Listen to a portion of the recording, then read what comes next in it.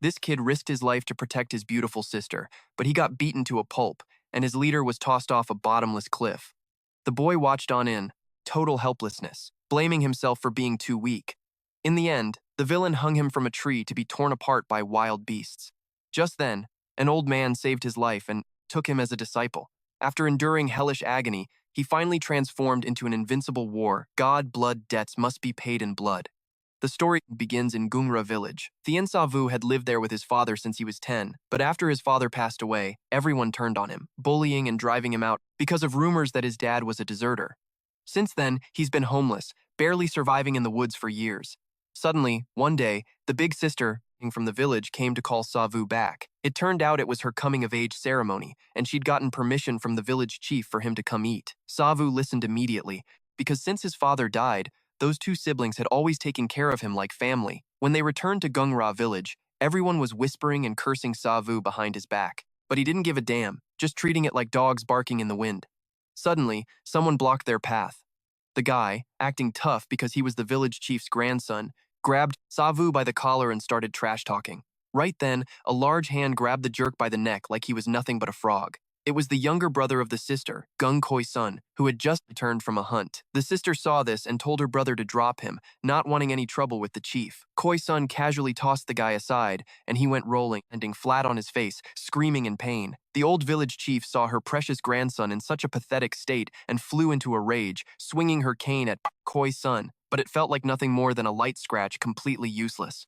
At that moment, Koi-sun produced a letter from the magistrate, then left with his sister and Savu. The village chief read the letter and her face turned pale as she looked for the trio, but they were already gone. Meanwhile, at the Lu Nin estate, on a field called the Blood Tear Plateau, an earth-shattering duel was underway. The Mak Dung clan used to dominate the north, but they suddenly shut their doors and went into hiding for 10 years, leaving the northern martial arts world without a leader, falling into constant chaos. Among them, the Great Strength Fortress and Dragon Immortal Villa were the strongest, so they decided to settle the leadership dispute through a duel. On the mountainside, an old beggar was drinking wine while watching the match. He was Hong Nu Kuei, an elder of the beggar sect who had traveled a long way to watch. The two on the platform were quickly trading blows with blades and swords. The Villa Master's dragon statue sword was famous sword strikes that moved like dragons and phoenixes, while the Fortress Master's fierce military blade had the beauty of an unparalleled tyrannical weapon. Hong Ngu Kuei watched and silently praised them, indeed worthy of their reputation. Just as they were locked in a fierce battle, an old man landed with his hands behind his back. He stood next to a bronze statue on the mountain peak, quietly watching the duel, seemingly ignoring the look of pure shock on Hong Nu Kuei's face as he stared at him. At that moment, Hong Nu Kuei's heart was in turmoil. He considered himself a master of martial arts with sharp senses. Although he was distracted by the fight, it wasn't until the old man got close that he noticed his presence. Suddenly, the old man frowned, pressing one palm against the bronze statue while holding his chest with the other clearly. An old wound had flared up. He gritted his teeth, trying to suppress the pain, and a powerful surge of internal energy erupted from his right palm into the statue. A moment later, the old man showed a look of frustration, his eyes filled with regret. Hong Nu Kuei was completely stunned. The old man was standing right next to him, yet he hadn't felt a shred of internal energy from him. Suddenly, the old man muttered something cryptic, "My successor will return." With that, he leaped into the air, and in the blink of an eye, he had glided over 30 meters and vanished. Hong Ngu Kuei hurriedly called out to him, wanting to ask what he meant, but the sight that met his eyes left him paralyzed. The sturdy bronze statue had been twisted into a scrap heap, and a wave of green energy was still tearing it apart.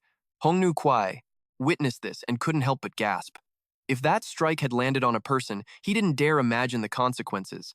As for the young man, after returning home with the two Gung siblings, Gung Koi-sun suddenly asked his sister if she had anyone in mind. When she heard that, her cheeks flushed red, saying it was a silk merchant she'd met a few times. The boy sighed, knowing that if he wasn't such a burden, with his sister's stunning beauty, suitors would have been breaking down their door. That night, after the siblings were fast asleep, the boy quietly got up and set out alone with his bow and arrows.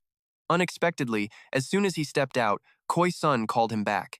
The boy said he wanted to go into the mountains to find ginseng to earn a little dowry for his sister, but Koi-sun saw right through his thoughts, telling him that whether his sister gets married or not, this place would always be his home. The boy waved him off and turned to head up the mountain, while his sister inside silently opened her eyes. On Trung Bok Mountain, the boy searched all day long without finding anything. Then suddenly his eyes lit up. He had found two ginseng roots growing side by side, one large, one small. Savu shouted in joy like he'd struck gold, but in a flash, the sun sank in the west, and thick fog billowed across the mountain, making it impossible to head back down.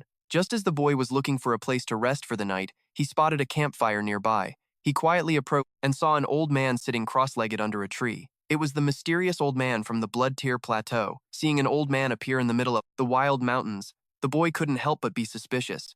The old man had already sensed him watching and said, "If you don't come out, I'll drag you out myself." The boy hurriedly scrambled out of the bushes, claiming he meant no harm and asking the old man if he could stay there for the night.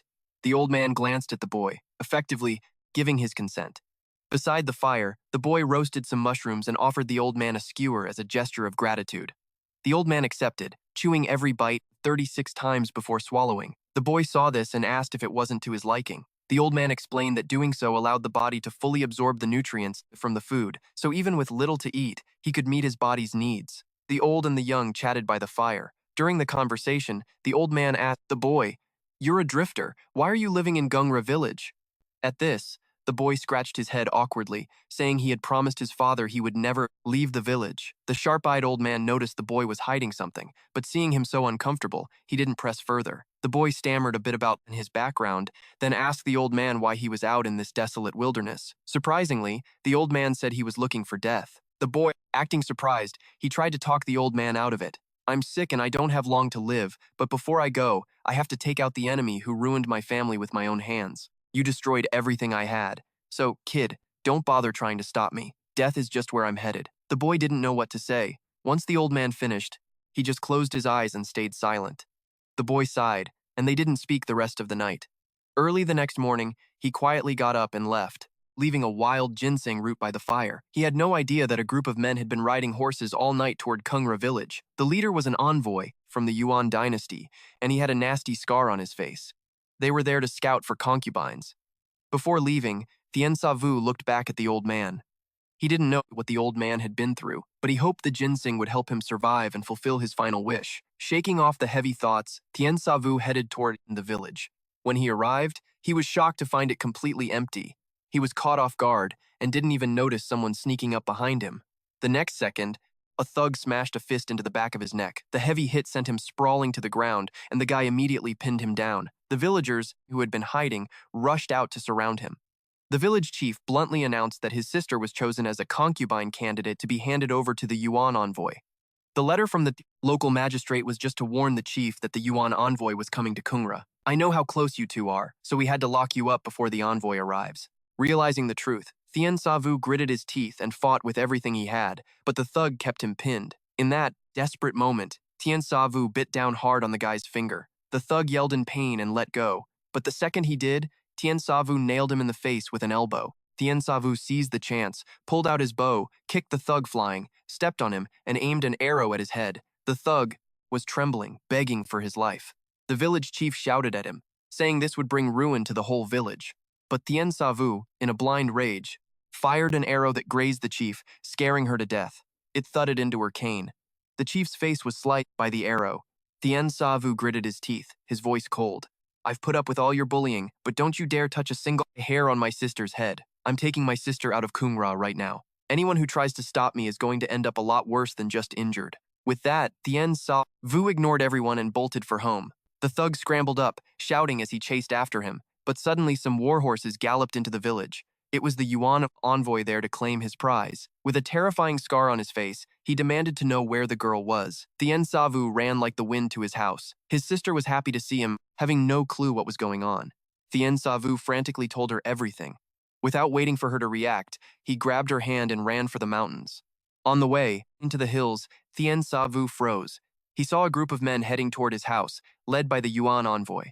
Just then, the envoy looked right at Tien Savu. He broke into a cold sweat under the guy's vicious stare and dragged his sister deep into the mountain forest. The envoy ordered 2 of his men to kill the boy and bring back the girl. She might just be fit to be their concubine. The 2 lackeys bowed, took the order, and leaped back on their horses. To everyone's shock, they took off after them. Before long, they caught up to the siblings. Tien Savu stayed calm, quickly drew his bow, and fired an arrow at them. Unexpectedly, one of the men pulled his sword, spun in mid-air, and sliced the arrow in 2. Tien Savu's heart skipped a beat. Before he could react, the The lackey lunged and punched him right in the face, knocking him to the ground. His sister screamed in terror, but the other thug covered her mouth. The first thug kept Thien Savu under control and raised his sword with a murderous look, aiming for his head. Just then, a massive fist slammed into the guy's face. It was Kung Koi's son, who had just been out chopping wood. Seeing his buddy get sent flying, the second lackey, holding the sister, turned pale. Once Thien Savu was saved, he quickly explained the situation to Koi's son. Realizing they were trying to kidnap his sister, Koi's son flew into a rage and grabbed his axe to take them out. He swung it and threw a 10-pound log at them, but the first guy easily sliced it in half. Just then, the thug's eyes flashed, and he quickly raised his sword to parry Koi's son's axe strike. Even though Koi's son was born with godlike strength, his combat experience was nowhere near theirs. The thug blocked the axe, used the momentum to spin, and swung his blade at Koi's son's throat. But right at that moment, a foot stepped onto Koi's son's shoulder. Thien Savu used the lift to jump, 2 arrows already locked on the enemy. Without a second of hesitation, he let both arrows fly. The thug, saw this, turned white as a sheet and scrambled to block the arrows with his sword. He didn't see Koisan's iron fist coming a massive blow that smashed right into his gut. The punch was so strong it twisted the guy's face. He went flying back like a broken kite and slammed into a huge tree before stopping. But before he could even gather his senses, another arrow was aimed right at his head. He managed to tilt his head and dodge the arrow, but then he felt a sharp pain in his right leg. It turned out the second arrow had pierced his right leg. Seeing his partner hurt, the second lackey panicked. Right then, a cold voice rang out, "Useless trash! You can't even handle 2 kids?" Both siblings were startled. It was the Yuan envoy. His eyes narrowed like a hungry tiger staring down at its prey. He was the Yuan envoy, sent to select concubines, but he was also a rare elite warrior in the army. Seeing his 2 lackeys failing, the envoy shot them a look. One of the men immediately broke into a cold sweat. The man didn't waste words, he just started striding forward. A powerful aura radiated from him, hitting the siblings like a massive wall of pressure. Thien Savu gritted his teeth, trying to fight through the pressure. But Koisan couldn't take it. He yelled and swung his axe at the man, but the envoy dodged in a flash, and in the blink of an eye, a massive hand was pressed against Koisan's chest. The envoy channeled his strength, and Koisan spat out a mouthful of blood. His heavy, mountain-like frame was sent flying into the air, soaring back like a broken kite for over 10 yards before smashing into a giant tree. Luckily, the tree stopped him, and Koisan rolled to the edge of the cliff. Seeing his brother coughed up blood from that one hit, Thien Savu was both terrified and furious. He shouted out to him, but the envoy was already closing in on Thien Savu. With lightning speed, he drew his bow and notched an arrow, the sharp tip aimed straight at his opponent's head.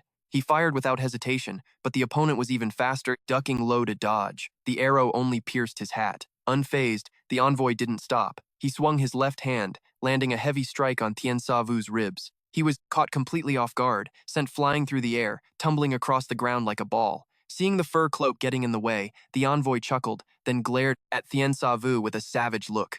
Just as he was about to move in to finish him off, a large hand suddenly clamped onto his ankle.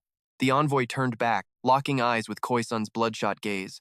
Koisan roared from behind, "You bastard! If you're so tough, kill me first!" His large hand gripped tight. Gathering all his strength, he picked up a thick log and hurled it straight at him. The envoy's expression didn't even flicker. He was chillingly calm. He clenched his fist and punched, shattering the log into pieces like an egg hitting a rock. Quick as a flash, he lunged forward, kneeing Koisan and sending him flying. The brute didn't stop there. He continued to torment him. Seeing this, Savu immediately rushed at him from behind, but he couldn't do a thing. The envoy leaned aside to dodge, then punched him straight in the face like a father beating his son. He spun through the air before crashing into the ground. Their older sister watched her 2 brothers collapse, overcome with worry, but she was helpless as the henchman held her in a tight grip. As the envoy walked over to Savu to kill him, he suddenly froze.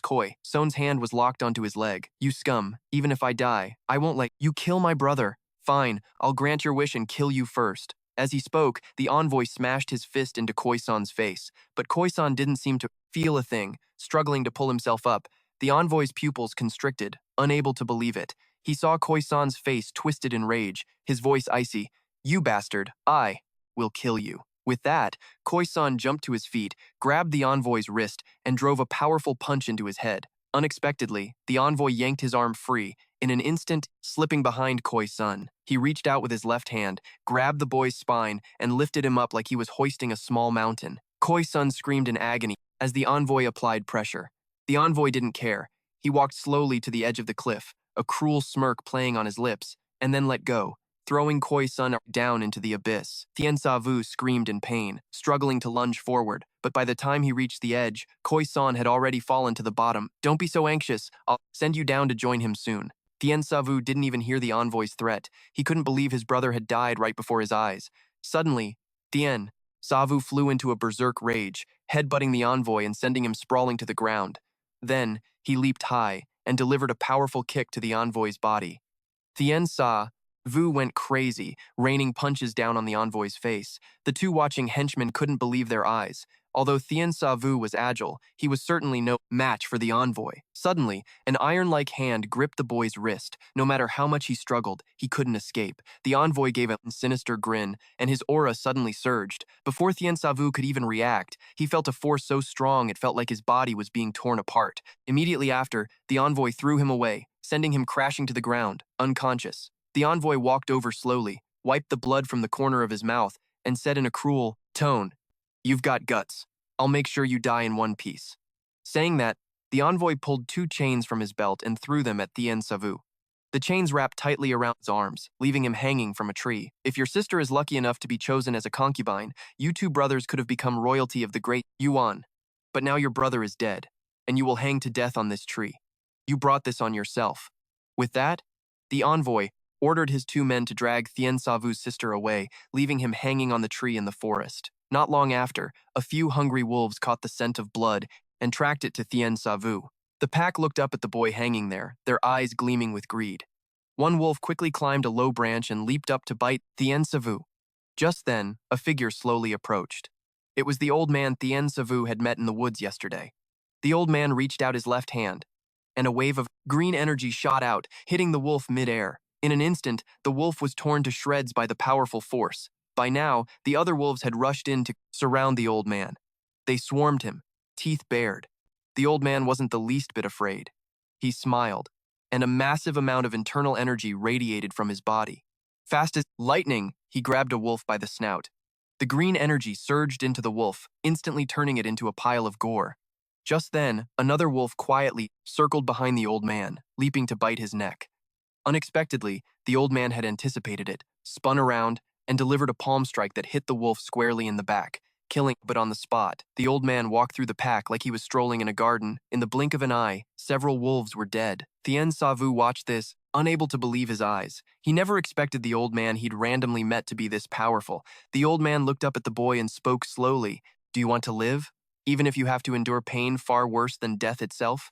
My sworn brother is dead, and the sister who raised me was stolen away by those people." At this, Tien Sa-vu laughed bitterly. "Is there any pain greater than what I'm already suffering?" Hearing this, the old man didn't hesitate. He raised his hand. 2 pulses of energy shot out, the steel chains snapped, and he caught Tien Sa-vu as he fell.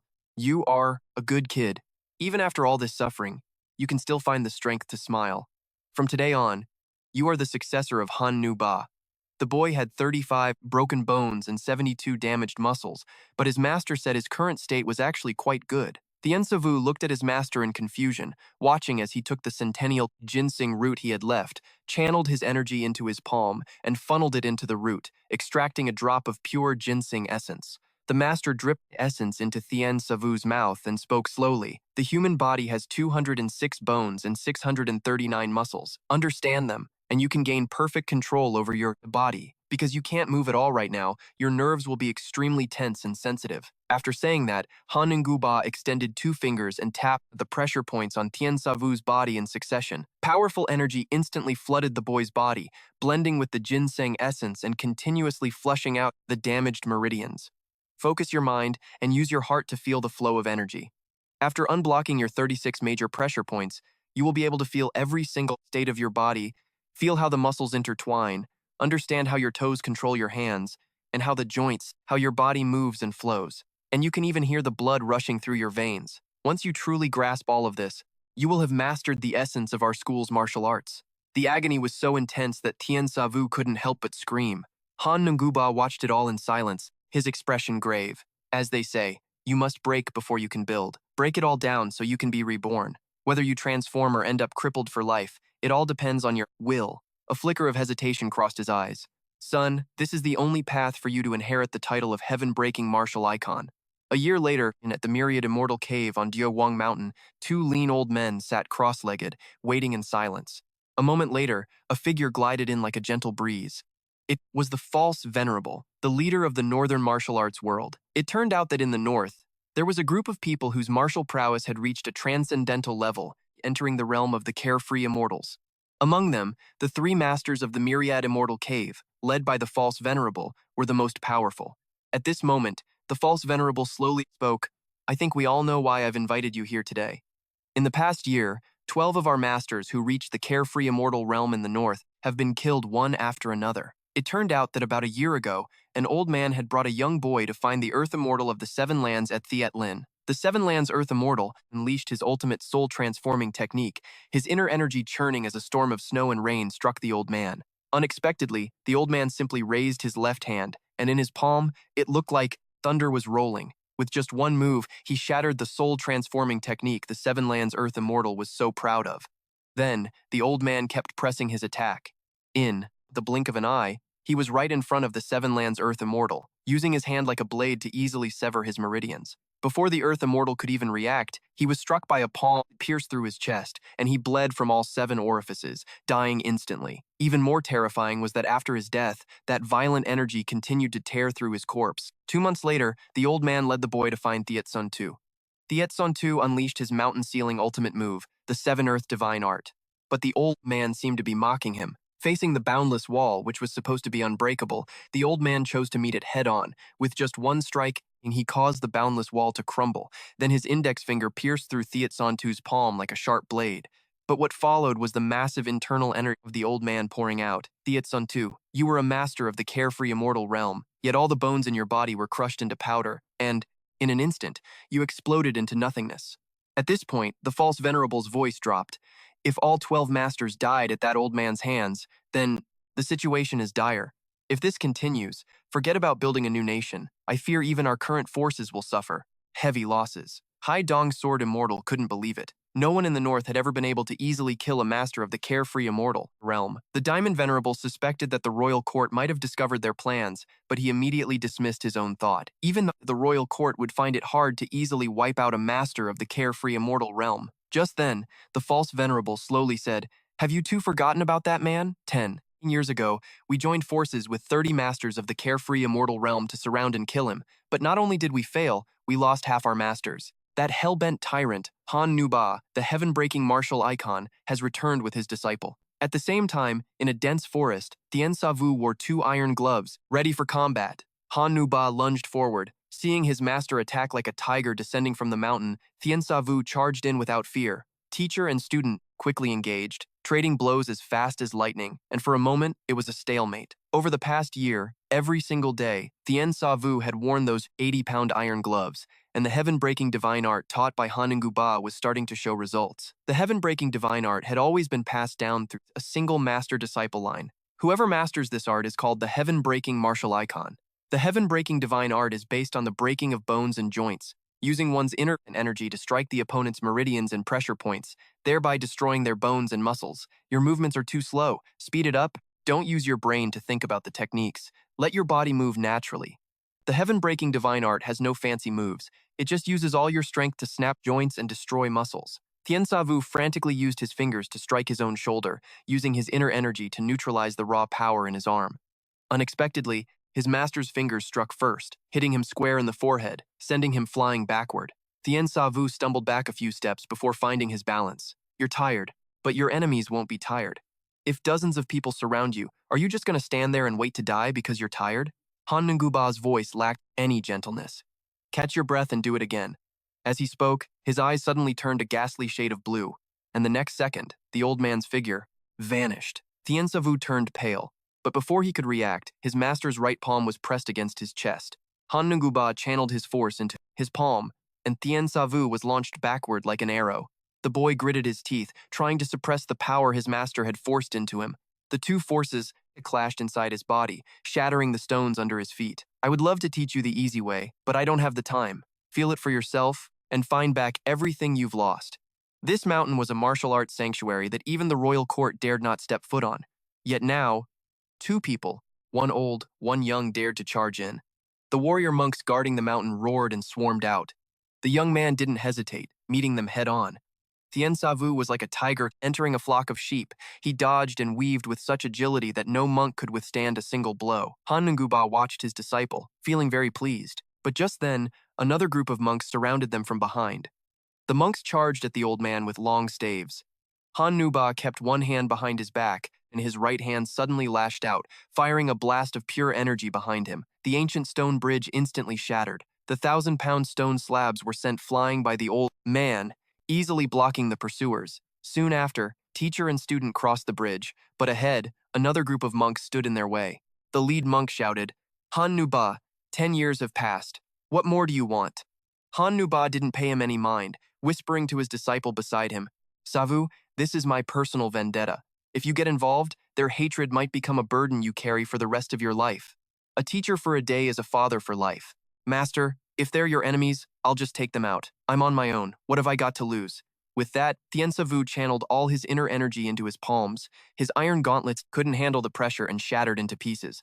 Seeing this, the lead monk immediately gave the order. Dozens of martial monks leaped off the stone platform, charging toward the master and apprentice. Tien saw. Vu gathered his internal energy, letting it radiate outward. He stepped forward, his hands finally free from the gauntlets, and unleashed 2 powerful strikes. In the blink of an eye, several monks were sent flying. Seeing his men get trashed by the kid, the lead monk grit his teeth, his heart burning with rage. He let out a roar, suddenly leaping into the air. Using the momentum, he brought his long staff down, aiming a crushing blow straight at Tien Savu. Tien Savu dodged the strike, and the solid iron staff slammed into the ground, leaving a massive crack. Still airborne, Tien Savu swung his hand to unleash a blast of energy, firing it straight at the monk's head. The monk scrambled to tilt his body and dodge, but the force of the blast hit the ground, creating a deep trench. The monk twirled his staff behind his back, gripped it tight, and launched it forward with a sudden burst of power. The long staff hissed like a venomous snake, aiming straight for Tien Savu's chest. Seeing the staff coming at him with the force of a thunderbolt, Tien Savu flashed a slight smirk and reached out his right hand. To everyone's shock, he caught the staff with his bare hands. The monk turned pale as a sheet. Just then, Tien Savu suddenly poured his strength into his hand, and the refined iron staff instantly warped and twisted like a piece of rope. The sheer torque forced the monk to let go of his weapon, but he was quick on his feet. He immediately abandoned the staff and lunged at Tien Savu. He leaped high and delivered a kick straight at Tien Savu's head. But Tien Savu was faster. He landed a palm strike directly on the monk's knee, snapping his leg instantly. The monk let out a blood-curdling scream as he tumbled off the stone platform. In a daze, he looked into the boy's eyes and realized they were a strange shade of blue. At that moment, Han Nguba looked down at the monk and said slowly, "You just lectured me about letting go of the grudges from 10 years ago. I wonder, 10 years from now, will you be able to forgive my disciple for crippling your leg? You hypocrites are always standing on your high horses. Today, I'm going to make you taste what that's like, so you can see what true mercy feels like." As soon as he finished, Han Nguba led Tien Savu straight into the Van Tien Cave. The Van Tien Cave was a realm apart from the outside world, the perfect place for martial arts training. It holds the bitch-caught pill stored by the 3 immortals, which can sustain you, and the walls are lined with dozens of night-shining pearls. You can use those for travel expenses later. Before Han Nguba could even finish his sentence, the ground suddenly shook. A massive stone door, weighing thousands of pounds, slammed shut, sealing the entrance. Han Ba chuckled coldly. "Yeah, they're always pulling these little tricks. But that's fine. Savu, once you shatter this stone door, you will officially inherit the heaven-breaking martial art." With that, the master and apprentice jumped deeper into the cave. Before long, they reached a clearing. 3 old men were sitting cross-legged on 3 stone platforms. They were the 3 legendary masters of the north who ruled Van Tien Cave. Jia Tonjia, the leader, spoke calmly. "Ba Luke Thu, it's been 10 years since we last met, hasn't it?" Hanangu Ba stood tall and replied coldly, "Jia Tonjia, I've been waiting for this day every single day." Kim Chang Thuongyan sneered. "That kid and Kok Than Fong must be your disciples, right? Looks like you don't care much about their lives.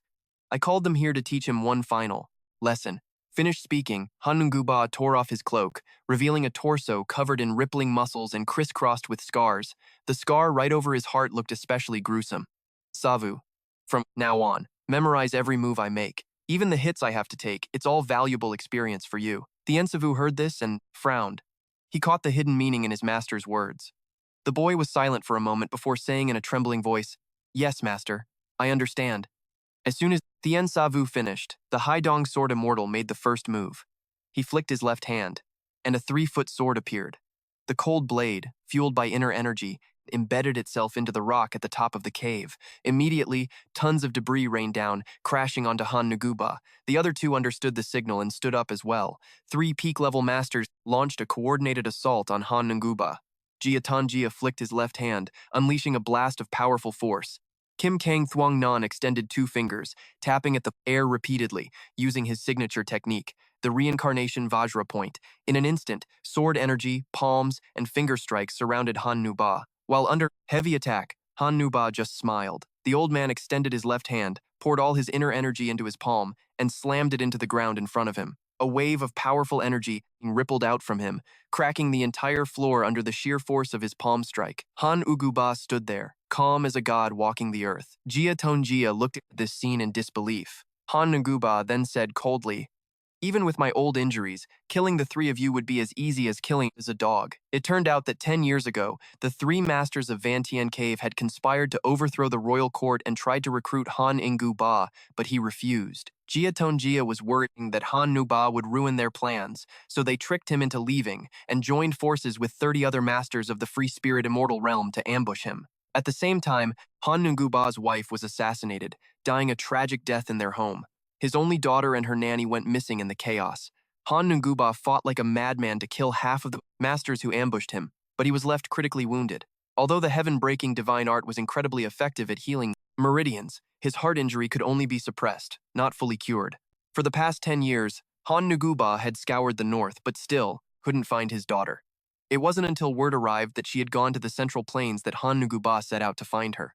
But while passing through Blood Tear Valley, his old wounds flared up. He realized he didn't have much time left, so he had to return to the north to find a successor. And that is why he met Tien Sa Vu on Changbai Mountain. Now, the enemies who destroyed his family were right in front of him. Han Nuba's eyes were filled with killing intent. He raised his hands, and streams of energy began to swirl around his arms. The Haidong sword immortal, who was standing closest, scrambled to dodge before rushing to thrust his sword at Han Nuba's head. To his surprise, Han Nuba caught his wrist with his left hand. As they brushed past each other, Han Nuba used only one move to rip the Haidong sword immortal's left arm clean off. The immortal shrieked in agony, and the other two, seeing this, rushed in to swarm him. Han Nuguba extended both hands, and 2 powerful blasts of energy shot out. As the old man clenched his fists, the energy exploded right in front of the 2 of them, and Haidong's sword. Tien was knocked, flying as he knelt on the ground. The Haidong sword immortal stabbed his sword into the dirt, skidding back several yards before coming to a stop. The 2 others scrambled to stabilize their internal energy, trying to use their own power to suppress the sheer force of Han Nguba's aura. Han Nguba sneered, "Is that really all 3 of the great masters of the 10,000 Immortal Cave have to offer?" Hearing this, Jia Tongjia exploded with rage, and the Vajra Master was so furious his hair practically stood on end. Haidong Sword Immortal, you've already lost an arm. You're clearly blinded by hatred. At this, Jia Tongjia pressed his palms together, channeling every ounce of his remaining strength. He was wounded in the heart and wouldn't last much longer. Let's rush him together and tire him out to death. With that, all 3 charged at Han Nuguba. But suddenly, Han Nuba's aura surged violently. The old man's tiger-like eyes shone with intensity. I don't have much time left. Let's decide this in one final move. Tien Savu stood to the side, quietly observing it all, when suddenly a powerful wave of energy blasted into the sky. The entire cave was leveled by Han Nuba's final strike. The 3 masters of the 10,000 Immortal Cave were torn to shreds. A moment later, Tien Savu found his master amidst the rubble. Han Nuba was already fading fast. Savu, don't be sad. I've had my revenge. I have no regrets dying now. The only thing I regret is that I never found my daughter. If she's still alive, she'd be about your age. The year she went missing, she was carrying her mother's sword manual. If, in the future, you have the chance to find her, just let her live a peaceful life if she's doing well. If she's struggling, just lend her a hand once. That's enough. 2 lines of tears streamed down Tien Savu's face. He nodded repeatedly, accepting his master's dying wish. Tien Savu leaned against the stone bed, letting out a long sigh. The image and voice of his master still echoed in his ears, as if it were only yesterday. A moment later, Tien Savu knelt down and performed the ritual of 3 kowtows and 9 bows before the body of Han Nguba. Master, I can never repay the gift of you raising me. In these 10 years, I have never forgotten your teachings. As he said this, the young man couldn't hold back his tears. Soon after, Tien Savu slowly stood up. Master, I can finally say with pride that I am your disciple. The young man's gaze grew steely and determined. From this day on, I am the 35th successor of the heavenly break martial arts. At the same time, at the Fongma Temple on Diu Huang Mountain, alarm bell rang frantically. The warrior monks of the temple grabbed their long staves and raced toward the 10,000 immortal cave. Before long, hundreds of them had gathered outside the entrance, ready for battle. Suddenly, the stone door that had been sealed for decades let out a massive explosion, hitting the hearts of the warrior monks like a giant sledgehammer. They didn't dare hesitate, quickly setting up a formation. The crashing sounds from behind the stone door grew louder, and the ground shook so violently that some monks standing nearby were knocked off their feet. The one-legged monk, leading the group, shouted, "Everyone be careful! The wielder of the demonic power has revived." Just as he finished, a massive blast echoed, and the door, which weighed tens of thousands of pounds, collapsed. The rock wall, half a yard thick, was sliced in half. A bare foot appeared before their eyes, and then a young man in tattered clothes stepped out of the cave. He squinted, adjusting to the sunlight. It was Tien Savu, who had been in seclusion practicing for 10 years inside the 10,000 immortal cave. Seeing the young man, the one-legged monk was startled. 10 years ago, his right leg had been severed by Tien Savu, and the painful memory flooded his mind. Meanwhile, Tien Savu murmured, "When was a temple built here?" Just then, a monk stepped forward. "Little benefactor, this Fongma temple was built specifically to keep your master from getting out. This is the abbot of Fongma Temple, Master Vientian." The old monk stared hard at Tien Savu. "Do you also intend to bathe this place in blood just like your master?" Tien Savu smiled at this. "My master's revenge has been taken. I don't want to kill anymore." Master Vientian was a bit surprised. The young man's answer actually left him speechless. The warrior monk claimed the other was a disciple of the demonic master and couldn't be trusted, but the abbot remained silent, not ordering the disciples to attack. Seeing that warnings were useless, the one-legged monk laughed, staring at Tien Savu with a vicious look. "For 10 years I've trained day and night, just waiting for this day." The monk swung his long staff, his voice icy. "Don't think that just because you are a disciple of his that I'm afraid. Even if he were standing right in front of me, I'd still fight him." Tien Savu gave a knowing smile. 10 years have passed, and you still haven't let go of your hatred? Fine, I'll grant your wish, but please give me a moment. With that, Tien Savu turned and walked back toward the 10,000 immortal cave. He looked up at the 3 statues of the immortals at the entrance. It was obvious these monks had carved them. Tien Savu looked at the statues, his expression growing dark. The young man extended his pale right hand, and a swirling blue energy pulsed in his palm. Then, Tien Savu gently placed his hand against the cliffside. Suddenly, the energy in his body surged into his palm. A powerful force erupted into the mountain, the aura rolling from bottom to top, spreading across the entire cliff. Moments later, a ground-shaking explosion rang out, tearing through the night sky. Then, another massive blast, and the 3 immortal statues on the cliff exploded instantly. The entire 10,000 immortal cave collapsed in the blink of an eye. The one-legged monk saw the scene, and cold sweat poured down his face. Master Vientian was also shocked. He hadn't expected the other's heavenly break martial arts to reach such a level. Tien Savu turned around and calmly said, "Sorry to keep you waiting. So, do you want to come at me one by one? Or all at once?" Faced with the young man's calm tone, everyone was silent, and among all the people in the open field, no one dared to make a sound. After a while, Master Vientian tremblingly said, You said you didn't want to kill anymore, right? If I let you leave, what will you do?" Tien Savu crossed his arms over his chest, looked at the old monk, and gave a faint smile. "Well, that saves me the trouble. I'm very grateful." Master Vientian looked at the young man deeply. "Very well. The old monk thanks the little benefactor for his mercy. Please, feel free to go."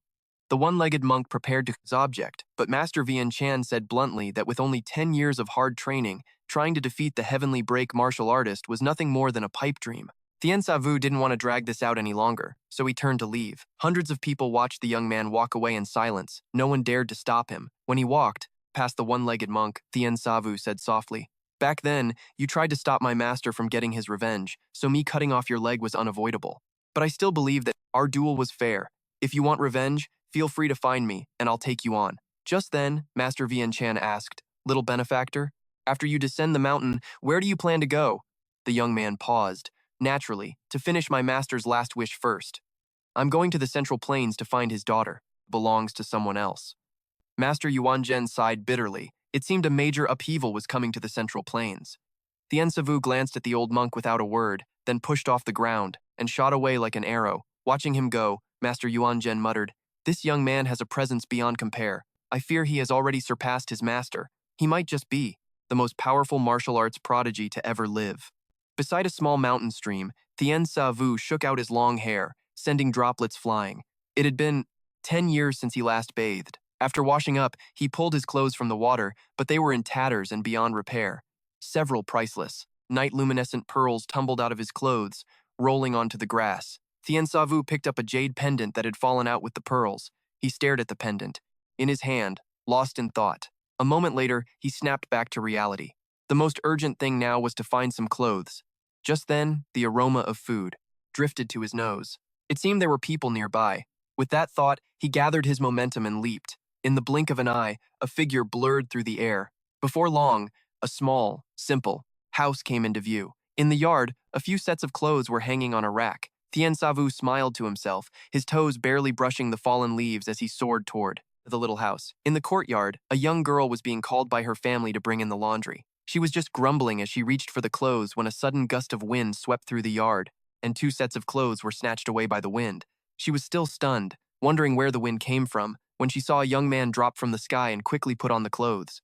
Tien Savu was surprised that the outfit fit so perfectly, so he tossed the girl a night-luminescent pearl worth a fortune. "I'm taking these clothes. This gem is more than enough to cover them." The girl stared at the pearl in her hand, completely dumbfounded. A moment later, she came to her senses and asked who he was, but when she looked up, the young man had already vanished. Under the sunset, Tien Savu stood atop a treetop, just as he had many years ago. It was time to head to the Central Plains and fulfill his master's dying wish. In a valley near Phoenix City, Liuning Province, a caravan carrying torches slowly moved forward. The head of the Azure Sword sect, Tu Du Qian, was scanning his surroundings cautiously. A flock of birds, startled from the cliffside, distracted him for a moment. The old man beside him spoke up to reassure him, "Sect leader Tu Du, there is no need to worry. This man is Tu Tu Min, the leader of 1,000 households in Phoenix City. In this city, who would dare go against the Azure Sword sect?" Hearing this, Tu Duqian smirked. The Azure Sword sect couldn't stay hidden in this tiny Phoenix City forever. As it turned out, the Iron Martial League's influence was rising like a storm in the martial arts world. Tu Duqian's goal was for the Azure Sword sect to join the Iron Martial League, but to achieve that, he first had to become the overlord of Liuning. After the Macdung family went into seclusion, the Great Might Fortress, one of the 3 major powers of the South, had become the ruler of Liuning. However, the Macdung family had recently started moving again. Thinking of this, Tu Duqian smiled faintly. "Our goal is all of Liuning. In terms of wealth, the Great Might Fortress is nowhere near my Azure Sword sect. As long as this mission goes smoothly, the Azure Sword sect will reach a whole new level." Behind him, countless gold bars were stacked on crates. Sect leader, defeating the Great Might Fortress to join the Iron Martial League, in my humble opinion, is not a difficult task. We will help you, as long as we cooperate. Before he could finish his sentence, an arrow pierced straight through his heart. Tu Tu Min looked at the arrow in his chest, his expression one of pure disbelief, before tumbling off his horse from the force of the impact. Tu Duqian was shocked and immediately saw dozens of figures leaping down from the cliffs. It was the notorious White Dog Bandit gang. A night passed, and the valley fell, silent once more. 2 survivors surveyed the wreckage in silence. The leader of the group spoke nonchalantly, trying to fool everyone and swallow the Imperial gold, only to be wiped out by the White Dog gang. Those Azure Sword sect fools really didn't know their place. Just then, the woman felt something was wrong, darting behind him to warn her brother that someone was watching them. Both looked up toward the cliffs and saw a dark figure holding a long spear hiding there. The figure realized he had been spotted and immediately leaped away and vanished. The woman asked her brother if they should intercept him, but the man said it wasn't necessary. "That's the Great Might Fortress's assassination squad. The iron-faced judge must be nearby. We and the Great Might Fortress will have our showdown sooner or later. There's no need now. Let's go. The White Dogs have already snatched the gold. If we don't track them down quickly, it'll be hard to get it back." At the same time, at the North Min Inn in Liuning, the place was rowdy. A giant of a man was drinking amidst the cheers of the crowd. He drained a whole jug of wine. In an instant, his underlings roared and clapped incessantly. La Ha Thu, the captain of the White Dog gang, shouted, "Brothers, drink to your heart's content today." Just then, a trembling subordinate stepped forward. "Boss, it was me who provided the information about the gold. This time, my reward." La Ha Thu laughed heartily, saying he definitely wouldn't treat him unfairly. The innkeeper cowered behind the counter, shaking, looking up every now and then, praying for these bandits to leave soon. Just then, a figure swaggered into the inn. The man seemed not to notice the bandits causing a scene, and when Lahathu saw him, he was startled. The notorious cutthroat, who killed without batting an eye, cursed under his breath. Damn it, why is he here? He recognized the man as Kevo Thui, the captain of the Great Might Fortress's assassination squad. Kevo Thui found a table and sat down with an air of authority. Lahathu's underlings didn't recognize him and stepped up to say that the Northmin Inn had been booked by the White Dog gang today, but Kevo Thui acted as if he didn't hear them, suddenly shouting at the innkeeper for not bringing tea. The innkeeper, who was cowering in the corner, hurriedly brought the tea. At that moment, a voice rang out from the entrance. The iron-faced judge actually getting angry over a cup of tea? Looks like the Great Might Fortress is just talk. The newcomers were the two siblings who had followed the tracks. Seeing them, Kevo Thui was slightly surprised. The Macdung twin heroes? Could the Macdung family be getting involved in this too? Lahathu was already breaking out in a cold sweat. He hadn't expected that even the Macdung family was participating. Just then, Macdung Kwang said calmly, "This junior pays his respects to the honorable iron-faced judge of the Great Might Fortress." The White Dog bandits turned pale at those words, while Kevo Thui remained cold. The Great Might Fortress has no desire to clash with the Macdung family. Could the two of you please leave? Macdung only said coldly. If the Macdung family asks you to withdraw, would you consider agreeing? Hearing this, Kevo Thui gave a cold laugh. He didn't expect the Macdung, a high and mighty clan, crawling back out into the underworld just for a bit of gold. Kevo Thui's eyes flickered with malice. In that case, I'll just have to wipe everyone here out. Stealing gold, huh? As soon as he said that, Kevo Thui's entire aura shifted. The whole inn seemed to shudder, but the Mudung siblings weren't intimidated at all. Their faces only grew darker. Our Mudung clan has been in seclusion for 2 years, and it seems you little rats have forgotten that there's a heaven above and an earth below. Just like that, the Mudung siblings drew their weapons simultaneously. Their voices were ice cold. What kind of joke is the Daluk Bao? Right then, Lahathu suddenly barked, "These punks aren't giving up either. You bastards, do you think we white dogs are easy targets?" At that same moment, a young man muttered to himself as he walked in. "Everyone says you have to stop by the Backmin Inn." Thien Savu moved like a phantom, slipping right between the two Mudung siblings. For the first time, Kevo Thui showed a guarded expression. He couldn't even clearly track the boy's movements. Ignoring the hostile glares around him, Thien Savu just folded his arms, sauntered over to an empty spot in the inn, sat down, and ordered a bowl of noodles. The Mudung siblings stared at the guy's back, completely stunned. Just then, Vothui's eyes flashed with a vicious intent. Seeing the Mudung siblings distracted, he made his move. Kevo Thui lunged with incredible speed, his gaunt left hand suddenly reaching out. The silk ribbon wrapped around his arm darted forward like a venomous snake, aiming straight for Mudung Chi's face. Mudung Kwang saw it, his eyes narrowing, and his right hand flicked. His folding fan snapped open, faster than lightning, blocking his sister and parrying Kevo Thui's ribbon attack. Kevo Thui hadn't expected his opponent to react so quickly, and he was jolted backward. Mudung Kwang channeled strength into his legs, stomped hard on the ground, and launched himself at Kevo Thui. Kevo Thui didn't dare to be reckless. He scrambled to focus his internal energy into the ribbons. Like a living thing, they coiled around his hands, forming makeshift brass knuckles.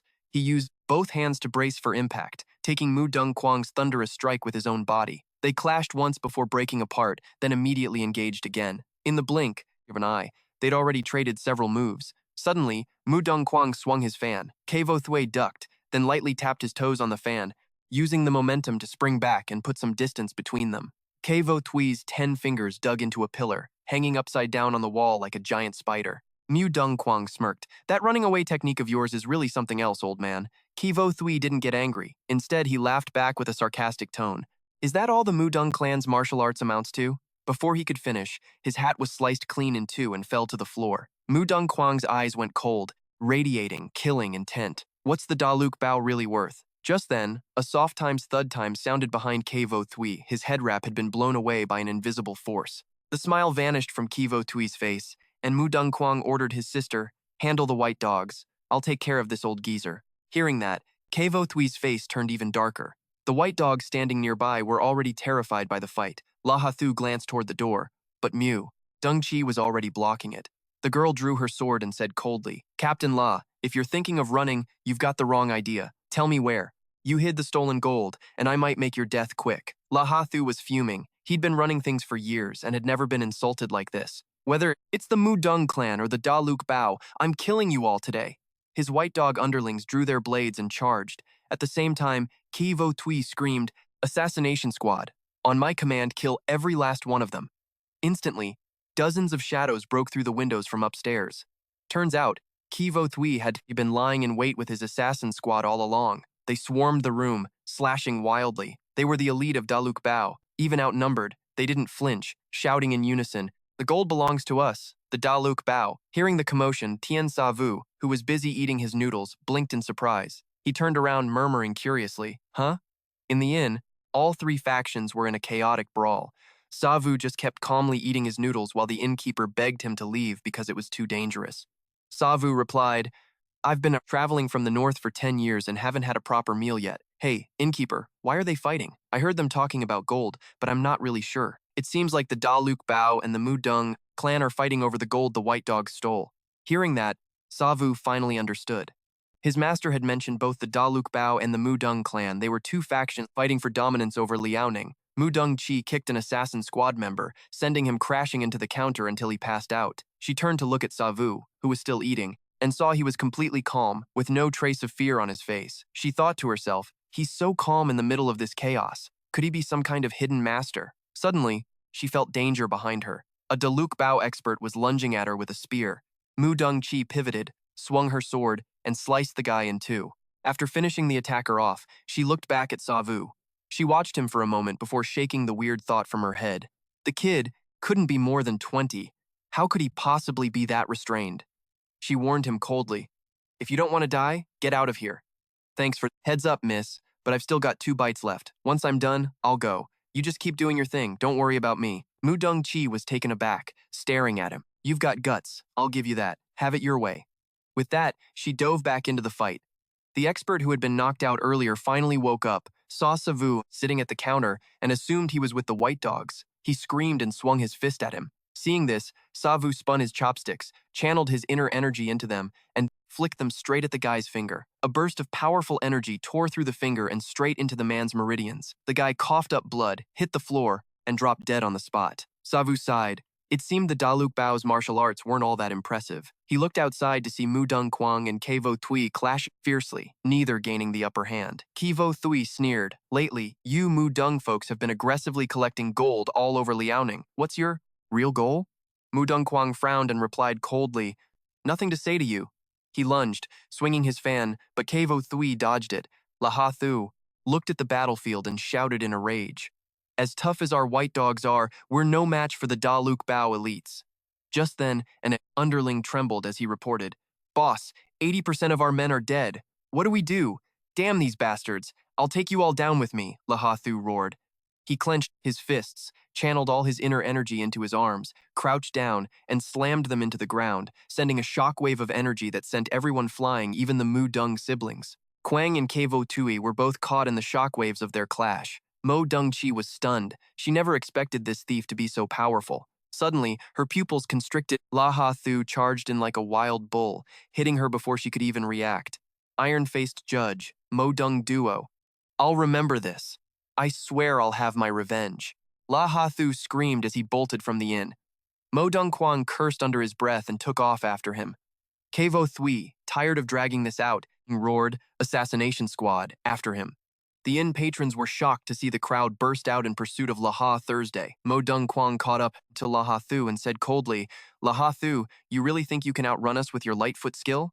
Kevo Thue also arrived, threatening him to hand over the gold, boasting that the Great Strength Fort would protect him. The rest of Laha Thu's men in the inn finally snapped out of it and tried to flee, but Mo Dongchi blocked their path. The girl didn't hesitate, swinging her blade and slitting a subordinate's throat. He let out a miserable shriek before crashing to the floor. Mo Dongchi didn't even flinch at the blood splattered on her face, gritting her teeth. "Laha Thu, I swear I will take your head with my own hands." With that, she tapped the ground and darted out of the inn. Inside, the northern Ming Inn had become a battlefield, with bodies piled high like a mountain. Tien Sa Vu slowly approached a dying subordinate who pleaded for his life in a weak voice. "I don't know how to save people, but I'm quite good at killing them," Sa Vu said before extending his left hand to lightly tap 2 pressure points on the man's neck. He then channeled his internal energy into the man's body. The subordinate felt his blood and chi turning inside out, writhing in agony, yet forced himself to stare at Sa Vu. What do you want? Tell me where the gold is, and I'll give you a quick death. Otherwise, I'll make you wish you were dead. East. East Ming Mountain. Yin Melody Ridge. Inside the valley. A cave covered by vines. With that, the subordinate took his last breath. Tien Savu let go, his expression unchanging, and muttered, "Thanks, rest in peace." He wiped the man's face to let him rest. Half an hour later, at Yin Melody Ridge, 100 miles away in East Ming Mountain, Tien Savu scanned the area, confirming this was the right place. Sure enough, he found deep horse tracks and carriage ruts in the dirt. The wheels had sunk an inch deep, proving the cargo was heavy. Savu followed the tracks to a valley and found the cave hidden by vines, just as described. He pushed aside the vines, looked inside, and saw countless wooden crates stacked high, filled with nothing but gold. The whole cave was packed, yet Savu didn't seem to care at all. He stuffed a few bars into his bag, then looked around the cave, lost in thought. He knew he'd need this gold later, but how to handle it for now? After a moment, Savu left the cave. Considering the situation back at the inn, the Great Strength Fort couldn't win. The Mo Dung family would surely come, here to take the gold soon. Thinking this, Savu extended his hands, channeling all his internal energy into his palms. His master once taught him that everything in the world has an underlying structure. By disrupting those connections, the heaven-shattering divine art could destroy anything. Savu struck out with both hands, sending two powerful blasts of energy into the cliff walls on either side. The cave shook violently as the rocks collapsed, burying the entrance. Savu leaped onto a tree branch, quietly observing his handiwork.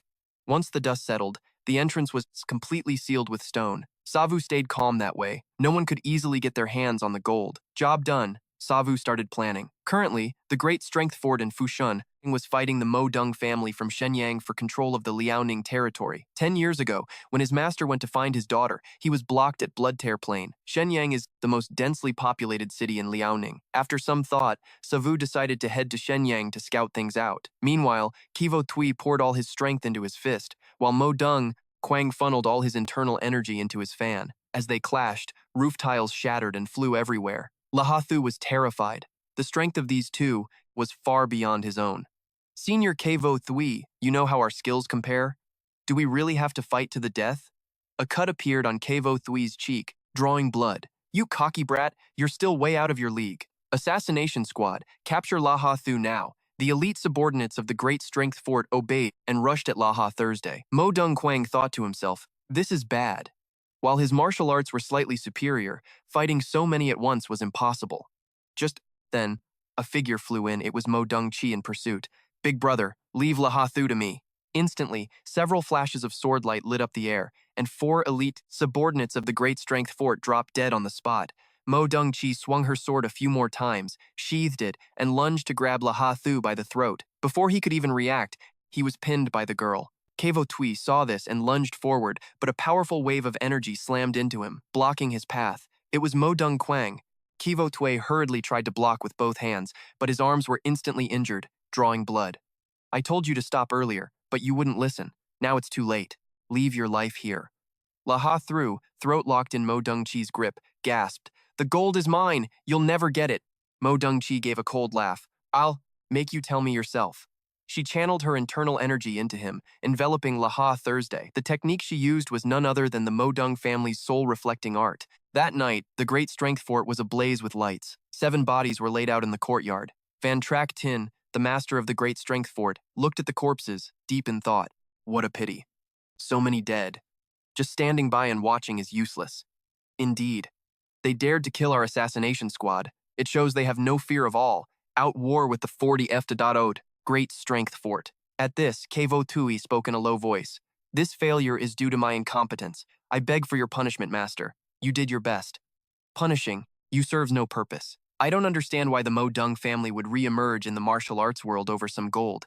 But whatever their goal, the Great Strength Fort cannot let them have their way. Van Track Tin's voice boomed like a giant bell. Everyone, listen. From today on, the Great Strength Fort and the Mo Dung family are sworn enemies. No disciple is to leave. Everyone focus on preparing for war with the Mo Dung family. The disciples of the Great Strength Fort shouted in unison, their voices echoing like thunder. Kevo Thui hung his head in shame, about to speak, when Van Track Tin said, Vo Thui, if you were truly incompetent, wouldn't that mean I misjudged you? Don't overthink it. When the final battle comes, you will lead the vanguard and redeem yourself. Kevo Tui dropped to one knee, looking moved. Van Track Tin nodded. That's better. That's how it should be. Then, he looked at one of the bodies on the mat, his eyes narrowing. There was no sword wound, meaning it wasn't external trauma. The internal organs were not damaged either, so it wasn't internal trauma.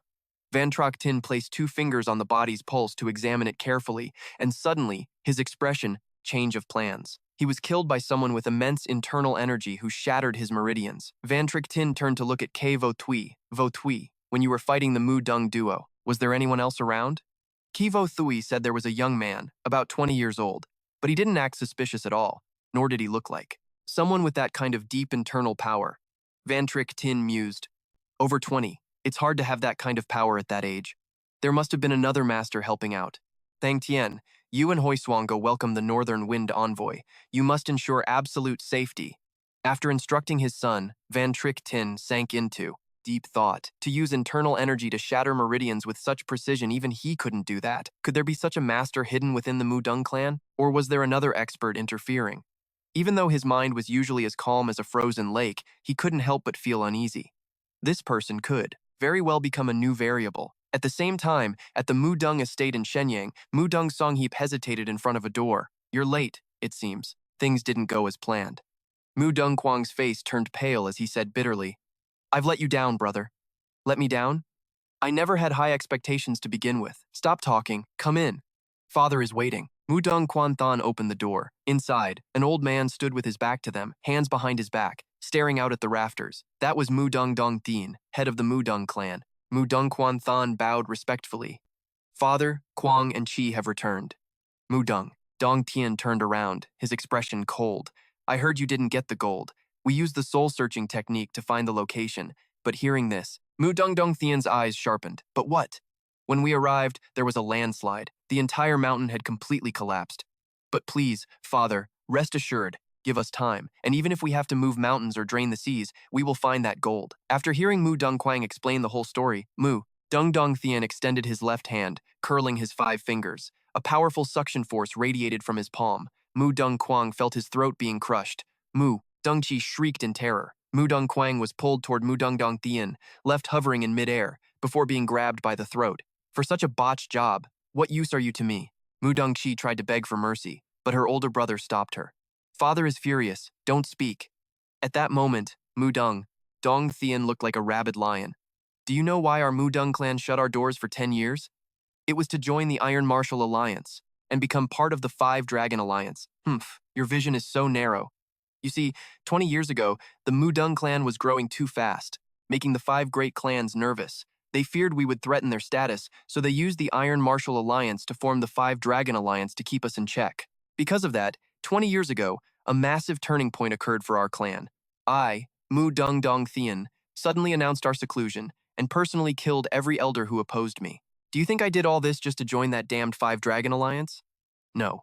I want the Mudung clan to rule over the entire Iron Martial Alliance. Saying this, Mudung Dong Tien smashed his son's head into the railing, veins bulging on his forehead. Mudung Quang, look at this. Mudung Quang fought back the pain and trembled. I see the Northern Underworld Cave. Exactly, the Northern Underworld Cave. Once we possess the inheritance of the Northern Underworld Emperor, what does the 5 Dragon Alliance matter? With that gold, we can open the cave's gates and fulfill our ambition. And now, just because of your failure, the plan I've spent 20 years meticulously building is about to go down the drain. At this point, Mu Dung Quan Than gently advised, Please, Father, calm down. I believe. Quang didn't mean for this to happen. Besides, don't worry, Father. I've prepared a backup plan. In a few days, the Iron Horse escort will deliver the gold. We will certainly be able to open the Northern Underworld Cave. Hearing this, Mudung Dong Tien's anger subsided. He said to his 2 children, You 2 stay out of this from now on. There's news that the Northern Wind Envoy from the Lake Alliance is making moves. You 2 will be in charge of guarding the perimeter. Do not let any slips occur. After saying this, Mu Dung Dong Thien looked toward the Northern Underworld Cave and muttered, I've endured for 20 years. Now I'm just 1 step away. He clenched his fist, crushing the railing, a vicious expression appearing on his wrinkled face. Soon, the whole world will be under the feet of the Mudung clan. Tien Savu was admiring the full moon in the night sky when he suddenly heard a call. Savu, my sister depends on you. Savu ran like the wind, intending to help his friend up, but heard someone calling his name from behind. Savu turned his head and saw Kung Nu Ai with a pale face. Savu, save me! I don't want to be taken away. Savu tried to rush toward her, but discovered He was tied up tight. The Yuan envoy looked at him like a hungry wolf and said coldly, "You've got guts. I love breaking the will of people like you." Sa. Vu jolted awake. It was just a nightmare. He was drenched in sweat, his mind a blank. Just then, there was the sound of soft footsteps approaching. Savu turned his head cautiously and saw several figures in conical hats walking over. Two of them stepped forward, and the leader greeted him with a bow. It was Mak Bonu from the Iron Horse Escort. They were escorting goods and were looking for a place to rest, so they came to ask Savu if they could stay the night. Savu followed. The rules of the martial world, introduced himself, and said this was unclaimed land, no need to be formal. The escort team rested by the fire. Mak Bonu was a lively person and started chatting with Savu. During the conversation, Savu learned they were transporting goods to Shenyang. This area had high elevation, wide open surroundings, which was perfect for defense. That was why, whenever they passed through, they always rested here. Hearing that Savu was also on his way to Shenyang, Mak Bonu asked if he had any connection to the Mudung clan. Mak Bo Ingu suddenly stopped, his expression serious. "We cannot disclose client information," Savu hastily apologized, saying he was just heading to Shenyang and was asking casually. Mak Quan Tich, Mak Bo Nu's younger brother, quickly eased the tension by handing Savu a plate of food. Savu thanked him and changed the subject. "I want to go to Shenyang to look into some things. I wonder how you all usually gather information." Mak Bo Nu began to explain that the method of gathering information depends on the type of news. Mak Quan Tich added, "In the Central Plains, the fastest source of information is the beggar sect. Even though their social status is low, their numbers are vast, their eyes and ears are everywhere, and there is a branch of the beggar sect in Shenyang." Hearing this, Savu started to plan. Mak Bo Nu said that the situation in Shenyang was currently very complex. The Great Strength Fortress and the Mudung clan were on the brink of war. If Savu didn't have, sometimes it's best to avoid things that are too much to handle. Savu had mentioned there was something he absolutely had to do, a mysterious smirk tugging at the corner of his mouth as he insisted that, no matter what, he had to make a trip to Shenyang. Seeing Savu so composed, Mo Bo Yu thought to himself, "This young hero is definitely not your average guy. I suppose I've been talking too much." Night fell, and everyone went quiet. The next morning, Savu set off with the escort agency. Along the way, Mo Bo Yu filled him in on the martial arts world. "Young Master Thien," he began, "right now, the Iron Martial Alliance is at the height of its power. Can you believe a martial arts sect could be as big as an entire city? It's completely unheard of." Seeing Savu's blank reaction, Mo Bo Yu was surprised. "Wait, you've never heard of the Iron Martial Alliance?" Savu explained that he'd just come from the north and didn't know much about the local scene. Upon hearing that, Mo Bo Yu gave him the rundown. It turned out the Iron Martial Alliance was formed by the Nine Heavens Mansion, the Five Dragon League, and the Lion Tiger Union, gathering almost all the top masters in the Central Plains. At the top were the Two Saints, followed by the Three Lords, the Four Venerables, and so on. One of the Two Saints was the Sword Saint, Plum Blossom Cloudleaf, head of the Nine Heavens Mansion. The other was the Fifth Saint, Huangfu Junyuan, who led the Five Dragon League two powers that kept each other in check. Rumor had it that the martial arts of the Two Saints and the Three Lords had already reached the transcendent realm. Savu listened and thought, back in the north, there were people who reached the transcendent realm too, but my master wiped them all out. I wonder how these experts would stack up against him. He paused, thinking, actually, I wonder who would win if it were me versus them. Suddenly, a faint scent drifted over, cutting off his train of thought. It was a smell Savu knew all too well, the smell of fresh blood. Mo Quan Tich rode up to report, "Big brother, there are a lot of bodies up ahead. The martial arts world is a brutal place, people killing each other. It's terrifying." Hearing that there were corpses ahead, Mo Bo Yu rushed over to take a look. Seeing hundreds of bodies strewn along the roadside, Savu couldn't help but shudder. Mo Bo Yu shouted orders. "It looks like the Great Strength Fortress and the Murong clan have clashed. Everyone, pick up the pace. We need to clear the Bloody Tears Valley quickly." The escort team hurried their horses toward Shenyang. Savu sat in the carriage, lost in thought. He'd realized that almost all of the bodies were dressed in northern attire. Just then, Mo Bo Yu spoke up, breaking Savu's concentration. "Don't worry, we'll reach Shenyang today." There were rumors that the Great Strength Fortress was harboring refugees from the north. Seems the rumors were true. I guess they didn't want to exhaust their own men too early. Hearing the words refugees, Savu gave a bitter smile. If they hadn't run out of other options, who would choose to die in a foreign land? But then, a flicker of hope ignited in him. If there were so many refugees here, maybe he could find information about his master's daughter in Nguai. Suddenly, Mo Quan Tik, riding ahead, shouted, "Big brother, I see the bronze black dragon statue." Savu listened as Mo Bo Yu explained the history of the statue. Ever since the Murong clan locked their gates, the area had been plagued by war, with blood staining the earth red, which was why it was called Bloody Tears Valley. To remember the fallen, 2 bronze statues were erected here, but 10 years ago, one of them was destroyed. No one knew how a statue weighing tens of thousands of pounds had been smashed. Savu stared at the statue, frowning. Could Master have done this?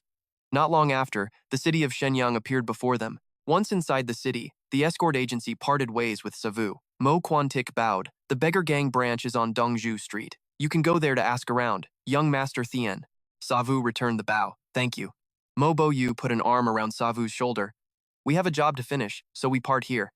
If you have time later, you must come to the Iron Horse Escort Agency. We'll drink until we're wasted. I wish you luck in your martial arts journey. Savu smiled and nodded. If I get the chance, I'll definitely stop by. Watching the escort team ride off, Savu looked around. He pushed off the ground and leapt onto a rooftop. With a few bounds, he reached the highest point of the city wall. He surveyed the area and muttered, I wonder where the Murong estate is. Suddenly, Savu smiled that had to be the fortress backed up against the mountain. Just then, his eyes locked onto something. He saw 2 figures standing on the city gate, the same Murong siblings he'd met at the Northern Underworld Inn. So, he hadn't guessed wrong. That was indeed the Murong family. Following their gaze, he saw a convoy of wagons passing through the gate. Savu chuckled to himself. The Iron Horse Escort Agency's cargo was definitely for the Murong family. Suddenly, Savu heard cries for help. He turned toward the sound and saw 3 thugs beating a child. They were cursing while they struck, showing no mercy. I told you, this is beggar gang territory. Don't come back here. Savu frowned. He recognized the child's accent. He was from the north. Savu vaulted off the wall and lunged toward the kid. The child shielded his head, crying and pleading. My mom is sick. I just wanted to ask the beggar gang to help find my dad. You think the beggar gang helps just anyone? The thug raised his staff to strike. Just then, a figure flashed by like a ghost.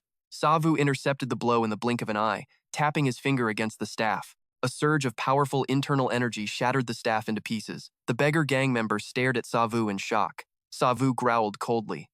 3 grown men beating a child, is this the kind of behavior the beggar gang prides itself on? With that, he flicked 2 fingers, striking the pressure points of the other 2 thugs. They were sent flying instantly. Savu had taken them down easily, but he didn't realize that the whole thing had been watched by an old beggar on the roof. It was Hungu Kwai. You met your master 10 years ago, the old beggar muttered. This martial arts style. Could it be? Just then, another beggar gang member scrambled up. You little brat, who do you think you are, interfering with the beggar gang's business? He lunged forward, his hand like an eagle's claw, grabbing at Savu. Unfazed, Savu deflected the strike and poked his thumb into the Shenmen point on the man's wrist. A powerful blast of Shaoyin Heart Meridian energy surged from Savu into the man's body. The thug shrieked in pain and collapsed to his knees. Savu said coldly, What did this kid do wrong? Why treat him like this? I heard the beggar gang were heroes of justice. Looks like that's just a hollow reputation. At that moment, an aged voice called out. To blame the entire beggar gang over a small matter seems a bit excessive. We've turned that child away many times, but he just won't listen. I am Hungu Kwai, an elder of the beggar gang. May I ask your name, young hero? Savu looked at the old beggar coldly, neither arrogant nor humble. I am Thien Savu, from the north. Hungu Kwai grinned. Young Master Thien, could you let him go? Even if he acted wrongly, there's no need to cripple him, is there? Savu's eyes turned icy. The only person who has the right to set terms is someone of equal standing. Saying that, Savu, suddenly, an aged voice echoed. Criticizing the whole beggar sect over a minor issue is a bit excessive, don't you think? We've turned that kid away plenty of times, but he just wouldn't listen. I am Hungu Kwai, an elder of the beggar sect. May I ask for the young hero's name? Savu shot the old man a cold, unimpressed glare, neither arrogant nor submissive. I am Thien Savu, from the north. Hungu Kwai flashed a toothy grin. Young Master Thien, could you lighten your grip a bit? Even if he's out of line, there's no need to cripple him, is there? Savu's eyes turned frigid. Only those of equal standing have the right to set terms. With that said, Savu, he gripped his hand even tighter, ignoring the beggar's pathetic screams as he said coldly, and it seems like we aren't exactly in the same league, Junior. Fair point. So, here's my deal. Your 100,000 beggar sect disciples will drop this grudge, and you'll guarantee that girl's safety. Savu understood what the old man was getting at and silently cursed the wily old fox, but let go nonetheless. The disciple clutched his injured arm and collapsed to the ground. Hungu Kwai chuckled. I knew you were a reasonable kid. Much obliged, young hero. Savu ignored the old man's flattery and turned to look at the little girl, standing behind him. What's your name? Are you from the north too? The girl nodded and said her name was Enjo Thangnam. You said your mother was sick? Let me take a look. With you. As Savu led the girl away, the disciple complained, bitter that the elder hadn't taught that kid a lesson. You should be thanking your lucky stars. You're still alive. If I hadn't stepped in, forget you, this entire local beggar sect branch would have been wiped out. Look at those two disciples over there. If he'd wanted to kill you, I couldn't have stopped him. Did you see his hands? Soft, smooth, even prettier than a girl's, but you have no idea the terrifying strength hidden inside them. At this, Hong Nu Kuei drifted into memory, his voice turning distant. Those hands, they looked just like the hands of an old man I met 10 years ago. They were just as delicate, but I'll never forget what happened that day. With just a single light strike, he turned a massive, solid bronze statue into scrap metal. Hung Nu Kuei's voice trembled slightly. I still remember his last words. He said his successor would return. Looks like the martial arts world is about to be turned upside down. Who would have thought someone would dare lay a hand on the Murong clan's patrol right here in Shenyang? Just then, a group of Murong clan disciples were patrolling the city when a subordinate suggested to their captain that they go grab a drink afterward, but the captain strictly refused. These are turbulent times. Even though the Great Power Fortress isn't likely to move against us in Shenyang, we can't lower our guard. Before he could even finish, a hand punched right through his chest. The captain's eyes went wide, filled with disbelief. He never imagined that Kevo Tui of the Great Power Fortress could have snuck into the inner city. Seeing their captain killed, the disciples panicked. Kevo Tui roared, "Kill them all! Leave no one alive!" His men swarmed in for the slaughter. A moment later, two figures appeared, Murong Quantan and Murong Quang. Seeing the countless bodies of their disciples strewn about, Murong Quantan asked coldly, "What's the situation in the city?" Murong Quang replied that it was still unclear. These assassinations were happening all over. The enemy was smart. It looked like they were trying to cut off their outer defenses. Right then, Murong Chi flew over. "Big brother, the Northwind envoy of the Siho Min has appeared." Both Murong Quantan and Murong Quang were stunned. "Murong," Quantan asked coldly, "Trumak Lin has come to Shenyang? Is that confirmed?" "Yes, I've verified it. It's the Northwind envoy, Trumak Lin." Murong. Quang looked grave. It seemed the Siho Min was making their move. "Big brother, we have to act. The Great Power Fortress works for the Siho Min. Trumak. Lin is obviously on their side, but if we act too rashly, it's essentially a declaration of war against the entire Siho Min. Tell you what, I'll go meet him and see what he's after. Quang, head to the North Ming Cave and report this to father. We might be able to finish this tonight." At the same time, in an inn, a doctor was checking a woman's pulse. After a long while, the doctor sighed. It was difficult. Her meridians were severely damaged and her energy was in chaos. The girl burst into tears. Thien Savu immediately asked, "What's the problem? Not enough? Money? Or are you just not skilled enough? I am the best doctor in Shenyang. How could I not be skilled enough? But to cure this, we need wild ginseng and other rare medicinal herbs." Before the doctor could finish, Savu slammed a gold bar onto the table. "No matter the cost or how long it takes, please, sir, do your best to save her." Seeing the heavy gold bar, the doctor gulped. "Don't worry, young hero, I will definitely cure her." With that, the doctor stood up to leave, saying he would return once he'd prepared the herbs. Knowing her mother could be saved, the girl cried out, saying she didn't know how she could ever repay Savu's kindness. Savu stepped over and gently comforted her. "Fate is cruel only to those who are helpless. Bullies only pick on the weak. Promise me, no matter how hard things get, don't shed tears so easily." The girl didn't quite understand, but she nodded anyway. "All right, now I have a few questions for you. What happened to your mother?" Back in the room, Savu sat by the window, lost in thought. Ngu Ai was taken by the Yuan envoys, which probably had nothing to do with the Murong clan. But the clues about his master's daughter, based on what the girl said, made the Murong clan very suspicious. Her mother was injured while searching for her husband. Her father was a merchant who traveled between the north and the central plains. One day, his fellow countrymen started going missing. Her father knew the Murong clan and tried to ask them for help, but was refused. That night, her father disappeared too. Rumor said he was captured by the Murong clan and taken to some mountain cave. It was said many other northerners were imprisoned there. Savu pondered for a moment, then spoke, the old beggar sleeping in the corner. "Old man, what do you make of all this?" The old beggar grinned. "How'd you know I was here? I could smell you from half a mile away." Hong Ngu Kuei ignored the jab.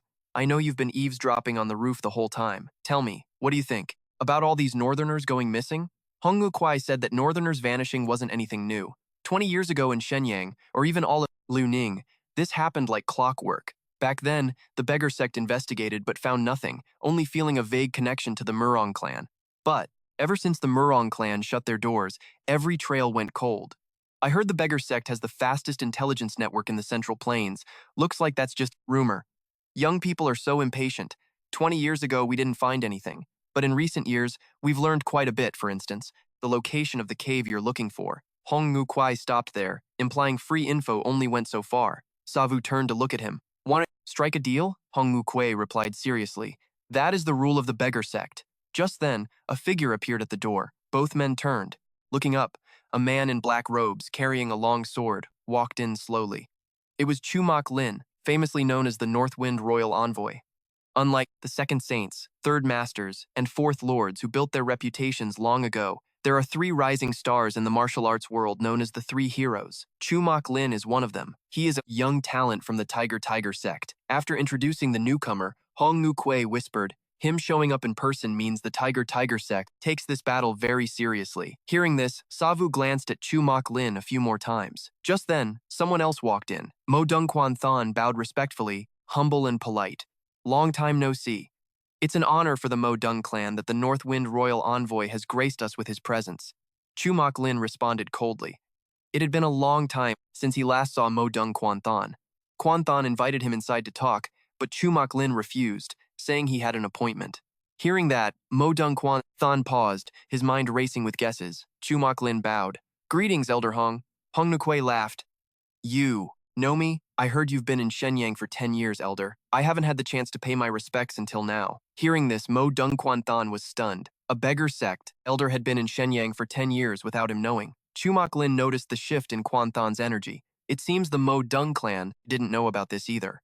Mo Dung Quan Thon quickly regained his composure and stepped forward. I am Mo Dung Quan Thon of the Mo Dung clan.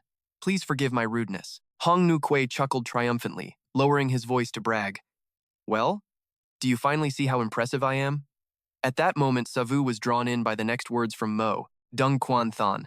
Since you have an appointment, I'll just ask one question before I leave. If the Mo Dung clan and the Great Strength Fortress go to war, I wonder which side the North Wind Royal Envoy will stand with. Facing the direct question, Chu Mok Lin remained indifferent. The invincible Blade Master doesn't want the Mo Dung clan and the Great Strength Fortress to keep fighting. Moreover, the old man suspects someone is pulling strings behind the scenes. Mo Dung Quan Thon replied smoothly. Is the royal envoy suggesting you suspect our Mo Dung clan?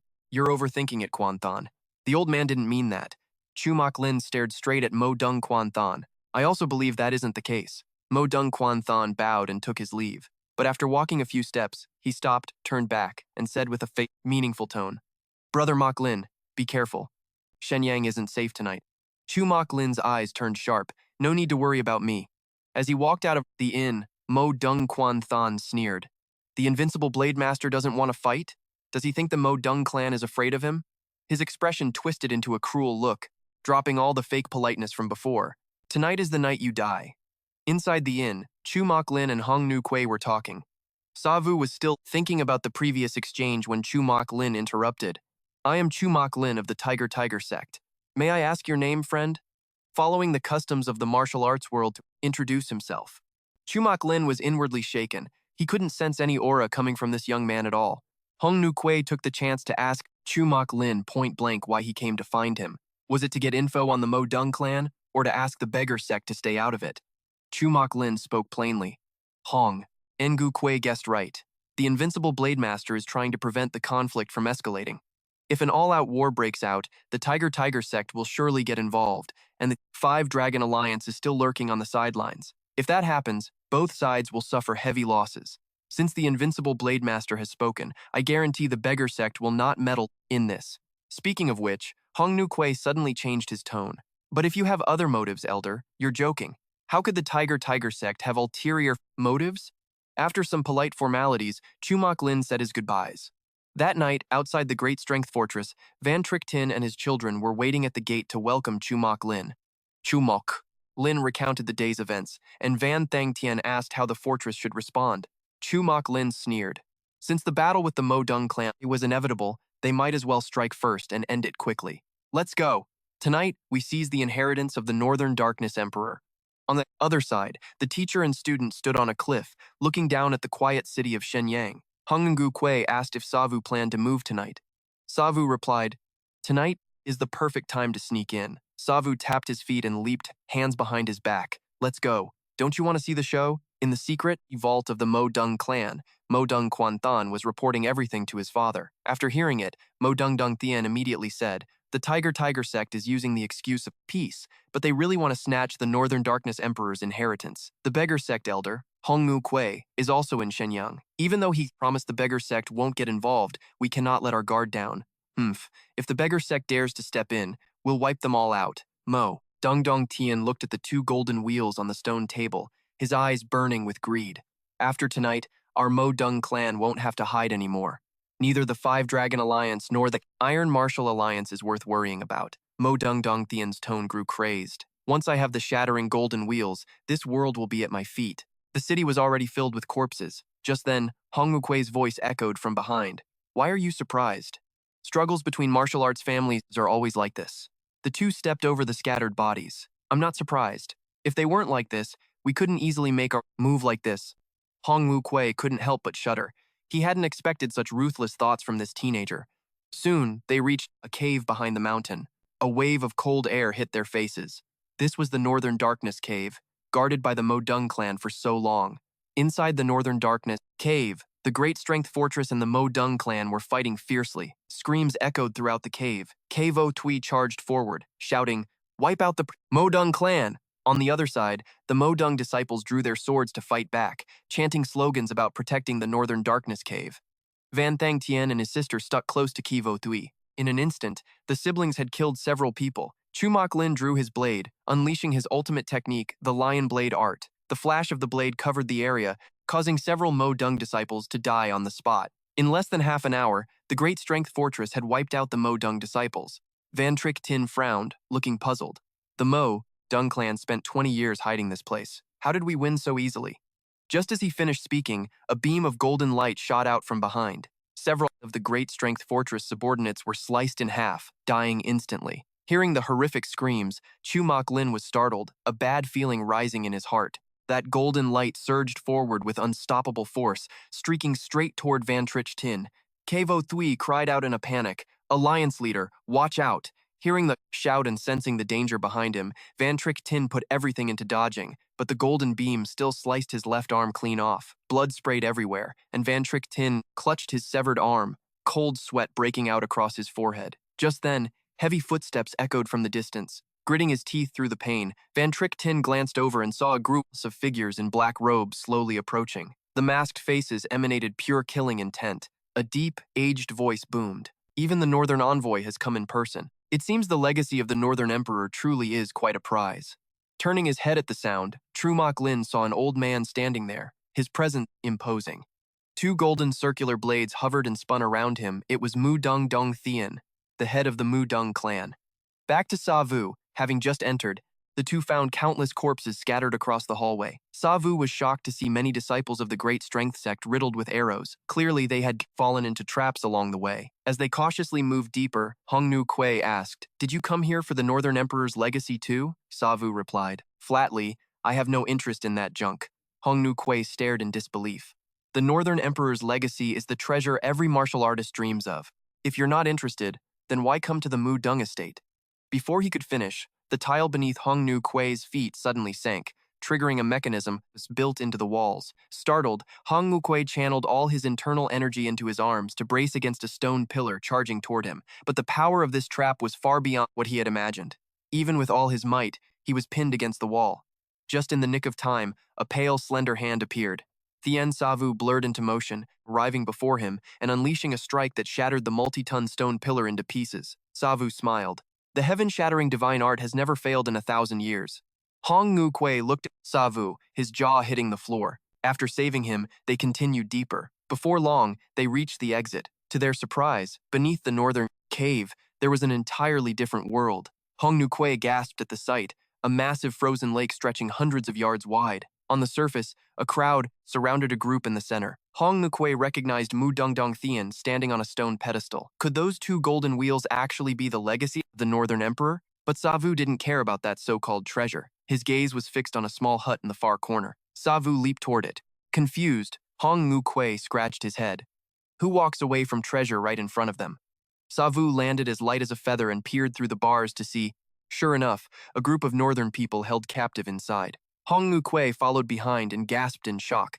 Savu's eyes turned icy. He stretched out his left hand, shroud in chi, and unleashed a powerful blast of energy that crumbled the entire wall. Hearing the noise, Mu Dong Dong Tien frowned and turned to look. He saw an old man and a teenager, and recognized the old guy as Hong Nu Kuei, an elder of the beggar sect. Mu Dong Dong Tien coldly commanded, Quang, Chi, take the Black Sword Squad and kill those two. Remember, don't let anyone alive walk out of the northern cave. Mu Dong Quang and Mu Dong Chi obeyed and immediately moved out. Savu shattered each cell one by one and asked calmly, is there anyone here who is No Thang Nam's father? A man trembling in fear stood up and stepped forward, his voice shaking. I am Thang Nam's father. You know Thang Nam? How is she? Is my wife all right? Savu nodded. They, both safe. I will take you back to reunite with your family. Hearing that, the man burst into tears and collapsed to the ground. Thank you, young hero. Without you, we would have died unjustly here. He sobbed uncontrollably. Hundreds of us have already died. Mu Dong Dong Thien is truly a devil. Hong Nu Kuei choked up, unable to believe that old man was capable of such monstrous crimes. Savu's gaze turned cold. I need to see Mu Dong Dong Thien. Just then, a voice rang out. Daring to free these northern slaves on your own? You have some nerve. Hearing the word slaves, Savu's anger flared and he turned to look. It was Mu Dong, Quang and Mu Dong Chi, whom he had met earlier. Savu asked coldly, who did you call a slave? Seeing the boy's fierce demeanor, Mu Dong Chi hesitated, not daring to answer. Could this kid be a northerner too? Hong Nu Kuei felt a knot in his stomach. Rumor had it the Mu Dong clan had been training a squad of swordsmen. For 20 years, this must be the legendary Black Sword Squad. Old man, please help me look after these people. Hong Nu Kuei anxiously asked what Savu intended to do. I already said, I want to see that old man, Mu Dong Dong Thien. A black-clad swordsman nearby grew furious. You've got a lot of nerve to call the clan head by his name. The boy didn't show a hint of fear. He stepped forward and said coldly, get lost. The swordsman stepped up, channeling chi into his longsword, sending ripples of energy outward. Hong Nu Kuei was stunned. Mu Dong Dong Thien had clearly poured a lot of effort into these guys. Savu remained expressionless in the face of the swordsman's chi. He flicked his hand, and waves of energy radiated from his body. Savu laughed coldly, stepped forward, and reached out to catch the blade. Before the astonished eyes of the swordsman, his tempered steel sword snapped in two. A cold smile deepened on Savu's face. If you want to stop me, you'll have to. Put your life on the line. As he spoke, Savu's pale hand rested on the swordsman's dantian. In an instant, a flood of chi, as powerful as a torrent, surged into the man's meridians. The swordsman spat out a mouthful of blood. With his hair whipping in the wind, Savu roared, anyone who blocks me dies. Just then, a sharp, metallic sound echoed as a sword was unsheathed. Mu Dong Quang and Mu Dong Chi lunged forward, weapons in hand, to attack Savu. Savu glanced at them and said coldly, you want to die too? Then, he channeled his chi into his palm, his aura spiking suddenly. Then today, I will wipe out the entire Mu Dong clan. Suddenly, a sandal flew through the air, parrying Mu Dong Chi's blade. It was Hong Nu Kuei stepping in to help Savu. The Mu Dong siblings, everyone, attack! Knock that old geezer away! The 5 red freaks did a flip in midair and landed on the ground as light as a feather. I'm not done with you yet, geezer. Or maybe, you should just let him go and fight me instead, the 5 red freaks said, glaring at Savu. What are you still standing there for? Get out of here now! Savu offered a faint smile. No words were needed. Just then, Mo Dong Quang barked an order. Black Sword Squad, stop him! Dozens of black-clad swordsmen charged at him. Savu sneered, if they're looking to die, I'm more than happy to show them the path to the afterlife. Savu used his elbow to snap a swordsman's arm, then landed a palm strike right to his gut. The swordsman went flying backward, flying back like a kite with a snapped string. Sha Yu lunged at another swordsman, kicked his leg until it shattered, then raised his left hand and slammed a palm strike into the guy's chin. The swordsman hit the ground, dead or alive, who knows? Just then, another swordsman charged in, his eyes flashing with lethal intent as he thrust his sword straight at Sha Yu's heart. Sha Yu heard the whistle of wind behind him and gave a cold smirk. The next second, the swordsman's vision blurred. The boy in front of him had vanished. Sha Yu reappeared behind him, his left hand clamping onto his neck, his right hand gripping the swordsman's wrist, and with a quick, forceful twist, he disarmed him. The longsword flew out. Sha Yu caught it midair, and with one swift motion, he launched the blade backward, piercing through 3 other swordsmen. Those 3 spat out blood and dropped dead on the spot. The sword didn't stop there. It kept flying until it pinned itself deep into the cave wall. The remaining swordsmen were terrified. Sha Yu didn't let up. He channeled his internal energy into his limbs. His eyes flared with light. Have you ever heard of the Heavenly Destroyer martial statue? Today, I'll open your eyes to real power. Sha Yu roared and unleashed a palm strike. A swordsman turning around was instantly killed on the spot. Waves of powerful energy surged like a storm, tearing through the enemies. Those caught in the blast died instantly. Sha Yu was like a tiger descending from the mountain, charging left and right through the crowd. Nobody could stop him. A swordsman screamed and lunged, thrusting his sword at Sha Yu's head. Sha Yu didn't even dodge. He charged forward, and with 2 fingers, lightning fast, he blocked the sword tip. The swordsman's face drained of color. Sha Yu's gaze turned icy as he applied sudden force to his fingers. The steel sword twisted into a spiral. The surging energy forced its way into the swordsman's arm, shattering every bone inside. The sheer force sent him flying into the air before he crashed to the ground. Whether he lived or died was anyone's guess. But even more black-clad swordsmen kept swarming in, fearless of death. Facing a sea of enemies, Sha Yu didn't flinch. His eyes flashed with a cold light. He channeled energy into his legs and stomped hard on the ground. Several small rocks shot up into the air. Sha Yu focused his energy into his hands, and as the stones hovered in front of him, he swung his arms, launching the pebbles like a hail of bullets straight into the crowd. These tiny stones carried terrifying power, slamming into the mass of swordsmen. Many couldn't dodge in time. The stones exploded among them, shock waves of energy rippling outward. Screams echoed everywhere, but the Black Sword Squad was truly fierce. Many more kept rushing in, completely fearless. Sha Yu clasped one hand behind his back, raised his right hand, and his clothes began to snap and whip in the wind.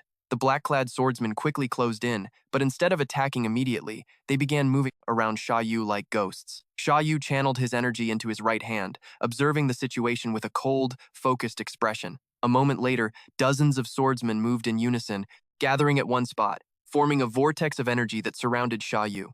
The vortex tightened, sealing off all his escape routes. Seeing this, Sha Yu didn't change his expression, remaining as calm as ever. Suddenly, from within the vortex, countless blades struck out. The Black Sword Squad was using the Northern Big Dipper execution array, which they had practiced for 20 years. A barrage of swords rained down on him. At that very moment, a sharp glint flickered in the boy's calm eyes. He crouched down and slammed a palm onto the ground. Sha Yu let out a faint laugh. The energy in his palm erupted, sending a massive, overwhelming shockwave outward. The sword array that had just formed was shattered. The entire North Abyss cave seemed to shake. The 3 members of the Hong 5 freaks who were fighting also had to stop and look back. They saw a massive, deep crater appear on the otherwise still lake.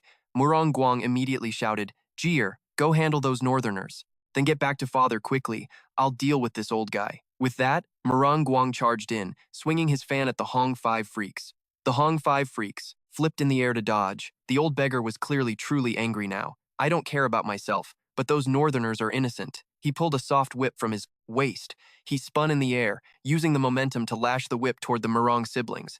The whip moved like a dragon striking out at sea, attacking both of them. The siblings raised their weapons to block. The Hong 5 freaks missed his opening strike and retreated a few steps, creating distance between them. The old beggar shook his whip and laughed loudly. "Today, I'll show you 2 brats, the true technique of this old man." Murong Dongtian swung his gold wheel down. Kei Wushui was sliced in 2, dying instantly. Zhu Mulin saw this, horrified and furious, and let out a roar as he lunged at Murong Dongtian. He swung his blade down from high above, but a flash of silver blocked his strike. It was Murong Juncheng, who had arrived just in time to catch the blade with a silver wheel. Zhu Mulin was stunned. He never expected Murong Juncheng to also possess such a weapon. Murong Juncheng said coldly, "Zhu Mulin, I've always been curious why you're called one of the 3 heroes." At the same time, Wan Shengxian and his sister charged up, both attacking Murong Dongtian. But before they could get close, they were sent flying by 2 golden wheels. Murong Dongtian reached out and grabbed Wan Jixing, who was nearby. Before he could even react, he was seized by the throat. Murong Dongtian lifted him into the air and said coldly, "The Murong family's great cause is almost complete, but you people are still a threat, especially since you've been calling yourselves the masters of Liaoning for 20 years. I am very displeased." Just then, a massive explosion rang out, shaking the entire North Abyss cave. Murong Dongtian was startled and hurriedly turned his head to look. He saw countless black-clad swordsmen being tossed into the air, their screams echoing everywhere. Murong Dongtian threw Wan Jixing aside and looked in that direction. He saw the corpses of his black-clad swordsmen littering the ground. Murong Dongtian was terrified, unable to believe that the elite squad he had spent 20 years training was wiped out in just an instant. Right then, a figure glided over. The boy stood with his hands behind his back, looking imposing. It was none other than Sha Yu, who had just caused quite a scene. Sha Yu stood below the stone platform, looking at Murong Dongtian, his eyes filled with killing intent. Old man, what right do you have to look down on the lives of the northerners? The strong survive and the weak perish. That's just the natural law. You may have some martial arts skills, but to stand up for those slaves, you clearly have no idea how deep the sky is. So your philosophy is that whoever is strong is right. Then fine, let's test and see who is stronger. Murong Juncheng and Zhu Mulin also noticed the situation over there. Zhu Mulin realized that the person was the Sha Yu he had met at the inn. Then, he saw the massive crater, 30 meters wide. The face of this handsome young man shifted slightly. He felt a vague sense of dread toward Sha Yu. It wasn't just because he could single-handedly wipe out hundreds of Black Sword troops aren't intimidated because he can carve out a massive crater with a single strike, but because of the intense aura radiating from Thien Savu. Cold sweat beads on Trumak Land's temples. He's terrified. Suddenly, Mo Dung Quan Than speaks up. Your opponent is me. With that, Mo Dung Quan Than charges, swinging his silver wheel down. Trumak Lan frantically raises his blade to block, but Mo Dung Quan Than's power is so overwhelming that he's sent stumbling backward several steps. Trumak Lan struggles to suppress the surging blood in his body, glaring at Mo Dung Quan Than with the ferocity of a raging lion. Mo Dung Quan Than, aren't you curious why I'm ranked among the 3 heroes? Today I'll show you if I'm worthy of that title. On the other side, Mo Dung Dong Tien scoffs at Thien Savu's words. I control this wheel of destruction like an extension of my own arm. A little brat like you, wet behind the ears, dares to act so cocky? I've mastered the legacy of the Northern Underworld Emperor. Who in this world can even challenge me? Mo Dung Dong Thien channels his internal energy into his left hand and raises it high. The golden wheel orbits him, emitting a brilliant, blinding golden light. He whips his hand forward, and the wheel streaks Thien Savu with the force of a lightning bolt. Unexpectedly, Thien Savu doesn't even dodge. With his hands clasped behind his back, he stands tall and fearless, then simply extends his left arm. On his pale arm, a shimmering green energy flows constantly. With his bare hand, he catches the incredibly sharp wheel of destruction. In an instant, the two forces collide, creating a deafening blast. Mo Dung Dung Tien laughs boisterously. I spent 20 years honing this wheel of destruction, a sacred legacy of the Northern Underworld Emperor. A brat like you trying to block it with your bare hands? You have no idea what you're up against. As the dust settles, Thien Savu's calm voice rings out, dismissing the 2 pathetic spinning wheels. You claim to be the best in the world? Old man, you must still be dreaming. Mo Dung Dung Tien's eyes widen in disbelief. As the dust clears, Thien Savu stands perfectly still and says coldly, Is this the real reason the Mo Dung clan has been hoarding gold? Mo Dung Dung Thien startles. Did you steal my son's gold? Thien Savu doesn't answer, just sighs. So much killing, all for this piece of junk? Old man, you really have too much free time. The teen sneers. I don't even want this trash. Take it back. With a flick of his palm, Thien Savu strikes the wheel. It flies back with even greater speed and force than when Mo Dung Dung Tien was controlling it. It heads straight for Mo Dung Dung Tien on his high platform. Too afraid to block it directly, he frantically tries to command the remaining wheel. Mo Dung Tien flings his right hand out to launch the second wheel. They collide in midair, emitting a screeching metallic sound like a massive bell being struck. The echo booms like thunder, sending waves of energy rippling outward, sending rubble flying from the platform. Mo Dung Dung Tien is horrified. He never expected Thien Savu's power to be this terrifying. He desperately funnels all his strength into his hands, trying to regain control, but he's clearly losing his grip. Fear fills his aged eyes. Finally, the wheel is knocked back, stopping less than 2 meters from his face. Mo Dung Dung Tien stares at his trembling hands, petrified. Thien Savu's voice cuts through the air. As the head of the Mo Dung clan, I should let you die with some dignity. Suddenly, his tone shifts. Thinking of all the people in the north who suffered such agony before they died, Thien Savu focuses his energy, and powerful shockwaves ripple around him. The teenager's hair whips in the wind, a cold, chilling smile on his face. Therefore, I won't let you die so easily. With that, Thien Savu pushes off the ground, lunging like a tiger descending from the mountains. Mo Dung Dung Thien frantically recalls both wheels of destruction. The old patriarch has never known such humiliation. He swings both hands and screams, Don't get cocky with those petty tricks. You think you can kill me? A Mo Dung Dong Thien is not that easy to take down. He then sends both wheels flying at Thien Savu. Thien Savu leaps, weaving between them like a butterfly through a garden. He lands lightly on the ground, his voice dripping with murderous intent. Old man, you call my martial arts petty tricks? Thien Savu slams his right hand into the ground, using the momentum to launch himself. Today, I'll show you if the heaven-shattering divine technique is just a petty trick. With that, the teen spins and throws a powerful kick toward Mo Dung Dong Tien. Tien Savu leaps and strikes downward. Mo Dung Dung Tien blocks with his arms, but the sheer force leaves him completely rattled. This brat is so young, yet his internal energy is this deep. Tien Savu spins again, a horizontal kick slamming into Mo Dung Dung Tien's head. The old man is sent flying. The teen's gaze is icy. Old man, watch closely. This is the heaven-shattering divine technique you called a petty trick. Tien Savu charges again. Mo Dung Dung Tien isn't one to fold, immediately controlling the wheels to attack. The wheel spins at high speed, aiming for Tien Savu's throat, but the teen ducks effortlessly. He counterattacks, slamming a palm into Mo Dung Dung Tien's stomach. The old man is sent soaring like a kite with a broken string. The relentless barrage drives Mo Dung Dung Tien into a blind, uncontrollable rage. He roars, his energy surging wildly. He pours all his internal power into his hands and swings them forward, commanding both wheels to attack Tien Savu. Their speed increases exponentially. In a heartbeat, they are right in front of Tien Savu. But he lightly glides between them, completely untouched. Mo Dung Dung Tien still isn't giving up. He clenches his fists at his sides. Both wheels fly back under his control. Seeing them keep grazing Tien Savu, Mo Dung Dung Tien gloats. "Little brat, you're digging your own grave." Before he can finish, his face pales. Tien Savu's body starts to fade. The wheel only hit an afterimage. The real Tien Savu is already in the air. Mo Dung Dung Tien looks up and sees him right above. Tien Savu raises his leg, driving his heel straight down, toward Mo Dung Dung Tien's head. The old man desperately tries to block.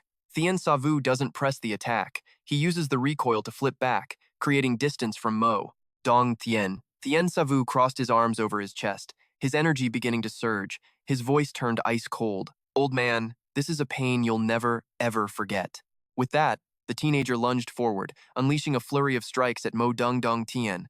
The old man tried to counter, but Tien Savu brushed him off like it was nothing. He grabbed the old man's arm with his right hand and slammed his left into his elbow. A sickening crunch echoed out, and his left hand struck a pressure point on the old man's arm, channeling internal energy straight into his meridians. The blast of energy sent rocks flying everywhere. Mo Dung Dung Tien felt a surge of energy shoot straight to his head, and in seconds, his right eye was bleeding. Tien Savu sneered, "Old man, this is just the beginning." Elsewhere on the battlefield, Mo Dung Quan Than and Chu Mok Lan were locked in a fierce duel. Chu Mok Lan swung his blade, forcing Mo Dung Quan Than back, and coldly challenged, "Still doubting why I'm called one of the three heroes?" Mo Dung Quan Than let out a roar and charged again. But suddenly, a massive wave of energy erupted nearby, followed by a thunderous explosion. Both fighters were startled. Chu Mok Lan immediately whipped his head around toward the blast. Mo Dung Quan Than felt a cold dread sink in. He glanced over and saw the dust settle to reveal the old man standing there, trembling, completely covered in blood.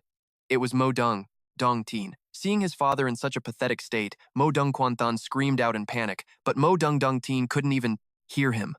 He was struggling to contain the energy tearing through his body, staring at his own right arm, trying to force his inner power to suppress Tien Savu's energy. Tien Savu seemed to read his mind and said, "If you want to stay alive a little longer, don't even think about it. The second you circulate your energy, you're a dead man." Hearing this, Mo Dung Tien gritted his teeth, his expression turning vicious as he roared, "You arrogant brat! I've dominated these lands for a lifetime. You think you can scare me? You say I'll die if I use my energy? I don't believe your cursed threats." With that, Mo Dung Tien poured his energy into his right arm. He actually managed to suppress Tien Savu's energy. Mo Dung Tien let out a loud laugh. "Is that it? That little parlor trick is all you've got?" Tien Savu just watched him silently, his gaze like he was looking at a corpse. Sure enough, the moment the old man finished speaking, the situation flipped. That surge of energy he thought he'd suppressed suddenly exploded, shredding the meridians in his right arm. Blood sprayed from Mo Dung Tien's nose and mouth. Terrified, he realized his internal blood flow was spinning out of control. He frantically reached out with his left hand, jabbing 2 fingers into the pressure points on his right arm, desperate to stop the energy from spreading. But as the energy rushed in, his face went even paler. The energy in his arm wasn't being suppressed, it was becoming even more violent. Mo Dung Tien bit his lip to hold back a scream, but the energy in his right arm made him stumble. Tien Savu crossed his arms again and said calmly, "Blocking the meridians is a nice idea, but you don't have the internal power to pull it off. That energy is going to spread from your arm through your entire system. I told you, I'm not going to let you die that easily." Hearing this, Mo Dung Tien's face twisted in rage. Gritting his teeth through the agony, he reached out with his left hand. 2 heaven-shattering golden wheels flew toward him, controlled by his will. Tien Savu leaped into the air, dodging effortlessly. "It's useless. With your current strength, you can't even scratch me." Just as he finished, Tien Savu's pupils constricted. He saw Mo Dungdung Thien use his golden wheels to hack off his own right arm. I never would have imagined that a clan leader of such high status would cut off his own limb just to survive. Seeing Mo Dungdung Thien act so decisively, Thien Savu couldn't help but look at him with a bit more respect. Cutting off your arm really did stop the energy flow. Looks like I underestimated you, Mo Dung. Dong Thien didn't care about his jab. He raised his left hand high above his head, a scorching energy rising up and engulfing the golden wheels. Under its control, the two wheels burned like miniature suns, the air around them seeming to melt. Mo Dungdung Thien's old eyes were filled with malice. You bastard, I swear I'll rip your skin and bones apart. With that, Mo Dungdung Thien's energy erupted, and the two wheels began spinning at a terrifying speed, creating a sea of fire that reached the heavens. The intense heat incinerated everything in its path. Thien Savu's expression turned serious. He watched Mo Dungdong Thien glowing like a midday sun, waves of scorching heat radiating out and engulfing the entire North Heaven cave. Even Chumak Lan and Mo Dung Quan Than in the distance felt the impact. The sudden shift forced them both to stop, staring at the high platform in complete disbelief. Kid, you dare ruin the grand plans of the Mo Dung clan? Pay the price with your life. Facing such terrifying power, Thien Savu calmly crossed his arms, not flinching for a second. If you'd used this move earlier, you wouldn't have had to cut your own arm off. He took a step back, focusing his energy into his hands.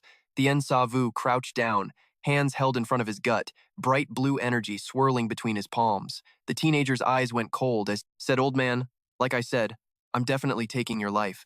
He pushed his hands forward, and a massive beam of energy shot out, crashing into the wall of fire Mo Dungdong Thien had created.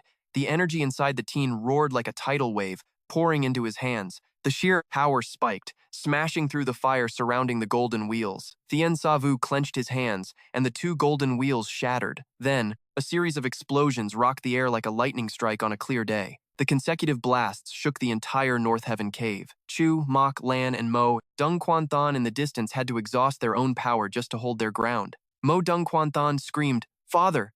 Even Van Trick Tin was caught in the blast and left badly wounded. The head of the Great Strength Sect was hit so hard he started spitting blood, and his subordinates were in even worse shape, sent flying through the air before slamming into the ground. Mo Dung Thien tried to channel his remaining energy to survive, still unable to accept the truth. The Great North Heaven Empire's golden wheels had been so easily destroyed by the boy in front of him. The former regional warlord trembled as he asked, Who exactly are you?" The teenager sneered, "I am Thien Savu, the 35th successor of the heaven-shattering martial statue. 20 years ago, after discovering the North Heaven cave, I spent years planning all of this. I've poured everything, all the hard work of 20 years. I even sacrificed all the family elders who opposed this plan, and now, everything is ruined by a brat like you. What on earth is your grudge against the Murong family?" Thien Savu didn't answer, just kept walking forward. Murong Dong Thien panicked, scrambling backward. "Stay back, don't come near me." In his frenzy, the clan head once hailed as a hero his whole life collapsed to the ground, watching Thien Savu approach with murderous intent. "Murong Dong Thien, you're completely spent. I'm begging you, please don't kill me. I want to live. I'll give you whatever you want. When the northern people begged you, did you listen? They were just ants to you, worthless. But I'm different. I am the head of the Murong clan. Don't you want the legacy of the northern Ming emperor? I can give you all of it. Just don't kill me." Murong Quan Than tried to dodge, but the blade still grazed his face, and a few drops of fresh blood hit the ground. Chumak Lan had already slashed his left eye. "The eldest, young master of the Murong clan is truly something, daring to get distracted while fighting me." Chu Mok Lan. Murong Quan Than roared in anger. "You spineless coward! You dare fight dirty!" With that, he whipped his right hand, and the silver wheel flew straight toward Chumak Lan's throat. Chumak Lan swung his blade, clashing with the silver wheel. But Murong Quan Than was furious, and his brute strength sent Chumak Lan flying backward. Murong Quan Than pressed his advantage, channeling his inner energy into his fist, then lunged at Chumak Lan, landing a punch square in his gut. Chumak Lan was sent flying again. He tasted copper in his throat and bit his lip hard, but he couldn't stop a mouthful of blood from spraying out. Murong Quan Than knocked Chumak Lan back, recalled his silver wheel, and then hurled it forward. He sprinted after the wheel, heading toward the high platform. The silver wheel spun straight toward Thien Savu. Thien Savu was about to strike, but his eyes flashed. He raised his right hand and easily batted away the attack. It turned out the target of Murong Quan Than wasn't him, but saving his father. Murong Quan Than hoisted his father onto his shoulder. "I'll remember what happened today, and one day I'll have my revenge." With that, Murong Quanthan leaped with all his might. In a flash, he was already over 100 feet away, fleeing. Tien Savu knew that if you don't pull out the weeds, they'll grow back come spring. He reached out his right hand to strike, but Murong Quanthan had already made a move. He controlled the silver wheel to attack Tien Savu. You're as stupid as your father. That attack is useless. But just then, Murong Quanthan's eyes flashed. He used his left hand to force the silver wheel to change direction, aiming it behind Tien Savu. A split second later, a massive explosion rocked the area behind him. Tien Savu was startled, thinking, "That's bad." He turned around to see a massive stone pillar being severed and crashing down. A pillar weighing tens of thousands of pounds came down, but Tien Savu remained calm. I didn't see that one coming. The massive stone pillar smashed into the ground, kicking up a thick cloud of dust that obscured his vision. Over by the old beggar, the fight was still raging. Even though he was fighting the Murong siblings alone, the Hong Five Elders weren't losing ground. He shook the whip in his hand and laughed heartily. "Kids, let me show you the power of this old man." Before he could finish, Murong Quang lunged forward. Using his momentum to spin, he swung his fan to attack. Hong. Five Elders immediately whipped out a defense. The fan and the whip clashed in midair with a loud boom. The old beggar stepped back to create some distance. Murong Quang pressed his advantage, trying to get into close combat. Murong Chi also rushed in, her movement technique incredibly agile. In the blink of an eye, she bypassed Murong. Quang appeared behind Hong Five Elders and cut off his retreat. Murong Chi lunged with her sword at his throat, and the old man hurriedly dodged. At the same time, Murong Quang's fan came crashing down.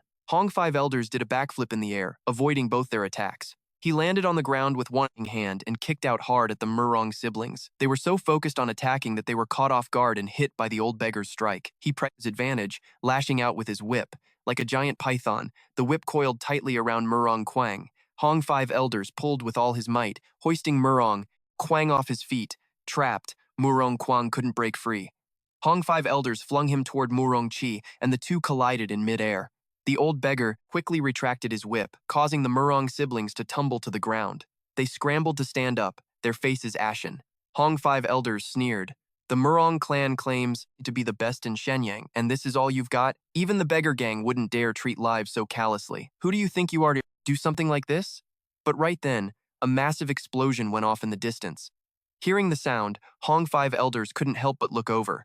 The entire northern Ming cave seemed to shake, and the rescued northern civilians looked on in horror. The old beggar saw this and couldn't help but worry for Tien Savu. The Murong siblings looked over and saw Murong Quanthan carrying his father as they ran toward them. Murong Quanthan shouted, "Quang, Chi, retreat now. I've activated the Great Annihilation Formation." Just then, another huge blast echoed out, and a powerful surge of energy shot into the sky, sending debris flying everywhere. Through the dust, a single, pale finger flicked.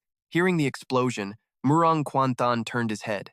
He saw Tien Savu standing there with a stern face. A powerful blast of energy radiated from Tien Savu, shattering the massive stone pillar into dust. Murong Quanthan couldn't believe his eyes. He had never seen martial arts this powerful before. At this moment, Murong Chi screamed, "Big brother, don't activate the Great Annihilation Formation yet. Wait for me and second brother." Hearing this, Tien Savu's heart sank. High above the northern Ming cave, strange noises were beginning to ring out. Murong Chi looked worried. "Second brother, we have to go now." But Murong Quang said crazily, "I'm not leaving. Even if I die in this northern Ming cave, I'm going to settle this score with that old beggar." Murong Chi looked at her brother in disbelief. The girl was at a complete loss. "You think that with those pathetic skills, you can take me on?" Murong Quang's hair was wild, his face twisted in rage. "Shut up, you old geezer. I'm going to rip you to shreds, and then kill all these northern slaves right in front of you." But just then, a cold voice rang out. Tien Savu's eyes were cold as ice. "Relying just on you?" As soon as he finished, Tien Savu appeared right in front of Murong Quang and struck with one palm. Murong Quang flew backward like a leaf in the wind, slamming into the cliff wall over 100 feet away. The force of the blow shattered the rock face. Seeing this, Murong Chi, with a mix of nerves and pure rage, she lunged forward. Seeing Mo Dung Guang struggling to get up, Mo Dung Ji rushed to help her brother, looking worried. "Second brother, are you okay? Please, wake up." Suddenly, a mocking voice cut through the air. "Funny how you're so quick to ignore everyone else's lives, but when it comes to your own brother, you're suddenly so protective?" Mo Dungji looked at the person who spoke, her expression a mess of conflicting emotions. "Why are you so obsessed with going against our Mo Dung clan? Going against you? You've got it backwards. You're the ones messing with me. Don't play dumb. You're the one who stole the gold at Pan Creek, right? What exactly is your endgame?" I came to the Central Plains from the north, and along the way, I found two clues, both of which point straight to your Mo Dung clan. First, 10 years ago, a group of Yuan envoys headed north. They passed through Shenyang and into the Changbai Mountains, but your clan was in total lockdown at the time. Maybe that. It doesn't have anything to do with you. But the second incident happened 20 years ago. Back then, your clan was secretly holding a bunch of refugees from the north. A little girl was brought to Shenyang through the Blood Tear Valley, and then she vanished. Do you really expect me to believe this has nothing to do with your clan? An old man in the crowd heard this, and his face drained of color. Could this young hero actually be here to find that girl? The people chatting were still completely oblivious to the danger lurking nearby. Suddenly, a massive explosion erupted from the top of the North Sea cave. Mo Dongji's face went pale. She never expected her older brother to trigger the Great Destruction Formation before she and her second brother could get out. Countless buried explosives went off. The deafening roar echoed through the entire North Sea cave, enough to rattle even a master like Hong Wuguai. Mo Dongji seemed to have accepted her fate. She looked at Shan Sawu with a complicated expression. When I first met you at the North Sea Inn, I knew you were something else. I never imagined you were such a hidden powerhouse. But people who love to stick their noses into other people's business in the martial arts world don't tend to live very long. Now, you're about to be buried in this cave with us. Even if you somehow survive, I will track you down and make you pay. With that, Mo Dongji hauled Mo Dung Guang onto her back and leaped up. Ignoring the explosions all around them, she scrambled toward the cave exit. A final massive blast rocked the ground, and the entire North Sea cave collapsed. Half a month later, at the Mo Dung clan estate, Mo Dung Dongtian sat drinking alone in the twilight, trying to drown his sorrows. In just 2 weeks, the old clan leader looked like he'd aged 10 years. Cold-hearted as he was, losing his son was a devastating blow. Mo Dung Dong. Tian drained his final cup and smashed it to the ground, muttering, "Guang your death was just an accident. Men of the Mo Dung clan don't fear death. I will avenge you. First, I'll wipe out the remnants of the Great Strength sect. Then I'll swallow up all the surrounding powers. One day, I'll surpass the 5 great clans. I just need a little more time. This time, no one will ruin my plans." Mo Dung Dongtian rubbed his severed arm, which was still throbbing with pain. The image of that boy haunted his every thought. The aging patriarch longed to restore his former glory. But who was that kid? It didn't matter anymore. Whatever sect he belonged to, knowing he was buried in that cave was enough. In the dead of night, the wind howled, and black clouds choked the sky.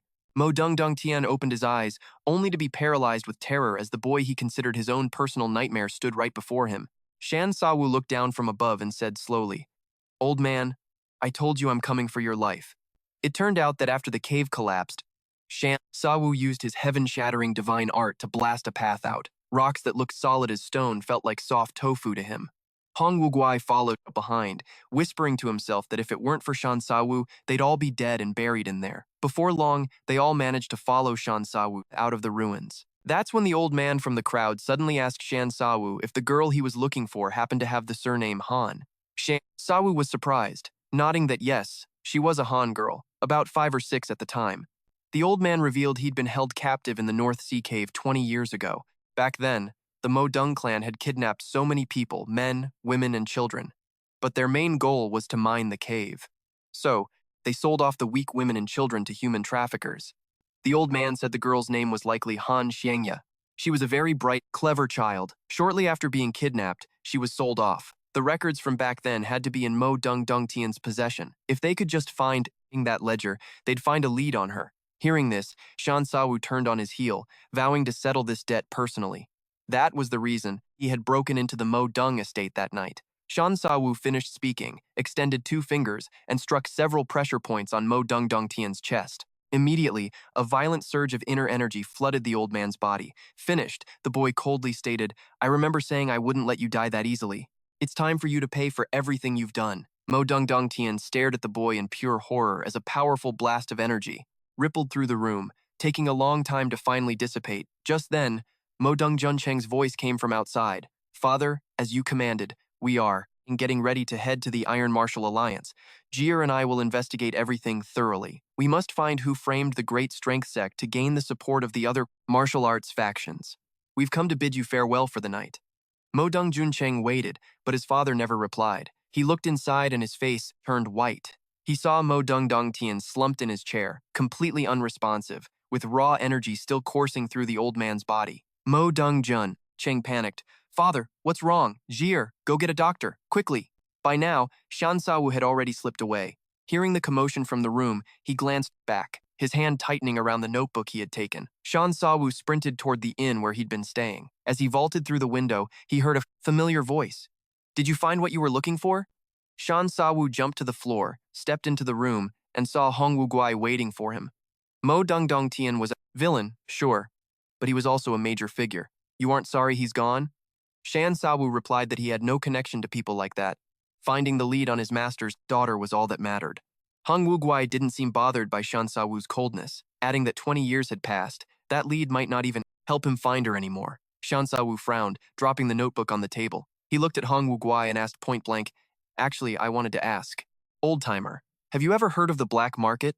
At the mention of the black market, the old beggar's expression turned dead serious. He explained that it's also known as the Dark Trade Union, though calling it a union isn't quite right. Rumor has it that it's an alliance formed by countless merchants, but no one knows who's pulling the strings, nor how vast their operation actually is. Word on the street is that there isn't a place or a job the Dark Trade Union doesn't have its hands in, even stuff as shady as illegal slave trading, which goes against every code of the martial arts world. The only thing for sure is that the black market has deep ties to the Five Dragon League. So, the teen replied, besides knowing it's linked to the Five Dragon League, there are no other solid leads? That's right.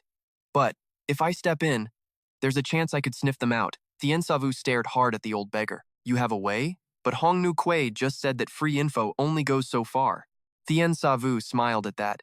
He pulled something out and placed it in front of the old man. The luminous pearl he'd swiped from the 10,000 Immortals cave. When Hong Nu Kuei saw the pearl, he couldn't help but gulp. He had never seen a pearl so magnificent. But a moment later, he gritted his teeth and pushed it back. Tien Savu didn't get it. It was obvious he wanted it bad. Hong Nu Kuei then started telling a story from 10 years ago. Turns out, 10 years back, he ran into Han Nguba at Blood Morning Plain. Seeing the sheer power of just one of his strikes, his own faith in his martial arts was shattered. It was that final sentence Han Nguba said before leaving that kept Hong Ngu Kuei in Shenyang for 10 years, waiting for the old man's successor to show up. Through every season, rain, sun, or storm, this beggar sect elder kept watch by the Black Dragon bronze statue, waiting patiently. It wasn't until a few days ago, watching the Iron Horse escort agency's caravan pass through the Blood Morning Plain, that he spotted a young man sitting in a carriage. The moment I laid eyes on you, I knew you were the one I'd been waiting for, because those deep, intense eyes of yours are exactly like his. Tien Savu frowned. He never expected the old man to have met his master 10 years ago. So, you're after the heaven-breaking divine art? Exactly. That's the one thing I crave most. Like I said before, if you want information, you have to pay the price. If you agree to these terms, we can help each other out. Tien Savu thought it over for a second, then let out a big laugh. He cupped his hands and said, The heaven-breaking divine art has been a secret family legacy since forever. I'm not sure if I've mastered every bit of it, but I promise to teach you everything I know. Hong Nu Kuei grinned from ear to ear. He cupped his hands back and said solemnly, No matter who you're looking for, no matter how many people you need to find, I, Hong Nu Kuei, as an elder of the beggar sect, swear I will do everything in my power to help you. Under the moonlight, the old man and the boy shared a smile. The deal was officially sealed. One was a young prodigy just stepping into the martial arts world, the other a seasoned beggar sect elder. Two strangers, linked now by a pact to walk the path of the wanderer together. The next day, Tien Savu rose early to hit the road. According to the intel, the black market was operating out of Taiyuan, Shanxi. On the way, Hong Ngu Kuei pulled out a small notebook and handed it to Tien Savu, saying it contained a list of the big names in the Central Plains martial arts scene, and that he ought to do his homework if he wanted to survive the journey. Tien Savu opened the book and started reading intensely. Hong Nu Kuei added his own commentary on the side.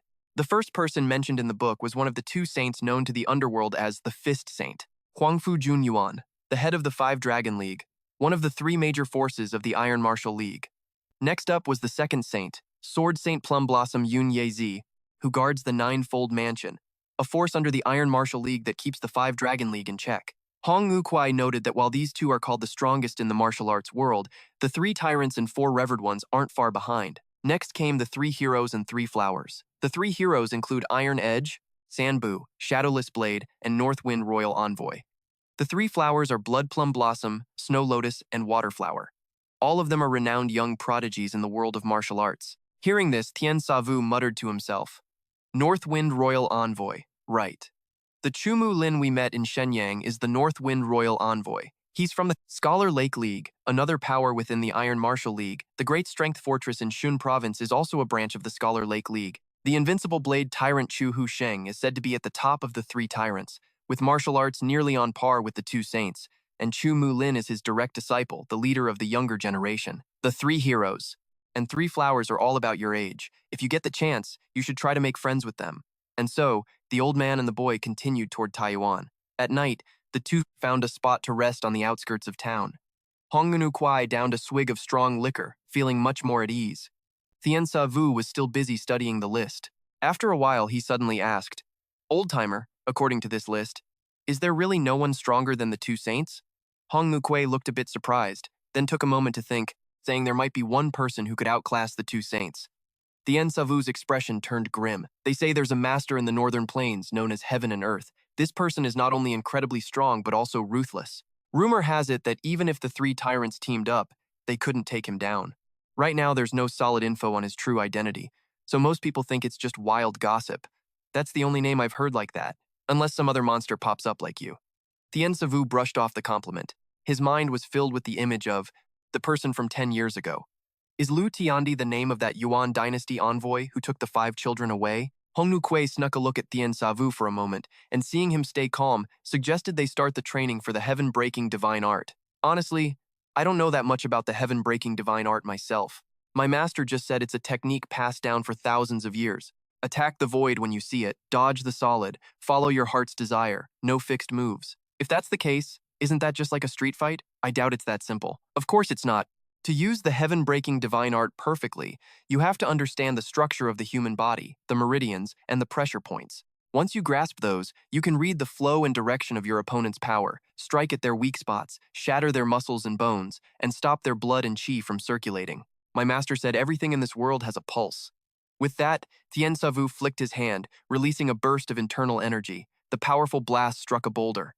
Hongnu Kuei's eyes went wide, watching him use his internal energy to disrupt the very pulse of the Huang Fu Tuan Vien, the leader of the 5 Dragon Alliance, is one of the 3 major forces within the Iron Martial Alliance. Next is the second saint, the Sword Saint Mai Hoa Van Diep II. You defend the Ninefold Manor, a faction directly under the Iron Martial Alliance that balances the power of Huang Fu Tuan Vien's 5 Dragon Alliance. The 5 Red Freaks mentioned that although these two are hailed as the strongest martial artists in the world, the 3 Earls and 4 Venerables aren't far behind. Next, there are the 3 Heroes and 3 Flowers. The 3 Heroes include Steelblade, 3 Steps, Shadowless Saber, and the Northern Wind Envoy. The 3 Flowers consist of Bloodplum Blossom, Snow Lotus, and Water Blossom. All of them are young, legendary masters of the underworld. Hearing this, Thien Sa Vu pondered to himself, the Northern Wind Envoy. That's right, the true Mok Lan we ran into in Shenyang. He is the Northern Wind Envoy. He hails from the Master Hu Alliance, another force within the Iron Martial Alliance.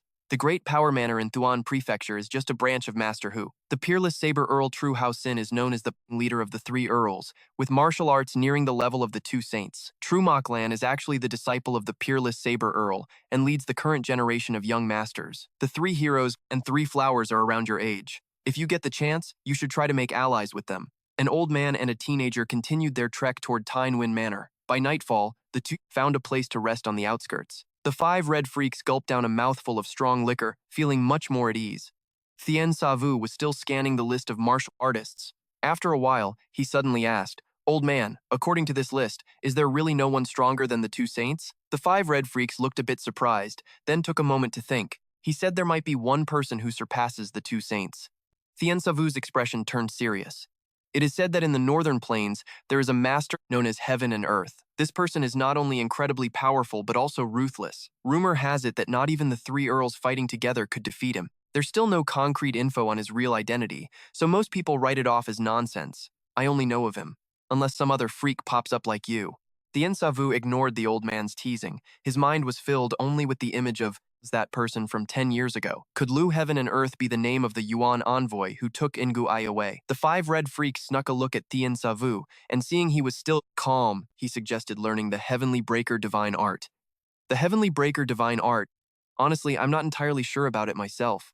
My master only said it's a technique passed down for 1,000 years. Strike the void, dodge the substance, follow your heart's desires. It has no fixed stances. If that's the case, isn't that just like a street brawl? I doubt it's that simple. Of course not. To use the heavenly breaker divine art perfectly, you have to understand the anatomy of the human body, the meridians, and the acupoints. Once you understand these, you can predict your opponent's flow of force and their movements, allowing you to strike their weaknesses, shatter their muscles and bones, and stop their blood flow. My master said that everything in the world has a pulse. Having said that, Tien Savu flicked his hand, releasing a burst of internal energy. The powerful blast hit a boulder. The five red freak's eyes went wide, watching him use his internal energy to cut through the pulse of, nothing is truly unbreakable, you know. Tien Savu clenched his left fist, and a surge of raw, powerful energy erupted, instantly shattering the rock and causing the ground beneath them to shake. Hong Nugu Kue, caught off guard, stumbled backward and landed hard on his butt, his face twisted in shock. Even though he'd seen it with his own eyes, he still couldn't believe it. Suddenly, the old man realized his wine jug had tipped over, and his precious booze, which he treated like liquid gold, was all gone. He angrily blamed Tien Savu for doing it on purpose.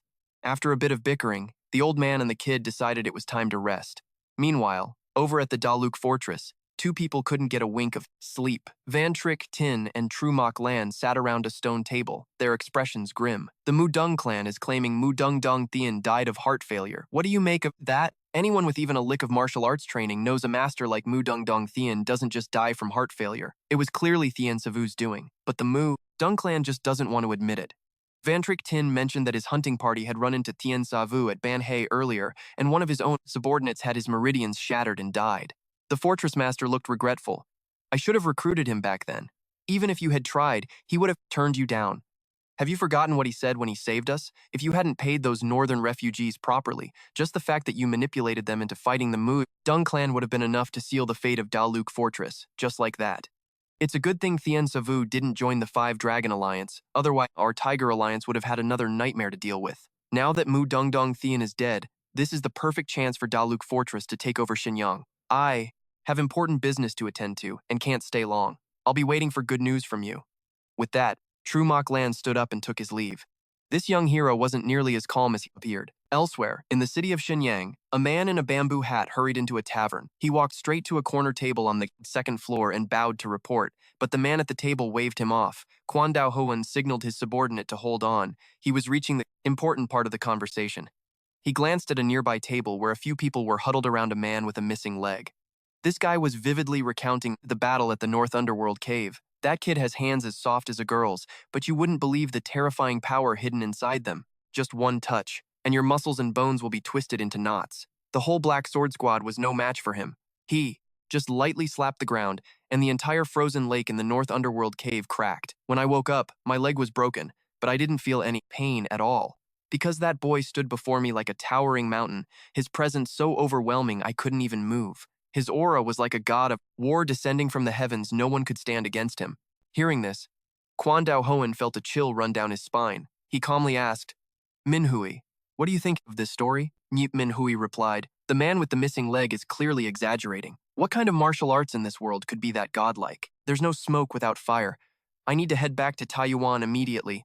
You go to the beggar sect and investigate the origins of this god of war. Nyip Minhui bowed and followed his orders. Now, tell me, what is the real cause of Mudung Dong Thien's death? According to the Mudung clan, it was heart failure, but it's unclear if it was sickness or external force. There are even rumors he was assassinated. Quan Dao Hoan rubbed his teacup, lost in thought. Interesting. Even the cause of their own family head's death is something they don't dare to announce. I wonder what really happened between the Mudung clan and that god of war. He narrowed his eyes and slowly said, but isn't that god of war nickname a little too arrogant?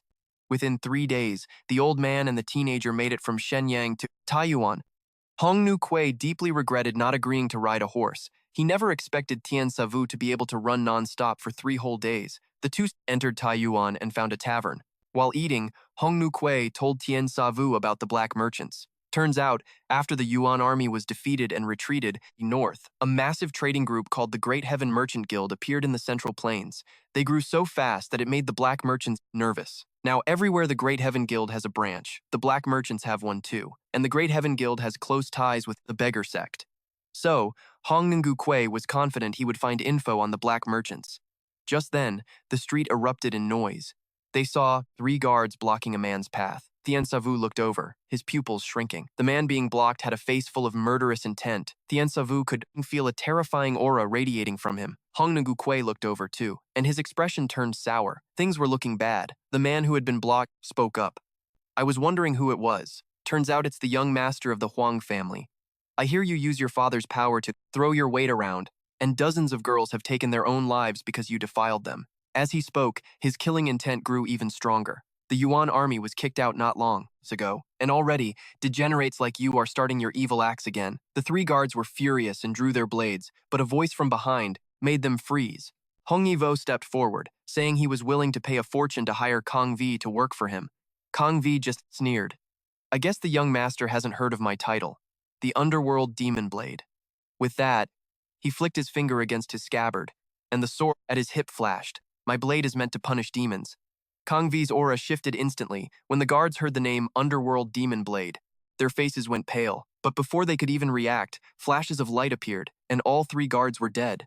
Hong Yivo started shaking in fear, not knowing what to do. That's when Hong Ngukwe stood up. Are you really going to get involved in this? If what that executioner says is true, then Hong Yivo isn't worth saving. Hong Ngukwe replied that even if the kid was scum, his father was the leader of a righteous sect, and he couldn't just stand by and watch him die. Thien Savu scoffed. This so-called righteous path is just something they named themselves. If you want to go, go yourself. By now, Kong Vi had lunged forward, swinging his blade at Hong Yivo. The boy was terrified, his face turning ghostly white. Just then, Hong Ngukwe flew in, yelling, Stop! Kong Vi only saw a flash, and Hong Ngukwe was already in front of him, throwing a kick. Kong Vi scrambled to block, but Hong Ngukwe missed the first move and immediately launched another. A flurry of kicks, Kang Vi parried with his twin blades, slashing back and forth. In the blink of an eye, they traded several blows, dead even. Suddenly, the red five-headed monster seized the opening and struck. Kong Vi didn't have time to dodge, taking a hit to the chest that sent him flying backward.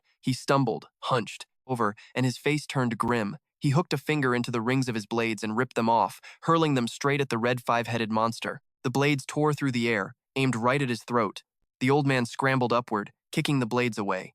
Seizing this moment, he shouted, Young hero, hold, off. I only want you to spare his life. But he didn't notice the silver wire attached to the blade hilts. Kong Vi said nothing, caught the returning blades, and whipped his arms out. Thin, spider silk silver wires silently snaked around the red five-headed monster. By the time the old beggar realized what was happening, it was too late. Kong Vi gave a cold smirk. Gotcha. With that, he clenched his left hand, binding him tight, completely immobilized. Kong Vi pushing off his legs and lunged at his target. Thien Savu, who had been watching closely, narrowed his eyes. He channeled his inner energy into his palms and grabbed the chopsticks from the table. With a flick of his wrist, they flew out like bullets, instantly slicing through the silver wires. The red five-headed monster frantically shook off the cords, staring at his opponent in terror. Kang Vi lost his balance and staggered back. The executioner couldn't believe it. Even a master-grade sword would struggle to cut those wires, yet a pair of chopsticks snapped them like twigs. Rage boiled inside him. Who the hell is pulling cheap shots? If you've got the guts, face me.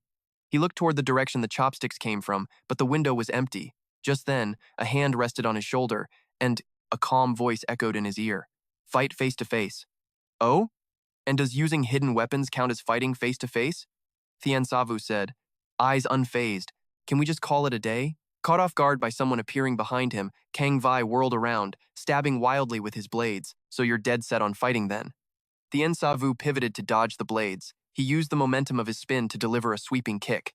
Kong Vi hadn't even registered the move before he was caught square in the face and sent flying. Before he could even hit the ground, Thien Savu caught up, left hand grabbing his wrist, right hand pinning his shoulder, and forced his arm to snap. Ignoring Kong Vi's screams, Thien Savu delivered a palm strike to his back. Kong Vi went, tumbling, rolling several times before coming to a stop. The executioner gritted his teeth, fighting the pain as he scrambled to his feet. Kong Vi felt a chill. The boy's moves were impossibly unpredictable, completely beyond his grasp. Just then, his blades came whistling back, aimed straight for his forehead. Kong Vi poured every ounce of strength into his neck, tilting his head just in time. Thien Savu smiled at this, pinching his fingers together as faint blue energy swirled around them. Thien Savu flicked his finger, and the energy clinging to the blades detonated. Kang Vi barely managed to block, but the force sent him flying back, rolling across the ground, until he stopped. The red five-headed monster looked at the silver wire, deep in thought, realizing it was forged from diamond stone. The beggar sect elder was stunned, an idea flashing through his mind. On the other side of the battlefield, Kang Vi hadn't even caught his breath before he saw the cold light in Thien Savu's eyes. A second later, the boy was right in front of him. Thien Savu pressed his palms together, channeling his full power. Kang Vi's face went ghostly pale. "I'm done for," he thought. But just then, the red five-headed monster shouted, "Young hero Thien, please show mercy." Hearing this, Thien Savu's expression flickered, but it was too late to pull back the strike. A palm hit with earth-shattering power. The wall behind Kang Vi crumbled, and a massive cloud of dust erupted. The red five-headed monster gaped in shock. Any normal person would have been pulverized, but it seemed Thien Savu had pulled back his power at the last second, leaving Kang Vi with only minor injuries. The executioner, lucky to be alive, stared at Thien Savu in horror. Thien Savu slowly said, "That's enough for today." He then changed his tone. "Or do you still want to head up to the sect to sniff out some trouble?" Kang Vi's face paled. "How long have you known?" Meanwhile, on a high tower hundreds of miles away, a man in a straw hat stood on the roof of the West Brocade Palace, holding a bow. He looked down and muttered, "To have such deep inner energy at his age, truly rare. But against my 1,000-mile god arrow, he's just a moving target." The man pulled the bowstring, aiming at the youth in the distance. "Like fish jumping to their deaths, feel free to head on your way." After saying this, he closed his eyes. A moment later, they snapped open, a flash of light within. A torrential inner energy erupted from his body, spreading in all directions. Within dozens of feet, everything was clear in his vision. He could even sense the presence of those hundreds of miles away. But right then, a voice rang out in his ear. "I suggest you stop while you can." The man in the hat jumped. "That brat can use telepathic sound transmission? Perhaps you don't get it. I've spared you once already. Don't test my patience." Hearing that, the man in the hat glared, unable to believe it, yet he refused to give up, preparing to put an arrow through the boy's head. Thien Savu turned around, glancing at him with a cold stare. Thien Savu's eyes glinted, and the air around him suddenly surged. A wave of immense power radiated outward, centered on Thien Savu. The man in the hat felt a wall of force slam into him, throwing him off balance, and he fell backward. The hat tumbled to the ground, and he struggled to stand, terror rising in his chest. A moment later, he gave a loud laugh, then cupped his hands, responding via telepathic projection. "I was too arrogant. Your martial arts are truly beyond me. I am impressed. I shall come to learn from you another day." Thien Savu watched him, saying nothing. The red five-headed monster walked over. Seeing Thien Savu staring at the distant roof with such a grave expression, the old beggar asked, "What's wrong?" Thien Savu was silent for a moment before saying, "Nothing." The red five-headed monster didn't press him further and led Thien Savu up the mountain.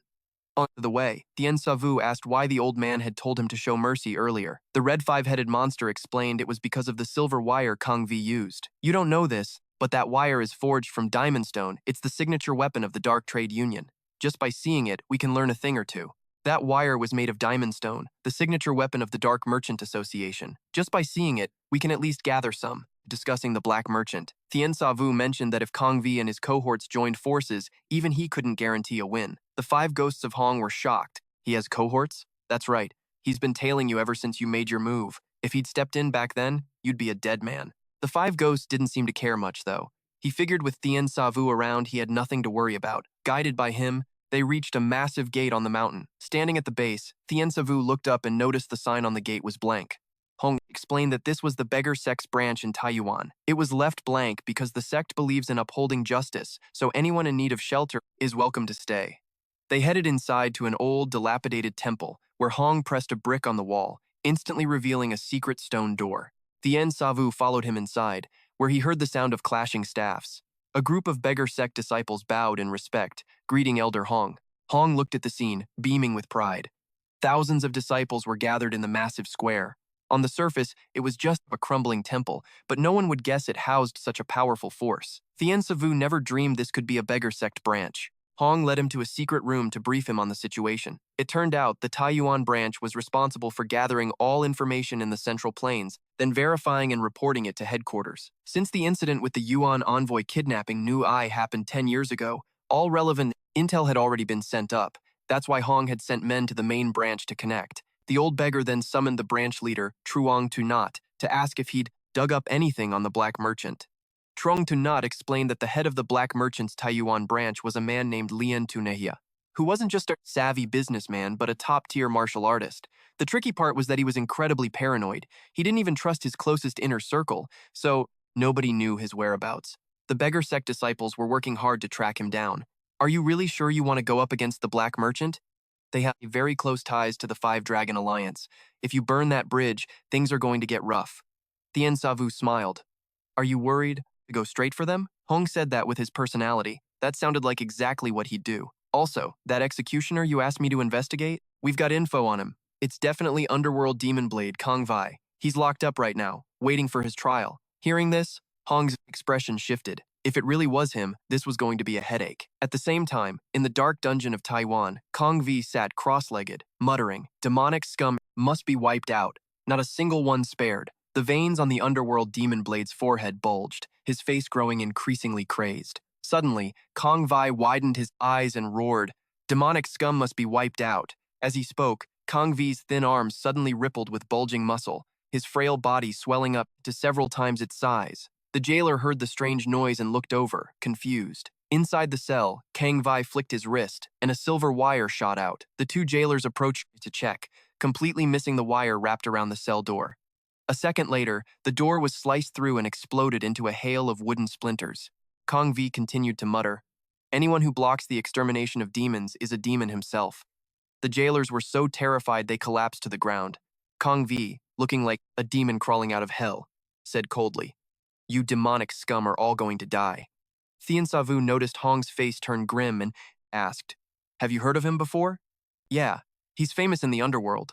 They say Underworld Demon Blade Kang Vai stands over 7 feet tall, wielding a 5-foot-long broadsword. He's one of the 5 guests of the Five Dragon Alliance, ranked in their top 5. The real problem is his mental state. He's obsessed with justice in an extreme, twisted way. Plus, he's got his own warped definition of it. He judges good and evil based on his own subjective views and acts ruthlessly against anyone he labels as demonic scum. Kong Vi tore through the prison, killing every guard in his path. A man wearing a hat, holding a bow, stood proudly nearby. Seeing him, the Underworld Demon Blade calmed down a bit. Iron Cavalry Divine, Baoam Dao Duang said coldly. I had no choice. It's urgent. He tossed a broadsword to Kang Vi. Kang Vi caught the blade and asked, what's so urgent? Lien Tunangia wants you. Seems to be something involving the Five Dragon Alliance and the Black Merchant. Kang Vi drew his sword and coldly said, just wants me to clean up their mess again. Tell him to wait, I've got work to do. With that, Kang Vi swung his sword and left. Meanwhile, at the Hoa Tuong sect, Hong Ni-vo slammed the table, yelling, Father, your own son was almost killed, and you're just going to sit there and do nothing? Locking him up is all you can think of? Couldn't you have just said the word to have him killed? Sect leader Hong Du-chin snapped back. Isn't this all because you go around causing trouble? Do you have any idea how much headache you've caused the Hoa Tuong sect? Those useless idiots were asking for death. What does that have to do with me? Am I even your real son? Seeing his son like this, Hong Du-chin sighed and slumped into his chair. At that moment, a vicious glint flashed in Hong Ni-vo's eyes. He turned to walk out, shouting, Hear me, disciples of the Hoa Tuong sect. I am your young sect leader. That bastard dared to humiliate me, which means he humiliated the whole sect. Everyone, follow me to the dungeon. We're going to tear him to pieces. With that, Hong Ni-vo stormed out.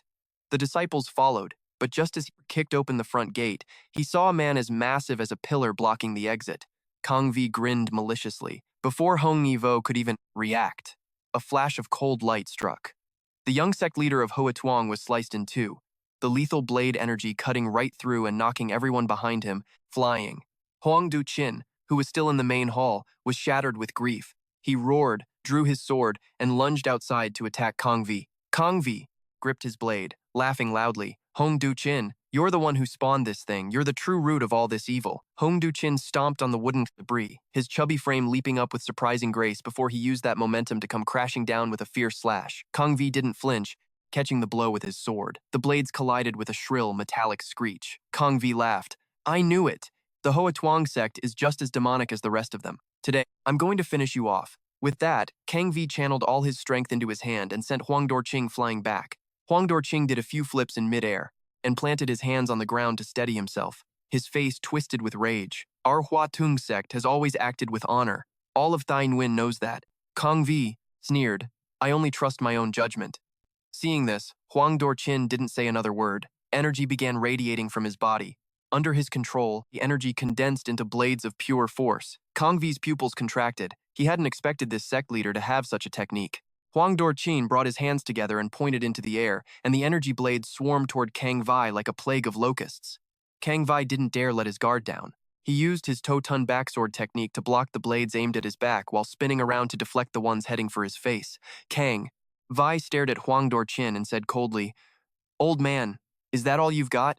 You started this, so prepare to face the consequences." Seeing more energy, blades flying at him, Kang Vi swung his sword in a blur, creating a whirlwind that blocked every single one. Watching Huang Dorqin attack relentlessly while Kang Vi remained completely unharmed, the Hua Tung sect disciples were shocked, their faces turning pale. Huang Dorqin started breaking into a cold sweat. He gritted his teeth, his mouth twitching, and then channeled all his remaining energy into his longsword. A powerful surge of energy enveloped the blade, transforming it into a massive, shimmering weapon. Kang Vi narrowed his eyes slightly. Huang Dorqin pushed off the ground and launched himself into the air, charging straight at Kang Vi. Kang Vi gave a cold laugh. That's a bit better, at least. He stepped back, crouched low, and held his longsword against his hip. The Hell Demon blade chuckled, but that's still not enough. With that, Kang Vi roared, pivoting his waist to add momentum, and swung his sword horizontally. A powerful, dominant slash of light tore through the air. Huang Dorqin, still in the air, had nowhere to dodge. The light sliced right through him, cutting him in half. The sharp energy didn't stop there, smashing through the entire building behind Huang Dorqin. A massive explosion erupted, shattering the quiet night in the city of Tainyuan. Elsewhere, at a beggar sect outpost, Thierry Savour and the Hong Five were sitting around a campfire. The old beggar was proudly introducing the beggar sect's specialty dish, while Thierry Savour frowned at the pot, his face filled with disgust. Just then, a beggar disciple approached Trung To Nyut and whispered a report. After hearing it, Trung To Nyut's expression shifted. Thierry Savour and the Hong Five noticed and asked, "What's going on?" Trung To Nyut replied with a heavy heart, "The Hua Tung sect has been wiped out by Kang Vi." Hearing this, both of their faces turned grave. At the same time, in a casino in Tainyuan, Kang Vi walked in, radiating a murderous aura. Reaching the second floor, Kang Vi glanced at the gamblers below with cold eyes. A low voice spoke up behind him. A servant bowed and said, "Master Kang, the boss is waiting for you inside." The servant led Kang Vi deep into the casino. They reached a secret room, and the servant turned a bronze statue on the table, revealing a hidden door in the wall. The servant bowed. "After you, Master Kang." An old man was sitting in a chair, waiting. Seeing Kang Vi walk in, he said slowly, "The Hell Demon blade graces us with his presence. It is truly an honor." Kang Vi looked around and muttered, "You certainly know how to pick a spot, boss." His expression then turned serious. "Speak. Why did you call me here?" Lien Tunira didn't beat around the bush. He said he wanted to ask Kang Vi for a favor. Kang Vi narrowed his eyes. "Is this an order from the Five Dragon Alliance?" Lien Tungira claimed it was a personal matter, but one that would also benefit the Five Dragon Alliance. Kang Vi understood immediately and turned to leave. "If it wasn't an order from the Five Dragon Alliance, then I don't need take your orders. Goodbye." But Lien Tungira interjected, "Master Kang, please wait. I've heard you consider it your personal mission to destroy all evil cults and demons. Right now, a group from the north is openly looting the wealth of the Central Plains. Can you really just turn a blind eye to that?" Lien Tungyir continued. "They are like demons corrupting people's hearts. As far as I know, the Great Sky Merchant Association was established by a couple from the north 10 years ago. Every year, they make tens of millions in silver in the Central Plains, which has significantly impacted the business of our black merchant faction." Hearing this, Kang Vi turned back, his face full of disbelief. "The Great Sky Merchant Association isn't a force from the Central Plains?" "That's right. And furthermore, I heard the Five Dragon Alliance is currently in negotiations with them.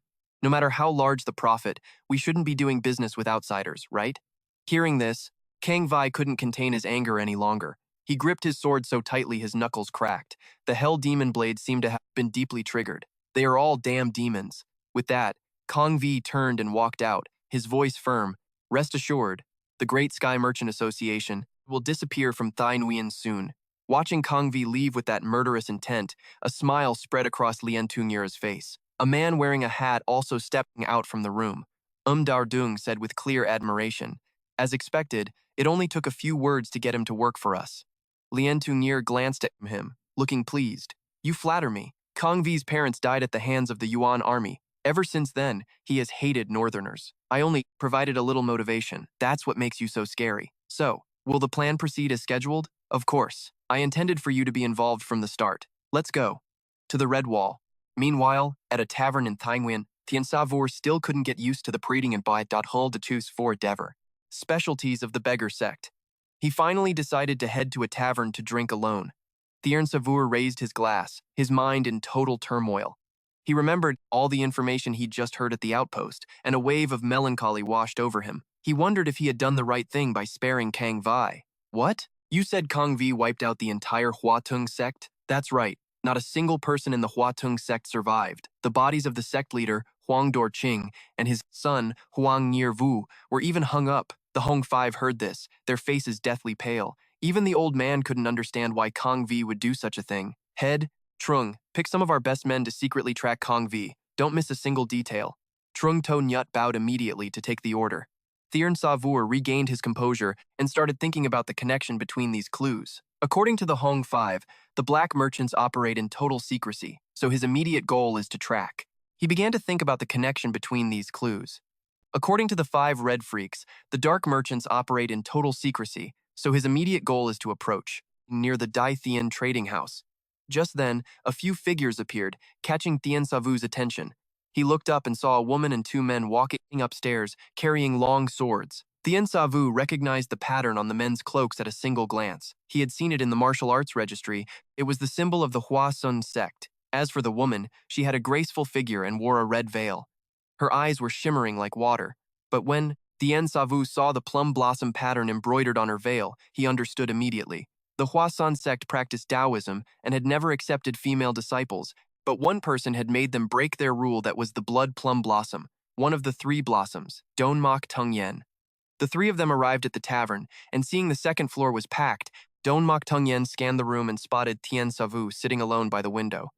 She observed the young man, noticing his deep, calm gaze and steady demeanor. Don Mok Tung Yen walked over, saying the tavern was full, and asked if they could share his table.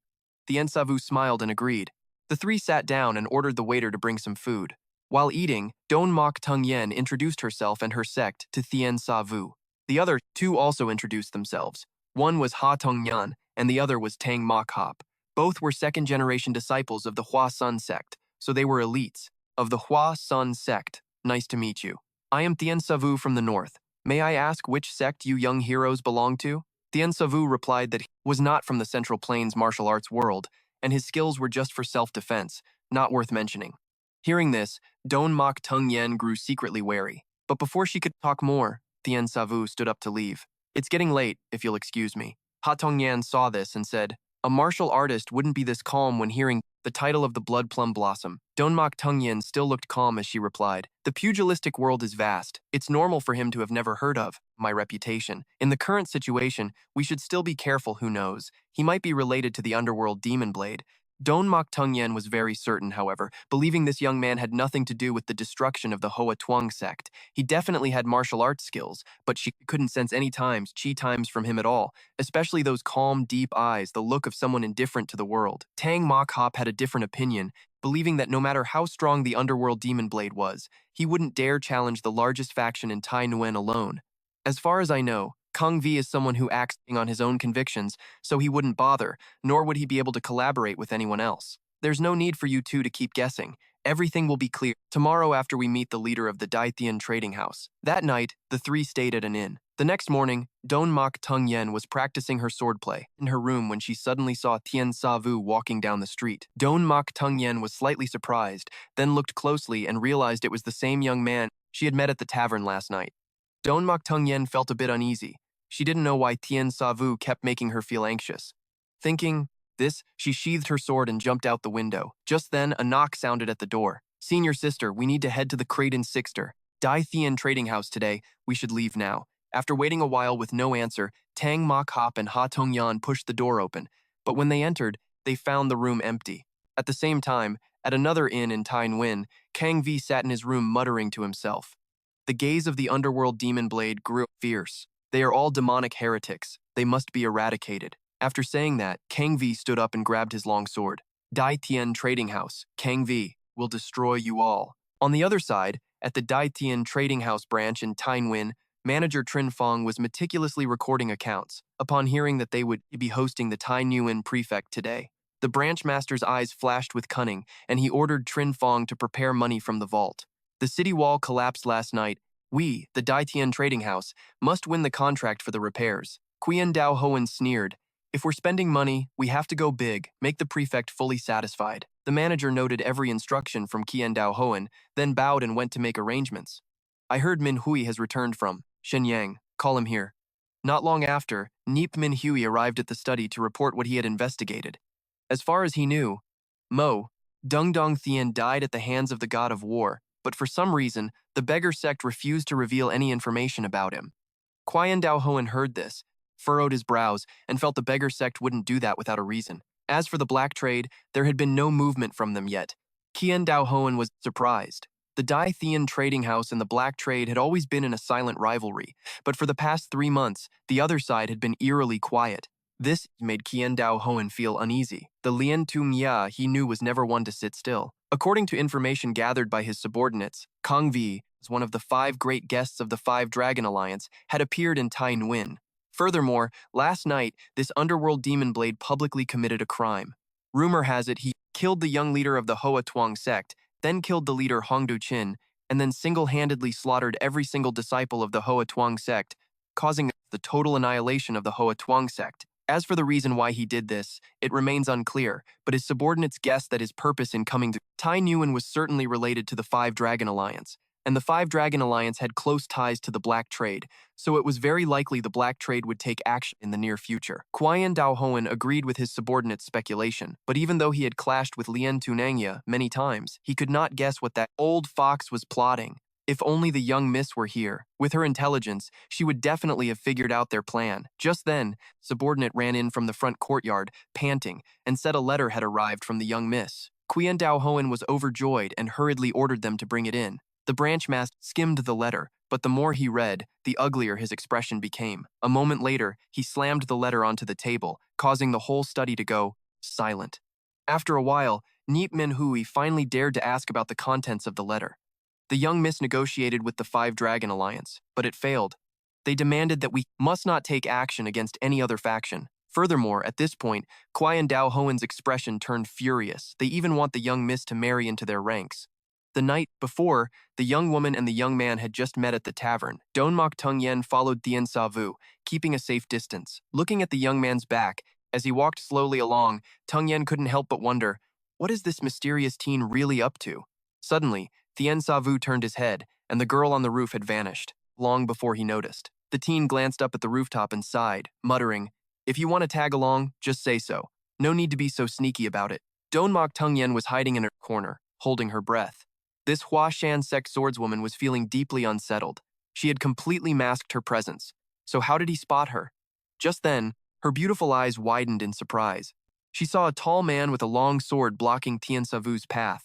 Thien Sa Vu stared at him with cold, detached eyes and said, you just wiped out the Hoa Tuong sect last night, yet you're already out roaming the streets today. Underworld Demon Blade, you've got some serious nerve. Kid, fancy meeting you here again. How about we settle our unfinished business right now? Don Mok Tung Yen was stunned. It seemed these two already knew each other. Could it be true, as Tang Mok Hop suggested, that Thien Sa Vu is also involved in the massacre of the Hoa Tuong sect? At this thought, Don Mok Tung Yen tightened her grip on her sword. Thien Sa Vu wasn't the least bit intimidated by Kong Vi's threats. He was actually curious how that broken arm of his managed to heal in just 1 day. Plus, the guy had already lost to him once, yet he still dared to pick a fight. It seems this underworld demon blade isn't just all talk. Kong Vi was deep in thought, too. He knew the kid in front of him had formidable martial arts. But since he'd stopped him from killing Huang Yivo, he must be some kind of sinister deviant. With that in mind, Kong Vi smirked and tightened his grip on his blade. Listen, kid, I know your skills aren't half bad. Kong Vi channeled his internal energy, causing his aura to surge around him. But you're nothing but a deviant, and I'm going to take you down. Just then, a figure flew in, and a woman dressed in red landed between them. Don Mok Tung Yen brandished her sword and said in a clear, crisp voice, Young Master Thien, we meet again. Her eyes were filled with grim determination. We can talk later. Right now, I have to settle things between you and this underworld demon blade. Finished. Don Mok Tung Yen stepped toward Kong Vi. Thien Sa Vu frowned. Did the Blood Plum Blossom misunderstand something? Don Mok Tung Yen spoke up. Senior Kong, it's been a long time. Tung Yen pays her respects. Seeing this, Kong Vi lowered his blade and returned the gesture, though suspicion stirred within him. Why is the Blood Plum Blossom Don Mok Tung Yen here in Tai Nguyen? Was she sent by the Nine Layers Manor? Suspecting this, Kong V asked directly, "May I ask why the esteemed lady is here?" "Obviously, I'm here because of you, senior. I heard you caused a massacre in Tai Nguyen, and I'm here to investigate."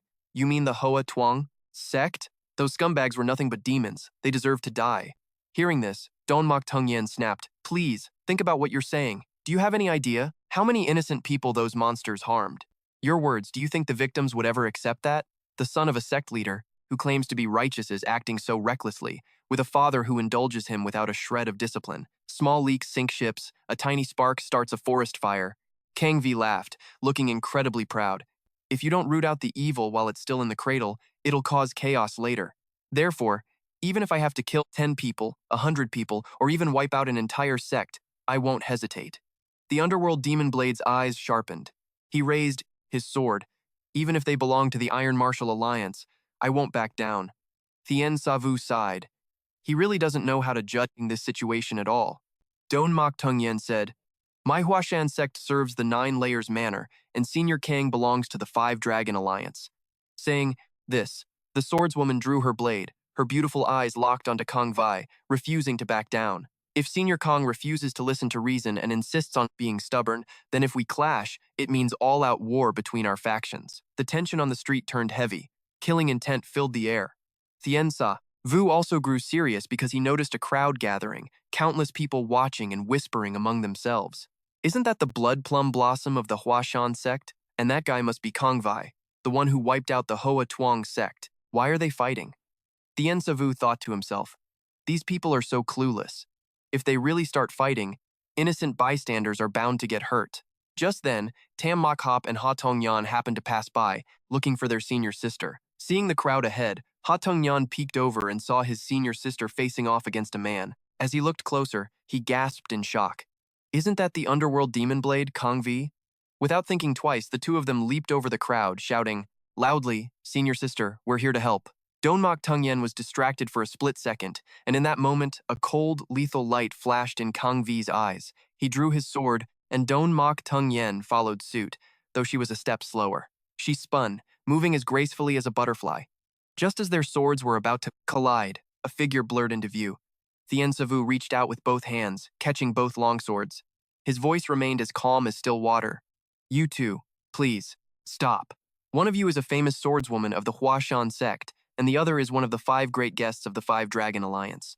If you two fight, all these innocent civilians will get caught in the crossfire. Why don't you stop here and set a date for a rematch later?" Kong V pursed his lips. He knew that if he let Thien Savu talk him down now, he might never get another chance to confront him. With that, the underworld demon blade roared, rooting out evil. "I'm not afraid of anything." Saying this, Kang Vi poured force into his grip.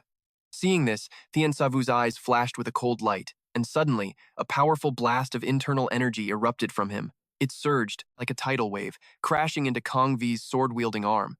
The man felt his internal energy turn chaotic and let out a painful groan. This was the second time Kong V had felt the breath of death so close, but just as quickly, that massive surge of energy vanished. Kong V stared in disbelief at the teen in front of him. Thien Savu let go and gave Kong V a gentle push. The man stumbled back 2 steps. No matter how arrogant the underworld demon blade was, he couldn't help but be terrified now. The 2 Huashan disciples, who were charging in, froze. They didn't expect the teen they met last night to be this strong. I want to kill any innocents either." With that, he grabbed Don Mok Tung Yen's hand and pulled her along. Startled, Don Mok Tung Yen cried out, "Thien, young Master Thien, Thien Sa."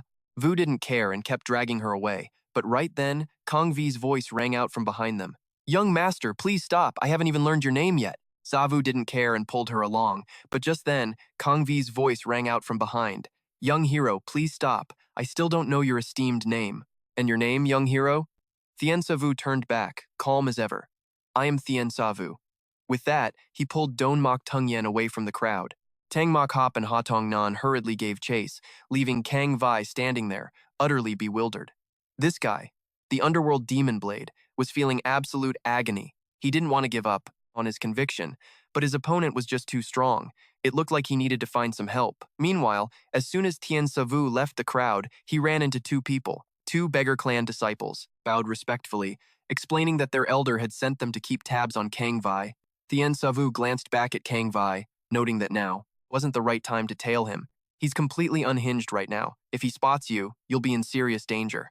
Seeing the beggar clan disciples, showing such deference to Tien Sa Vu, Don Mok Tung Yen became even more convinced of her assessment. This teenager was truly extraordinary.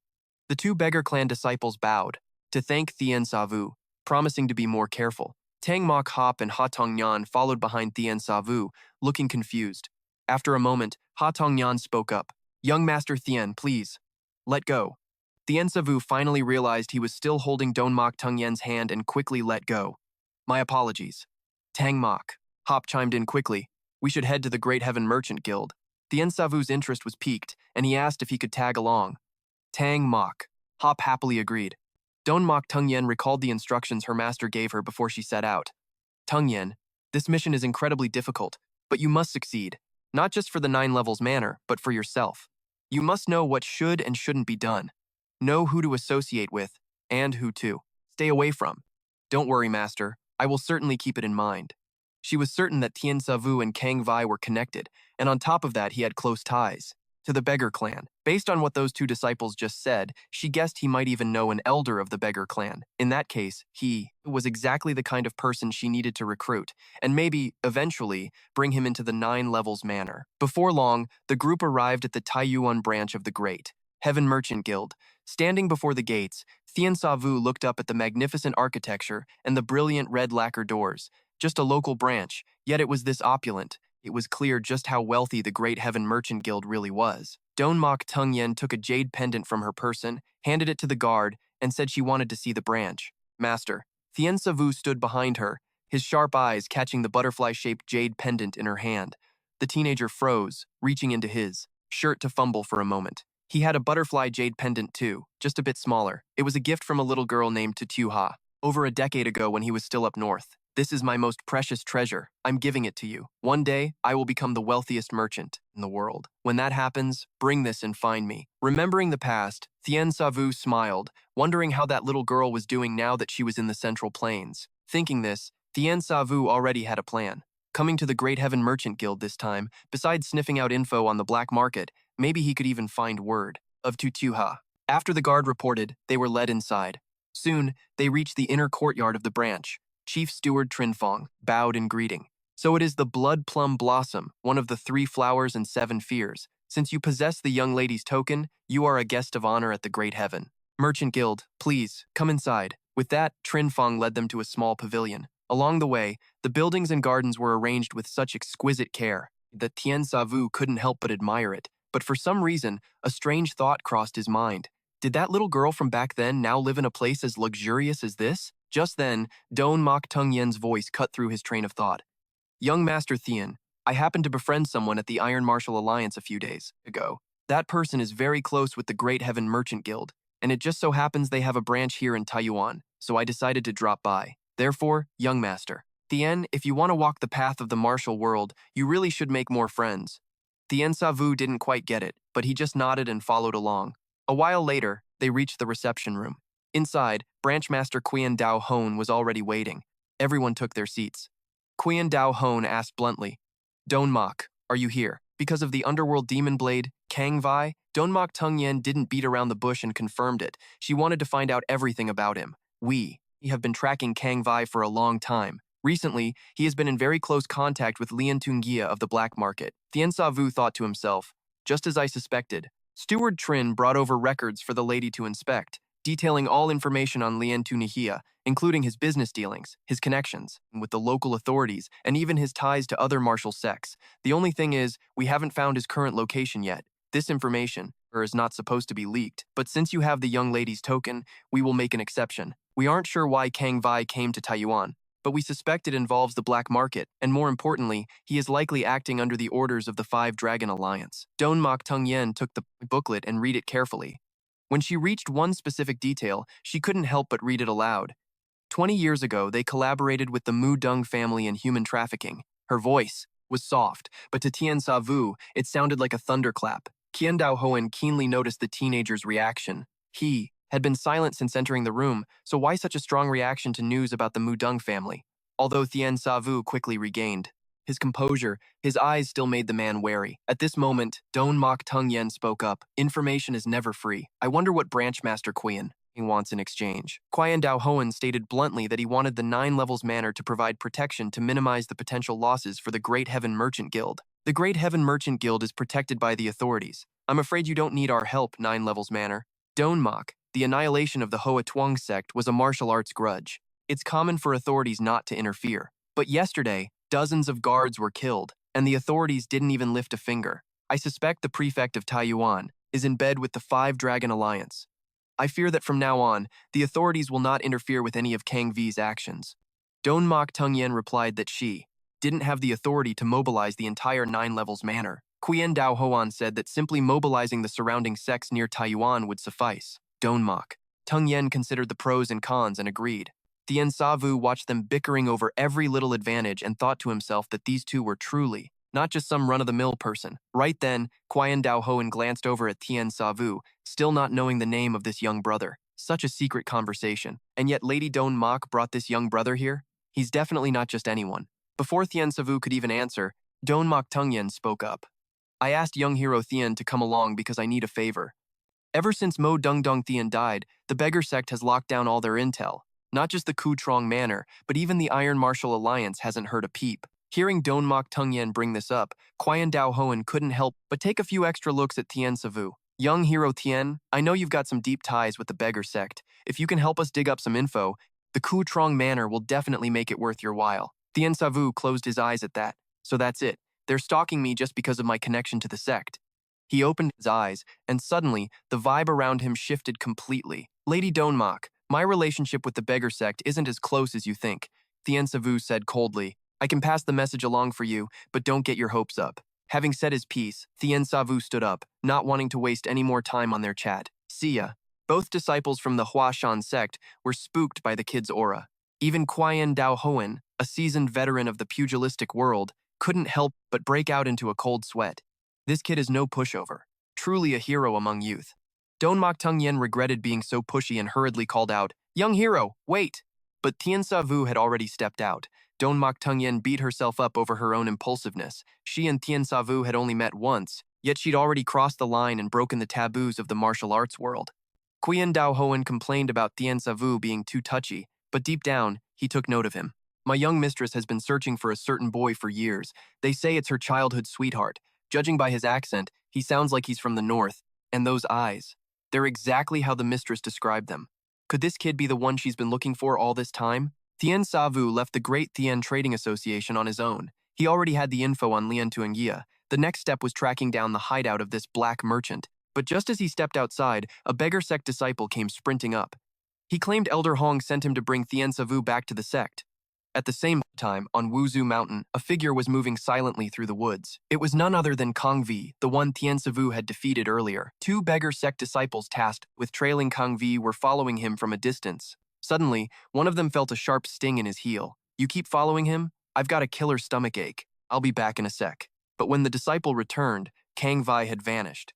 The beggar sect guy scratched his head, completely lost. He didn't even notice a shadow closing in on him. Suddenly, a voice spoke from behind him. He spun around to see Kang Vi standing there, eyes cold as ice. Looks like you're looking for me. The beggar sect disciple was so terrified by Kang Vi's sudden appearance that he collapsed to the ground. In that instant, a silver thread, thin as a hair, whipped through the air. Before he could react, the thread was wrapped around his throat. A flash of light, blood sprayed everywhere, and the disciple's body hit the dirt. Kang Vi walked toward 2 figures in the woods. The man in white didn't get why Kang Vi had to kill a beggar. Kang Vi replied that a common beggar couldn't possibly track him from such a distance. Clearly, the beggar sect had sent him to tail them. Dao Duong agreed with Kang Vi's assessment, then coldly ordered, go search the area thoroughly. Make sure there aren't any other rats left. We absolutely cannot let the location of Redwall Fortress get out. Ma Dai. Nguyen was hiding in the nearby bushes, clamping his hand over his mouth to stay quiet, tears streaming down his face. He swore to avenge his brother. Kang Vi and Dao Duong reached a mountain trail, and after crossing a ridge, a magnificent, imposing structure appeared before them. Redwall Fortress, the secret base of the Black Merchant. Inside the hall, Lien Tungia sat under the eaves looking out at the plaza. A subordinate in black knelt to report. Master, those slaves have been completely brainwashed. They will follow every single order, absolutely. In 5 days, we can deliver them to the Five Dragon Alliance. If we let them train for a few more years, their power will skyrocket. Lien Tuangia nodded, then sighed. I still feel like something is missing. The subordinate said their physical bodies had been pushed to their absolute limits. Once they started martial arts training, they would become a terrifying force. Lien Tunya shook his head. That's not what I mean. I mean their raw talent isn't good enough. He mused that 20 Sierte, years ago, there was a little girl with incredible talent. It's a shame she got away. Right then, Kong Vi and Dao Duong walked in. Kong Vi got straight to the point. He wanted Lien Tuangia's help. Dao Duong recounted the run-in with the beggar. Lien Tuangia was startled. This old fox immediately realized they might have been tracked. Kong Vi shrugged it off, saying it was just one beggar and he'd already taken care of him. Dao Duong added that he hadn't spotted anyone else, telling him not to worry. But Lien Tuangia was incredibly cautious, saying it was time to abandon Redwall Fortress. Hearing this, the other two, they were shocked. They knew Lien Tuangia had poured 20 years of effort into this place, 20 years of hard work, but if they hesitated, they'd surely bring disaster upon themselves. If the beggar sect found us once, they can find us again. Master Am, take the slaves to the Five Dragon Alliance tomorrow morning. I'll get everything else prepared. As long as the martial arts sects keep fighting each other, and as long as the Ming and the Northern Yuan are at odds, we'll never run out of business. No need to worry about a little short-term loss. Finishing that, Lien Tuangia looked at Kong Vi. So, what brings you here to find me? The demon blade of the underworld gave a cold laugh. Just need you to find something for me. That's all. Meanwhile, at the beggar sect branch, Ma Dai Nguyen was kneeling in the main hall, sobbing his heart out. The other disciples surrounded him. Hongmu Kuei listened as Ma Dai Nguyen recounted the whole story, his expression grim. The young disciple pressed his head to the ground, kowtowing repeatedly. Elder, I was useless. I just stood there and watched Li Nam get killed. Punish me according to our code. Thien Savu crossed his arms and sighed. To think that what he said the other day actually came true. Hongmu Kuei said that Li Nam's death was on Kong Vi, telling Ma Dai Nguyen not to blame himself. Meanwhile, Truong Tunat speculated that Wuzhu Mountain was indeed the hideout for Lien Tuangia. Elder, we must catch Lien Tuangia before. He's on the run. I've sent my best trackers after him, so we should have news soon. Hong the Five Ghosts nodded in agreement, never imagining that. Lien Tuangia was actually hiding in the mountains outside Taiyuan. Suddenly, a beggar gang disciple sprinted over, shouting, Elder, we've got word from Five Ancestors. Mountain, Elder, we found a secret base at Five Ancestors Mountain. Please give the order so we can avenge Brother Li Nam. Hong the Five Ghost stood up immediately, his tone cold as ice. Leader Truong, you stay here to guard the branch. Keep a close watch on the Great Heaven Trade Guild. I have a gut feeling something huge is about to go down there. Then, Hong the Five Ghosts scanned the crowd, his voice booming like thunder. Listen up, everyone. If you're ranked below the 6th grade, stay here with Leader Truong. 6th grade and above, follow me to take down this Kang Vi. The beggar gang erupted in a roar, loud as a thunderstorm. Once that was settled, Hong the Five Ghosts looked at Tien Savu, noticing he was about to leave.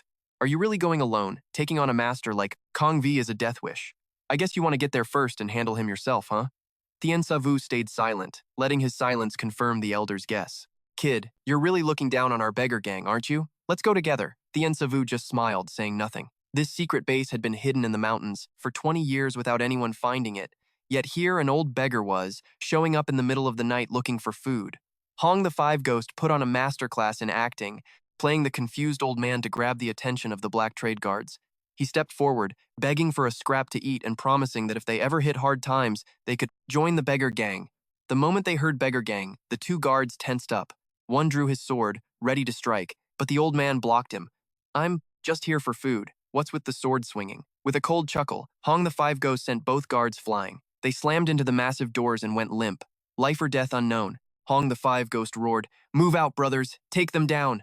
At the command, the disciples charged like a hungry pack of wolves. Their staves whistled through the air as they swarmed in. The black trade guards drew their blades to fight back. Chaos erupted, and within seconds, the entire Red Wall estate was filled with the sounds of screaming and clashing steel. Amidst the madness, the old man and the youth moved like they were walking through an empty park.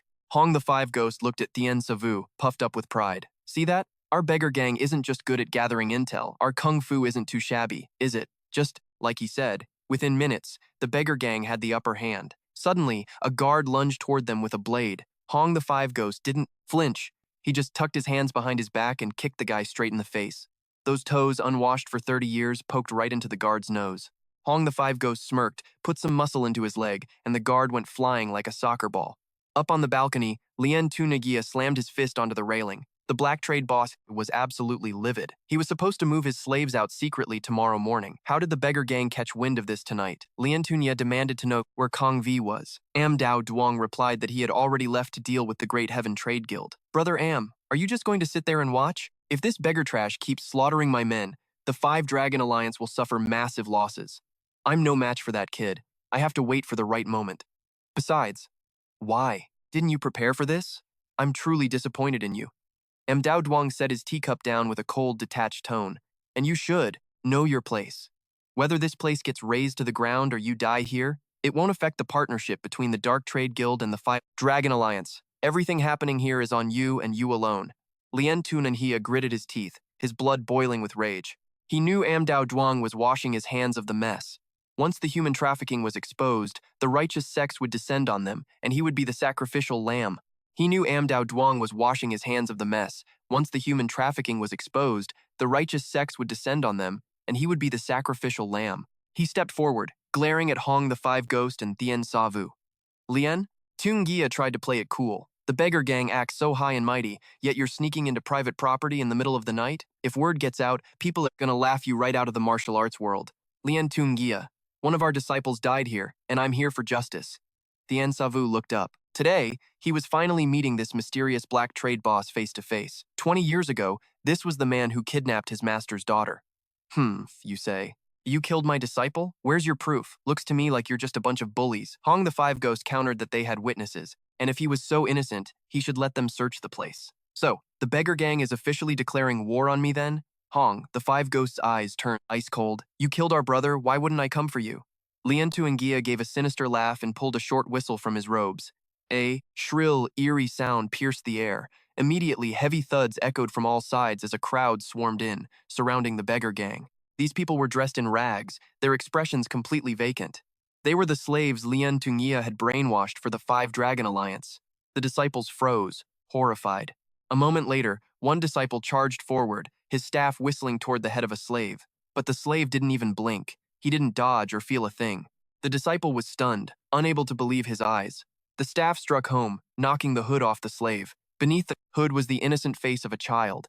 Thien Savu and Hong the Five Ghost were both shaken. Then, Lien Tungia's maniacal laughter broke the silence. Don't be so surprised. They've been trained to feel absolutely nothing, no pain, no fear. Doesn't your precious righteous sect pride itself on kindness? Let's see if you can actually strike these kids down. Thien Savu's bloodlust skyrocketed. This old monster deserved to die. Dao Duong finally spoke up. Lien Tungia, you've broken our deal. Using these slaves as human shields isn't exactly playing by the rules, is it? When death is knocking on the door, who cares about the rules? If you don't want all these slaves to end up dead, then get out there and fight. Unless you want to explain to the Five Dragon Alliance why you failed, Dao Duong darkened, his jaw twitching. After a long, heavy silence, he finally muttered, Bloodsword guest, take the field. In a blur of motion, a figure appeared like a phantom, the Bloodsword guest, the elite weapon of the Five Dragon Alliance. At the command, he lunged forward. With a sudden flash of light, the Blood Swordmaster drew his blade and leaped down from the second floor. Several other swordsmen appeared from all sides, giving chase. Thien Savu watched closely, noting there were only 12 of them, yet their presence was as overwhelming as an entire army. The 12 blood swordsmen quickly joined the fray. The leader jumped up, slashing his sword down. A beggar sect disciple was sliced in two, blood spraying from the wound and dripping off the longsword. The other beggar sect disciples couldn't help but recoil. Blood splattered onto the swordsman's white cloak, making his face look even more terrifying. The lead blood swordmaster coldly ordered, kill them all. His subordinates swarmed forward at his command, and the battle, which had been tipping in favor of the beggar sect, suddenly shifted. A moment later, Thien Savu realized something was wrong. These kids were still young, but their builds were identical to full-grown adults. Clearly, someone had used some special technique to force their muscle and bone development. Not only that, but their minds had also been controlled by some dark art. No matter how terrified they were, they didn't dare move without an order. Furthermore, this state was clearly irreversible. If this continued, these kids likely wouldn't live past 20. At that thought, Thien Savu's heart filled with rage. Had the master's daughter been harmed the same way? Hong Nukui saw the murderous intent in Thien Savu's eyes and hurriedly placed a hand on his shoulder. The old beggar's voice was incredibly grave. Savu, calm down. Those guys in white are from the Five Dragon Alliance. If you intervene, there's no turning back. Thien, Savu coldly replied, "You're a beggar sect elder, yet you watch your own disciples get slaughtered and do nothing?" Hong Ngukwai sighed and said, "The beggar sect and the Five Dragon Alliance are currently in a delicate balance. Northern Yuan hasn't been completely wiped out, so we sects in the martial arts world have an unspoken understanding. We might eventually have to compromise. That's the martial arts world for you. Everyone talks about honor. But when their own interests are at stake, who actually remembers it? But you're different. You aren't part of the Central Plains martial arts world, nor do you belong to any sect. If you intervene, the Five Dragon Alliance won't let you off the hook." Thien Savu sneered. "Elder, do you hear the cries of these children? They're scared to death, yet they don't dare retreat. Do you hear the screams of the beggar sect disciples? They were already here. Why must they come and bleed for nothing? I started training at 14, just 12 years ago. You've been training longer than that, right?" At this, Thien Savu shouted in anger, "If you've trained your whole life but don't dare to act, then tell me, Elder, what was the point of practicing the heaven-shattering divine skill?" Thien Savu's words shook Hong Nu Kuei to his core. Since becoming an elder, he had always been cautious, weighing the pros and cons, but now he felt his own state of mind wasn't even as strong as this. Teenagers, his disciples were fighting for their lives, yet he was still hesitating. With that thought, Hong Nu Kuei drew his whip. The beggar sect elder laughed aloud. "Well," said, "kid, you've got guts. You go catch Lian Tungia. I'll deal with these blood swordsmen." Finished, Hong Nu Kuei channeled his internal energy, his whip flying out like a dragon heading for the sea, lunging forward. Instantly, the whip wrapped tightly around the arm of one of the blood swordsmen. Hong Nu Kuei put his strength into both hands and pulled hard, his entire body flying forward, using the momentum to kick the blood swordsman square in the face. The man let out a pathetic scream, dropping his longsword, and a cold glint flashed in the elder's eyes. He kicked the hilt of the sword, sending the 3-foot blade flying, piercing right through the blood swordsman's chest. The force of the kick sent the man flying over a dozen yards, and the longsword continued its flight, pinning him to a pillar. The blood swordsman was nailed to the pillar and died on the spot. Seeing this, the lead blood swordmaster's expression changed. He loudly warned his subordinates to be more careful. Hong Ngu Kuei stood with his hands on his hips and laughed. "Brothers, let's go all out today. The beggar sect has been quiet for way too long. It's time we show them the strength of us beggars." As soon as he finished, the beggar sect disciples cheered and swarmed forward, surrounding the remaining blood swordsmen. Hong Nu Kuei charged ahead, whipping his weapon. The whip carried the power of a thunderclap, forcing the blood swordsman to dodge rather than take the hit directly. With one move, Hong Nu Kuei broke the enemy's formation and ordered the dog-beating array. Hearing this, the lead blood swordsman panicked and hurriedly signaled his men to retreat, forming a defensive circle. But he got distracted for a second and was ambushed from behind by a beggar sect disciple. The blood swordmaster clutched his back, turning to counterattack, but was struck in the face by that same disciple. He fought through the pain and backed away to create distance, but the disciple pursued him, keeping up assault.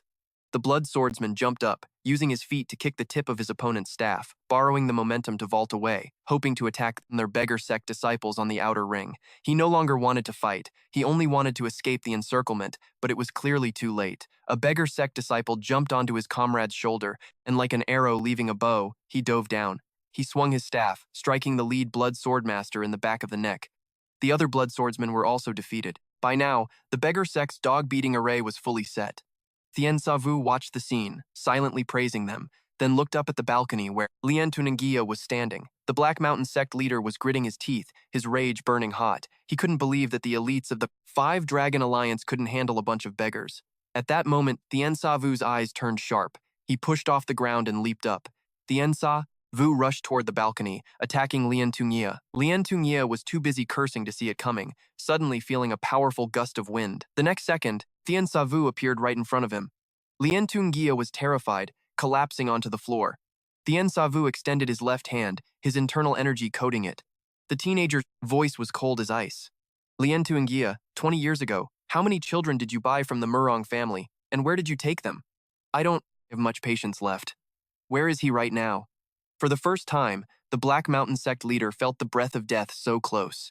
He tried to open his mouth to speak, but couldn't make a sound. Just then, a voice called out, "Young hero, I didn't expect us to meet again so soon. Am Dao?" Duong slowly drew his sun-shattering bow, a cold smile appearing on the face of the master of the Iron Cavalry divine skill.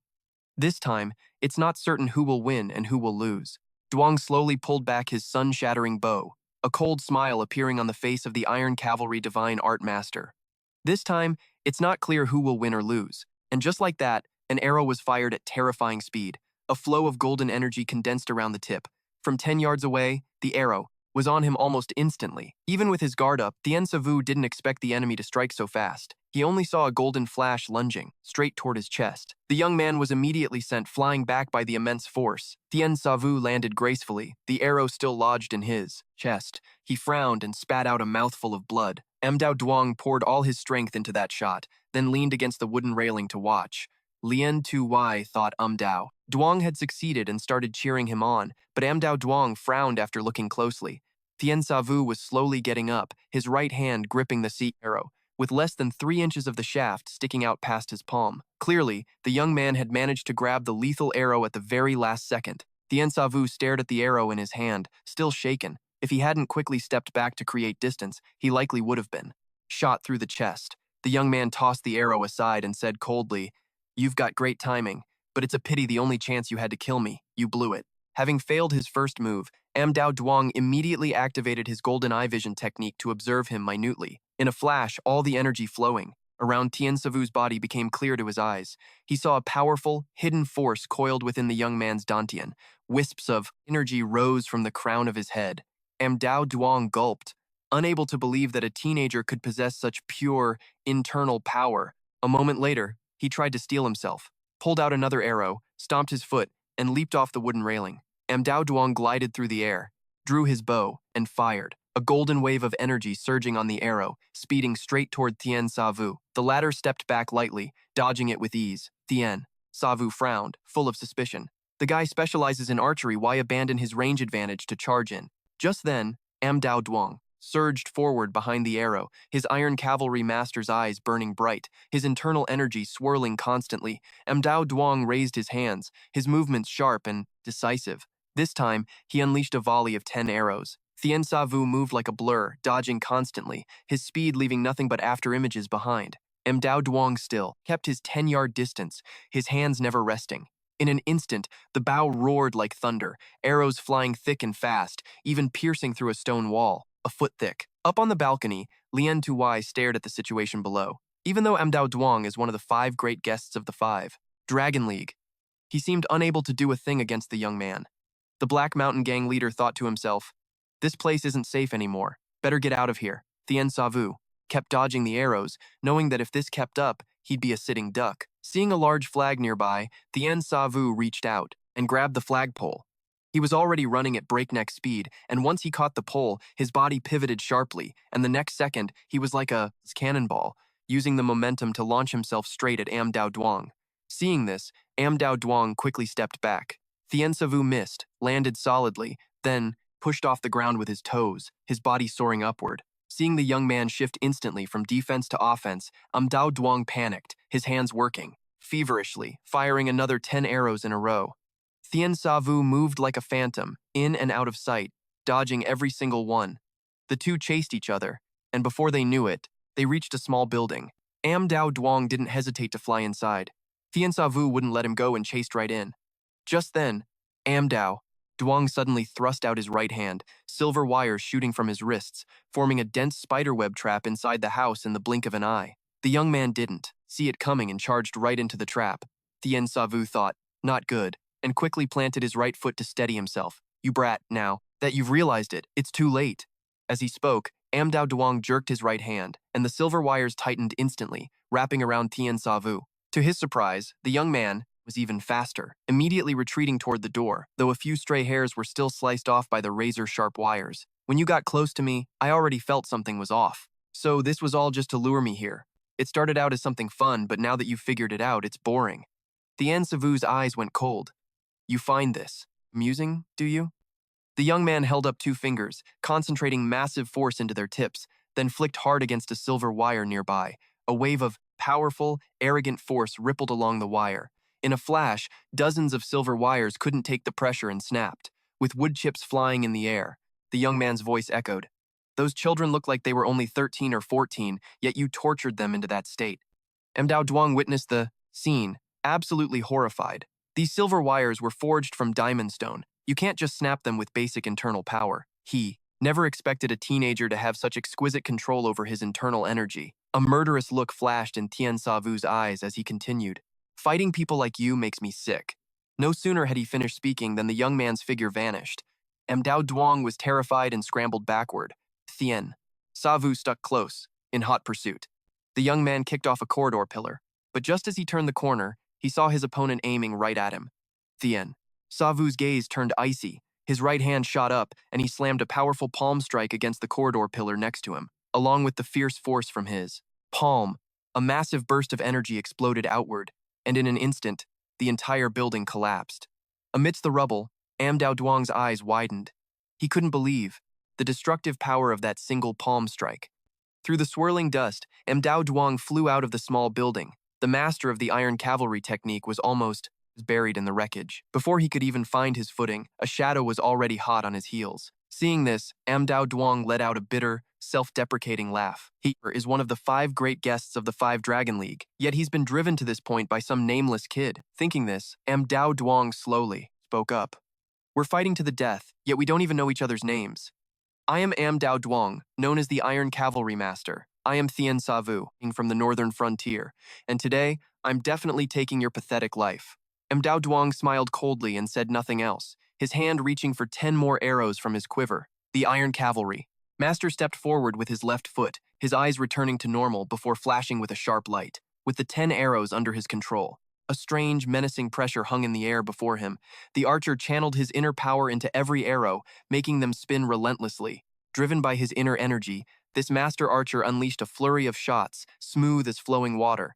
Then, in a blink, 10 arrows merged into one, carrying the Pruplen power of a thunderous gale, hurtling straight toward the young man. Tien Savu didn't flinch. He thrust his left hand out, releasing a massive, surging wave of energy from his palm. In an instant, his power engulfed the arrows, shattering their momentum and tearing the projectile energy to pieces. A deafening blast shook the ground, and the force of their clash sent debris flying everywhere.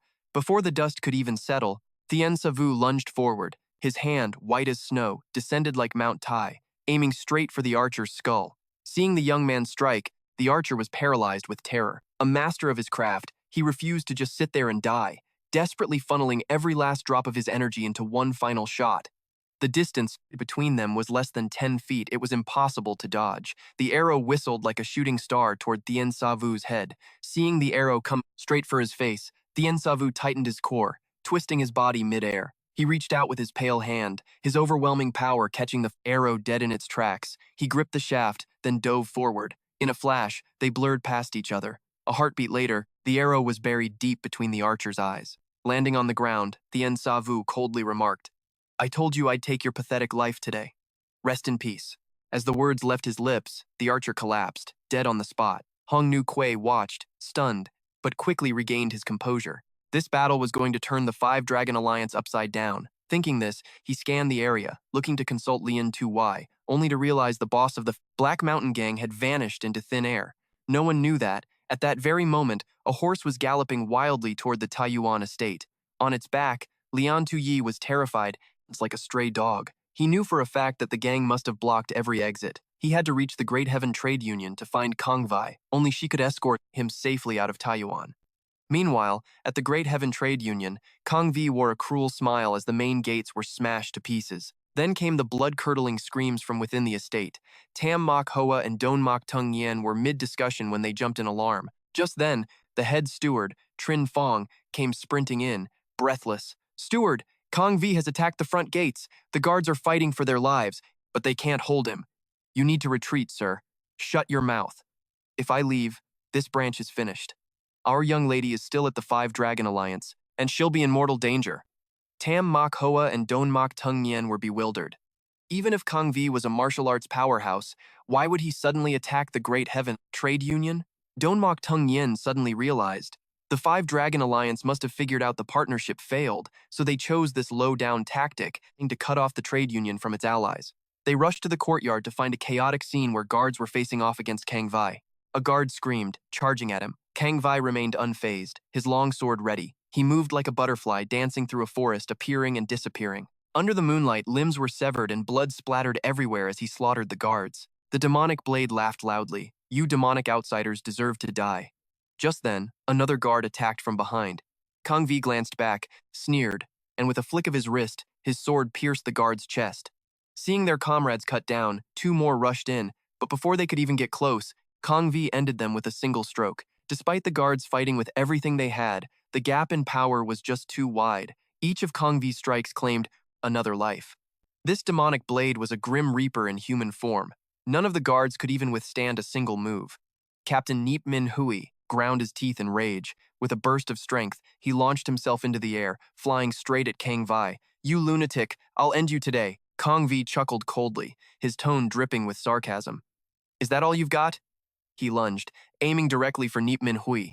Neep Min Hui used his downward momentum to swing his sword, but Kang Vi parried with a fierce technique. They clashed instantly, flashes of blades filling the air. Kang Vi's sword style was aggressive, decisive, and every strike was lethal. Neep Min Hui struggled to hold his ground, slowly being pushed into a losing position. After 10 moves, Kang Vi knocked him back and coldly muttered, "You're pathetic. I don't have time to play with you." As he spoke, the aura around the demonic blade surged violently, and he hurled his scabbard at Neep Min Hui. As the scabbard flew, Neep Min Hui raised his sword to block. But in that split second, Kang Vi was already there. Neep Min Hui's eyes widened. He knew he'd messed up. Before he could react, Kang Vi slashed horizontally. A streak of blood sprayed from the captain's waist. He was sliced in two. Seeing this, the Union leader turned pale, unable to believe his eyes. Neep Min Hui was his most trusted man, yet he died so cruelly. Neep Min Hui spat out his final words. "Kang Vi, you won't die peacefully." "Oh, I'm sure of it," the demonic blade replied, "but only after I kill you first." With that, he flew toward the stunned Union leader. Mid-air, Kang Vi laughed. "Die, you demonic scum." He swung his sword at the leader's head, but when the blade was just a foot away, it couldn't move any further. It turned out Tam Mak Hoa and another had blocked his lethal strike. "Kang Vi, don't go too far. The Mount Hua sect won't just stand by and watch." Kang Vi, furious, pushed harder. Sparks flew from where their weapons collided, but he still couldn't break through. Just then, a figure landed on the edge of his blade. Don Mak Tung Nyen, her expression cold as ice, shouted, "You really think you can touch her?" She launched herself forward, her sword thrusting straight for Kang V's throat. He leaned back to dodge, pulling his sword back to block. Seeing this, Tam Mak Hoa and the other man attacked Kang V's lower half, but he effortlessly retreated, evading them easily. Pushed back, Kang Vi hissed, "Your sect threw the first punch. You'll have to deal with the consequences. You're a disgrace to the title of a gentleman. Don't waste your breath on him, senior brother. Let's just finish him off." With that, all three charged at Kang Wei. Duan Musong Yuan seized the opening and lunged forward with her sword. Kang Wei parried with the blade of his own longsword, but the sheer force behind the strike knocked him back several yards, slamming him into a wall behind him. Kang Wei narrowed his eyes, his expression turning grave. So, the rumors about the blood-plum, bone-melting flying wolf weren't just talk. Suddenly, the demonic swordsman's eyes bulged, and his muscles swelled to massive proportions. Driven by his internal energy, thick veins popped out, making his physique look like an ancient demon god. This sudden transformation left Tang Muhua and the others terrified. Even Duan Musong Yuan stared in disbelief. A moment later, a massive wave of power erupted, sending all three of them flying backward. Duan Musong Yuan lightly tapped her toes against a piece of debris, gracefully gliding through the air like a phoenix in flight. The swordswoman twisted in mid-air to disperse the incoming force before landing safely. It turned out she had used the Huashan sect's signature movement technique, the dark fragrance drift. Meanwhile, Tang, Muhua, and the other disciple had a much harder time, forced back several yards before they could regain their footing. Standing at a distance, all three remained on high alert. Kang Wei sneered. "So that was the dark fragrance drift?" Truly exquisite, but the trio wasn't focused on Kang Wei's martial arts anymore. They had heard their master speak of a forbidden technique, a way to force bone and muscle growth to gain immense strength. Seeing it in person was still shocking. Kang Wei laughed coldly. "What's wrong? Scared just by seeing me like this? If you knew the Five Dragon Alliance's true plan, wouldn't you just faint from terror?" After knocking them back, Kang Wei said coldly, "That's all I'm telling you. Say another word, and the Alliance leader will kill me before you do." Quan Duxun, listening from afar, felt a chill. Could the plan Kang Wei mentioned really be the work of Huangfu Junyue himself? But even Kang Wei wasn't as calm as he looked. He had just gotten a taste of Duanmu Songyuan's skill, and the two other Huashan disciples were no pushovers. If this dragged on, the outcome was anyone's guess. Thinking this, Kang Wei switched his sword to his right hand, stepped forward with his left, and lowered his stance, ready to strike. Duanmu Songyuan frowned. Kang Wei had been fighting with his left hand the whole time. She hadn't expected the demonic swordsman to be right-handed. Meanwhile, inside the Wuzu Mountain Temple, the few surviving bloodsword warriors were preparing to make a desperate final stand. Hong Wuguai, his face expressionless, flicked his long whip. It hissed through the air like a viper, instantly wrapping around a warrior's neck. With a powerful tug of his arm, he launched himself like a bolt from a crossbow, delivering a brutal knee strike directly to the warrior's face. Following that, the old beggar moved with the fluidity of a dragon. In the blink of an eye, the remaining 3 warriors fell one after another. One of them was still struggling on the ground, so Hong Wuguai didn't hesitate. He stomped down hard. The warrior's skull shattered, and he died instantly. By the time Shan Sawu finished up and approached, Yin Daoyang was already there. Hong Wuguai mentioned that Lian Xi had escaped. Shan Sawu didn't seem too worried. Aren't these bloodsword warriors still here? We can just interrogate them to find out where she's hiding.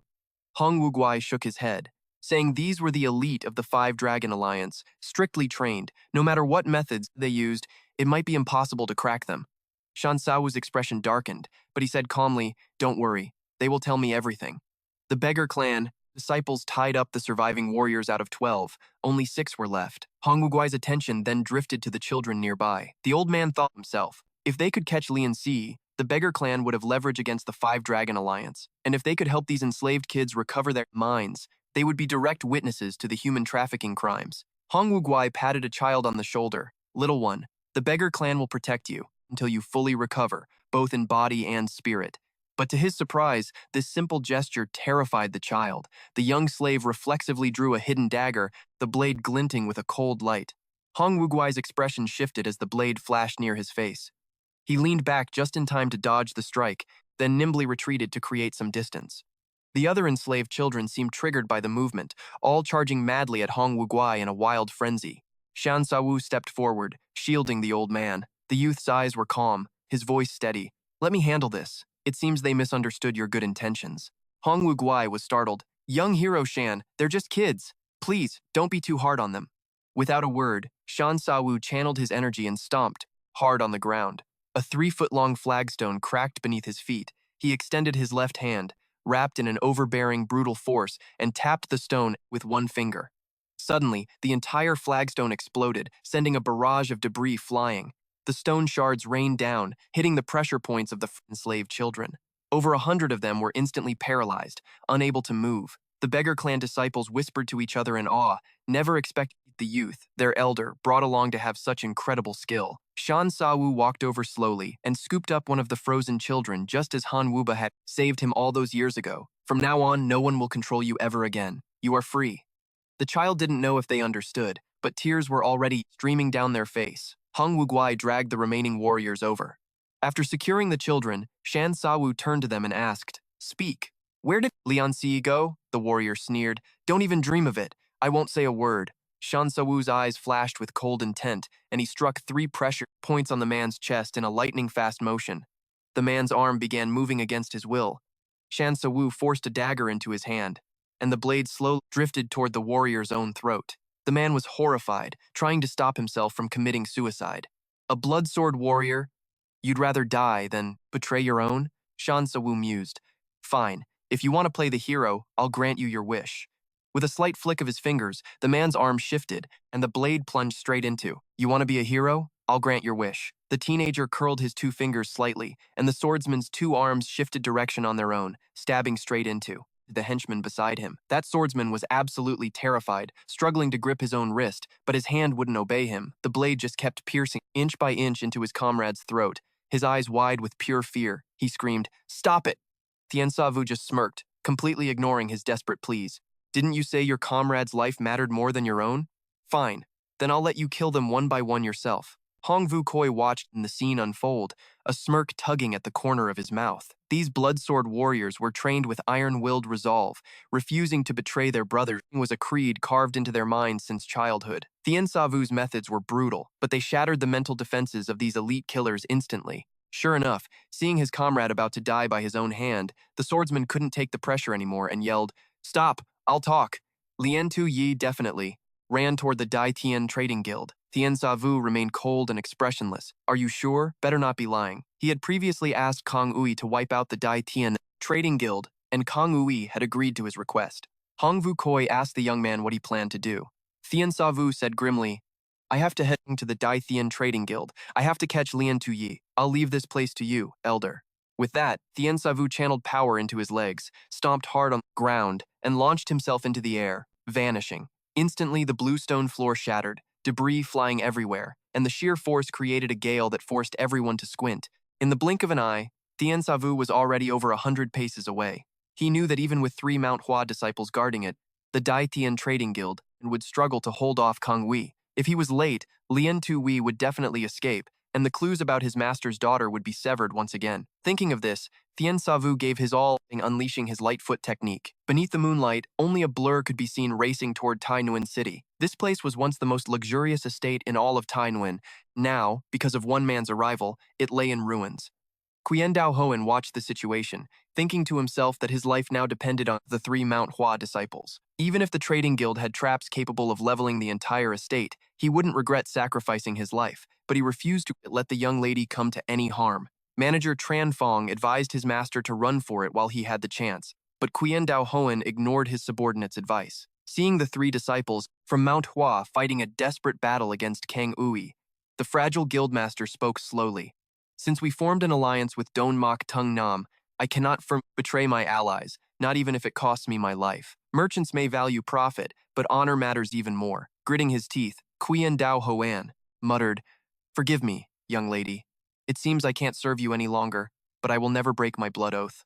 At that moment, Kang Ui let out a thunderous roar and leaped into the air. Don Mok Tung Nam quickly warned her 2 junior brothers to be careful. The demon swordsman was radiating, killing intent, gathering all his power into his blade, then swung it down, sending several arcs of sword energy flying. Don Mok Tung Nam's face turned serious. The Mount Hua swordswoman stood on her toes, stepped back, and channeled all her internal energy into her sword. She soared into the air like a plum blossom in the freezing snow. In an instant, sword energy swirled around her, incredibly powerful. Then, she concentrated all that energy and slashed out. It was like a plum blossom in full bloom.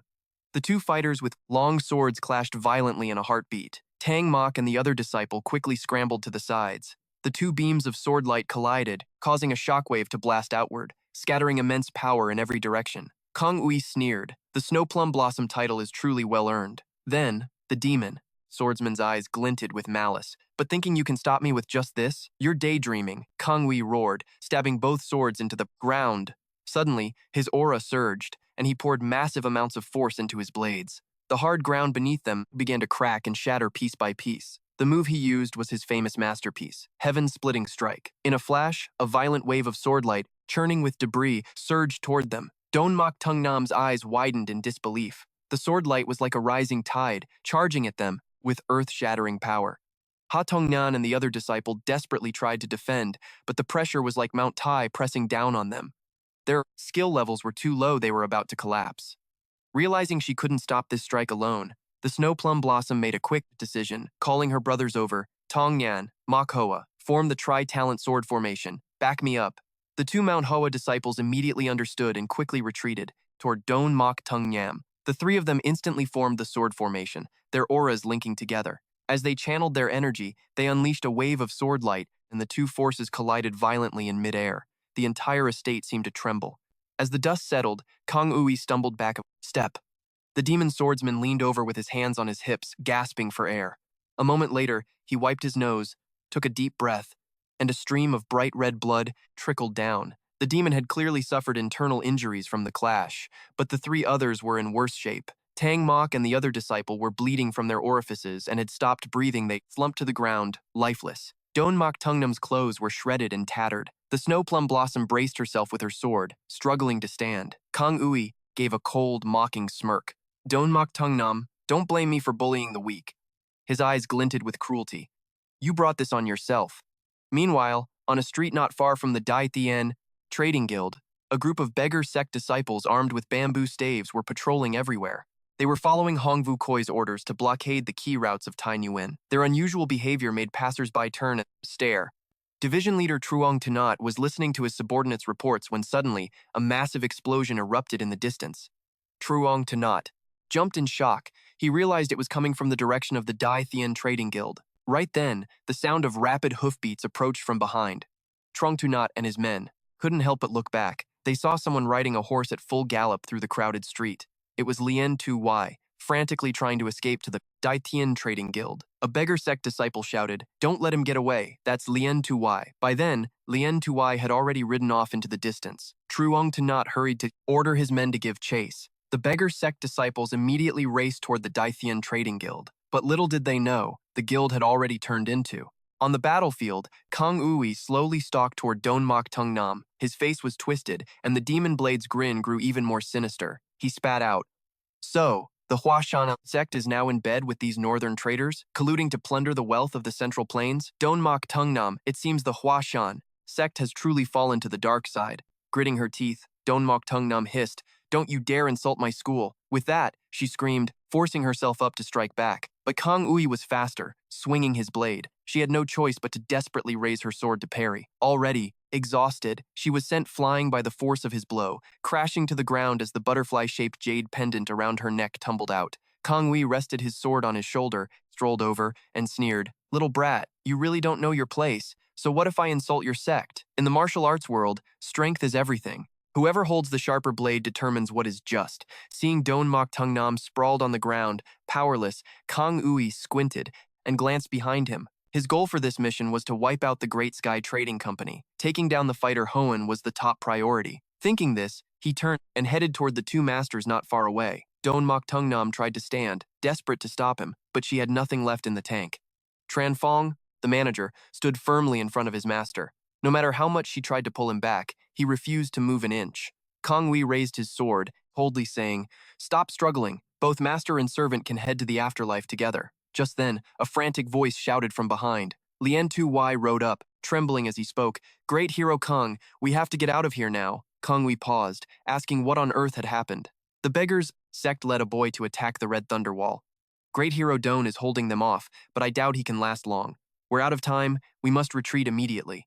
Kang Ui's gaze darkened as he muttered, "It's too late to leave now. He's already here." Seeing Kang Ui's grim expression as he looked back, Lien Tu-Wai turned his head and went pale with terror. A figure stood silently atop the rubble, the long-haired youth standing tall under the moonlight. Terrified as if seeing a ghost, Lien Tu-Wai screamed and collapsed to the ground. He couldn't wrap his head around how this nightmare of a warrior had caught up so fast. Tien Savu looked at the bodies in the distance, including those of Tang Mok and the others people who were laughing and talking with him just that morning. Now, they were cold and lifeless. At that thought, the youth let out a sigh. He had arrived one step too late. Suddenly, his eyes caught the butterfly pendant on the ground. The youth leaped down, gliding into the courtyard. In 2 bounds, he was in front of Don Mok Tung Nam. Tien Savu leaned down to pick up the pendant, inspecting it closely to find the 2 characters' little tiger carved into it. A smile touched the corner of his mouth. Just as he suspected, it was indeed Little Tiger's jade. Tien Savu walked slowly toward Don Mok Tung Nam, took her hand, and pressed the pendant into her palm before taking off his long coat to drape over her shoulders, covering her.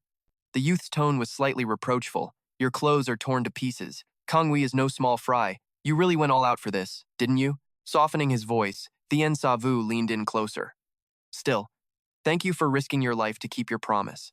The owner of this jade will definitely be moved." The scent of the man washing over her made Don Mok Tung Nam blush, leaving the famous snow plum of the martial world stumbling for words, unsure how to respond.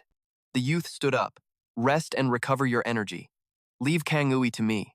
Hearing this, Don Mok Tung Nam cried out in panic, "You have to go. You're no match for him."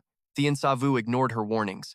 The youth looked at the ruined trading hall and said coldly, "He will pay for what he's done today." With that, he slowly stepped toward Kang Ui and faced him. "You did all this just because the Great Sky Trading Company was founded by Northerners?" "That's right. Everything in the Central Plains belongs to the Central Plains. We just drove the Yuan army out. I won't stand by and watch outsiders come here to plunder our wealth. The death of the fighter, Hoenn, is just the beginning. That brat from the north will be punished too." Hearing this, Tien Savu's internal energy began to churn. Wisps of power radiated from his body. His eyes filled with ice. "Fine, that reason is enough for me to kill you."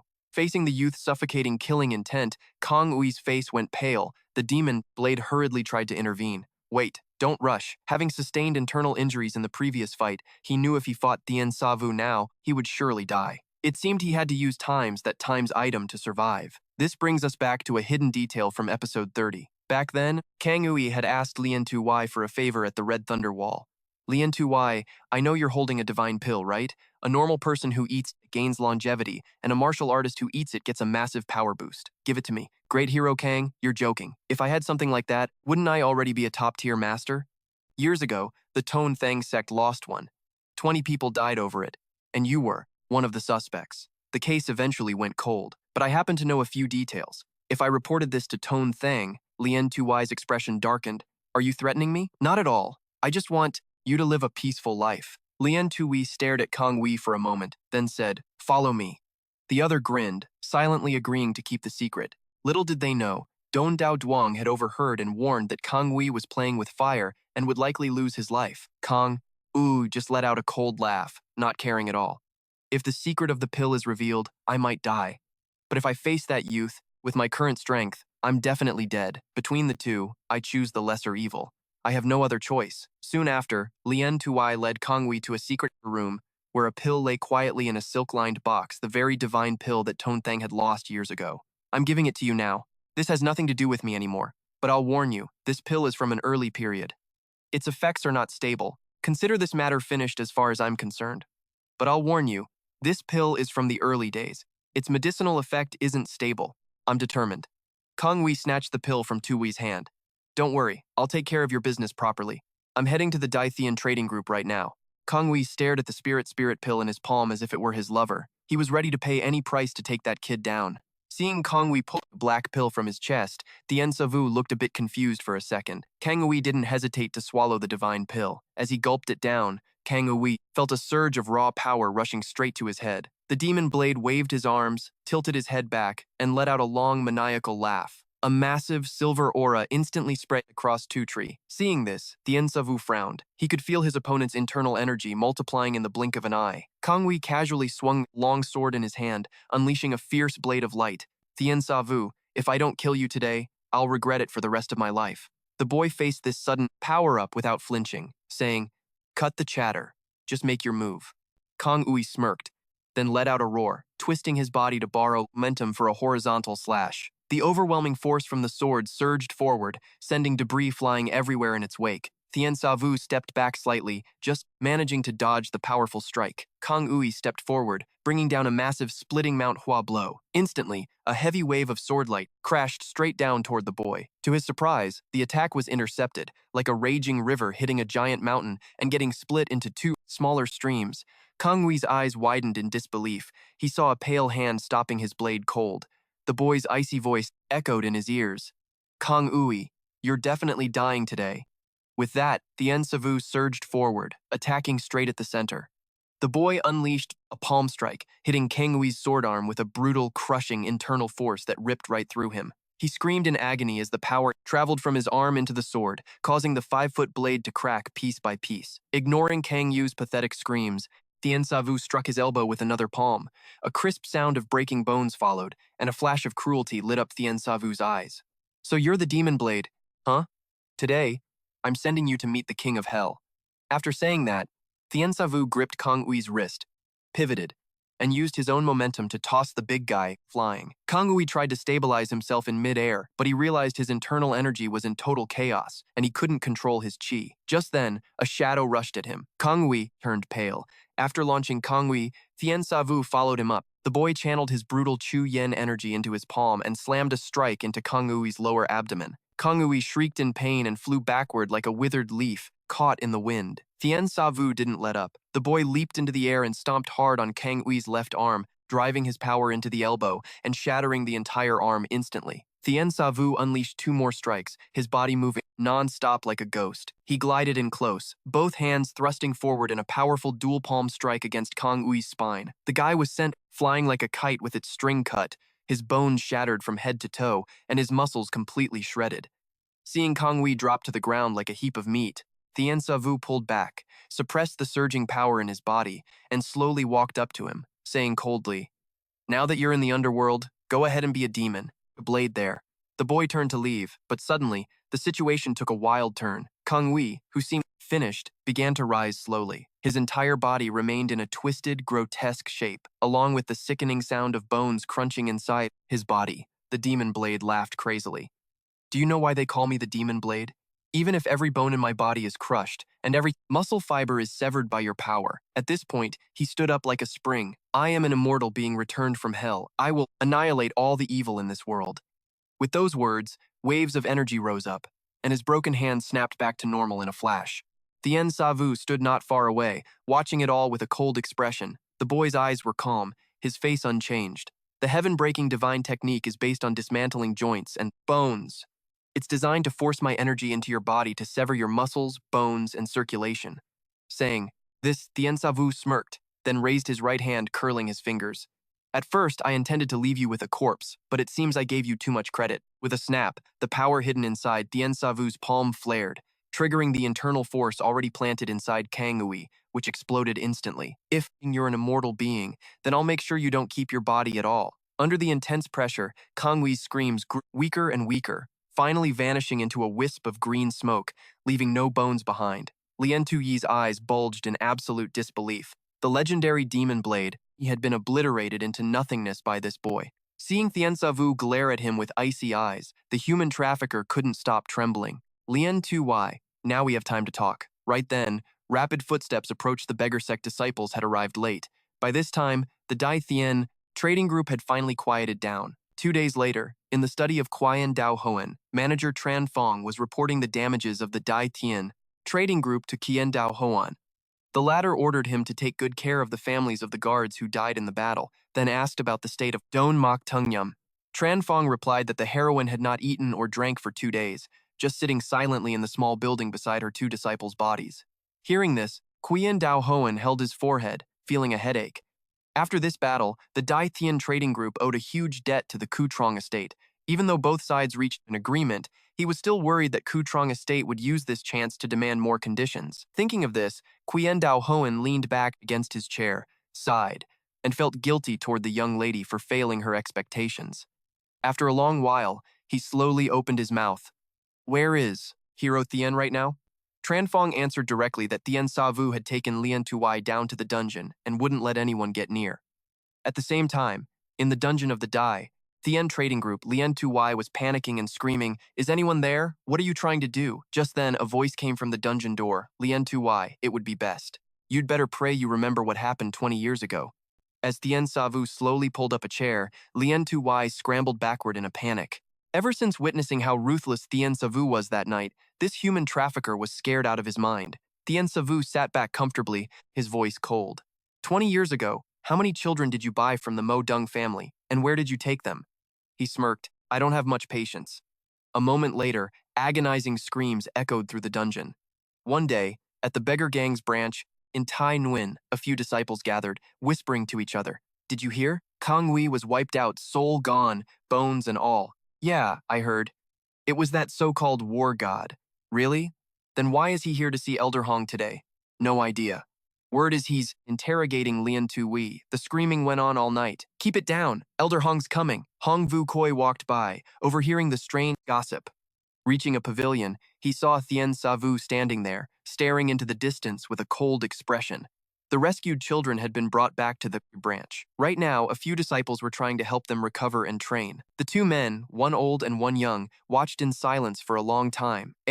Moment later, Tien Savu spoke up. Old man, do you think they can ever be normal again? Who knows? No one can say for sure. Maybe in a year, maybe 10. Right now, they don't even remember their own names, only the numbers they were assigned. This was an extremely specific brainwashing method. It would likely take a long time to heal. I've ordered my men to keep this quiet. I'm not sure if we can hide it from the 5 Dragon Alliance. Tien Savu nodded slightly, then asked about the files he had asked Hong Vu Koi to gather. It was tough, but I managed to finish it. With that, Hong Vu Koi pulled a notebook from his robe. This is the child trafficking record from Lien Tuyi.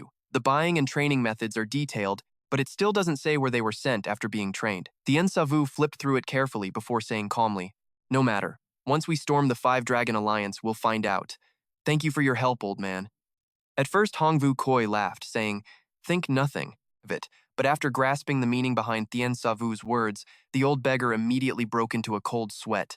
The elder stared into the young man's eyes, and seeing his serious expression, realized that Tien Savu's talk of storming the 5 Dragon Alliance was definitely no joke.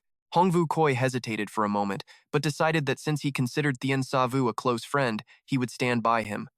Tien Savu stood up, Let's go. These children will be sent to the Kwandao Hoen. Hongvu Koi was stunned and said, Is the Kwandao Hoen even trustworthy? Is he trustworthy? I'm not sure, but I trust to Tu Ho.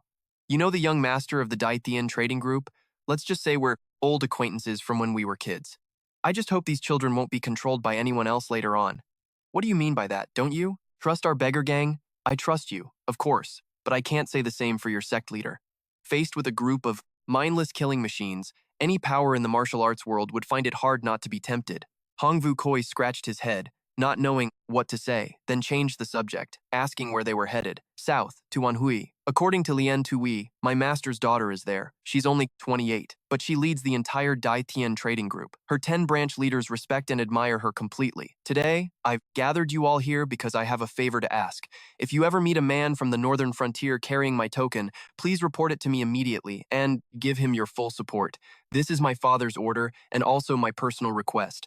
This is the highest command of the Dai Thien trading group, so please do not delay. In the guest room, Kwandao Hoen looked at Thien Savu, who was taking his leave, as the young lady's instructions from years ago echoed in his mind. As a trusted aide to Tu Ho, he was always cautious.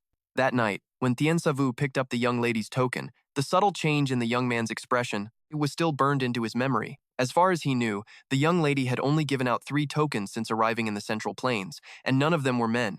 Thinking of this, Kwandao Hoan got straight to the point, asking Thien Savu if he was from the northern frontier. Thien Savu admitted it frankly, saying he was. Kwandao Hoan sat up straight. Then, young hero Thien, do you know our young lady? Thien Savu didn't hide it either. How has Tu Ho been these past few years? Hearing this, Kwandao Hoan's hands shook with excitement, but he cautiously asked if he had the young lady's token. Thien Sa Vu reached into his chest and, after a moment, pulled out an exquisite butterfly-shaped jade pendant. Seeing it, Kwandao Hoen's pupils contracted. This small pendant was the very first one the young lady had ever made. The always composed branch leader rushed forward, grabbed Thien Savu's hands, and said emotionally, Young hero Thien, we finally found you. The young lady has been looking for you all these years. Let's leave immediately. I'll take you to see her. She's currently at the Thiet Vu Alliance, and she'll be overjoyed to hear this. In truth, she's been very sad these past few years. Thien Savu looked at the emotional man, unsure of what to do. What's been going on with Tu Ho? Hearing this, Kwandao Hoen sighed, collected himself, and told the whole story. As it turned out, the Dai Thien trading group had grown so fast that many martial arts factions wanted to bring it under their wing, especially the Five Dragon Alliance, a subordinate of the Thiet Vu Alliance, which had been eyeing them for a while, recently trying to use marriage to control them. When the marriage failed, they sent 5 top-tier experts and the Black Constant to destroy all our branch locations.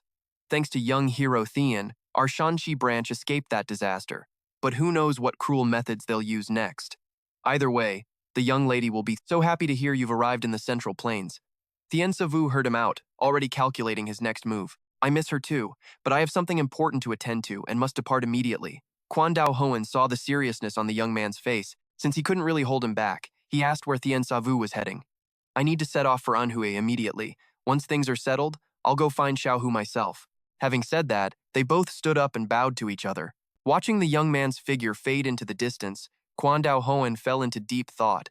He never expected the person the young lady had been waiting for these past 10 years would be this very boy. This guy's martial arts are incredible, probably unmatched among his peers. Suddenly, a realization flashed in his mind. Thien Savu came from the north, so, to reach Shanxi, he must have passed through Liaoning. Based on the time he appeared in Shanxi, and working backward, Thien Savu was in Liaoning exactly when that god of war showed up. Plus, he's got close ties to Elder Hongvu Koi of the Beggar Sect. The Beggar Sect has always kept all information about what happened to the Mudung clan during that time under wraps. In Liaoning, the person who could crush Dai Li Bao and the Mudung clan right after stepping onto the martial arts scene was hailed as the god of war. This mysterious youth, so many clues connecting him. Kwandao Hoen tapped his fingers against the table, lost in thought. He keenly sensed the brewing storm, the wind is blowing, the rain is coming. The Central Plains martial arts world was on the verge of chaos, and he just wasn't sure if this would be a blessing or a curse for the Dai Thien Trading Company. A moment later, he clenched his fist, resolute. Regardless, he had to report this to the young lady immediately. The god of war is none other than Thien Savu. At the same time, a boat was gliding across Taihu Lake. A silver-haired man stood at the bow, looking out. As the boat passed, the beauty of the 72 peaks and 48 islands came into full view. Amidst the drifting incense, the boat arrived at Thak Sun Island. By now, many small boats were already docked at the pier. Thak Sun Island is the smallest of the 48, so it doesn't get much attention. Ever since the black merchant established a secret base here, they've strictly forbidden outsiders from getting close. As the boat docked, the silver-haired man slowly stepped onto the pier. A group of subordinates knelt respectfully and bowed in unison, greeting their leader. The man put his hands behind his back and strolled off without a word. Before long, he arrived at the grand hall of the secret base. The silver-haired man sat in the master's chair, listening to the black merchant leaders from all over report their recent earnings. Thanks to everyone's efforts, our total revenue has increased by 40%. If it weren't for the Dithian Trading Company stirring up trouble, we'd have made even more. The silver-haired man nodded slightly, barely satisfied with the numbers. The black merchant leaders started complaining, saying many of their business deals had been hijacked by the Dithian Trading Company. The silver-haired man mused for a moment, then slowly said, "It seems we need to make a move against the Dithian Trading Company." One black merchant leader pointed out that the threat didn't stop there. Many new trading companies were emerging, and the black bank's position was being severely shaken. Just then, he noticed his leader tapping his fingers on the armrest. The leader couldn't help but ask what was troubling him. The leader replied that the action against the Dithian Trading Company was already underway. It might not show results in the short term, but after some time, he would definitely give everyone a satisfactory answer. Changing the subject, he asked, "Have you all heard of the title God of War recently?" Not long ago, the head of the Mu Dung clan in Liaoning was killed. A few days ago, I received word that Lian Tuwai in Shanxi has gone missing. The black merchant leaders were stunned. Lian Tuwai was always so cautious. How could he just suddenly disappear? It said both incidents are linked to that God of War, and two top experts from the Five Dragon Alliance also died at his hands. I don't care about their deaths, but over 100 slaves that were supposed to be delivered to the Five Dragon Alliance have vanished, and that will severely damage the reputation of our black merchant group. At this, a black merchant leader stood up, bowed, and said, "I asked to go and investigate. Our Henan branch is close to Shanxi. I believe we'll have clear answers before long." At this point, the leader's eyes flashed with malice. "I will make him pay. We'll find out his identity and background. If we can recruit him, we'll do our best to win him over. If not, we eliminate him immediately." Meanwhile, at the Taiyuan mansion, Tien Savu was leaning against the city gate waiting for Hongvu Koi. A noodle stall across the street caught his eye. A sign next to it read, "The best noodles in the world." The young man rubbed his stomach, realizing he was starving. Just as Tien Savu ordered a bowl of pork leg noodles, ready for a hearty meal, a beautiful figure quietly approached behind him. The visitor was none other than one of the three flowers, Don Mok Tung Nam. She was deeply grateful for Tien Savu's heroic actions, then pulled from her chest a butterfly-shaped jade pendant and gently asked, "Tien, young hero, do you happen to recognize the owner of this pendant?" Hearing this, the youth smiled and gave a slight nod. Don Mok Tung Nam felt a stir in her heart. How does Tien, young hero, know Miss Tu? That was over 10 years ago. She probably doesn't remember you anymore. Don Mok Tungnam replied straight away that Miss Tu hadn't forgotten, and that the head of the company said Tu Xiaohu had always been looking for him. After all, she had kept her promise and built a powerful trading empire in the Central Plains. Now, it was his turn to keep his promise. One was a god of war who had just stepped into the martial arts world, and the other was a young business prodigy who had become wealthy in her own right. No one could have guessed that these two had a connection dating back to childhood. It turned out that 10 years ago, Tien Savu was on the road to Mu Huang Mountain with his master, Han Nu Ba. As they neared the mountain, the master and disciple stopped at an inn at the base. "We'll rest here today. Tomorrow, I will teach you my final lesson." Tien Savu clenched his fists upon hearing this. He understood his master's intent, but bowed respectfully. Before long, the two finished their dinner. Right then, a figure skipped over, and a small hand slapped the dining table. A little girl, as cute as a doll, appeared before their eyes. She stared straight into Tien Savu's eyes with a surprised expression.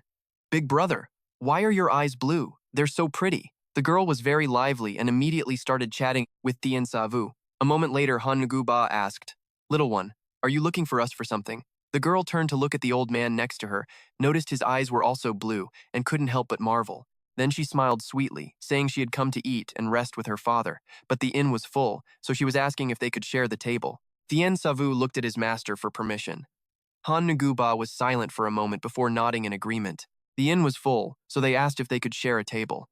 Tien Savu looked at his master for his take. The five red freaks stayed silent for a second, then nodded in agreement. "Dad, come on, I told you the old man would definitely say yes." She plopped down next to Tien Savu, grumbling while pounding on her tired legs. Seeing the spunky, adorable girl, Tien Savu struck up a conversation. "Hey kid, How old are you? Where are you from? The girl replied that she was 12 already, so she wasn't a kid anymore. Hey, your eyes are so pretty. What's your name? Tien Savu smiled and told her his real name. That's a nice name, just sounds a little sad. My name is Tu Ho. Let's be friends from now on. As they chatted, time flew by, and the moon climbed high. Tu Ho looked satisfied with a happy expression. She was just a little girl, yet she had to travel everywhere with her father. Tu's father couldn't help but apologize, feeling guilty. Tu Ho used her childlike voice to comfort her dad, then pouted and complained that if it weren't for that uncle's betrayal, their family wouldn't be in this mess. Her father just sighed, gently comforting her. He had no other choice after all. Who could withstand the pressure of the trade guild? Han Nuguba overheard their conversation and couldn't help but look over, feeling curious. The father explained he was a merchant from Tak Bak who suffered heavy losses after a bad business deal and was now heading to the Central Plains to start over. Han Nuba said bluntly, "The Central Plains are in chaos right now. It's hard to strike it rich there from nothing. I know that. I heard a general named Chu Nguyen Chuang is leading an uprising, and word is they've driven the Yuan army back to the north. Now is the perfect time to rebuild everything. That's why I'm planning to try my luck in the Central Plains." Hearing that the Yuan dynasty had been overthrown by the Ming, Tien Savu's expression shifted slightly. Years ago, his good brother, Kung Koi's son, fell off a cliff, his fate unknown. No Kiet was also kidnapped by Yuan envoys, and his whereabouts were still a mystery. If the Yuan had been driven back to the north, he wondered how Ngo Kiet was doing now. Although young, Tutuho was clever and quickly noticed the young man's mood shift. "Don't worry, mister. Once I become the richest merchant in the Central Plains, if you have any problems, just come find me." Seeing her confident look, Tien Savu couldn't help but freeze. Then a smile touched his lips as he instinctively reached out to pat her head. "Thanks, Tu Ho. I'll be counting on you then." This sudden intimate gesture stunned her and her cheeks turned rosy red. But right after that, Tu Ho cried out angrily, "Hey, if you pat my head, I won't grow any taller. If I can't grow up, who's going to marry me? Can you handle that responsibility?" Her bizarre logic left Tien Savu flustered. The boy raised his hands, breaking into a cold sweat. "Since you're handsome, I'll let it slide this time, but don't pat my head ever again." Even the usually stern Han Nu-ba was amused and chuckled. What a funny kid. That night, since the inn was full, the four of them had to share a room. Han Ngu-ba offered the bed to the father and daughter, while the other two leaned against the wall, sleeping like logs. Looking at the boy's handsome face, sharp brows, and bright eyes, a strange feeling stirred into Tuho's heart. Just then, her father's voice came from behind. "Tuho, your eyes are going to burn a hole in that young man's face." Embarrassed and angry, Tuho started playfully fighting with her father. "Savu, let's go. Who knew you were so popular with the ladies?" Tien Savu felt awkward, then stood up to leave with his master. Tuho chased after them to the door and asked, "Where are you going?" Tien Savu explained that they had to continue their journey and said goodbye. Hearing that, her heart felt sour, and her diamond-bright eyes suddenly welled up with tears. The master and apprentice traveled all night toward the Huang Temple. Just then, a voice called out from behind. It was Tu Ho running after them alone. She tried to smile as she handed Tien Savu a butterfly-shaped jade pendant. "Savu, this is my most precious treasure, and it matches the color of your eyes. I'm giving it to you now. One day I'll definitely become the richest merchant in the Central Plains." She said this very solemnly. "You must promise to come find me later." Looking at her serious face, Tien Savu smiled gently. "All right, I promise. When that time comes, I will definitely come find you." Watching the two figures disappear into the night, the father, who had followed, couldn't help but ask, "Isn't that your most prized possession? Why give it to that boy?" "I'm not wrong about people, Dad. He and that old man aren't ordinary. They carry a special aura. I'm sure that big brother Vu will be a great hero one day. This is the first investment I've ever made." "Just an investment? I don't think it's that simple, so don't meddle too much in my business." Meanwhile, elsewhere, Han Nuba suddenly smiled. That girl has a great look, thick brows, bright eyes, like stars, a sign of someone smarter than most, a broad, flat forehead, a full crown, the face of prosperity. Plus, those full lips show she values loyalty. "Savu, you must cherish this connection." The boy looked at the butterfly jade in his hand and softly replied. Tien Savu shook off the memory, muttering, "Tuho, just wait a little longer. I will definitely come find you." Meanwhile, at Tiet Vu Min, Tu Ho was walking toward her room, with a subordinate trailing behind, nagging. "Miss, you were too rash. Turning down the Ingu Long Min like that really isn't wise." "Oh? And what do you think is wise? Should I have really married into that place?" The subordinate was speechless, trying to gather his thoughts to persuade her again. But Tu Ho walked straight into her room and told Bitch Knock not to let anyone disturb her. The subordinate stood at the door, wanting to say something else, but Biknangok shut the door. Tu Ho leaned against the window, looking saddened. A moment later, she whispered, "Any news from Uncle Quyen yet?" Biknangok respectfully replied that the president hadn't sent word. Tu Ho frowned slightly. That day, she had given the token to Don Moktung Nyum to propose a partnership. The Tyne Win branch should have sent word by now. Could something have happened along the way? Just then, a voice reported from outside. "Miss Hong Fu Van Shien and Nam Kung Tu Kyo from Ungu Long Min are here to see you." Tu Ho frowned and ordered coldly, "Invite them to the front hall. I'll be there shortly." Upon hearing they were there to visit, Tu Ho immediately went to the front hall. Huang Fu, Van Shuyan showered her with praise, but Tu Ho remained indifferent. After they were seated, she asked the reason for their visit. Nam Kung Tu Kyu said bluntly, "We're here to borrow 100,000 taels of gold from the Daitian Trade Guild." Tu Ho frowned, then sat up straight, and her beautiful face turned serious. "Miss Nam Kung, you just asked to borrow 100,000 gold taels. The least you could do is tell me what you're planning to use it for, right? That's just basic business etiquette." Nam Kung Tu Kyu couldn't help but cover her mouth and giggle. This female warrior, who leads the Three Flowers, spoke with an air of pure arrogance. "I'll only tell you this much. That money is going toward establishing a new organization within the Iron Martial Alliance." At this, Nam Kung Tu Kyu's eyes turned sharp. "Besides, what makes you think we're even working together? No matter how big the Great Heaven Trade Group is, at the end of the day, you're just merchants. Look, even if the Great Heaven Trade Group refuses to hand over the money, it doesn't really change anything for us. So, Miss Tu, please don't flatter yourself." The biting sarcasm made Tu Ho tremble with anger. Bitch Nok, standing nearby, looked at her mistress with a pained expression. A moment later, Tu Ho forced herself to suppress her rage. Her voice remained calm and dignified. "I appreciate your offer, Miss Nam Kung, but I still cannot lend you this money. After all, 100,000 gold taels is no small amount. I've only just finished negotiating with the Five Dragon Alliance, and I want to wait until I've settled things with the Nine Heavens Manor and the Lion Alliance before I make a final decision." Hongfu Van Shuyen watched the two women sparring, but his mind was completely elsewhere. One was a member of the Nam Kung family's Three Flowers, the other, the top female merchant of the Great Heaven Trade Group. The second young master of the Tone Thang faction was busy with his own delusions. Could these two beauties be fighting over his attention? Tu Ho's airtight response left Nam Kung Tu Kyu at a loss. After a few more pleasantries, she had no choice but to stand up and take her leave. Before she walked away, "This blood lotuses," offered a pointed warning. Miss Tu should think carefully and not miss a good opportunity. Tu Ho replied that she would certainly give it some thought. Hong Fu Ven Shu Yen grabbed Tu Ho's hand, acting all reluctant to part.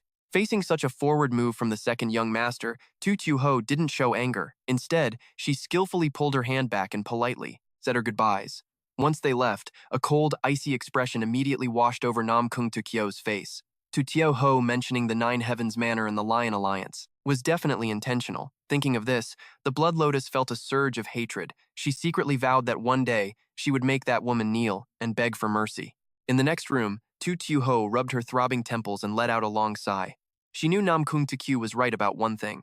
No matter how much money you have, you can't overcome raw military power. But luckily, the Iron Martial Alliance was currently split into 3 factions, and they were all evenly matched. It was precisely because they all wanted to control the Great Heaven Trade Group that she was able to navigate between them. Suddenly, in her mind, the image of someone from 10 years ago surfaced, and this business genius cracked a sweet smile. At the same time, at the gates of Taiyuan City, Shanxi, Thien Savu and Qian Dao Hoan were saying their goodbyes. As the young man's silhouette faded into the distance, everyone had their own private thoughts. Qian Dao Hoan ordered manager Tran Fong to send letters to all branches. Whenever Thien Savu needed help, they were to give it their all. Meanwhile, Don Mak Tungnam felt a mix of complex emotions. She had previously suggested traveling with Thien Savu, only to be politely rejected. "I know you approached me for a purpose. If I travel with you, I'll always have to keep my guard up. That would just be a burden for me." This snow plum flower secretly regretted it. That boy would only ever open up to those who treated him with genuine sincerity. As for Thien Savu, the two were headed south. When he learned their destination was Hefe, the old beggar said that was a dangerous hotspot. "I'm only going there to verify some intel. I have no intention of picking a fight with them. But the tree wants to be still, yet the wind will not cease. Just because you don't look for trouble doesn't mean it won't find you." As evening fell, they found a place to camp in the woods. Hong Vu Koi chewed on some dried meat and said, with deep meaning, "You brat, tell me, how many people have you offended since you arrived in the Central Plains?" After that, The old beggar looked toward the back of the woods, his eyes sharp. In the blink of an eye, he heard strange noises coming from the trees. A group of men in black were charging toward them. Thien Savu said calmly, "I didn't want to, but maybe it's just fate." Hongvu Koi finished off a swig of strong liquor, observing. Their movement, the people coming this time, were all masters. Thien Savu gave a slight nod. 18 of them, all armed with swords. Looks like tonight won't be a quiet one. Good way to stretch out after a meal. Not long after, a group of assassins silently ambushed them. They exchanged a look, and one assassin leapt from the trees. A cold glint flashed in the assassin's eyes. Like an arrow, he pushed off the ground and lunged, his sword stabbing straight at the boy's head. Thien Savu held up 2 fingers and gave a light flick, instantly bending the refined steel sword out of shape. The assassin was terrified. He felt an incredibly powerful force blast back from the sword, and the next second, he was sent flying like a kite with a broken string. After spinning in the air, he crashed hard to the ground. The arm he used to hold the sword had been twisted like a rope by the boy's internal energy. The other assassins saw their comrade get taken out and jumped down, but Hongvu Koi just downed another swig of liquor. The old beggar puffed out his chest and let out a roar like a tiger, then spat out a mouthful of liquor mixed with bones, the power behind it spraying out like a spray of bullets. It was like a torrential downpour, raining down on the assassins. They shrieked in agony as they fell from the air. Just then, a cold glint flashed in Thien Savu's eyes. The boy stomped, hard on the ground, instantly snuffing out the campfire. The burning logs shot out like sharp arrows, easily piercing through the bodies of the assassins. Some were hit in fatal spots and died on the spot, while others were burned alive by the liquor on them. The leader of the assassins saw this and was seized by pure terror. In the blink of an eye, they had lost half their men. The leader immediately gave the order.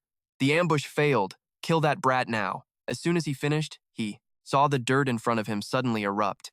A sword thrust up from the ground, aiming straight for the boy's throat.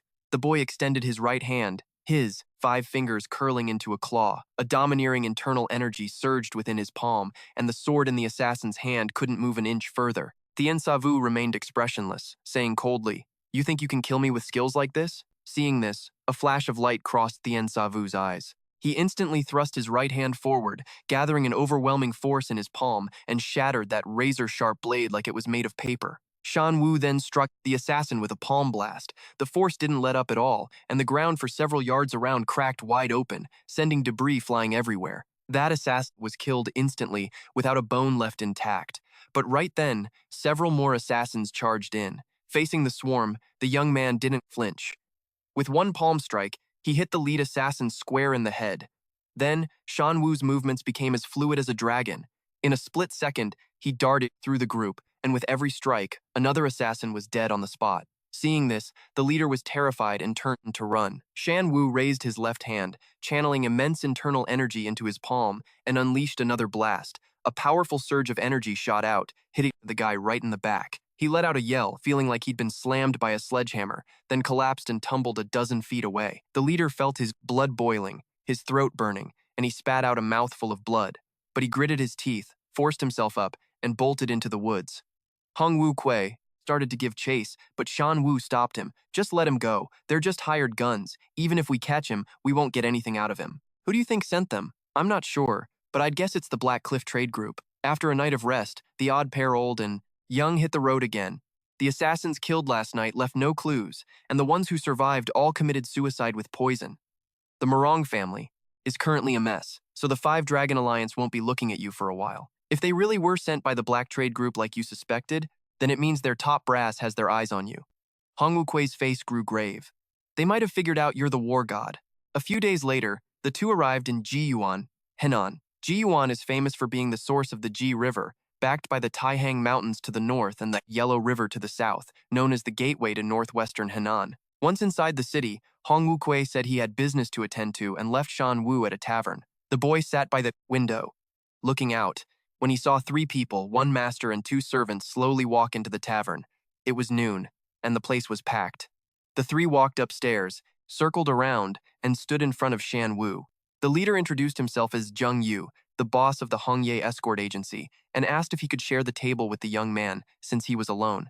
An older guard introduced himself as Sui Xiao. Just as another guard was about to introduce himself, he suddenly grabbed his chest, looking like he was in agony. Cold sweat beaded on his forehead as he tried his best to keep from making a sound. Shan Wu noticed and glanced over, catching a faint, pale green energy flickering on his chest. The boy gave a mysterious smile and then cheerfully invited them to sit. While they chatted, Shan Wu remarked that the three didn't look like master and servants. Zheng Yu replied bluntly, "We may be master and servants in name, but we're as close as brothers. Are you still drinking that watered-down stuff? Here, try this Dukang wine I brought from Yicheng. It's excellent." With that, Zheng Yu handed Shan Wu a flask. The boy, without a hint of suspicion, poured a cup right away. All the while, the two guards kept their eyes glued to his every move, their faces showing genuine concern. But Zheng Yu squinted, a flash of smugness in his eyes. Shan Wu sniffed the wine and praised it. "Smells great, really unique." Then, he threw his head back and downed the whole cup. Seeing him drink, the guard named Shui Xiao curled his lips slightly. Just then, Shan Wu's ears twitched. He heard the faint sound of footsteps on the tiles above him. On the roof of the tavern, a group of assassins had been waiting, dressed exactly like the ones who attacked him days ago. Shan Wu finished his wine, looked at them casually, and said, "Now, care to tell me why you're really here? You three walked around the floor, but your eyes stayed glued to my table. Now that I've given you the seat and drank the wine, just spit it out." Zheng Yu's expression darkened. "You noticed something was wrong and still drank it? I don't know if you've got a death wish or if you're just stupid. Since we're here, I don't mind telling you, there was poison in that wine called 100 break powder. Once it hits your gut, it drains all the internal energy in your body. Anyone poisoned can't use Lightfoot techniques. Without an antidote, you'll suffer from internal energy deviation and die in 3 days." Shan Wu swayed as he stood up. "So, the assassins from before, were they sent by you guys too?" Zheng Yu stood up and circled behind the boy, sighing. 18 experts and only one survived. We had no choice but to use poison. Now, you have two choices. Answer my question, or wait 3 days to die from the poison." Shan Wu gritted his teeth as he glared at them. "You're from the Five Dragon Alliance." Zheng, you kept a stone-cold face. "I'm the one asking questions here. Just answer." He tapped the boy's shoulder. "If I'm not mistaken, you're the war god, aren't you?" Hearing that, Shan Wu had his suspicions confirmed and asked if they were from the Black Trade Group. As soon as he finished, that guard suddenly drew his sword, shouting about avenging his comrades. He slashed at Shan Wu, but was stopped by a roar from Zheng Yu. "Stop, I still have questions. Now, tell me, where are those kids hidden? I suggest you talk, or I'll make you wish you were dead." Hearing this, Shan Wu became even more certain. The aura around the boy suddenly shifted. He said coldly, "You think you times can make me wish I was dead?" The moment he spoke, the guard with the sword turned pale. A massive surge of internal energy exploded inside him. The other two were stunned, completely lost as to how that happened. It turns out, that guard was the very assassin Shan Wu had let go the other day. When Shan Wu hit him in the back with that palm strike, his energy had surged into the man's body. That's why, when he saw him clutching his chest, he knew something was off. He was just playing along to find out who they really were. As for that 100 break powder, it had already been neutralized by his heavenly ruined divine art. Suddenly, the guard named Shu Xiao roared, "What are you waiting for? Attack!" Right then, a loud shout came from the roof, and a swarm of black-clad assassins leaped down into the tavern, weapons drawn. A straight sword lunged toward Tien Savu. The young man's eyes flashed with icy intent. He pushed his hands out, striking two assassins directly in the chest. They let out a faint gasp and dropped dead on the spot. Tiet Q, the guard, saw the situation going south and immediately tried to flee. Tien Savu smirked. "Close like brothers, you say? How ridiculous." An assassin barked, "You've got a lot of nerve, daring to show disrespect to the guild leader." With that, he drove his sword straight for Tien Savu's head, but the boy dodged it with ease. Using that momentum to twist his waist, Tien Savu landed a powerful kick. The assassin couldn't react in time and took the blow square in the head. The final assassin turned pale at the sight. Just then, Tien Savu lunged forward, grabbing the man's head with his right hand. He channeled his internal energy into his palm, and the assassin's head slammed into the pillar, sending stone rubble raining down. Having wiped out the assassins in the blink of an eye, Tien Savu turned back, his gaze cold. "That guy named Tu is your real leader, isn't he?" Watching the young man slowly approach, Trin Hu stammered in fear, "Don't count on it, I won't say a word." Tien Savu chuckled. Lien Tuwai started out just as stubborn, but the human body doesn't know how to lie. A moment later, nothing but agonizing screams echoed through the building. It was midsummer, the sun beating down, but this man felt like he had been tossed into a frozen cellar, his entire body trembling uncontrollably. Tien Savu channeled a stream of internal energy into Trinhu's body. Ignoring his screams, the boy spoke coldly. "I've already sealed the meridians that regulate your blood flow. If your circulation stops, your yang energy will fade. Give it another minute, and your limbs will begin to turn into ice." His eyes turned icy as he asked, "Who exactly is that 2Q guy who ran away?" Trin finally couldn't handle the bone-chilling cold anymore and cried out, "I'm just a manager. He is the true owner of the Hong Geep Escort Agency and the branch leader of the Black Merchant Guild in Henan. Please, I beg you, spare me." Hearing this, Tien Savu furrowed his brows, finally understanding the situation. As for 2Q, he had run straight back to the Hong Geep Escort Agency. His subordinates suggested gathering all their forces to save Manager Trin. 2Q dismissed the idea, stating that sacrificing their entire force for one man like Trin wasn't worth it. The Black Merchant Guild branch leader put his mask back on and said coldly, "That brat's martial arts are exceptional. We need to plan for the long term." With that, 2Q gave the order to abandon the Hong Geep Escort Agency and retreat entirely. An hour later, Tien Savu and Hong Vu Koi arrived at the agency, only to find the place completely empty. Hong Vu Koi said they shouldn't get tangled up in this any longer and suggested they head for Anhui immediately. Tien Savu gave a slight nod. "You know, the trail has gone cold. Staying here is useless. There's a horse market nearby, let's get moving. By the way, what were you busy with this morning?" "I went to the Henan branch and picked up some news." "Want to guess what I found out? Quit playing coy if you have something to say. Just say it. It's about that Yuan dynasty envoy from 10 years ago." Hearing this, Tien Savu paused, and instantly, his entire body radiated an overwhelming aura of murder. "Don't get worked up. The news hasn't been confirmed yet. The beggar sect disciples are working hard to track them down. I'm sure we'll have solid intel soon." Tien Savu slowly closed his eyes, forcing himself to calm down. A moment later, the boy regained his composure and said softly, "Thanks." At the same time, on a ferry dock along the Yellow River, a crowd of people gathered, sighing. A heavy rain was pouring down, the river rising high. The Yellow River churned like an enraged lion, roaring violently. Just then, a ferryman stared at the water in disbelief. He couldn't imagine anyone daring to cross the river in such weather, but there, drifting freely on the turbulent waters, was a small boat. On that small boat, a man stood with his arms crossed, standing tall between heaven and earth. A massive aura of internal energy surrounded him, preventing the rain from touching him. The man had deep, piercing eyes and muttered, "Sooner or later, I will reclaim the lost lands of the Central Plains."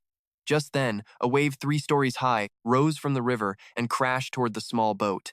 The man snapped back to reality, a sharp glint in his eyes. "You think a little turbulence is enough to block my path?" With that, he dropped his center of gravity, channeling his chi into his lower abdomen. With a single move, he stabilized the boat in the middle of the raging water. Then, he pushed his hands out, channeling immense internal power. Suddenly, the man's hair stood on end, and he roared, "In heaven and on earth, I alone am supreme." As he spoke, his inner strength suddenly erupted, a powerful wave of energy radiating from him as the center. Everywhere it passed, trees flattened and giant waves were shattered. Within a radius of several dozen yards around the boat, the wind died down and the water went still. Even the dark clouds in the sky were dispersed by this energy. Sunlight broke through the clouds, shining onto the man's resolute face, highlighting his overbearing presence. The boat headed north toward a dock in Taiyuan, where a man in a red cloak was already waiting respectfully. Seeing the man on the boat approach, Ma Tongdao bowed respectfully. "Greetings, master." Hahlian Daikuk gave a slight nod. "Get up, Tongdao. Long time no see." The two walked toward the horse market, nearby. On the way, Hachlian Daikuk asked about the situation at Blackblood City over the past 2 years. "Master, while you were away, the young master's martial arts improved by leaps and bounds these past 2 years. Even the 7 great demon lords praised his strength. I'm afraid he might have even surpassed you, master." Hachlian Daikuk heard this and only gave a cold laugh, saying nothing.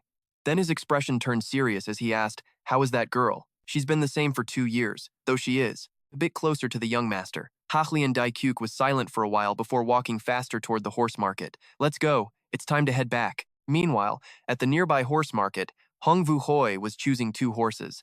The old beggar was sharing his expertise on picking horses with Tien Savu, but after waiting and not getting a reply, he turned around to see the boy buying something at a small stall. A moment later, Tien Savu walked over holding a rusty, butterfly-shaped bronze trinket. The boy said, "You haven't seen Su Tiu Ho for many years. When you reunite, you should prepare a small gift." Hong Vu Koi scoffed at Tien Savu's foolish move, saying bluntly that even a beggar wouldn't give a girl such a rusty piece of copper. But then, he saw Tien Savu channel internal energy into his palm, and the rust on the bronze trinket began to flake off. The young man's display left the beggar sect elder full of admiration. But just then, Tien Savu felt an immense, overwhelming pressure suddenly coming from behind. The boy quickly stopped what he was doing. He glanced back and saw two figures standing quietly not far behind him. One of them was a man in a black cloak, his presence soaring to the heavens. He keenly sensed that the man's power was on par with, or perhaps even greater than, his own master. Thinking this, the young man couldn't help but clench his fists, letting his own overwhelming presence flare out to clash with the black-clad man. Helian Daji saw this and was inwardly shocked, then laughed loudly and asked Ma Zongdao behind him, "Zongdao, does the Central Plains martial arts world really have such a master now?" Ma Zongdao was also feeling suffocated by the pressure coming from Helian Daji. He stared intently at the young man, but the boy just looked back at them. Without a trace of fear, the invincible blood demon reached out with his left hand, curling his fingers like an eagle's talons. That kid was definitely a dangerous character. Just as he was about to strike first to gain the upper hand, Helian Daji suddenly spoke up to stop him. "Zongdao, you're no match for him. Don't act rashly." Ma Zongdao felt awkward and bowed his head in apology, while Hong Wukui was absolutely stunned. The beggar elder gulped, his throat bone dry. The power the opponent was displaying even surpassed Huangfu Junyue of Quanqing. It was truly the legendary realm of heaven and man as one. Seeing Helian Daji display the heaven and man as one martial arts realm, Hong Wukui lost his footing and fell to the ground. Helian Daji stared at the youth, taking a step forward to assert his dominance. Shan Sawu still showed no fear, his expression calm as he also stepped forward to face him. The drizzling rain seemed to be pushed back by the sheer pressure between the two. Suddenly, energy burst forth from Shan Sawu, and Helian Daji instantly channeled his full power as well. The youth poured domineering force into his fist, while the man channeled immense internal energy into his palm. Both struck out with all their might. Suddenly, Shan Sawu's pupils constricted. His mind reeling his full-force punch had hit nothing but air. Shan Sawu stood there dazed, looking around, feeling as if he had fallen into a wine cellar, surrounded by endless darkness. Just then, a surge of energy suddenly struck at him. Shan Sawu instinctively tilted his head to dodge. The force grazed his cheek and roared past, flattening the entire street. Shan Sawu's mind suddenly returned to reality. It turned out they had only clashed for a split second, and a bead of cold sweat uncontrollably rolled down the youth's face. Just then, the man's deep, resonant voice rang out. "You've got a good item in your hands." Shan Sawu looked down and saw that the rust on the butterfly-shaped jade pendant had been shaken off by their clash, revealing its original form. Even more miraculously, after Shan Sawu channeled his energy into it, 6 small characters appeared on the wings. This was something Zheng Hanzi had left behind. He had used a secret technique to carve them onto the wings. It's just a pity that few in this world recognize what it is. I've been traveling the Central Plains for 2 years and have never met a master like you. Hearing this, Helian Daji chuckled. "May I ask for the hero's name? I am Shan Sawu, and I only arrived in the Central Plains not long ago." Helian Daji was initially stunned, then tilted his head back and let out a hearty laugh. The sound was like rolling thunder, with waves of sonic force tearing through the area. Hong Wukui hurriedly covered his ears, trying to hold his ground. Ma Zongdao also had to channel his energy just to stay balanced. A moment later, Helian Daji calmed down and slowly said, "True, heroes, arise from youth. It is I who was narrow-minded. I am Helian Daji. Meeting you today is a stroke of great fortune." Shan Sawu smiled, showing no particular reaction to Helian Daji's praise. At this moment, Ma Zongdao led over a horse as black as ink. Helian Daji stroked the horse's mane, praising it endlessly, then handed the reins to Shan Sawu. "Meeting is fate. I gift this horse to you." Shan Sawu replied that he did not deserve such a gift, politely declining his kindness. Helian Daji didn't press the issue, mounted his horse, and said he still had to continue heading north. Shan Sawu said he would also be heading north before long. "That's wonderful. Once you arrive in the north, you can come find me at Feishu City." Saying this, Helian Daji looked at the youth deeply. "If you come, we at Blackblood City will certainly treat you as an honored guest. Goodbye." With that, Helian Daji spurred his horse. The steed let out a long neigh, and they galloped away. Ma Zongdao hurriedly followed. The invincible blood demon secretly thought to himself that letting this kid go would surely be a huge disaster later. But Helian Daji seemed to see right through his thoughts. "Zongdao, don't do anything stupid. I don't want to lose my right-hand man just yet." Ma Zongdao was startled. "City Lord, is he really that strong?" From the very first glance, I knew he was the only one in the martial arts world today who could hold his own in a fight against me. Just now, he and I clashed in that brief moment. You can't imagine how terrifying his strength is. I'm confident I can block one of his full-force punches, but I'm certain that if I took that hit directly, I'd lose an arm. It was an incredibly powerful and overbearing force. In that youth's eyes, there seemed to be nothing that couldn't be shattered. Helian Daji rubbed his shoulder. The city lord was extremely lucky that his arm was still, intact. If we want to conquer the Central Plains one day, that kid will likely be our biggest obstacle. Healy and Daji smirked, feeling a bit excited for that day to come. The two said nothing more and rode north. Meanwhile, Hong Wukui let out a long sigh. The beggar sect elder felt embarrassed by his performance earlier. Seeing Shan Sawu standing there blankly, Hong Wukui asked if it was because the residual poison in his body hadn't been cleared. Shan Sawu said the 100 knowledge powder had been completely neutralized. The youth slowly clenched the butterfly jade pendant and explained softly, "In the 5 years since I learned the heavenly destruction divine art, Helian Daji is the first person to make me feel this kind of tension." Hong Wukui advised Shan Sawu not to overthink it. The rain was coming, and they should get back on the road. At the same time, at the Chiwu Alliance, a carrier pigeon flew into the courtyard. The man in green opened the scroll, hurried to the front hall, and soon stood before Su Xiaohu. Seeing her subordinate's anxious expression, Su Xiaohu asked, "What happened?" "My lady, this is a secret letter from the Shanxi branch." Su Xiaohu opened the scroll, scanned the contents, and saw the lady's beautiful face. She tightened her grip, and the maid asked worriedly what happened, but Su Xiaohu just smiled, her voice clear as a songbird, full of joy. "Brother Xiaoyu, he's reached the Central Plains." Meanwhile, over on the other side, Namgong Su Chao's expression turned incredibly grim after reading the secret report in her hand. The young lady of the Namgong clan furrowed her brows, her eyes blazing with fury. Jiang Shan, seeing this, couldn't help but ask, "So, both the Ghostblade and the Iron Cavalry Master are dead?" The latter heard this, and was stunned in disbelief. It was said to be the work of someone called the War God. Kang Wei didn't even leave a body behind. It was unclear when Taiyuan had produced such a powerhouse, but he was certain the guy didn't belong to the Nine Heavens mansion. Either way, the 5 Dragon League had suffered heavy losses because of him.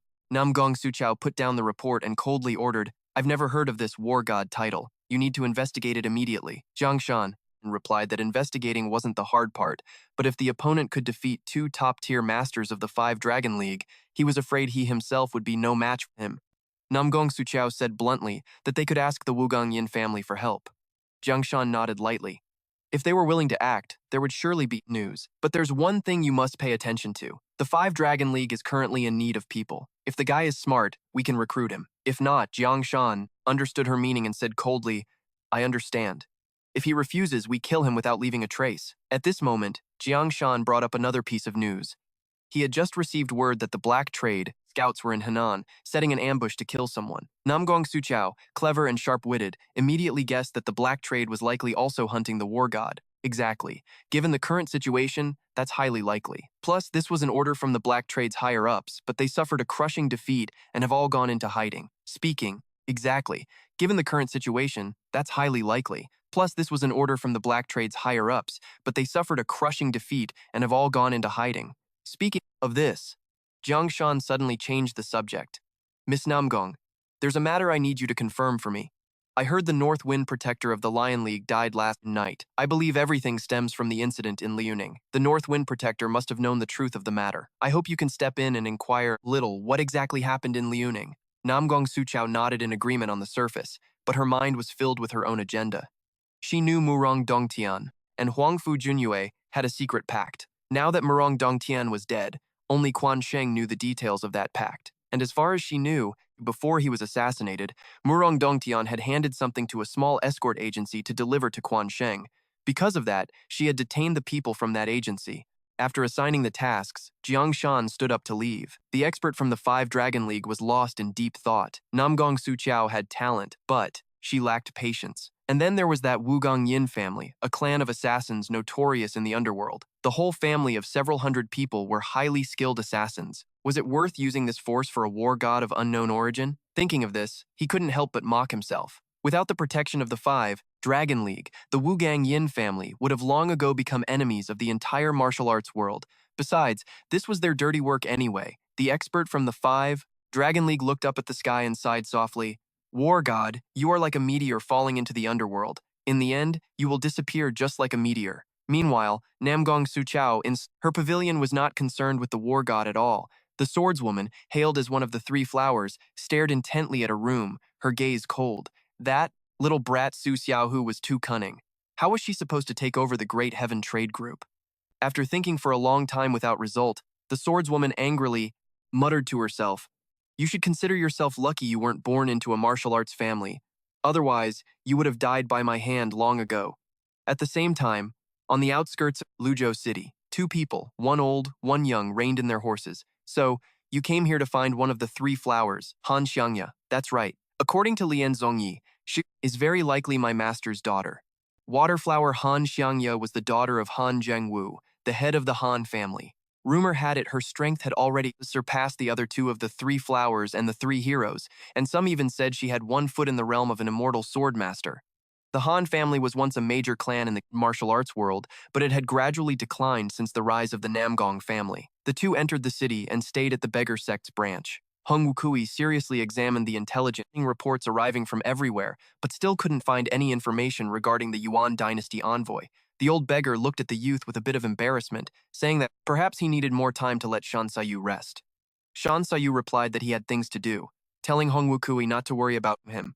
Hearing this, the old beggar's expression turned grave, advising Shan Sayu to be careful, as this was Namgong territory. The youth smiled and said he would try not to cause any trouble. Night fell. In the main hall of the Namgong estate, flickering candles illuminated the entire room.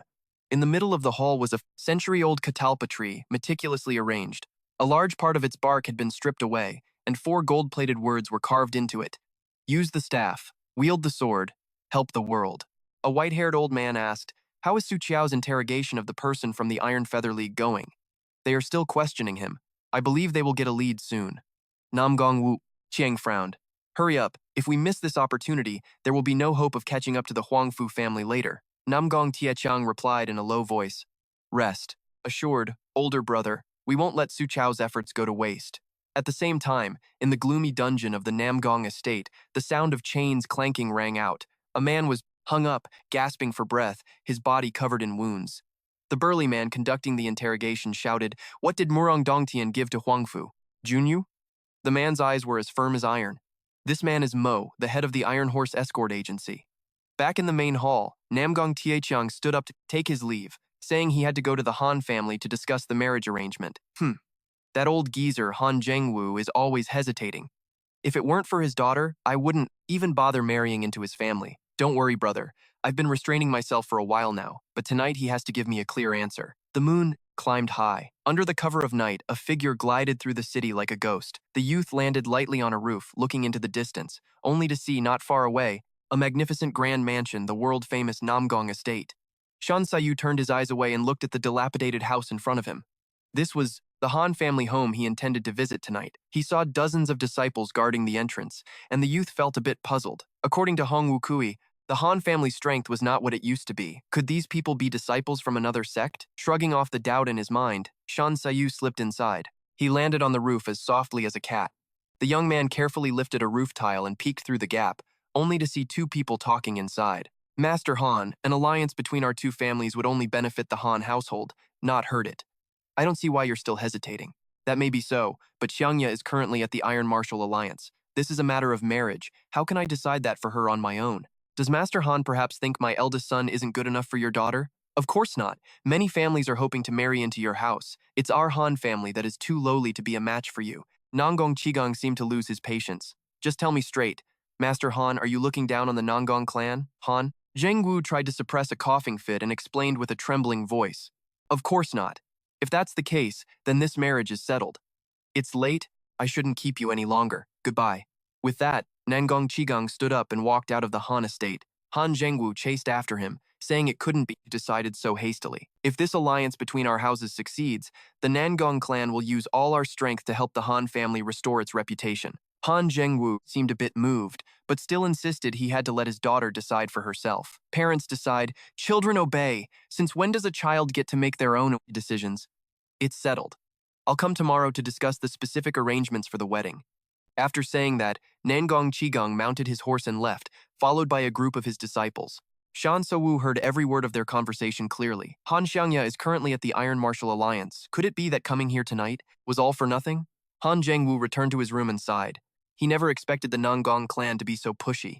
Thinking about his daughter having to sacrifice herself for the family's interests, the frail family head coughed violently, almost fainting. A moment later, he caught his breath. Regardless, this marriage would chain his daughter down. Just then, a voice rang out beside him. There's no need to suffer like this. Just talk to your daughter directly. Han Zhengwu was startled.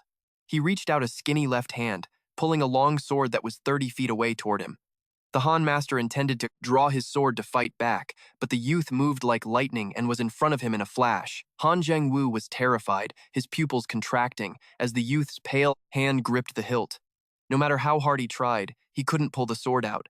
A moment later, realizing the vast difference in their strength, he let go and helplessly asked who the intruder was. Shan Sawu apologized gently, stated his identity, and said he was here because of Han Xiangya. Han Zhengwu sat back on the bed and asked what kind of relationship Shan Sawu had with his daughter. Shan Sawu walked over to a portrait on the wall and said slowly, "As far as I know, Miss Han isn't your biological daughter, is she? 20 years ago, you met Han Xiangya in Shaanxi and adopted her."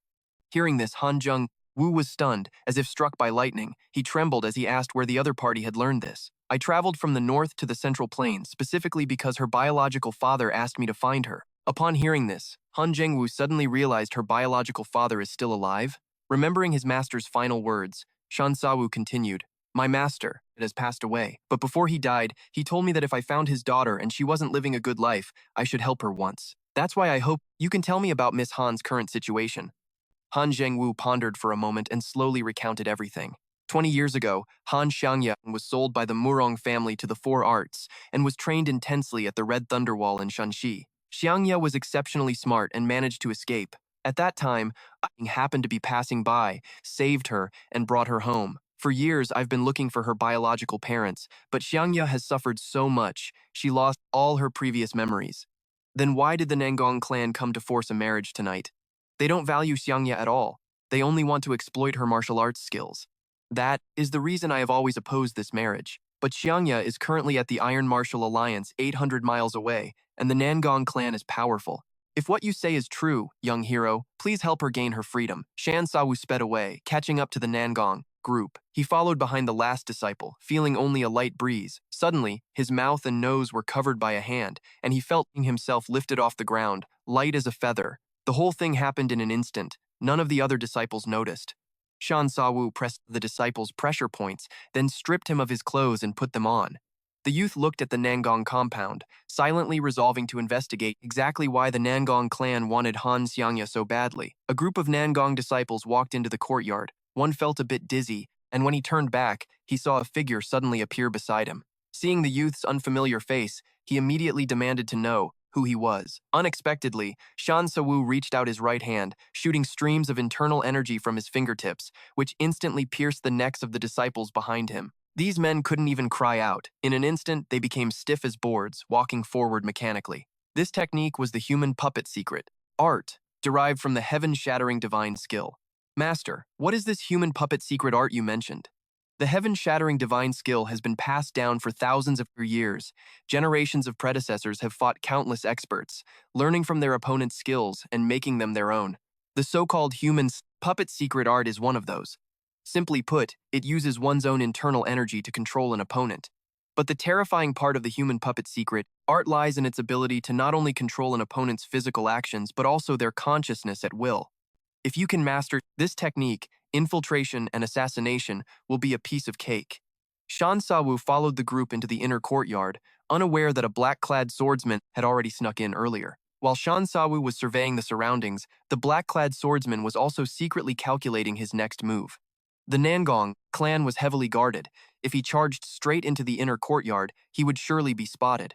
Just then, Nangong Qigong asked his subordinate how things were going at the dungeon. The subordinate said the third master was still interrogating her. Nangong Qigong was secretly shocked. He didn't expect anyone to be able to endure so long under his third brother. With that thought, Nangong Qigong ordered them to the dungeon. The whole group passed by a rockery and soon arrived. They headed to the back courtyard, down through an entrance, and into the dungeon. The smell of mold and blood made Thien Savu frown slightly. He followed quietly behind Nam Kung Thiet Quang through the dark tunnel until they reached a cell at the very end.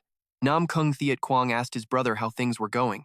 Nam Kung Du Quang replied that he'd already used 22 different types of torture, but the guy still wouldn't crack. Nam Kung Thiet Quang frowned at this. He stepped up, grabbed Mac Batingu's face, and said coldly, "If you don't want to die, start talking." What did Mo Dung Dong Thien give to Hoang Fu Quan and Guyet that Mac Batnu was gagged and couldn't say a word? If he spoke, his entire family would be wiped out, so he'd rather die than say a thing. Nam Kung Thiet Quang, losing his temper, snatched the longsword from his brother's hand and drove it into Macbat Nu's shoulder. The man let out a blood-curdling scream. I don't have much patience. Do you think I won't kill you? If you don't talk, I'll slaughter your whole family. When Tien Savu heard the words Thiet Ma Escort Agency, he was shocked. He looked at the man in the cell and recognized him. It was Macbat Nu, someone he used to travel with. Tien Savu stopped high and stepped into the cell. His imposing aura left the two brothers stunned. Nam Kung Thiet Quang was shocked and secretly furious. Ever since he left the Han family, he'd felt like someone was following him. He thought he was just being paranoid, so he didn't investigate. But now, Thien Sa Vu flicked his fingers, firing 2 blasts of energy that struck the iron chains. The chains, thick as a child's arm, snapped instantly.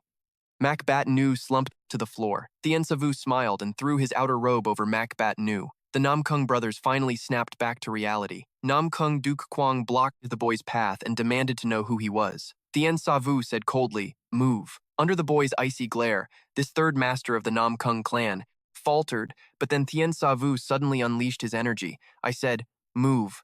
In an instant, the two brothers were sent flying, crashing into a wall several yards away. Back in the main hall, Nam Kung Vu Kwang was reading a secret report sent by Nam Kung to Q. The head of the Nam Kung clan had a grim look on his face. The report said that the so-called war god was heading south.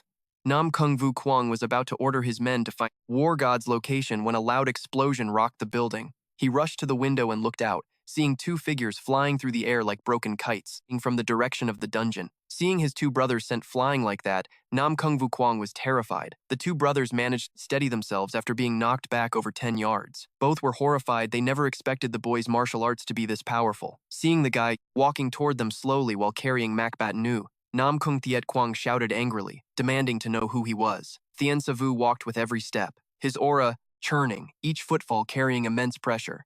I am Thien Sa Vu from Tak Bak. You may not have heard the name, but there is a title someone gave me before that you might be more familiar with. The boy's eyes flashed. They call me the War God. At those words, the entire hall went dead silent. Nam Kung Vu Kwang looked at the boy coldly and said, "So the War God has graced us with his presence. If there's some misunderstanding, why not come inside and talk?" He whispered to his subordinate, "Go get things ready. We need to receive this honored guest properly." A little while later, Thien Sa Vu was invited into the main hall. Seeing the golden plaque that read "Wielding swords to help the world," the boy smirked in contempt. Nam Kung Vu Kwang sat on the main throne, his tone dripping with arrogance. Those 4 words represent the 100-year legacy of our Nam Kung clan. The clan head's tone shifted. "I've heard of you. Mo Dung Dung Thien died by your hand, and the black merchants of Shanxi also tasted defeat against you." Nam Kung Vu Kwang's gaze sharpened. "What is your purpose in coming to our Nam Kung clan? Is it just to save the man on your back?" Thien Sa Vu replied that he and Macbat Ngu were old acquaintances. Seeing him in trouble, he naturally had to step in. Hearing this, Nam Kung Vu Kwang stood up, stroked the long sword in his hand, and said coldly, "This sword is named the King's Blade, and I have used it to take many lives." Nam Kung Vu Kwang glared at Thien Sa Vu, his eyes cold. In the martial arts world, there is no such thing as righteousness. Only the survivor is righteous. The clan head pointed his sword at Thien Sa Vu and continued, "Since you know what we did to Macbat Nu, for the sake of the Nam Kung clan's honor, I have to keep you here." On his command, 11 black-clad swordsmen rushed out from all sides, swords drawn as they lunged at Thien Sa Vu. The boy leaned aside and kicked one swordsman in the face. The man screamed, his sword went flying, and then he spun in the air and slammed into the ground. After that one strike, the aura around Thien Sa Vu shifted entirely. The boy sneered, his voice is cold. "As eternal frost, you think you can keep me here with just this?" With that, Thien Sa Vu launched his attack. He unleashed a palm strike, released a blast of energy like a rainbow piercing the sun, shooting straight forward. In an instant, several swordsmen were pierced through and killed on the spot. The Nam Kung brothers were terrified. The 2 grabbed their swords, ready to join the fight, but just then, a secret message was transmitted. Into their minds, it was their older brother, Nam Kung Vu Kwang. "Fools, do you still not understand the point of surrounding him? Mo Dung Dung Thien was a major player in Liaoning, yet he died silently at the hands of this war god. Either his internal energy is enough to crush Mo Dung Dung Thien, or his martial arts have something unique. He's so young, how much internal energy can he have? Surely his techniques are what make him special. The 2 of you just need to observe carefully, wait for the right moment, and strike when you see an opening." Seeing the 3 brothers standing still, Thien Sa Vu thought for a moment and guessed their plan. He channeled energy into his legs, stomped hard on the ground, and launched himself into the air like a kite. Tien Savu gathered his overwhelming energy into his palm. If you want to watch, I'll give you a show. He unleashed a palm strike, the raw power cascading like a waterfall down onto the black-clad swordsmen below. In an instant, they were engulfed by his energy. Suddenly, a cold light flashed in Nam Kung Vu Kwang's eyes. He had, sensing the perfect opening just as the Tien Savu's internal energy ebbed and a new surge hadn't yet formed, the head of the Nam Kung clan roared. Now's the time! Strike! Nam Kung Thiet Kwang lunged forward, unleashing his sky-piercing sword technique. Nam Kung Du Kwang charged out as well, wielding his thundering 13 sword style. The three brothers attacked the teenager simultaneously from three different directions. Nam Kung Vu Kwang's sword struck out like a shooting star, aiming straight for Tien Savu's back. But the kid seemed to have eyes in the back of his head. His fair, slender hand caught Nam Kung Vu Kwang's wrist with casual speed. The sword, which had seemed destined to land a lethal blow, suddenly jerked off course, plunging straight into the chest of Nam Kung Thiet Kwang as he charged in. Tien Savu moved just like before, striking Nam Kung Thiet Kwang under the arm with a palm blast, using that force to shove the runaway sword further off balance, sending it straight into the chest of Nam Kung Duk Kwang. The boy didn't stop there. He tapped two fingers against Nam Kung Duk Kwang's shoulder, and that same sword twisted again, stabbing toward his own eldest brother. In a heartbeat, the three Nam Kung brothers had impaled each other. Nam Kung Thiet Kwang took a sword through the heart and died on the spot. Nam Kung Du Kwang was also run through the heart and stopped breathing. Only Nam Kung Vu Kwang lucked out by narrowly dodging a fatal spot, though he still had an arm slashed off. Watching Tien Savu carry the unconscious Macbatangu away, the Nam Kung clan head stood frozen in shock. Even after a lifetime of turbulent battles, he couldn't grasp what he had just witnessed. Suddenly, Nam Kung Vu Kwang reached out with his right hand, snatching back the Thonday Imperial sword that he had pulled toward him. The Nam Kung head caught his breath for a moment, then funneled every last drop of his remaining internal energy into the blade. Tien Savu heard a strange noise behind him and couldn't help but stop and look back, only to see Nam Kung Vu Kwang lunging toward him with everything he had left. The teenager furrowed his brow. He hadn't expected the old man to be this reckless. Seeing the man swing his sword with enough force to seemingly split a river in two, Tien Savu quickly dodged. Nam Kung Vu Kwang roared in pure rage. You little brat, today, I'm taking you down no matter what. With that, he leaped into the air, thrusting his sword straight at the boy. Suddenly, a flash of icy coldness crossed Tien Savu's eyes. The boy held out his hands, twisting them slightly in front of his chest, and the very next second, the sword plunged straight into the chest of Nam Kung Vu Kwang himself. Nam Kung Vu Kwang cursed, his voice raspy. You've completely crossed the Five-Dragon Alliance today. You'll never live to see another day, Tien Savu said coldly. Don't you worry about that. With that, the boy pressed his right hand against the hilt and shoved with all his might, and the sword shot out, pinning Nam Kung Vu Kwang into the ground. The blade went over 2 feet deep, the shockwave so powerful it cracked the ground and sent debris flying. The sitting head of the Nam Kung clan was literally nailed in place. Tien Savu looked up at the 4 gilded characters hanging in the grand hall. The boy raised his left hand, channeling a domineering force into his palm, and released a blast of pure energy. Then, Tien Savu balled his hand into a fist and punched out. A massive tree that had stood for hundreds of years instantly exploded. Tien Savu's eyes were cold as ice, and he said flatly, "These 4 words, your Nam Kung clan doesn't deserve them." This small house was built on a cliff edge 1,000 feet high, yet it was feared by the martial arts world as a forbidden zone, because this was the home of one of the 2 saints, the supreme monarch Hongfu Quan Yet. Under the pavilion, Hongfu Quan Yet sat alone at a table, while a subordinate knelt 10 yards away, respectfully reporting, "That war god first wreaked havoc at the Modung clan in Liaoning, and just a few days ago, he single-handedly stormed the Nam Kung clan, slaughtering everyone in his path. The casualties are uncountable. The 3rd master, Nam Kung Duk Kwang, died on the spot. The 2nd master, Nam Kung Thiet Kwang, has also met his maker. And the clan head, Nam Kung Vu Kwang, was nailed to death in his own hall. I heard that before the head died, he witnessed a nightmare. The war god destroying the plaque the family had guarded for generations. The war god's reputation in the martial arts world was now skyrocketing. Many newcomers admired his sudden rise, though more than a few veteran masters were worried he would threaten their status. Plus, news has it that Black Spear has also moved against the war god. Hearing this, Hongfu Quanningyet's movements paused. The leader of the supreme faction spoke with a voice as calm as a lake. Black Spear is involved too, huh? Yes. From the Henan branch, Black Spear himself led his men, intending to ambush the war god in Henan, but they failed miserably. Huangfu Quan Niet stopped what he was doing, looked up at the sky, and after a moment said in a deep voice, "Send word to Tekyu. I want to see her." Meanwhile, over at the Thiat Vu League, Nam Kung Takyo was reading a letter sent from 800 miles away. The leader of the Three Flowers suddenly had her pupils contract. Then she angrily crumpled the letter on the table. Nam Kung Takyo gritted her teeth. Damn you, war god, I am going to tear you to pieces. At the same time, in a room at the Thiat Vu League, Tu Ho also heard news that the Nam Kung clan had been wiped out. She was both shocked and worried for Thien Savu. The Nam Kung clan had been crippled. The Five Dragon Alliance definitely wouldn't let this go. Thinking of this, she immediately ordered Bitch Noak and Bitch Lian. Right now, send word to every branch of the Great Heaven Merchant Guild.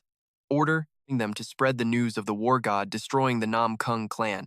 Make sure to emphasize that the Nam Kung clan was holding innocent people hostage and that the war god was acting in righteous defense. This will keep Brother Savu from becoming an enemy of the martial arts world while showing off his incredible skill, forcing those in the world to think twice before messing with him. Also, send a letter to the Nine Heavens Mansion and the Lion League immediately. Tell them I need to meet them to discuss something urgent. The three powers of Thiat Vu League may be enemies in the shadows, but we are allies on the surface. I can't let them team up against Brother Savu. After giving her orders, Tu Ho thought for a moment and added, and one more thing. Have someone tail Nam Kung to Q. I know for sure she's going to do whatever it takes to eliminate Brother Savu. With that, Tutyoho's face hardened. We have to move fast. That night, Jiang Son received a letter from Nam Kung Tukyo. He had been ordered to go to Henan to assassinate the war god. To be safe, he hadn't just moved the Vu Kuang shadow guards, he had also hired assassins from the Than Duang Gate. After receiving Nam Kung Tu Q's letter, he realized he'd made a mistake. The war god had gone to Luchao province and destroyed the Nam Kung clan. In the letter, Nam Kung Q had laid everything out. Hoang, Fu Quan and Guyet had locked up Macbat Nu's family to keep things quiet. If this got out, it would definitely ruin his reputation, and the Nam Kung. The clan secretly rescued Mo Buyu. If Quan Thang finds out, he'll definitely be furious with the Nongong clan. That's why the top priority now is to kill Mo Buyu to silence him. He absolutely cannot be allowed to spill the secrets of the Nongong clan. If the god of war arrives at Tiwu League to rescue Mo Buyu's family, then he and Huangfu Junyue will definitely clash, and that will be the perfect moment to take him out. After finishing the letter, Jiang Shan couldn't help but admire this female warrior. Even though she just faced a huge family crisis, she remains calm and calculated. The head of the Yin family asked what happened. Jiang Shan stated flatly that the god of war isn't in Henan, he's already in Luzhou, so their mission has shifted to prioritizing the assassination of Mo Buyu. Suddenly, Jiang Shan sensed someone quietly approaching. The expert from the Five Dragon League was just about to draw his sword when he heard a cold, low voice. You've made us waste so much time. The person who arrived was Yin Du Yuan of the Wugang Yin family. Just then, another woman walked up and said they should be careful. Right. Now, they know nothing about this god of war. This job wasn't even very profitable to begin with, and now you've even hired assassins from Qingyang sect to join in. Speaking of which, Yin Muzhen let out a cold smirk. But if it means killing Mo Buyu, it's not a total loss. Elsewhere, a carriage was racing toward Tiwu League. Hong Wukui was grumbling while driving. He just took his eyes off things for a second, and Shan Sawu had already caused such a massive scene. Hong Wukui saw no one in the carriage was talking, so he lifted the curtain to look, only to see Shan Sawu channeling internal energy in his palms. He was refining every drop of human essence, dripping it into Mo Buyu's mouth. Seeing this, Hong Wukui whispered and asked about his condition. I've done everything I can. The rest is up to his own fate. Besides, his meridians are severed. Even if he survives, he'll never be able to fight again. Hearing this, Hong Wukui felt deeply moved, yet he remained curious about the secret of Huangfu Junyu. A moment later, Mo Buyu woke up, incredibly grateful that Shan Sawu had saved him. Shan Sawu asked Mo Buyu what exactly he was escorting that would make Quan Thang go so far as to hold his family hostage. Mo Buyu recounted the whole story. Turns out that day, they received a new mission from the Murong clan and managed to escape just before Dali Bao stormed the Murong estate. But the Iron Horse Escort Agency always follows underworld rules, only transport the goods, never ask about the client's secrets. He only knew it seemed to be a red-painted coffin, wrapped in iron chains and charms. According to people from the Murong clan, that coffin was found when the Daobei Mountains were disturbed, and rumor has it that whoever masters it can rule the world and be invincible in the martial arts realm. At this, Mo Buyu suddenly became agitated. Young hero Shan, my family is still at Tiwu League. I must go save them. We're on our way to Tiwu League. Just focus on healing and don't worry too much. Hong Wukui frowned at this. He knew perfectly well that once Shan Sawu made up his mind, you couldn't stop him even with 9 oxen, but their beggar sect always stayed out of underworld feuds. If they got involved, it would surely drag the sect into it. Then, the beggar sect would be in big trouble. So, he silently decided he had to report this to the sect leader. Just then, Shan Sawu's question interrupted his thoughts. Elder, what is the rope in the carriage for? That, it is a lifeline, used to anchor boats or save people who fall into the water. If it's in your way, just toss it. Shan Sawu nodded slightly, having understood. He'd keep it. You never know when it might come in handy. Hong Wukui scolded Shan Sawu for being reckless, then continued driving the carriage, racing toward Tiwu League. But they didn't know that danger was already closing in. Nearby, a group of people was lying in ambush in the woods. Jiang Shan and the others had guessed that Shan Sawu's destination was Tiwu League, so they had come to this road last night to set their trap. Yin Muzhen looked back at the ghostly figure behind them. Sect Master of Qingyang. Who goes first later? The Qingyang Sect Master stood with his arms crossed, looking indifferent and relaxed. Just don't get in the way of our Qingyang sect. Yin Yi, Zhao was annoyed by the Sect Master's arrogant attitude, but Yin Muzhen reminded her that the guy was over 60 and not someone to mess with, saying there was no telling when he might stab them in the back. Just then, the sky suddenly opened up with a torrential downpour. Yin Muzhen sneered. Heaven is helping us. Time to strike. In the carriage, Shan Sawu's pupils suddenly constricted. He seemed to hear the sound of people moving through the rain. The teenager tilted his head to listen for a moment, becoming more certain a group of people was indeed closing in on them rapidly. With a sudden rumble of thunder, dozens of assassins in black lunged out from the forest, rushing straight at them. These assassins moved without a single sound, definitely not your average thugs. Just then, there was a noise on the carriage. The lead assassin had jumped onto the roof. But immediately, Shan Sawu burst through the window and landed a kick straight on the assassin's chin. The teen succeeded in his strike, looking around to see several assassins already on top of the carriage. Shan Sawu braced his hands on the carriage box, spun his body sharply, and in a flash, he looked like a spinning top, his legs kicking out in rapid succession. The assassins were instantly struck in the head, their bones shattering. After the exchange, Shan Sawu was even more shocked. These assassins coordinated perfectly, moving in sync, a far cry from the assassins he had faced before. Just then, Hong Wukui recognized who they were. They were all using daggers strapped to their forearms, the signature hidden weapon of the Wugang Yin family, a clan of assassins.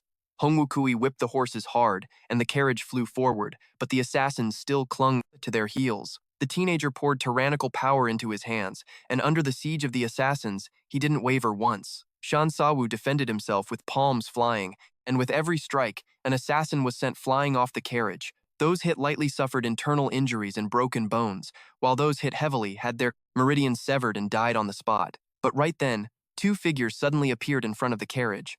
Hong Wukui was startled. He saw these two wearing green robes, their bodies radiating intense bloodlust. The old beggar shouted, "Sawu, watch out. The Qingyang sect is here too, two clans of assassins attacking at once." Hearing this, the teenager's eyes remained calm as water. Shan Sawu opened his eyes, flicked a finger, and a wave of tyrannical force shot out, hitting the chests of both men. The two assassins were blasted away as if hit by a sledgehammer. Unexpectedly, a figure plummeted from the sky right at that moment, one of them. The assassin trampled over his comrades' corpses, using their bodies as a springboard to launch himself at Tien Savu. The latter remained calm, his left hand striking out lightning fast to grab the opponent by the throat.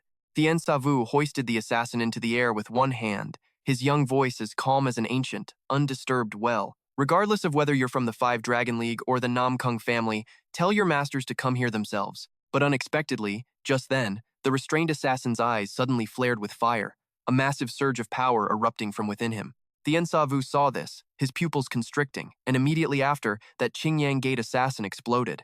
A massive shockwave blasted into the sky. Its terrifying power felt even by people in Tingyuan half a mile away. Ammo Trin crossed his arms and laughed loudly. The Qingyang Gate's technique, the Hellfire detonation, truly lives up to its reputation. The Qingyang Gate master, however, didn't care in the slightest about Ammo Trin's flattery. The assassin flashed once and vanished from the spot. Am Duvien asked if they should attack as planned. "Duvien, you come with me. Ko Jiao stays here with Mr. Zhang. Mobat and Gu must die. But if we can kill the war god as well, that would be even better. Ko Jiao, whether our Yin family can make a name for itself depends on you. Savu becoming a heavenly demolition martial general means he must walk over the corpses of others. Although the heavenly demolition divine art is known as the strongest in the world, heaven has its eyes. Every martial art has a way to be countered. For thousands of years, the path walked by the heavenly demolition martial general has been paved with the lives of over 500 people. Whether you want it or not, From the moment you became a heavenly demolition martial general, you stepped onto this path of blood. This fear is the fate of the heavenly demolition martial general. Are you prepared for this? The youth didn't answer immediately but asked, then, Master, how did you overcome this fear? Han Guba laughed arrogantly and spoke loudly. Facing 10,000 armies, I remained free and easy, moving through them as if taking a stroll. A loud explosion echoed. Half the carriage was destroyed while Mo Batanu gritted his teeth, ignoring the wood debris falling on him. Hong Vu Koi struggled to hold the reins, keeping the carriage moving. The old beggar turned his head in anxiety, shouting, War God, are you all right? When the dust settled, Tien Savu could be seen with tattered clothes, a piece of shattered bone piercing through his shoulder. The youth's face remained calm. Don't worry, I'm fine. Having said that, Tien Savu pulled out the bone fragment, then channeled his energy to control his muscles, quickly sealing the wound. Tien Savu grabbed the lifeline cord on the carriage, launched himself into the air, and poured his massive internal energy into the rope. The rope snapped out like a dragon emerging from the sea, instantly shooting toward the assassins in pursuit. His domineering internal force pierced into their bodies, and the assassins dropped dead on the spot. Tien Savu flicked his wrist, and the rope coiled around another assassin's neck. The youth yanked hard, and the man's head was severed clean off. Meanwhile, other Qingyang Gate assassins tried the same old trick, hoping to use the Hellfire detonation to attack Tien Savu, but the latter used the rope skillfully, keeping them at bay. However, the assassins recklessly charged in. The youth swung the rope hard, and in an instant, it pierced through the chests of the assassins like a long spear. 3 assassins were left hanging in midair like kites with broken strings, but right then, 4 more jumped toward him. These 4 didn't attack Tien Savu, but grabbed onto the rope instead. The 4 of them crouched down, putting their weight into their legs, and the rope went taut, causing even the powerful Tien Savu to stagger. At that moment, a Qingyang Gate assassin leapt onto the rope. The youth immediately realized their plan. He extended his right index finger and tapped the rope hard. A powerful burst of energy surged along the rope. The force traveled from the assassin's bubbling spring acupoint into his body, launching him into the air before he was ripped in half. The Hellfire detonation he had prepared was triggered prematurely, instantly blasting several of the Yin family's assassins. A Yin family assassin fell from the sky, his dagger stabbing straight toward Mo Batingu's throat. Have you ever heard of a sword technique that falls from the sky?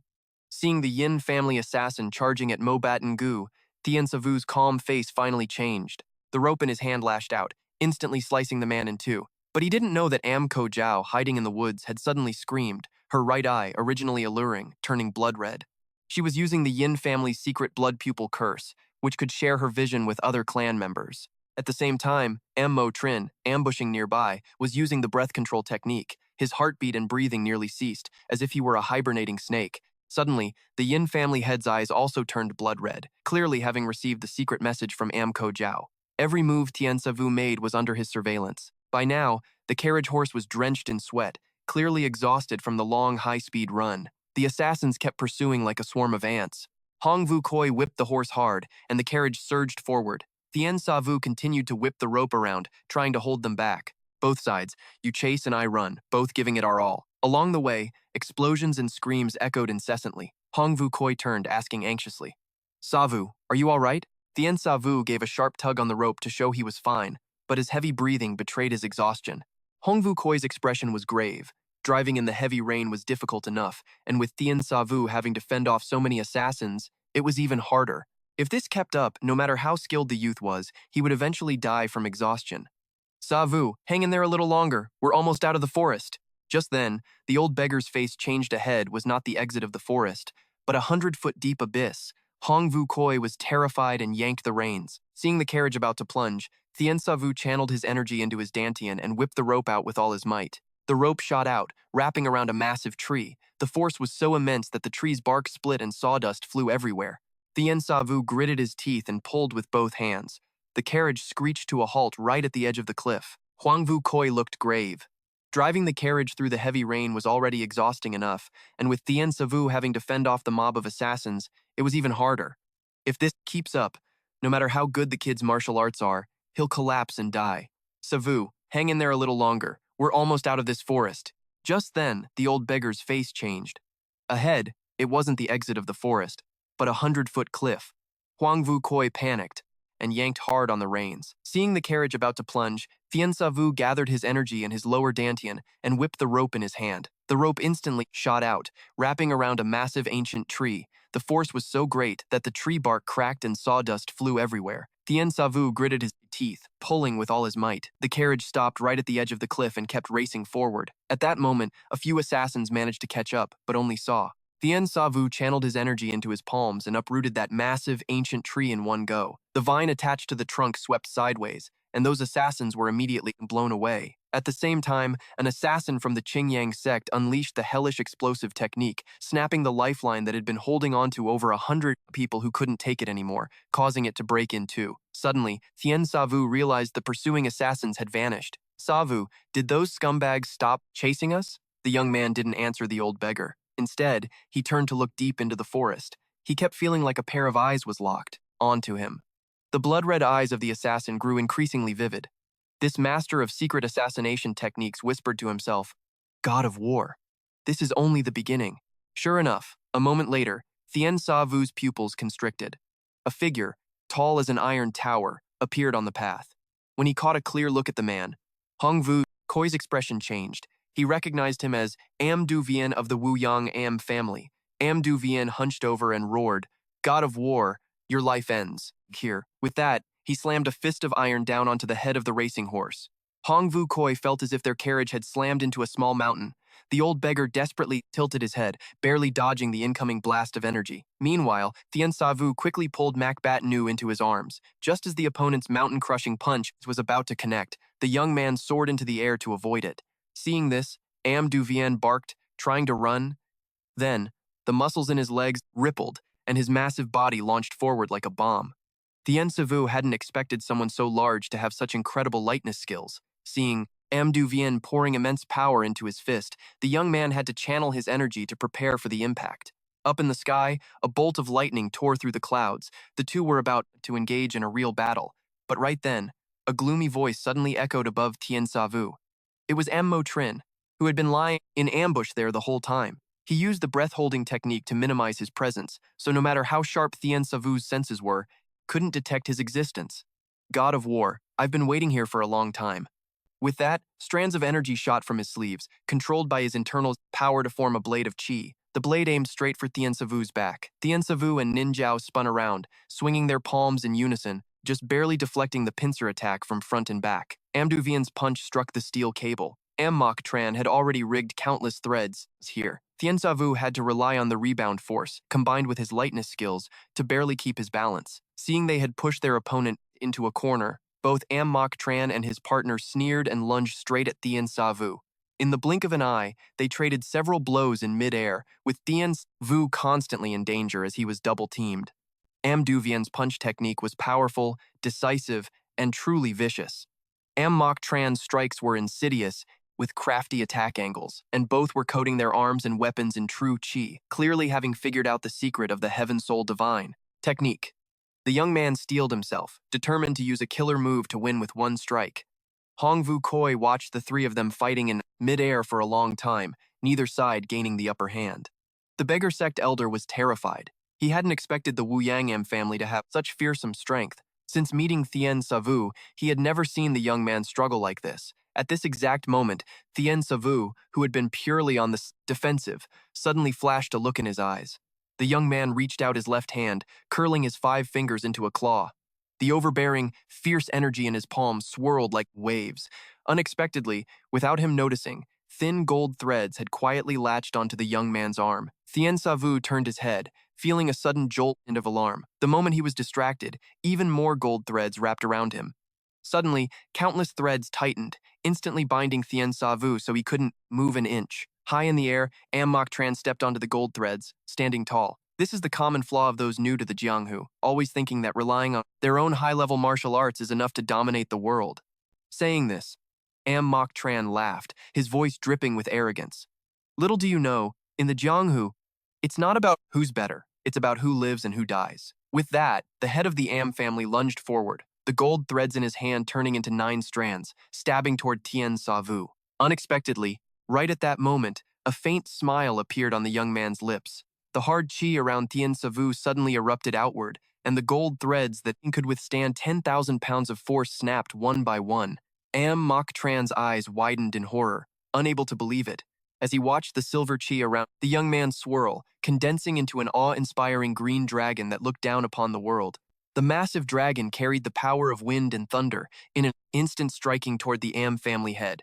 Amduvian saw this and let out a loud roar, charging forward, wanting to use his own powerful fist energy to save his older brother. But how could fireflies compare to the glow of the full moon? Amduvian had barely gotten close before he was swept into the overbearing energy. There was a thunderous explosion that tore through the sky, and both brothers were sent flying by the massive force. Amduvian was knocked back over 30 meters, his fate unknown, while Mok Tran was tossed into the air, his eyes blank. As he fell, he looked at Thien Savu standing on the silk threads, and a wild thought flashed through his mind. The martial arts cultivation of this young man before him might already rival the two saints. Right now, Thien Savu's feet, standing on threads, sank slightly. It turned out he had reached out and grabbed the falling Mok Tran.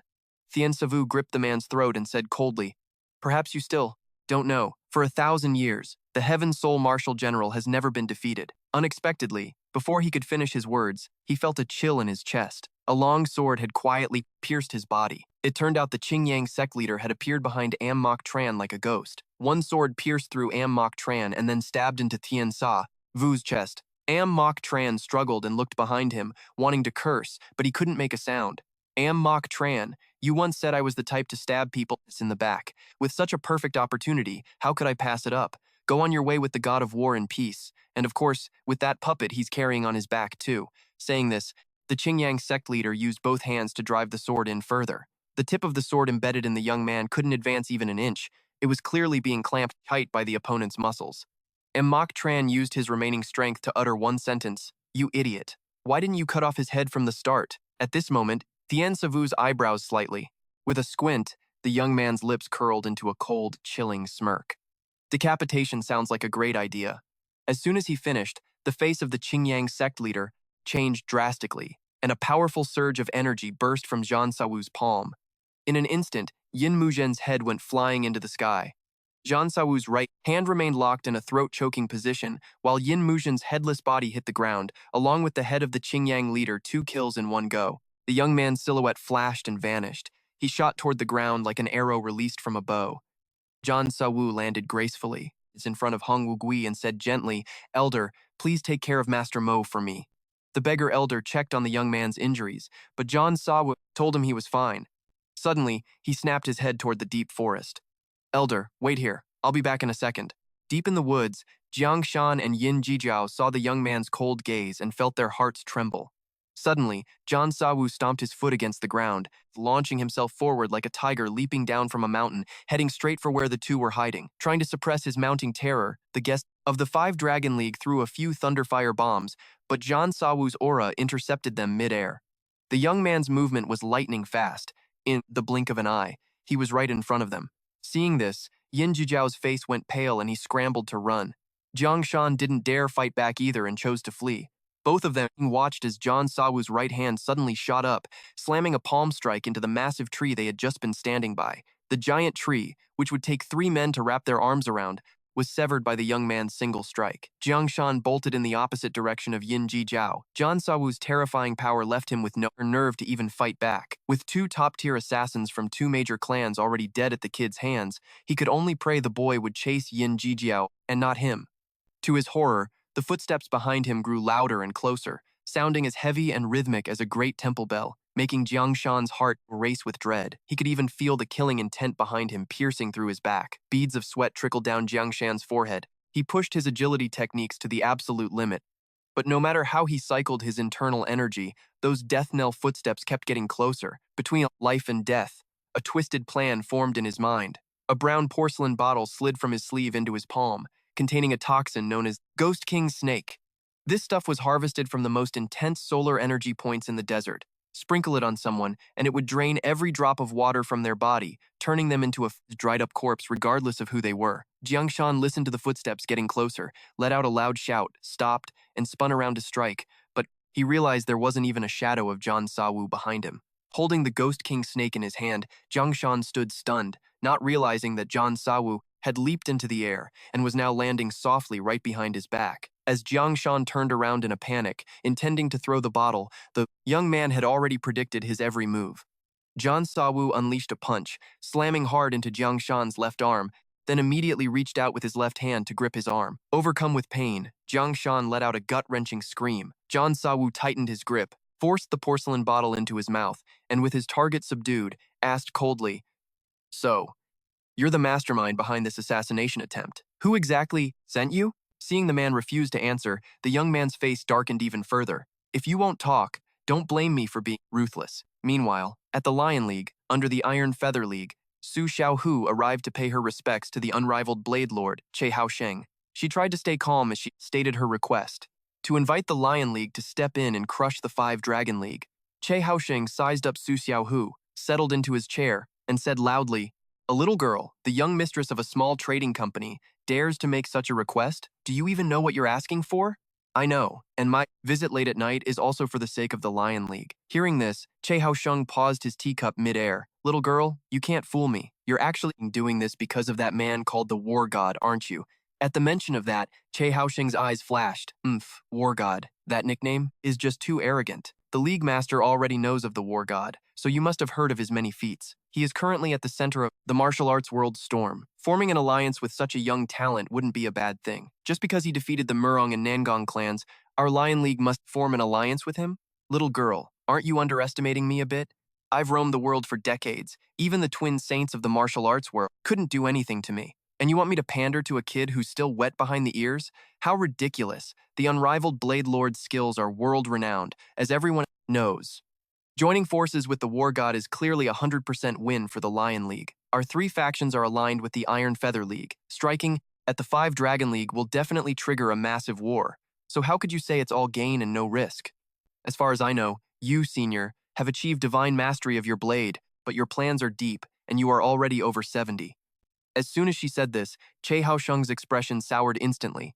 Su Xiaohu acted as if she didn't notice and continued, In this world, no one is immortal. If, one day, you were to pass on, what would become of the Lion League?" Hearing this, Che Haosheng's hair bristled with rage. "Little girl, you are very bold."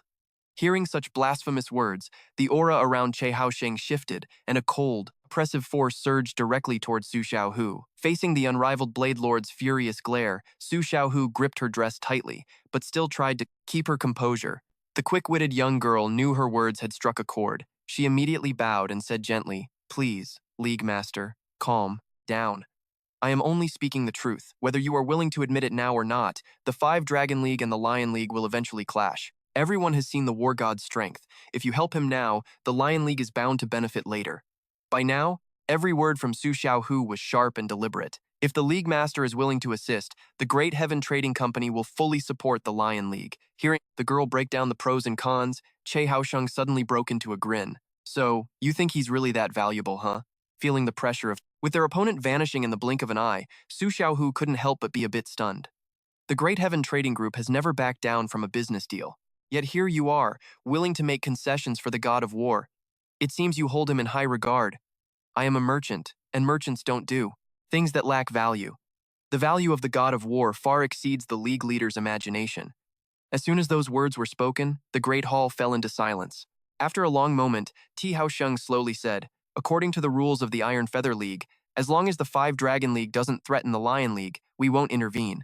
At this point, the invincible Blade Overlord changed his tone. "However, we have no obligation to cooperate with the Five Dragon League to deal with the God of War either. Do you understand what this old man means?" That was enough for Su Xiaohu. Once she finished, the young lady stood up to take her leave. But unexpectedly, the voice of Tai Haosheng echoed from behind. "Little girl, are you married yet? If not, this old man has someone suitable to introduce to you.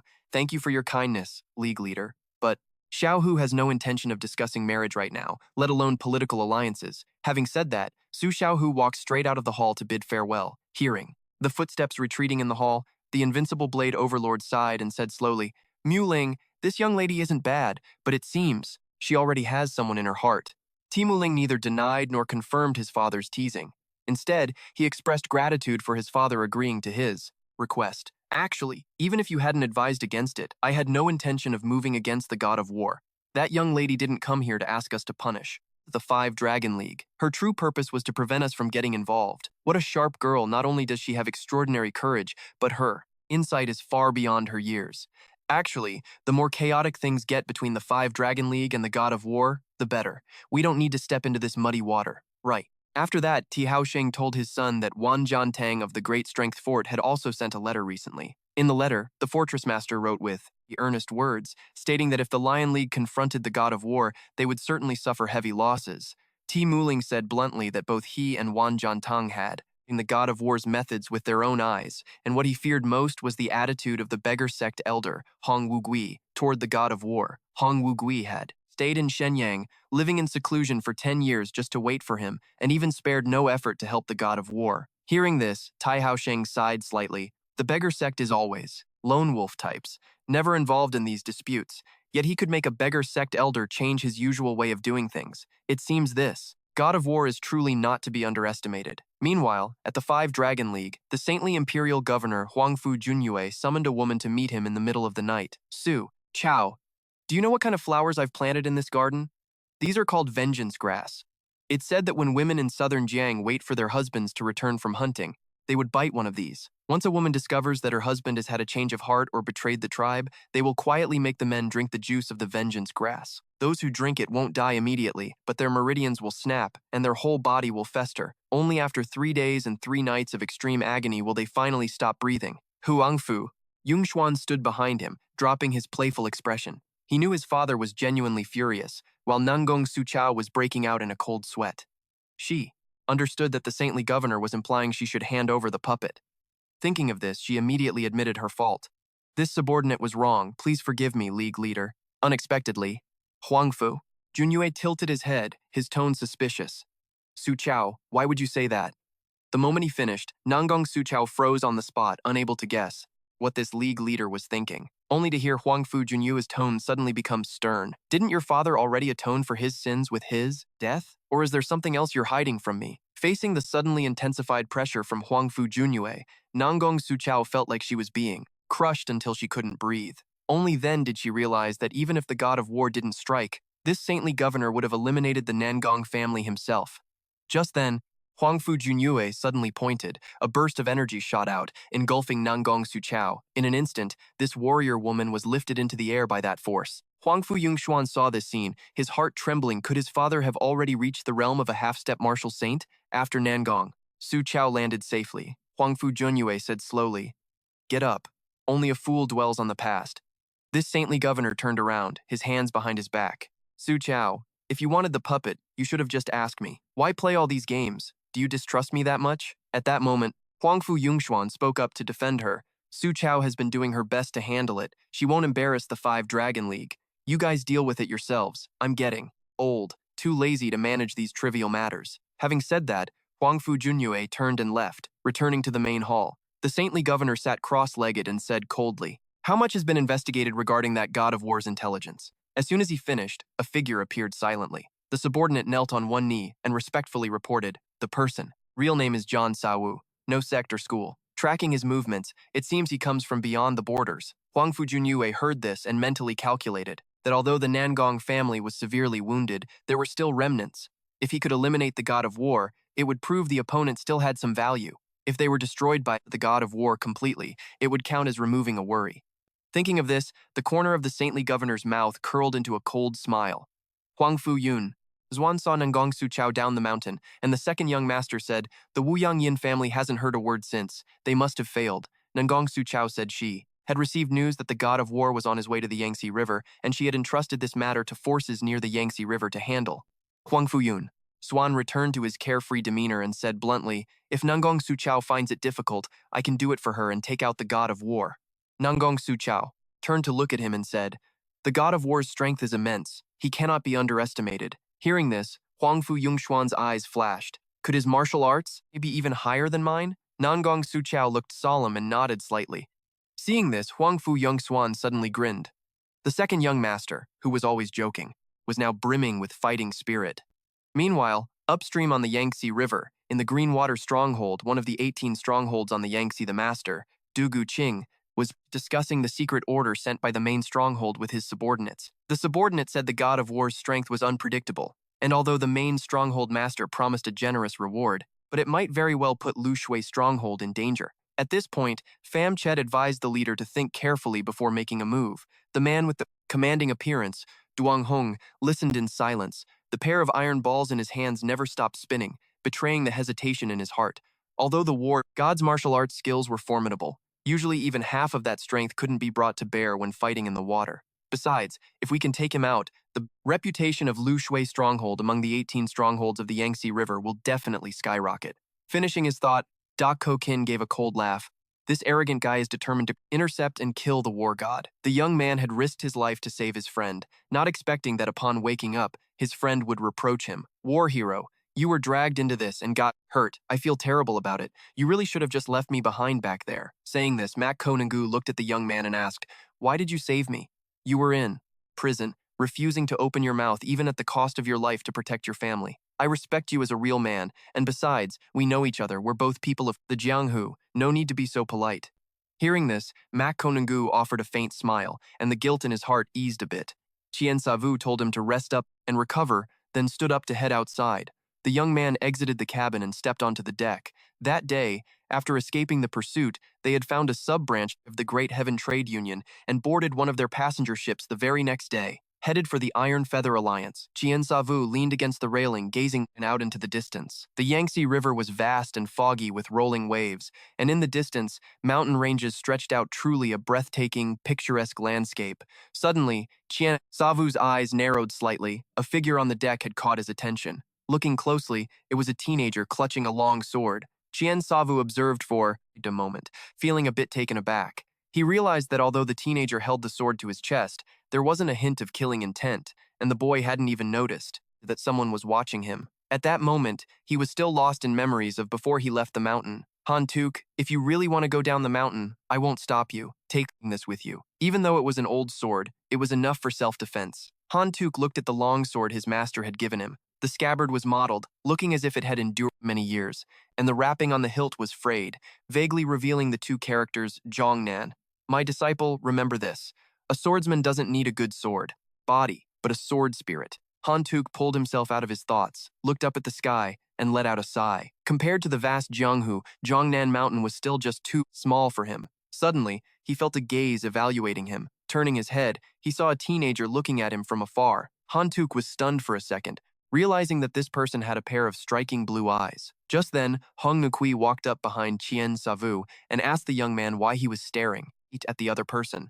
Chien Savu said he was just curious. Hong Nukui slung his arm around the young man, pulling him back toward the cabin, saying, Captain Ma of the Great Heaven Trade Union has prepared a banquet and invites you to join for a drink. Hunte saw the old beggar pulling the teenager away and didn't think much of it, just stood up to stretch his limbs. Suddenly noticing a fishing boat casting nets near their ship, Hunte couldn't help but look a few more times with suspicion. This place was far too busy with traffic to be suitable for fishing. Looking closer, he could see the fishermen had bulging muscles and were radiating an aggressive aura. By the time his eyes met those of a fierce-looking fisherman, Hunte was even more certain that these people weren't fishermen but martial artists from the Jianghu. Not long after, the two boats slid past each other, drifting further apart as if it were just a random encounter on the river, causing no waves. That night, 3 warships from Lu Shui stronghold quietly stopped on the surface of the river. Seeing the large ship getting closer through his telescope, Dak Ko Kin asked in a low voice if they had confirmed their targets were on board. Chet said he had seen the war god and Hong Nukui on the deck with his own eyes, but wasn't sure if Mak Konu was on board. After reporting the intelligence, he still advised the stronghold leader to reconsider. If the war god was truly as the rumors claimed, their Lu Shui stronghold stood absolutely no chance. Hearing this, Dak Ko Kin flew into a rage. What are you worried about? No matter how high his martial arts are, once the ship sinks, he'll be buried at the bottom of the river. Saying that, he swung the long spear in his hand and shouted loudly, Brothers, the time has come to make a name for ourselves. The water bandits responded in unison, each wielding knives and swords, their spirits surging. On the other side, on Chien Savu's ship, inside the cabin, Hong Nukui was clinking glasses with Captain Madu Monday. Madu Mon said that serving 2 great heroes was the greatest honor of his 3 lifetimes. Hong Nukui replied, All of us within the 4 seas are brothers, no need to be so polite. The two drank to their heart's content, even calling Mak Konu to join in, completely unaware that danger was silently closing in. Only Hunte remained at the railing, lost in thought. He was still suspicious that the fishing boat from earlier was trailing them. Just then, a casual voice sounded behind him. Hunte turned around to find it was the teenager from earlier. You also noticed someone is trailing this ship? Chien Savu looked at the reeds on the river and said calmly, Perhaps they were water bandits, or maybe even assassins. Before he could finish his sentence, the entire large ship suddenly shook violently. The two, Hong Nu Kui, in the cabin immediately sobered up. Mak Konangu looked out the window to see a brawny man leaping up from the river, followed by several figures rushing straight toward the large ship. Seeing three water bandits leap onto the deck, Han Tuk hurriedly grabbed the hilt of his sword, preparing to draw it to fight back, but realized his arm felt like it wasn't his own. No matter how hard he tried, he couldn't pull the blade out even an inch. Chien Savu quietly watched the teenager beside him. This was the first time he had seen a swordsman who didn't know how to use his sword. Seeing the enemy approaching, Chien Savu reached out his right hand, powerful, domineering internal energy, enveloping it, and then with a gentle slap, a massive force of energy surged forward. The three water bandits were hit in the chest and dropped dead instantly. Han Tuk saw this scene and was stunned. The young man said nonchalantly, "Friend, hesitation is the path to failure." At the same time, in the cabin, several sailors were desperately trying to plug a hole in the hull. Hong Nu Kui asked if they had hit a reef. Captain Ma said this route had no reefs. Just then, a sailor investigated the situation and came back to report that a heavy chain was stretched across the middle of the river, blocking the ship's path. Captain Ma turned pale upon hearing this and said, bluntly, "This is a signature tactic of Lu Shui stronghold." Hearing this, Hong Nu Kui realized it all. He knew the Nam Kung family and the 18 strongholds of the Yangtze River, definitely tied to the Nam Kung clan. The old beggar quickly told the captain to patch up the ship and get ready to defend against the river bandits. Hong Ungu Kui's heart sank. If the 18 camps of the Yangtze River were all attacking at once, we're talking over 1,000 people. Even a war god with peerless skills couldn't kill them all. The old beggar ran to the deck, leaped onto the mast, and looked around. He saw 3 warships turning toward them. Hong Ngui let out a breath. It seemed only the Green Water Camp was attacking tonight. Then, the old beggar jumped down beside Chien Savu. "Sa, these guys are from the Green Water Camp, part of the 18 camps of the Yangtze. Their leader, Dak Ko Kin, is ruthless and vicious. This might be the 5 Dragon Alliance playing dirty games. The 18 camps, the 5 Dragon Alliance, it doesn't matter, they're all the same to me." The moment he said that, Han Tuk felt a chill down his spine. Who on earth was this kid? Right then, the bandits swarmed the deck. Seeing them screaming and charging, Chien Savu held out his right hand, fingers curved like hooks. Internal energy surged through his palm. With cold eyes, the young man added, "I'll kill as many as show up." Chien Savu threw a single punch, and the leading bandit dropped dead instantly.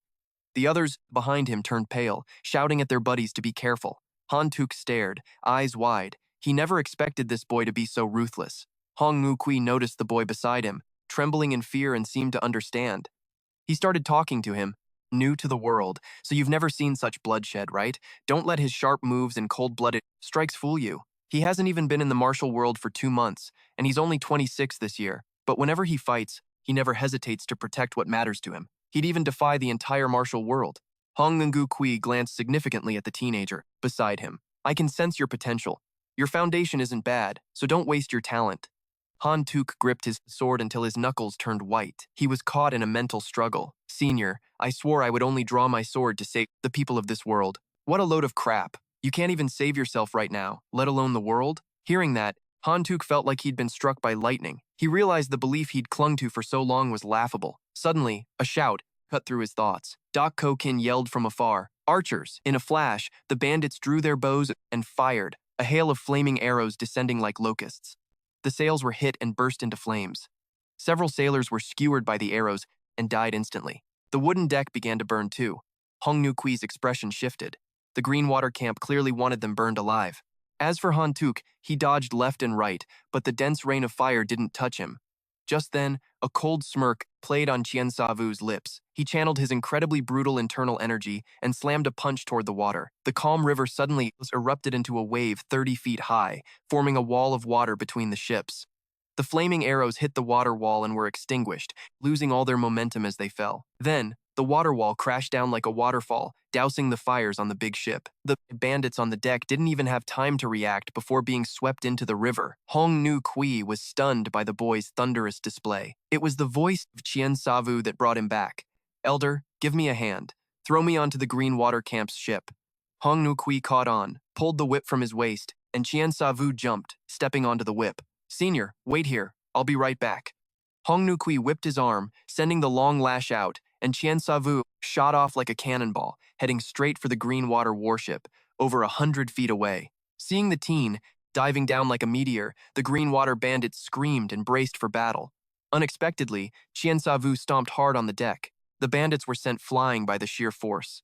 The teen smiled, raised both hands, channeled his intense energy into his palms, and then slammed them down onto the deck. The sturdy wooden planks exploded, and every bandit on board was blasted off. The large warship was snapped in two by his single blow. Chien Sa-vu lightly landed on a piece of debris, looked around, and kicked off the wood to soar away again. The remaining two ships were sliced through in a blink, and bandits wailed as they fell into the river. Chien Sa-vu ignored the desperate cries and locked his gaze on the final warship in the distance. The corners of his mouth curled into a smile, and he muttered, "One last one." With that, Chien Sa-vu stepped on the water and moved forward.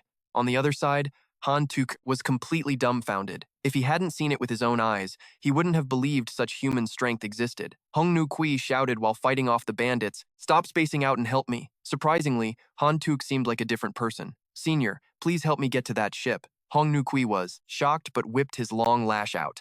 Hunte followed suit, leaped onto the whip, and Hong Nu-kui threw him with all his might. The boy flew like an arrow from a bow. The old beggar shielded his eyes, looking into the distance. Could this kid have finally figured it out? Back on the last Greenwater warship, Doc Ko-kin was frozen in shock, his hands trembling as he gripped his trident. Pham Triet stood behind him, saying they should retreat immediately, but before he could finish, a figure came sprinting across the water. When they saw who it was, Doc Ko-kin at the bow turned deathly pale, while Pham Triet looked up and shouted, "Leader, watch out! Above!" Seeing the teen with the sword diving down from the sky, Doc Ko-kin thrust his trident forward, but to his surprise, Chien Sa-vu unleashed a thunderous punch. A powerful surge of energy slammed into the bow and the sturdy warship. With a single punch, everything was smashed to pieces. In the heat of the moment, the camp leader, Doc Ko-kin, let out a furious roar, channeling all his inner energy into his ivory trident. The leader swung it, wildly, unleashing his entire lifelong martial arts repertoire to settle the score with the god of war.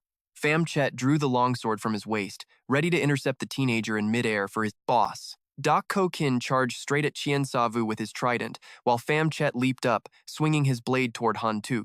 Just then, Hunte closed his eyes, the advice from Chien Sa-vu echoing in his ears.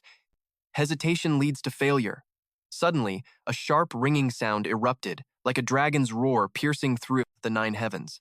Hunte snapped his eyes open, burning with intensity. His longsword, engraved with the characters for Red Heart, flashed into view. As the two crossed paths in midair, Pham Chet's sword-wielding right arm was severed in a clean sweep. On the other side, Chien Sa-vu's expression turned icy. He unleashed a single palm strike. Doc Ko-kin's trident shattered instantly, and the force of the blow didn't stop, slamming directly into his chest. Doc Ko-kin felt a tidal wave of raw energy surging through his body, and in the next heartbeat, Chien Sa-vu's strike pierced right through him. The unstoppable force didn't fade, sweeping through the water bandits behind him, launching them into the air and killing them instantly. The entire warship was torn apart by the impact, eventually dissolving into a floating pile of debris on the Dan River. After taking down Doc Ko-kin with one strike, Chien Sa-vu turned to look at Hunte. Though the young man's swordsmanship was still a bit raw, the sound the sword made when drawn proved he had reached the realm of sword and man unity. Pham Chet, now missing an arm, knelt on the deck, teeth gritted, as he spat out, "Nice sword work, but your experience in the world is still far too green."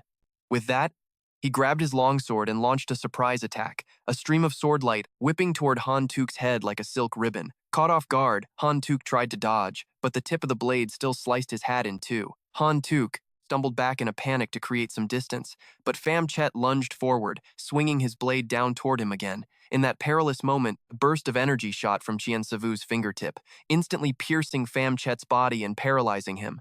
This was the human puppet secret technique, derived from the Heaven Soul Divine skill. Pham Chet tried to look back, only to realize he couldn't even turn his head. Then, he felt his neck tighten. A hand had clamped firmly onto his throat. Chien Sa-vu hoisted Pham Chet into the air with one hand. The bandit screamed, "Let me go!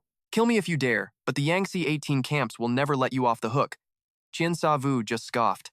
"We'll see who doesn't let who off the hook." With a flick, the young man sent a pulse of energy into Pham Chet's neck and tossed him aside like a dead dog. Chien Sa-vu asked if Hunte was all right. After receiving a firm confirmation, he looked at Pham Chet. "I've infused a burst of energy into your Dantian. If your camp leader can neutralize it, you might live. If not, your Dantian will explode and you'll be finished. Remember, you have 2 days." Hearing this, Pham Chet was terrified. While the demonic young man continued calmly, Also, tell your leader if he's still hell-bent on this, have him come find me. I'll be waiting. The surviving bandits acted as if they'd been granted a pardon, scrambling to jump into the river, desperate to get away, wishing they had more legs to run faster. Hunte stepped forward, cupping his hands in respect. I am Hunte, the head disciple of the Jongnon sword sect. My deepest thanks for saving my life, young hero. No need for formalities, Han. Actually, I should be thanking you for your righteous actions. I am Chien Savu. Immediately after, the two headed back, promising to drink until they passed out tonight. Only Hong Nu Kui remained, still fighting off the stragglers on the deck.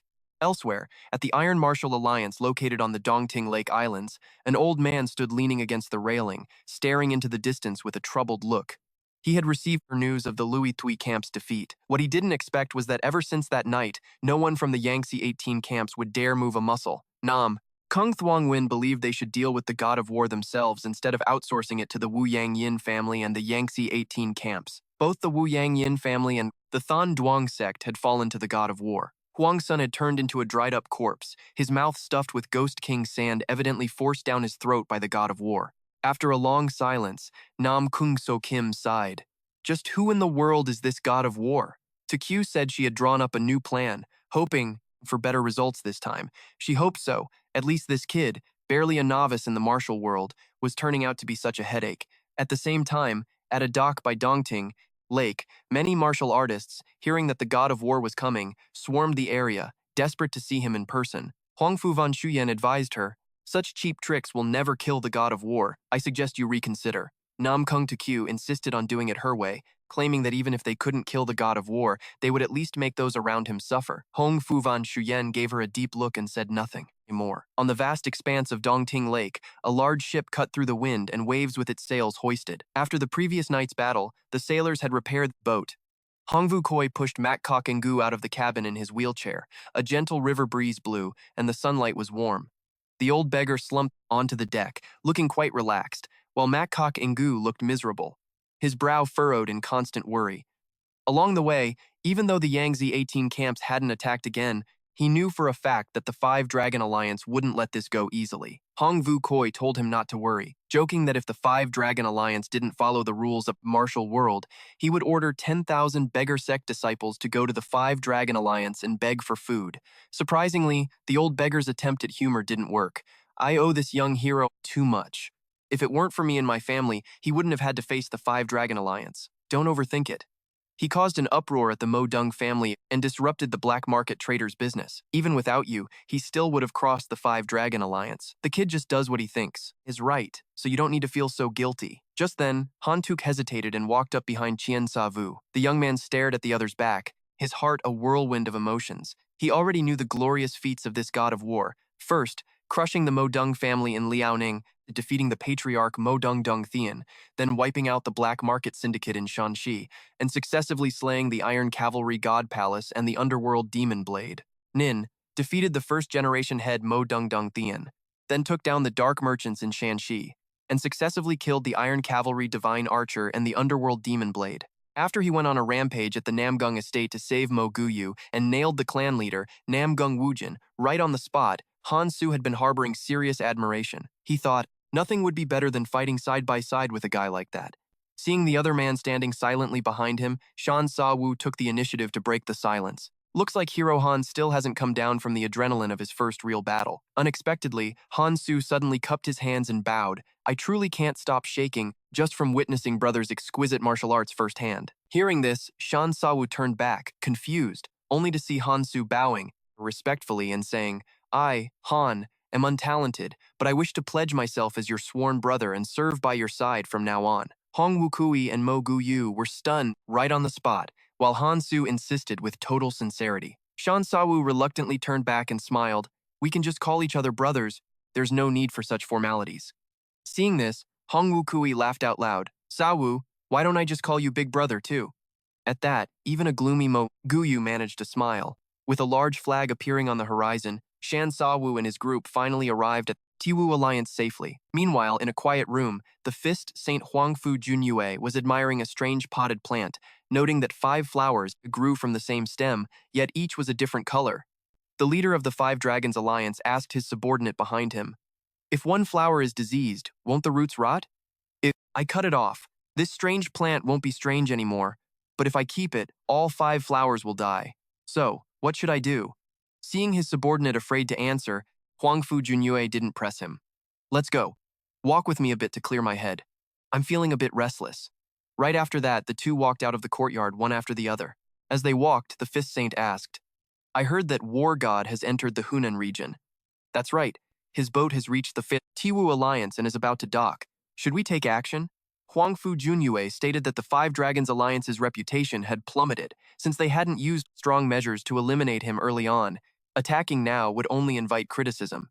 As he spoke, a cold, icy gleam flashed in his eyes. It's all because I trusted that girl, Suchao, too much. In the end, she's still young and narrow-minded. Huangfu Junyue stood on the cliff, looking out at the river, watching a large ship parting the waves, sailing closer from afar. The Fifth Saint narrowed his eyes, his voice unreadable. He's finally here. The most powerful force in the martial arts world, the Tiwu Alliance, had put on quite a display just to welcome a teenager who had barely stepped into the Jianghu. The man in charge was an old man with a mocking smile on his lips. This was Jie Zhenghe, who handled the dock operations for the Tiwu Alliance. He couldn't understand why they had to make such a grand gesture for a total newcomer. Seeing the ship slowly docking, Ge Zhenghe shouted, We are here to meet you. War God, please come ashore and speak. Shan Sawu slowly stepped off the gangplank. Ge Zhenghe, who had been full of disdain, suddenly changed his expression. He saw the war god with half-closed eyes, threads of internal energy shimmering around his body, his brow exuding a handsome, natural air of arrogance. Shan Sawu suddenly opened his eyes and looked around. The busy dock fell completely silent. Hong Wukui and the others hadn't expected the Tiwu Alliance to stage such a scene and were momentarily rattled. But Shan Sawu spoke softly to reassure them. These people aren't worth worrying about. For now, we only need to keep an eye on one person. Saying that, the young man looked toward a distant cliff where he saw Huangfu Junyue staring right back with a sharp gaze. Separated by over 100 yards, the two locked eyes. He said quietly, War God. Fist Saint, a pleasure. At this moment, Huangfu Yongxuan was interested in sizing up the war god, while Namgung Suchao, seeing her father's killer, was gnashing her teeth. Seeing a man in purple robes approach, Huangfu Yongxuan asked quietly, Ghostblade, what do you think? This kid looks relaxed on the surface, but he's incredibly guarded inside. His energy is circulating throughout his whole body. Even surrounded by enemies, he remains steady. This war god is definitely a top-tier master. Hearing this, Kim Guyu smirked and continued, Miss Namgung, I don't know what you're plotting, but I advise you to. Be careful. He isn't the type of guy you can take out with a couple of assassins. Huangfu Yongxuan chimed in. Did you hear that, Suchao? Be careful. Back at the dock, Shan Sawu stepped off the boat. Ge Zhenghe stepped forward to introduce himself as a regional leader for the Tiwu Alliance. A pleasure to meet you, Leader Ji. I am Shan Sawu. I honestly thought there would be a fierce battle once I docked, but it seems I worried for nothing. Hero, the past grievances between you and the Five Dragons Alliance have nothing to do with the entire Tiwu Alliance. We aren't as small-minded as you think. As long as Hero Shan doesn't break our rules, no one here will make things difficult for you. But I must remind you that the Tiwu Alliance has 3 independent zones managed separately outside the public area. Whatever happens in those zones, the other 2 sides won't interfere. Just like this dock, which I manage if I weren't from the Lion Alliance, but rather a subordinate of the Five Dragons Alliance. You and I would likely be fighting right now. As he said this, the leader's eyes turned sharp. Finally, I'll give you a piece of advice. Survival is what matters here. If Mo Guyu was truly wronged, he needs to stay alive to have any chance of proving it. Shan Sawu sneered at this. The ones committing crimes could act blatantly, while the victims had to be careful every step of the way. It seemed the Tiwu Alliance was no different from anywhere else. Just then, a voice as clear as an oriole rang out from behind them. Big Brother Sawu, I'm here to help you. I'll help Hero Mo clear his name. As soon as she finished, the crowd broke into an uproar. No one expected the young mistress of the Great Heaven Merchant Guild to publicly support the war god. Even the seasoned Hong Wukui was taken aback. Shan Sawu walked slowly to To Tioho. The young man looked at the beautiful girl before him and said tenderly, Tioho, is it really you? It's been a long time. Saying this, Shan Sawu reached out and gently ruffled her hair, just like they did when they first met as kids. Huangfu Yongxuan, who had been watching the show, was stunned. Could Miss To have rejected him because of this war god? Thinking of this, the Fifth Saint's second young master gritted his teeth and said, Suchao, I don't care what your plan is, just make sure you make this war god's life a living hell, and do it now. Don't worry, young Master Huangfu. I will make his life a living hell. With that done, she glanced toward a guy in black hiding in the crowd. It was Yen Lien Hoa who gave a silent nod. The man in black caught it, a flash of coldness in his eyes. Meanwhile, Tu Tu Ho was busy having her hair ruffled by Tien Savu, leaving the beautiful girl completely flustered. A moment later, she dropped her ladylike act, pouting as she said, "Savu, brother, stop messing with my hair. I'm never going to grow taller if you keep doing that." Hongvu Koi watched, smiling with satisfaction. It was the first time he had ever seen Tien Savu this relaxed. But no one noticed the guy in black in the crowd, gripping his sword hilt tightly. Suddenly, the assassin lunged forward. With a sharp ring of steel, he leaped into the air, sword drawn, aiming straight for Tien Savu and the girl. Her maid was absolutely terrified, frantically trying to warn her mistress. Hongvu Koi and Han Tuk were way too far away to stop it. When they realized the assassin's target was Tu Ho, Hongfu Van Shuyen panicked too.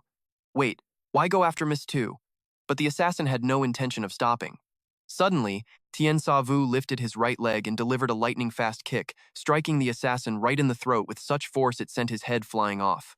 In a split second, a spray of blood erupted from the assassin's neck. Tien Savu quickly blocked to Tu Ho, shielding her from the splash. The two locked eyes, the air thick with chemistry. Tu Ho, I promised you, I wouldn't let you get hurt. Not even a little bit. But suddenly, a voice boomed out, Thien, you dare kill someone from the Five Dragon Alliance in broad daylight? Isn't that taking things a bit too far? Besides, this is the Iron Feather Alliance, not a place for you to run wild, Tien Savu replied. Everyone saw it. He attacked first. I was just defending myself. If the Five Dragon Alliance wants to get justice for him, I can head over to meet the Fist Saint myself to clear things up. But before that, the Fist Saint owes me an explanation. Saying that, Tien Savu looked up toward Hongfu Quan Nyet in the distance. Why would the Five Dragon Alliance try to assassinate the heir of the Great Heaven Chamber of Commerce, and why, as the Honorable Fist Saint, are you holding the family of Mak Kakengu hostage? Facing the young man shouting, Hongfu Quan Gayet was so angry he let out a scoff, muttering, "What an insolent brat." The martial artists on the dock started whispering to each other, with one saying, Tien Sa Vu must have a death wish, challenging the Fist Saint so openly. Others argued that if what he said was true, Hongfu Quan and Gyet's actions were truly unacceptable. Mak Kakengu was stunned. He never expected Tien Savu to stand up to the Fist Saint for his sake like that. Han Tuk looked worriedly at Hongvu Koi. Elder, isn't my brother practically declaring war on the Five Dragon Alliance by doing this? The old beggar fell silent for a long time. The situation had grown beyond his control. Hongfu Quan and Guyet definitely wouldn't admit to what Tien Savu was claiming, but if he didn't, he'd just look guilty anyway. Either way, it looked like they were heading for a fight. Meanwhile, Hoang Fu Van Shuyen wasn't thinking about that at all. The Fist Saint's second son was boiling with rage. He couldn't believe Nam Kung Tukyo had tried to kill Tutio Ho. Thinking of this, Hoang Fu Van Shuyen glared at her, lunged forward, grabbed Nam Kung Tukyo by the throat, and slammed her against a pillar. She had never seen him this angry and panicked, rushing to explain, young Master Hoang Fu, you agreed to this. I thought you wanted to kill that beggar sect elder. You knew I liked Tutio Ho, and yet you still wanted to kill her? Nam Kung Tukyu, how many lives do you think you have?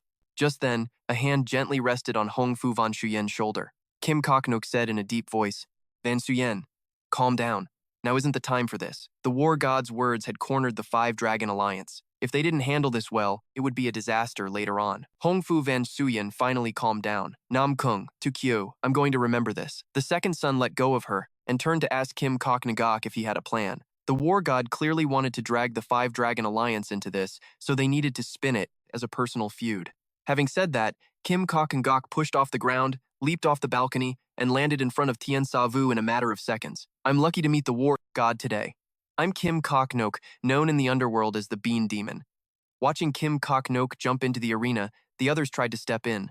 Brother Kim, if the Five Dragon Alliance keeps causing trouble, things will spiral out of control. Kim Koknok laughed. I see, the war god's martial arts are incredible. It's just that my hands are itching for a fight. I'm only here to trade blows with the war god. It has nothing to do with the Five Dragon Alliance. Tien Savu smiled, then saw Kim Koknagak hold his left hand out, while his right hand rested at his waist. The Bean Demon took a step forward, touched his toes to the ground, lowered his center of gravity, and entered a fighting stance, saying coldly, You and I are both martial artists. We can't let a chance to spar with an expert go to waste. Enough talk, let our skills decide. The winner. Tu Ho looked worried. Tien Savu reassured her, Don't worry, Tu Ho. Move back a little. We'll talk later.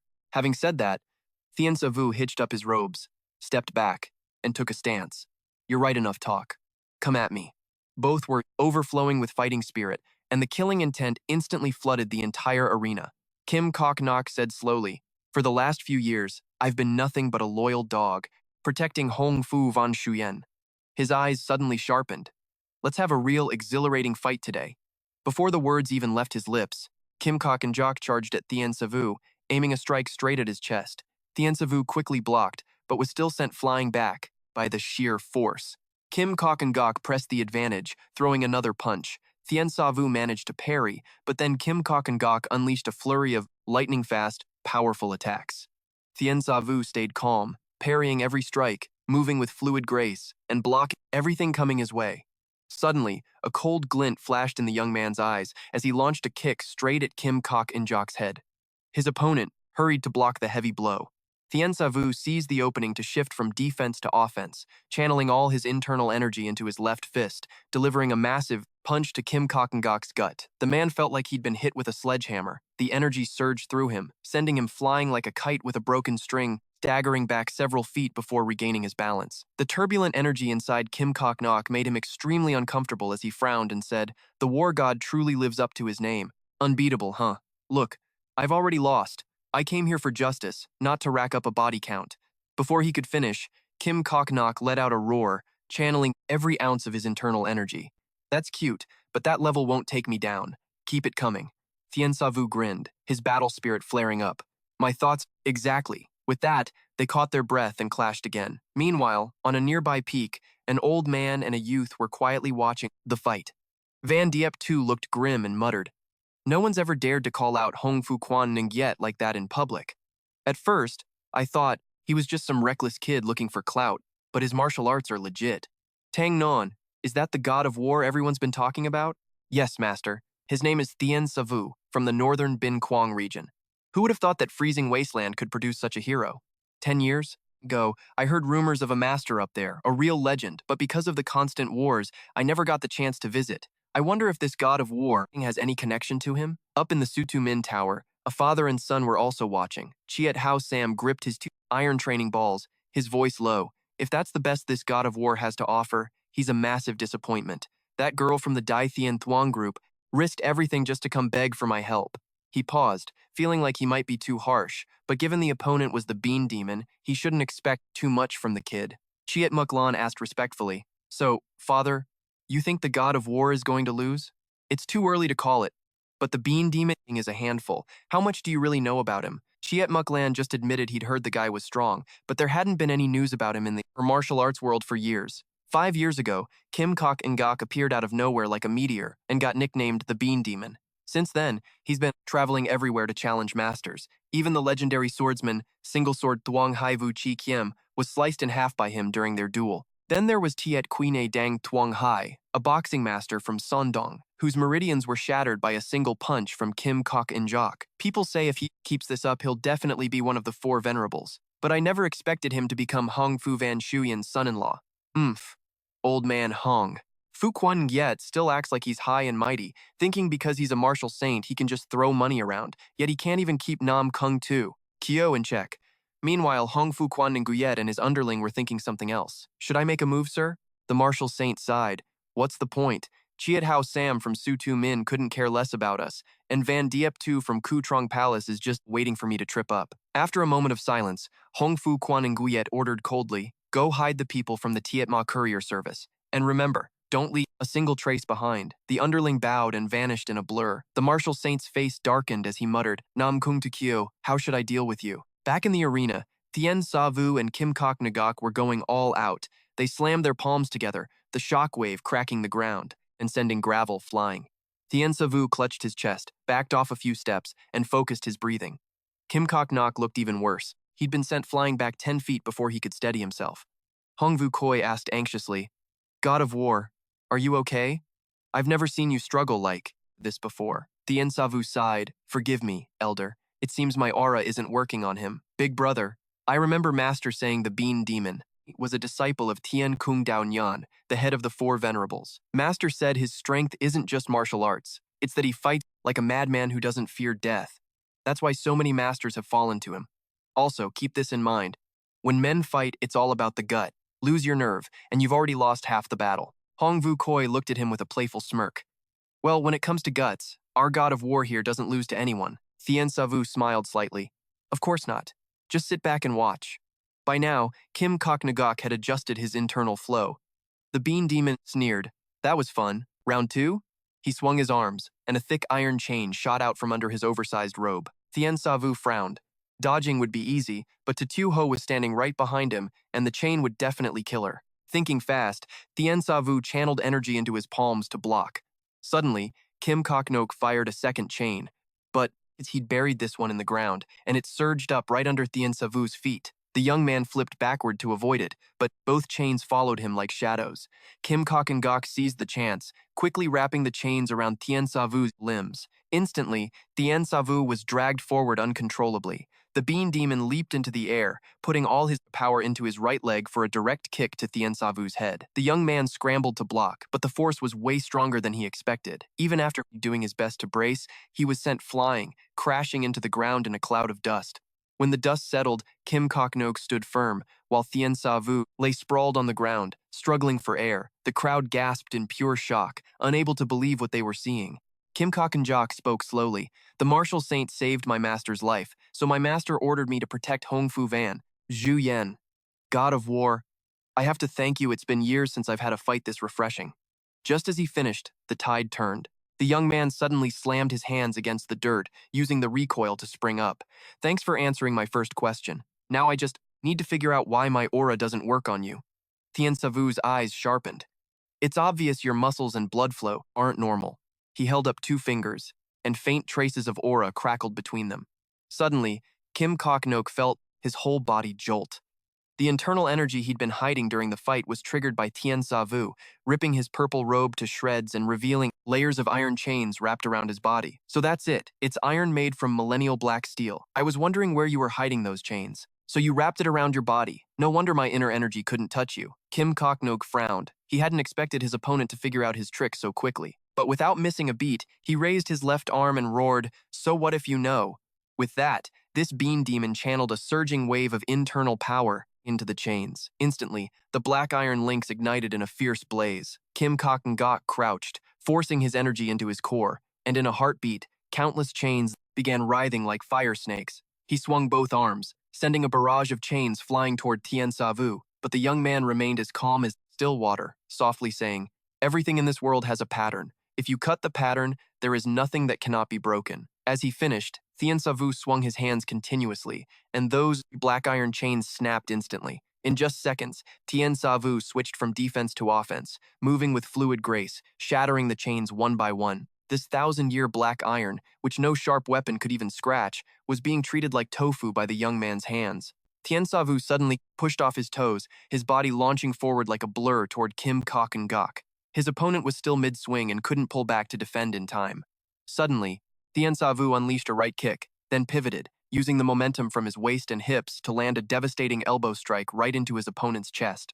This hit was as heavy as 1,000 soldiers, with an overbearing energy piercing straight into Kim Kok and Gok's heart. The chains around his body shattered from the impact, and Thien Savu raised his left fist, channeling his internal power into it. The young man threw a massive punch right into the spot where he had just landed the elbow. The thick black iron chains no longer offered any protection and exploded, flying off in all directions. Kim Kok and Jock ignored the stabbing pain in his chest and threw a punch at Thien Savu's head. But the young man withdrew his move in a flash, raising his own fist to meet the attack.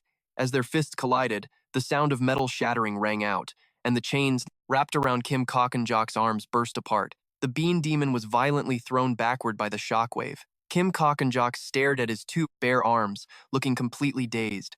A moment later, he calmed down and said with a quiver, "I finally understand why so many masters have fallen to you. The title of God of War is well deserved." With that, he suddenly laughed out loud. This feeling of being on the brink of death was almost nostalgic. Suddenly, the bean demon's eyes sharpened. "God of War, watch out. This is my final move." Kim Kok Nok raised his left hand high to the sky, and under his command, the chains spun upward in an instant, forming a massive, earth-shaking whirlwind of iron. This was his signature ultimate technique, the 8 Desolations Blood Wheel Strike. Seeing this, Thien Savu's expression turned serious.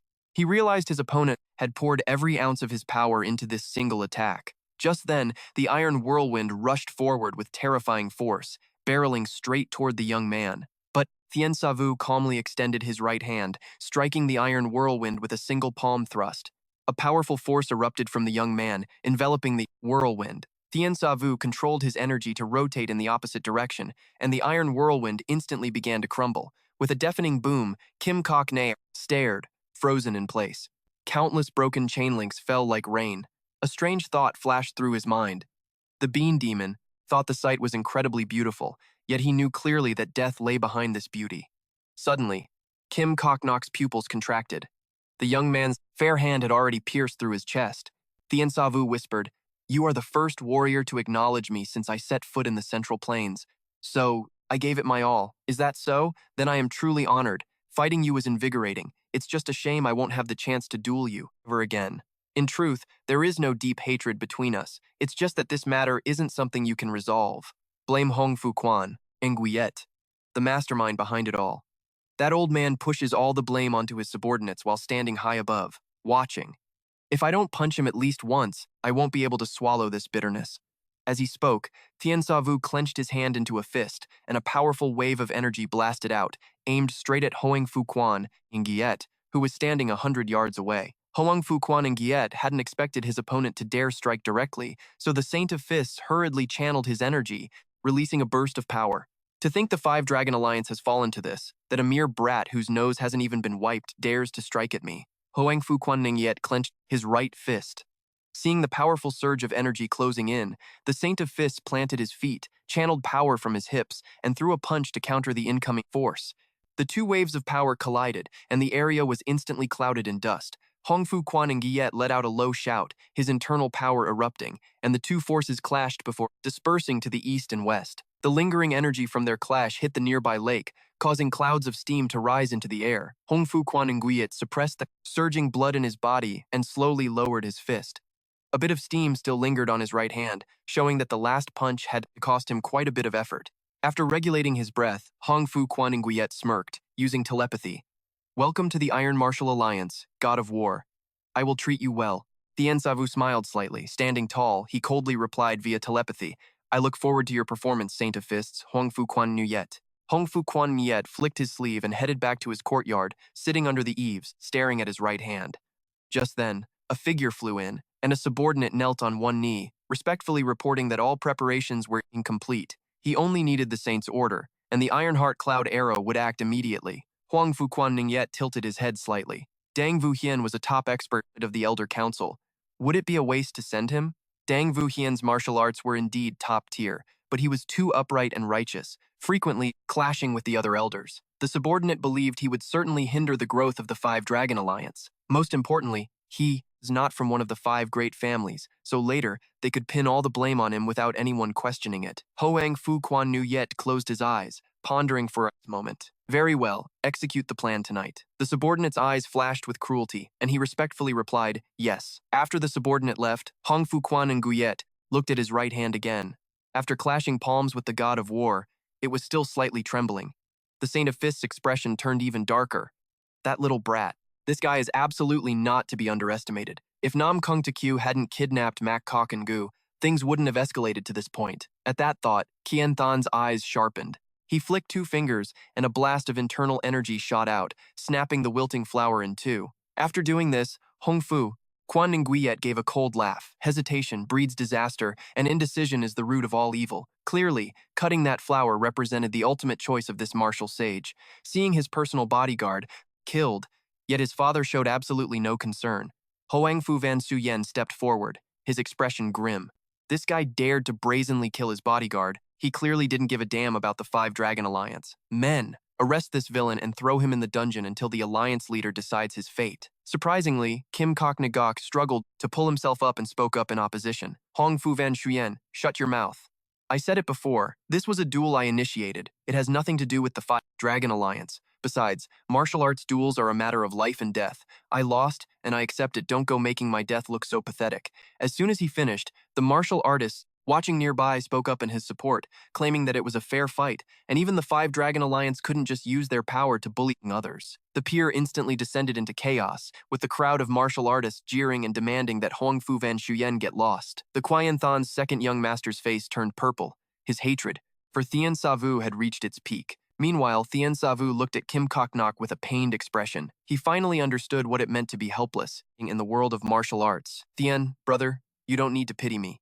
For a man like me to die in the ring, I have no regrets, but you must be careful of my master. Thien Kung Dao Nyan, my master, is a very proud man. If he finds out I died by your hand, he will definitely come for you to seek revenge. After saying that, the guy drew his last breath, leaving behind deep, heavy sighs from everyone at the pier. When night fell, at the Dothian Trading Company branch inn, the Ed Vu Min, Hong Vu Koi, and Han Tuk looked out at the pavilion in the middle of the lake, their faces heavy. Han Tuk said bluntly that this whole thing was too strange.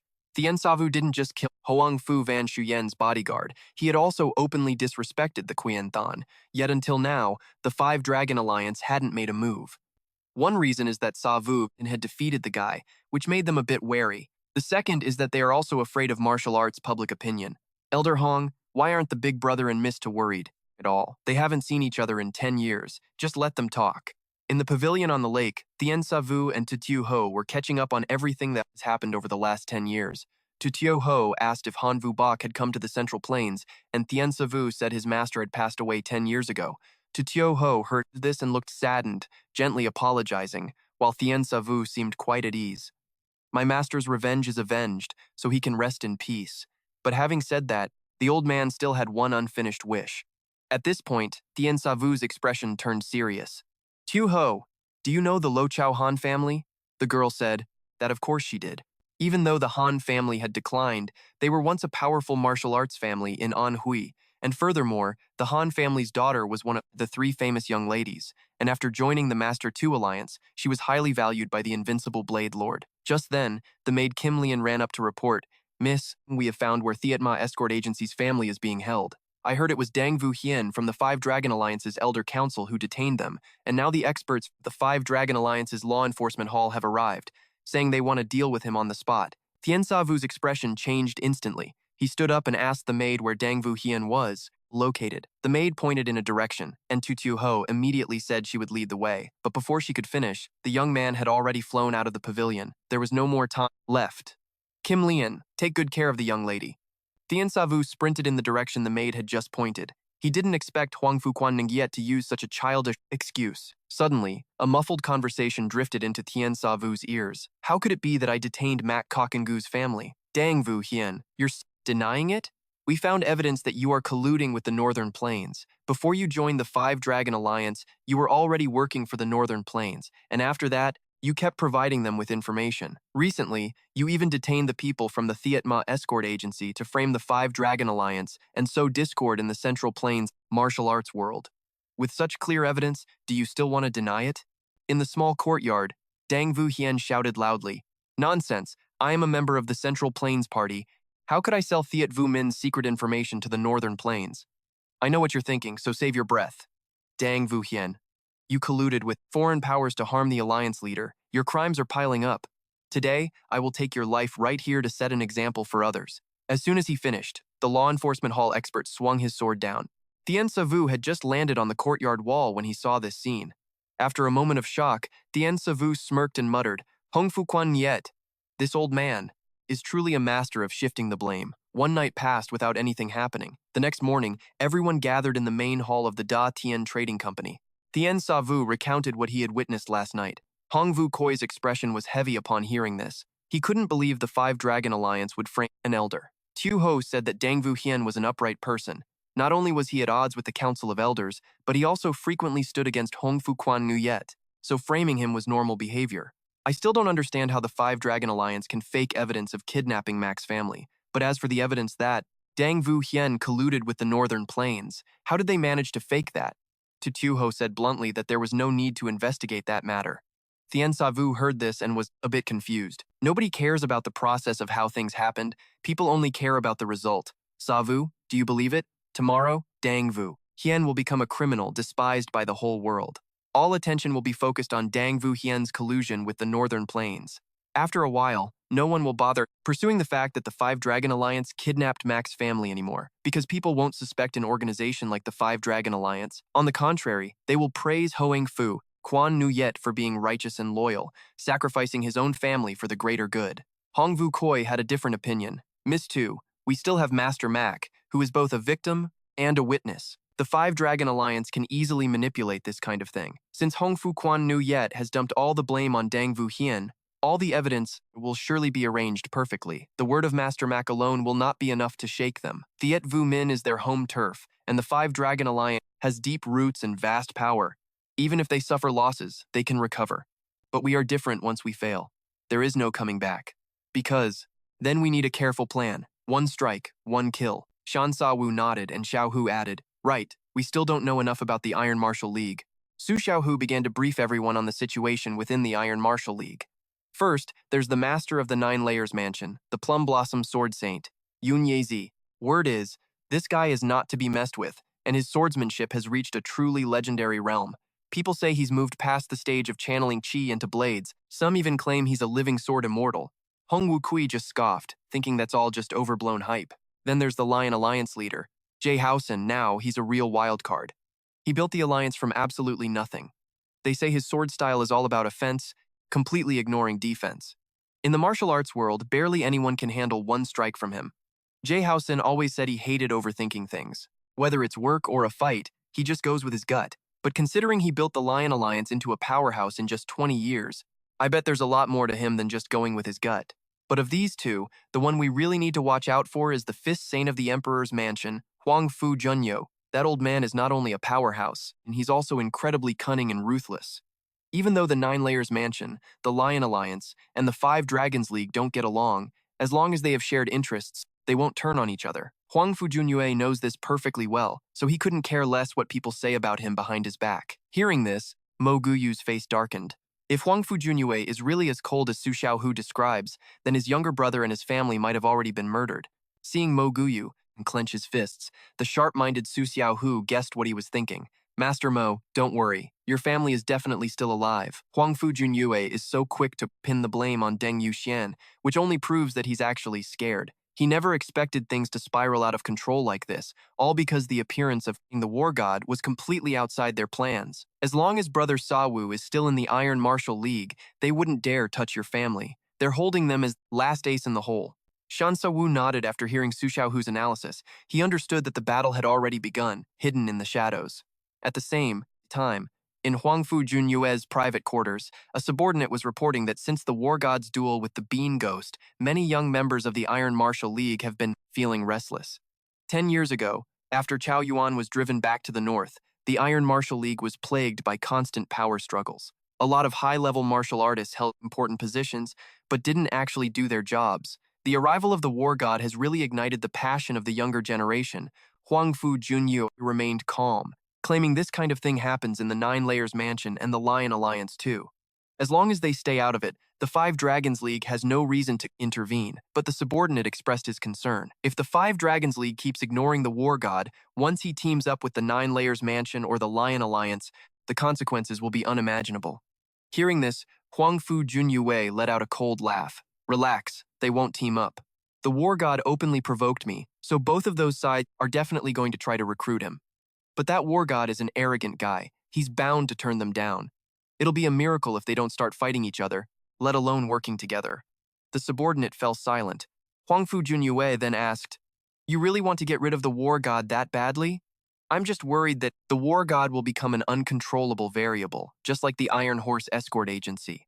Huang Fu Junyue pondered for a moment and said, "What if we hand him over to Nangong Suchao? She has a blood feud with the War God. Let's push her to the front and pretend to help her. If she manages to take him out, then everything will go smoothly. If there's a slip-up, we handle her just like we did with Deng Yuxian. And if Nangong Suchao dies by the War God's hand, even better. Then we just say the War God wanted to wipe out the entire Nangong clan, and all the heat will be on that kid." Huang Fu Junyue smirked. His plan was going to work perfectly. Shan Sa-Wu, meanwhile, had no idea he was being plotted against. Walking down the corridor, the young man and woman were chatting side by side.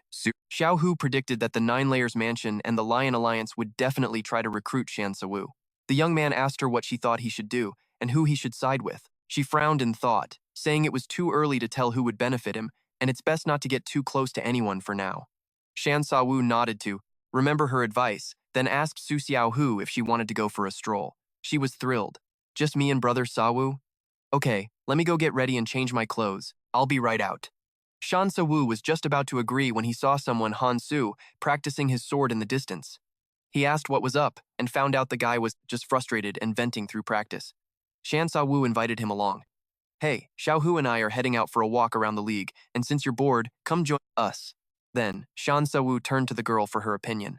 Even though Su Xiaohu was annoyed that he was so oblivious, she couldn't exactly say no. Han Su was excited and agreed immediately. Su Xiaohu clenched her fist, thinking to herself, typical sworn brothers, neither of them can read the room at all. Xiaohu, didn't you say you were going to change clothes? Never mind, let's just walk around here. Meanwhile, in another part of the Five Dragons League, Nangang, Su Chao was tossing and turning, feeling incredibly uneasy. She had sensed Huang Fujunya's dissatisfaction with her. The Fist Saint would never forgive a subordinate who failed twice. She had tried and failed to assassinate the war god multiple times. Huang Fujunyue keeping her around was probably just out of pity for the Nangang clan. Nangang Su Chao slowly pushed open the door to a quiet room where 3 bodies lay. She stood there for a long time before making up her mind. She had to make herself more valuable to Huang Fujunyu. That was the only way she and the Nangang clan would survive. Just then, a subordinate stepped forward to bow, and she immediately asked if he'd found anything. He explained that after examining the bodies, he'd gained some insight into the war god's martial arts. The subordinate walked over to a cold jade bed, pulled back a white sheet, and revealed a body that hadn't yet decomposed. This was the assassin from the Wu Yang family who had died at the war god's hands. Nangang Su Chao looked closely and asked what he had found. My lady, look at these 3 bodies. They all have one thing in common. The meridians throughout their bodies are shattered, but the fatal wounds were all caused by their hearts bursting. Nangang Su Chao realized, you mean they all died from the war god's internal energy? Exactly, which means if you fight the war god, you must never make direct contact with him. Tu furrowed her brows in thought. A moment later, Nam Kung Tu returned to the main hall and relayed the conclusion to Nam Kung So Kim and Nam Kung Thuong Win. Nam Kung So Kim said he had never heard of such a martial arts technique. Nam Kung Thuong Win nodded in agreement, his expression somber. If they wanted to deal with the war god, they had to attack from a distance. If they fought up close, they might have to try sealing his pressure points, though it was unclear if that would even work.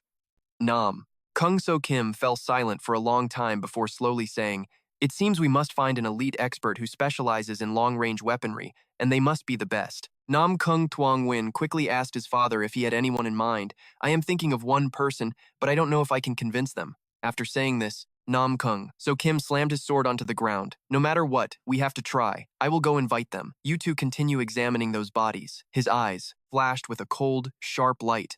This time, they had to kill the war god. At the same time, at the 9th layer mansion, Don Mok Tung Yen was walking toward the main hall with a restless expression, only to find her master, Van Diep II, standing with his hands behind his back, gazing into the distance. Tang Non, I hear you are quite close to the young master of the Great Heaven Trading Guild, and that you have met the war god in Tai Nguyen Prefecture.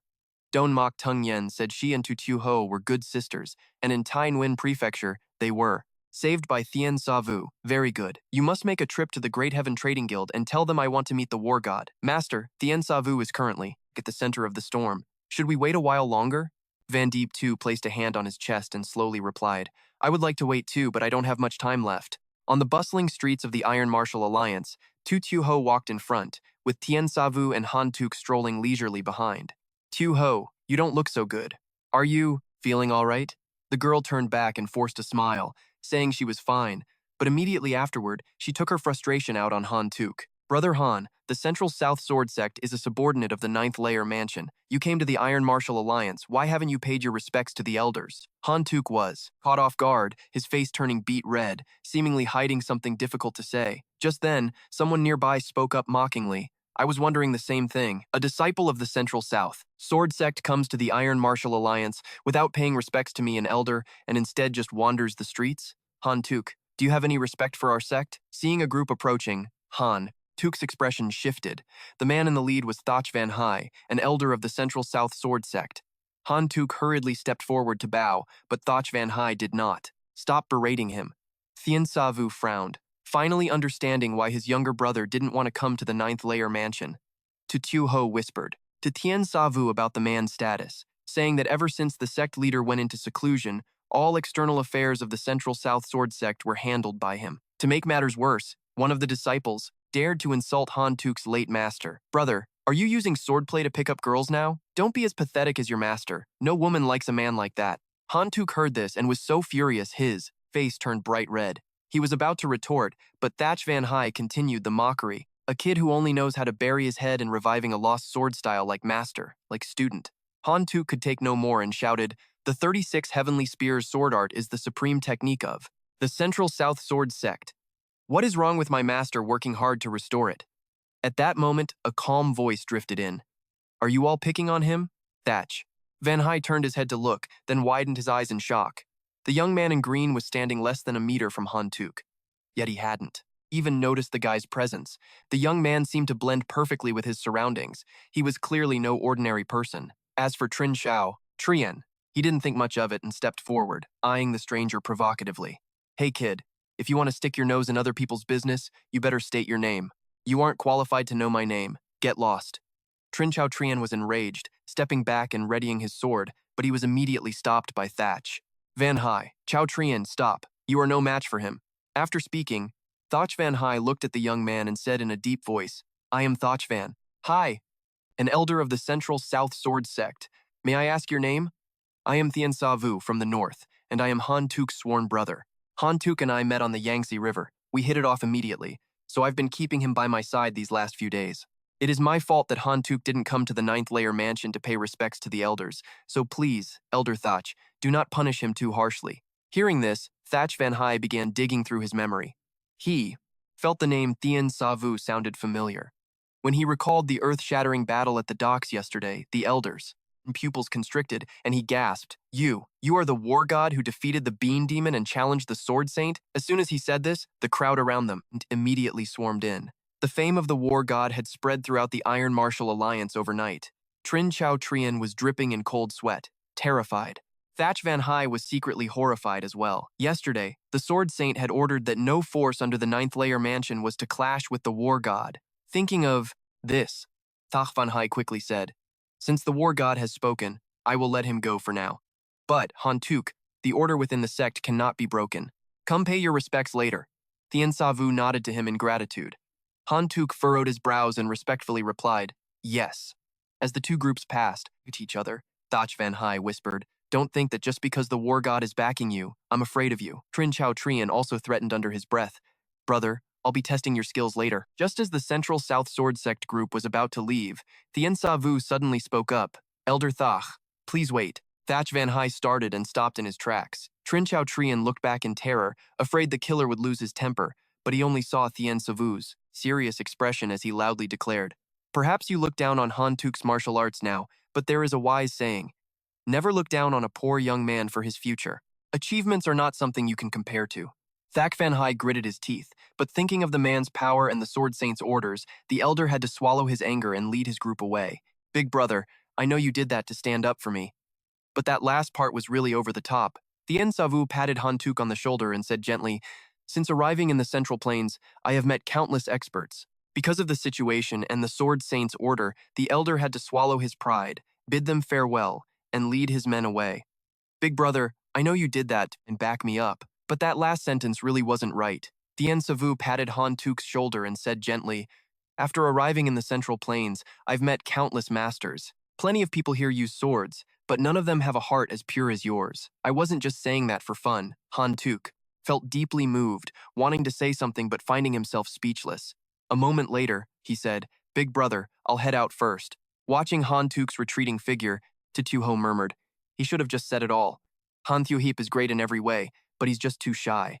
That's exactly why he can't live up to his full potential. If he could just get over that, I doubt there'd be anyone in the martial arts world who could stand against him." Seeing Tutioho go quiet, Thien Sa Vu asked what she was thinking about. Tutioho replied that she's a merchant, so naturally, she's thinking about profit. Thien Sa Vu understood. "You want to invest in Han Tuk?" The girl smiled, her voice clear like a songbird. "Why wouldn't I? Sa Vu brother, you think highly of him too, so wouldn't it be a huge waste to let such a talent slip away?" After Han Tuk left, Tutuho turned back and smiled, saying, "It's still early, we could take a walk." Thien Sa Vu, must it be such a pity? After Han Tuk left, Tutuho turned back and smiled, saying, "The day is still young, we can go for a walk a bit longer." Thien Sa Vu was taken by surprise when her soft hand grabbed his, simply let Tutuho lead him on a stroll around Thiet Vu Min. Happy times always fly by, fast, and before they knew it, the sun was dipping below the horizon. Seeing the streets getting empty, they prepared to head back. Just then, the sound of a carriage rushing up came from behind. Tien Savu and Tu Tio Ho turned to look, only to see a carriage speeding toward them. Tien Savu quickly pulled Tu Tio Ho behind him, and once the carriage stopped, a beautiful figure stepped down. It was Nam Kung Tu, Miss Tu, long time no see. Tu Tio Ho, still a bit scared, greeted her. Oh, so it's Miss Nam Kung. Tien Savu's heart skipped a beat. So this was one of the three most famous young ladies in the world. Nam Kung Kyo approached, intending to talk business with Miss Tu like last time, but it seems I've come at a bad time. After saying that, she looked over at Tien Savu. This must be the famous god of war. It's a pleasure, Miss Nam Kung. No need for the formalities. Between us, there's nothing pleasurable to talk about. Faced with the young man's cold words, Nam Kung Kyu remained unfazed. We're all people of the pugilistic world. We should still observe social niceties. She reached out to shake Tien Savu's hand, but suddenly remembered her subordinate's warning from earlier. Everyone had their meridians severed, dying from heart rupture. When fighting the god of war, you must absolutely not make direct contact. Thinking of this, Nam Kung Kyu hurriedly pulled her hand back and clenched it, terrified. The young man's cold voice rang out, "You'd better not try anything, whether it's..." He quickly pulled his hand back, clutching it tight, his heart filled with fear. At that moment, the young man's cold voice rang out, "You'd better not try anything, whether it's kidnapping Tu Ho like last time or trying to run her down with a carriage like just now. I only struck back in self-defense before, but from here on out, if you pull any more shady moves, I will kill you." With that, Tien Savu told to Tu Ho they were leaving. As they brushed past each other, Nam Kung Kyu was left standing there in a daze. She gritted her teeth, her face twisted in rage. "God of war, I swear we are mortal enemies." Meanwhile, at the Lion Alliance's main hall, the unrivaled blade Ba Thiet Hao Sam sat solemnly. "Muklan, I need to see the god of war. Do you have any way to make that happen?" Chiat Muklan thought for a moment and replied, "I have a way. Leave this to me." Soon, the moon rose high. Tien Savu and Tu Ho were chatting as they returned to the great Heavenly Merchant Group's residence. Along the way, Tu Ho analyzed the current situation again. Tien Savu couldn't help but admire that Tu Ho was truly more intelligent than anyone else. "You handle the schemes and the politics. Leave the fighting to me. If you're ever in trouble, just tell me. Maybe I can help." Tu Ho thought for a moment and said there was indeed a thorny issue. The Five Dragon Alliance had reached out to her about a partnership, but right now, the black market merchants were squeezing the Great Heavenly Merchant Group from all sides. To ensure cash flow, she hadn't given an answer yet. "I have some silver, about 100,000 gold taels. Would that be enough?" Tu Ho's eyes lit up, but she immediately asked in disbelief, "And how Tien Savu got so much money?" Tien Savu then recounted what had happened, how he played the fisherman benefiting from the fighting factions, and how he managed to snag that gold. "I hid that gold on East Bright Mountain, 100 miles from Ban Ki, at a place called Winged Beak Ridge. Go ahead and take whatever you need." Tu Ho was incredibly moved and said she would pay back every bit of gold, but before she could finish, Tien Savu gently tapped her forehead. He called her a silly girl, saying she didn't need to pay him back. Just being able to help her was enough. The two laughed and talked as they walked. At the gate, they met Kim Lian, the maid, who was hurrying toward them. Kim Lian bowed and reported that Chiat Mak Lin, the leader of the Northern Peak Defense, wanted to see Tien Savu. Tien Savu remained calm, but Tu Ho looked a bit uneasy. When they reached the main hall, Chiat Mak Lin was standing there. He greeted, "Tien Tu Heap, long time no see." Tien Savu cupped his hands in return.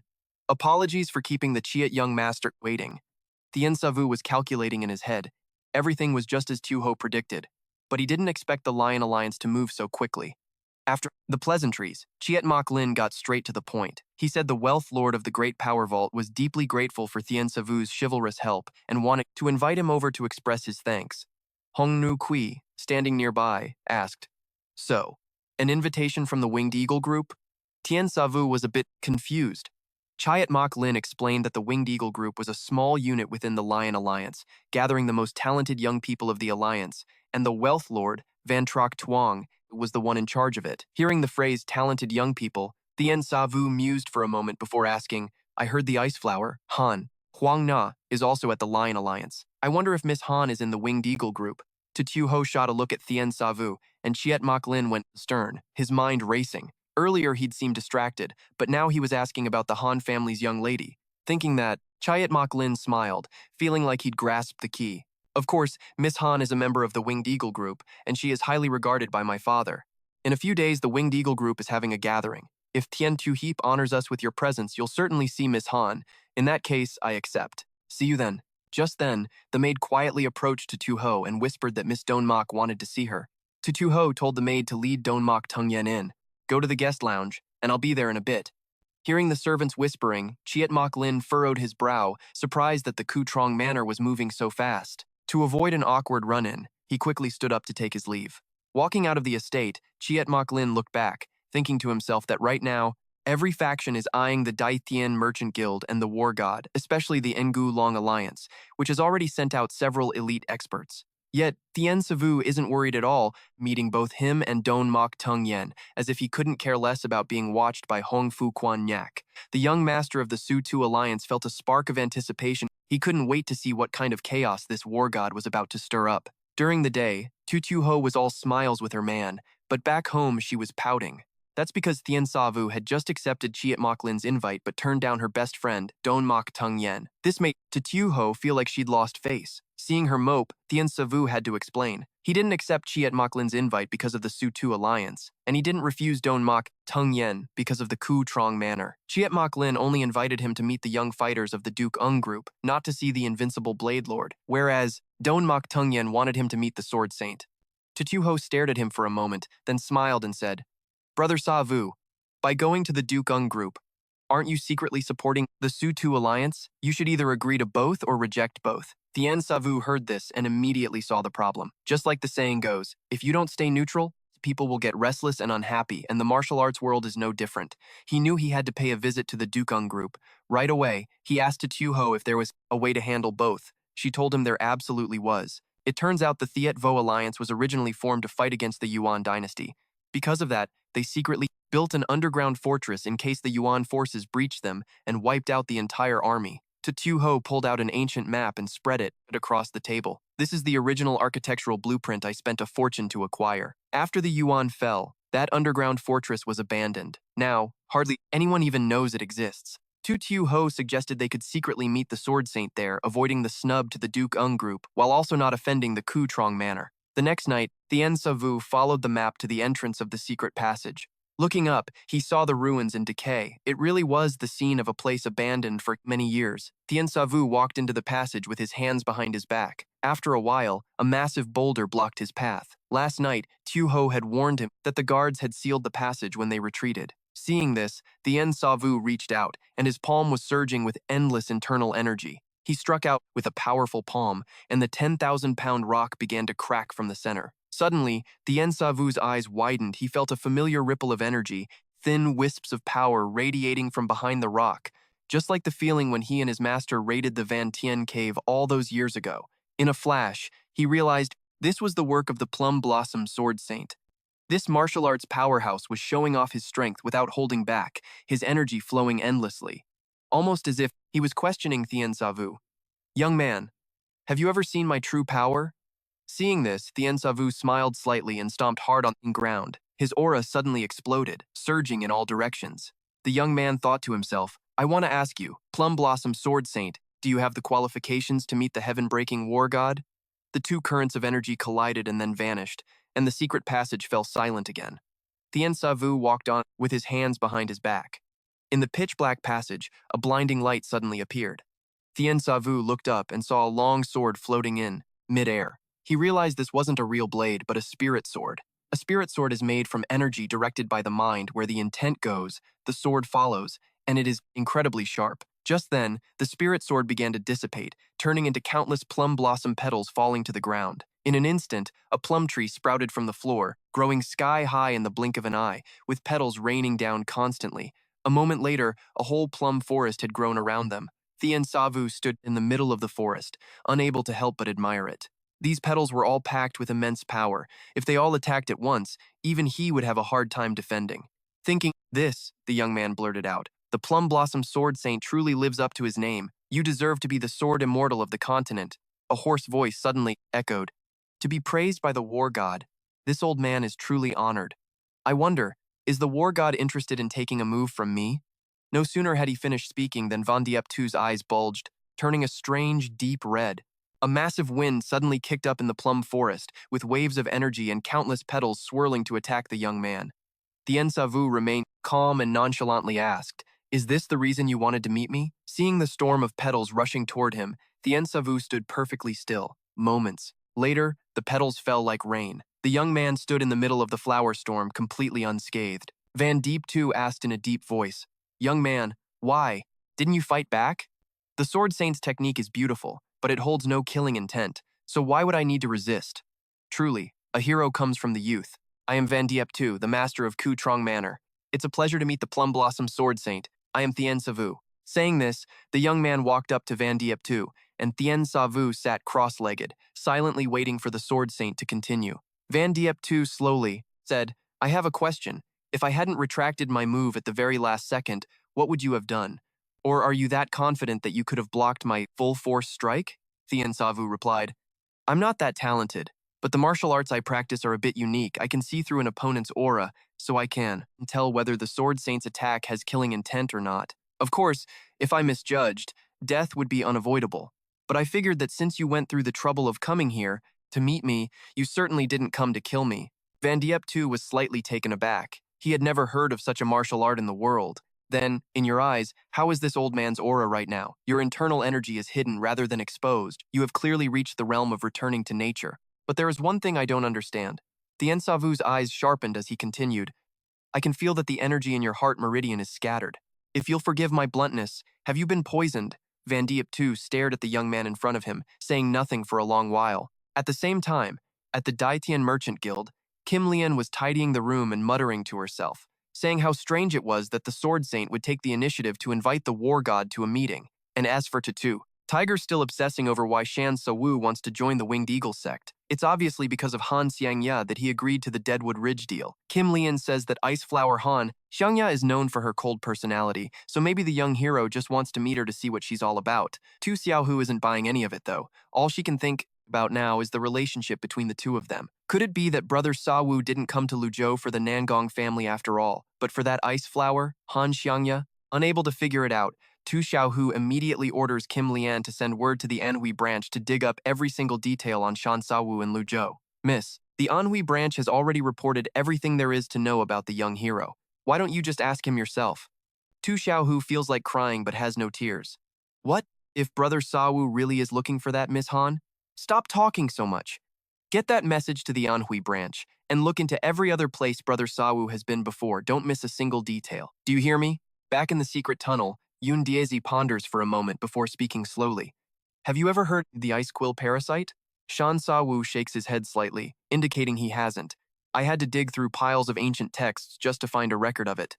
This parasite is as small as a grain of rice, unlike most parasites that grow in the southern border or other hot, humid regions. This one only lives in the frozen wastes of the North Sea. In low temperatures, they go into hibernation, but once they enter a human body, they feed on the host's internal energy. As you can see, I've been infected with this, and it has already consumed about 30% of my internal power." Shan Sawu is horrified. He can't believe anyone could actually ambush the Plum Blossom Sword Saint. "It's shameful, but even I don't know when or where I was poisoned.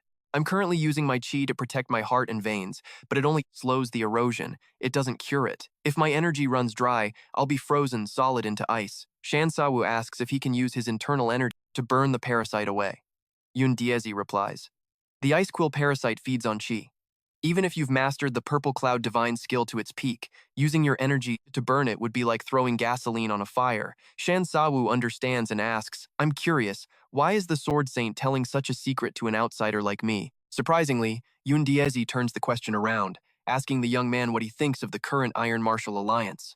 Shan Sawu bluntly states, "The Iron Martial Alliance is in total chaos right now. You're not wrong. On the surface, it looks peaceful, but underneath, factions are constantly clashing. Especially in the last few months, dozens of top-tier experts have gone missing without a trace." Yun Diezi analyzes that everything ties back to his own poisoning, and the culprit is very likely from the 9-layered pavilion. At this, Yun Diezi drops a bombshell. "Will you agree to help me uncover the shady dealings within the Iron Martial Alliance? I sense a massive, hidden threat spreading. You don't belong to any faction, so you're the most suitable person to handle this. Plus, your martial arts are exceptional, and many young people in the Alliance look up to you. I hope you can take on the responsibility of saving the martial arts world." Surprisingly, Shan Sawu isn't moved by the flattery and firmly rejects the request from the Plum Blossom Sword Saint. Yun Diezi frowns and asks why.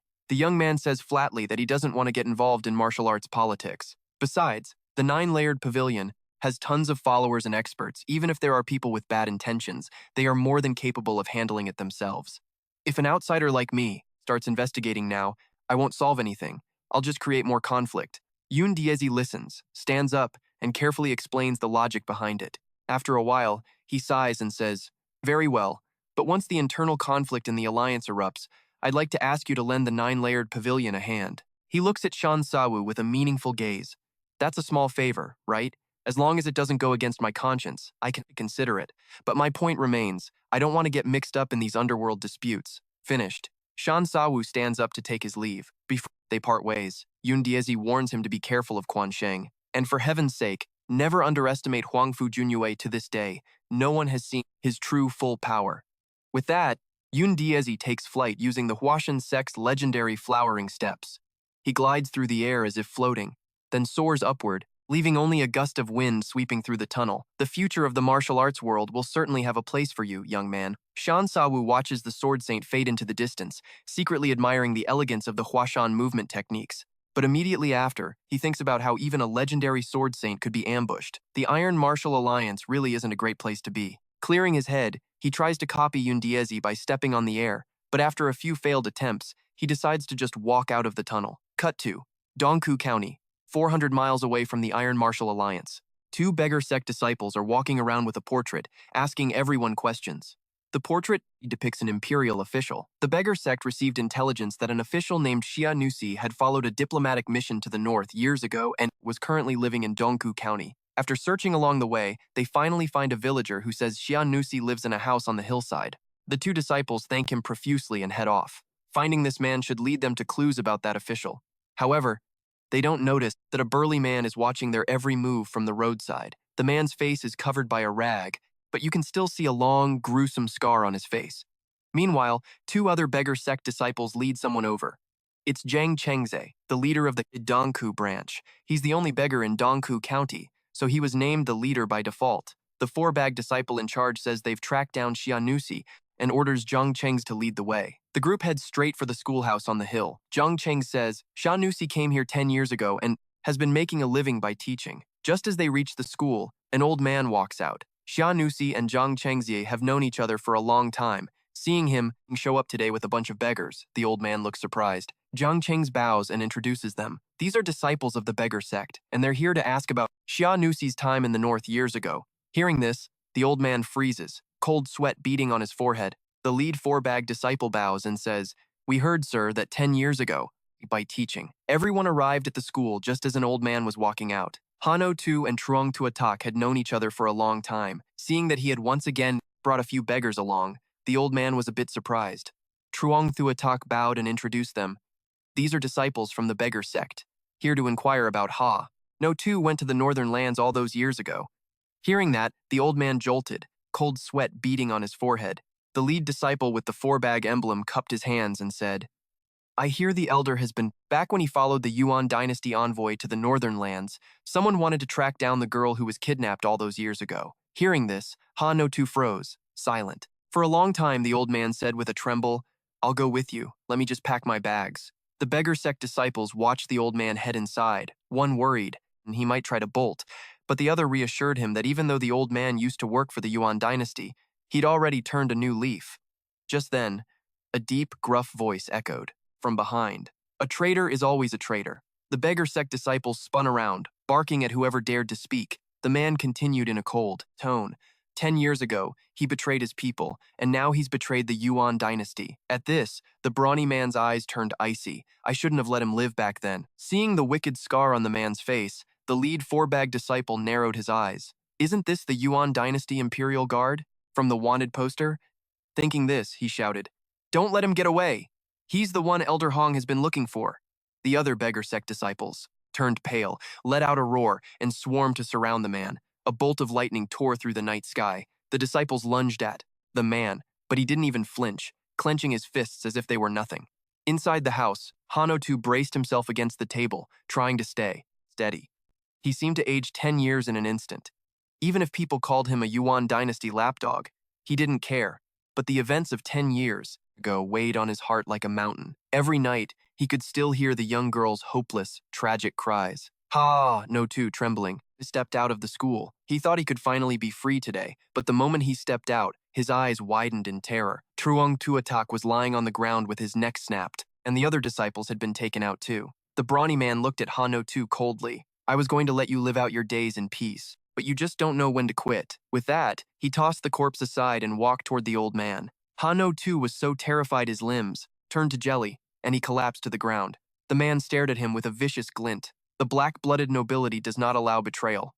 Then he raised his massive, muscular arm. Hano Tu stared in utter despair. 2 hours later, at the Iron Martial Alliance, a disciple reported everything that happened. In Dongkao County to Hongnu Kui, Hongnu Kui's face darkened upon hearing the news. The lead they'd worked so hard to find was gone again. Furthermore, the attacker struck right after the beggar sect found Hano Tu. Clearly, it was to silence him. This means that for the past 10 years, they've likely been watching every move the beggar sect made. Honggu Kui immediately decided to report this to Thien Sa Vu. At the same time, at the Nam Kung estate, a special guest appeared. A woman in black emerged like a ghost. She asked straight up where the war god was. Nam Kung Tukyu replied that he was with the great Thien Thuong group and mentioned she had already prepared a new identity and lodging for her to help her get close and observe the war god, making it easier to strike. At this, she gave the woman a meaningful look. After you finish this mission, you will die too. Surprisingly, the woman didn't care at all as long as she could kill him. What did her life matter? With that, her figure flickered and vanished. Just then, footsteps sounded from behind. Nam Kung. So Kim watched the direction the woman disappeared and whispered, I thought she'd been scared out of her wits by the war god. I didn't expect you to convince her to go after him again. Nam Kung Tukyu said she would definitely finish the job, then asked how the recruitment by their uncle was going. Nam Kung So Kim said that inviting help was going very smoothly. I just told him his disciple died at the war god's hands, and he agreed to strike immediately. However, his reaction to the news of his disciple's death was strangely calm, just saying useless in a flat tone, but that was enough to prove he was truly furious. He wasn't a man of words. He just acted. Now, they just had to wait for Thuong Win to finish what he was doing, and the preparations would be complete. Nam Kungto, Q asked, Brother, how much longer? I believe it will be very soon. Haste makes waste. To Q, if we fail this time, the Nam Kung estate will cease to exist. Don't worry, uncle, we will succeed this time. Just then, the eldest son of the Mo Dung estate, seeking revenge for his father, joined the Dragon Gate to serve under Hong Fu Quanling Yet, only to be tormented by her until he wished he were dead. A moment later, Hong Fu Quanling Yet prepared to leave. The old monk respectfully saw them off. Before parting, the old monk made 2 requests of Hong Fu Quan Nu Yet. The old monk said bluntly that his disciples were exhausted, so he asked the leader to allow them a few days of rest. Knowing that breaking the seal was incredibly draining, Hoang Fu Quan and Guyet immediately nodded in agreement. Then, with a gloomy expression, the old monk made his second request. I humbly ask the alliance leader to let me go out for a few days. Hong Fu Quan and Guyet narrowed her eyes, asking what he intended to do. I wish to find a perfect vessel to refine the final corpse demon. Hong Fu Quan and Guyet understood. Master, you don't need my help?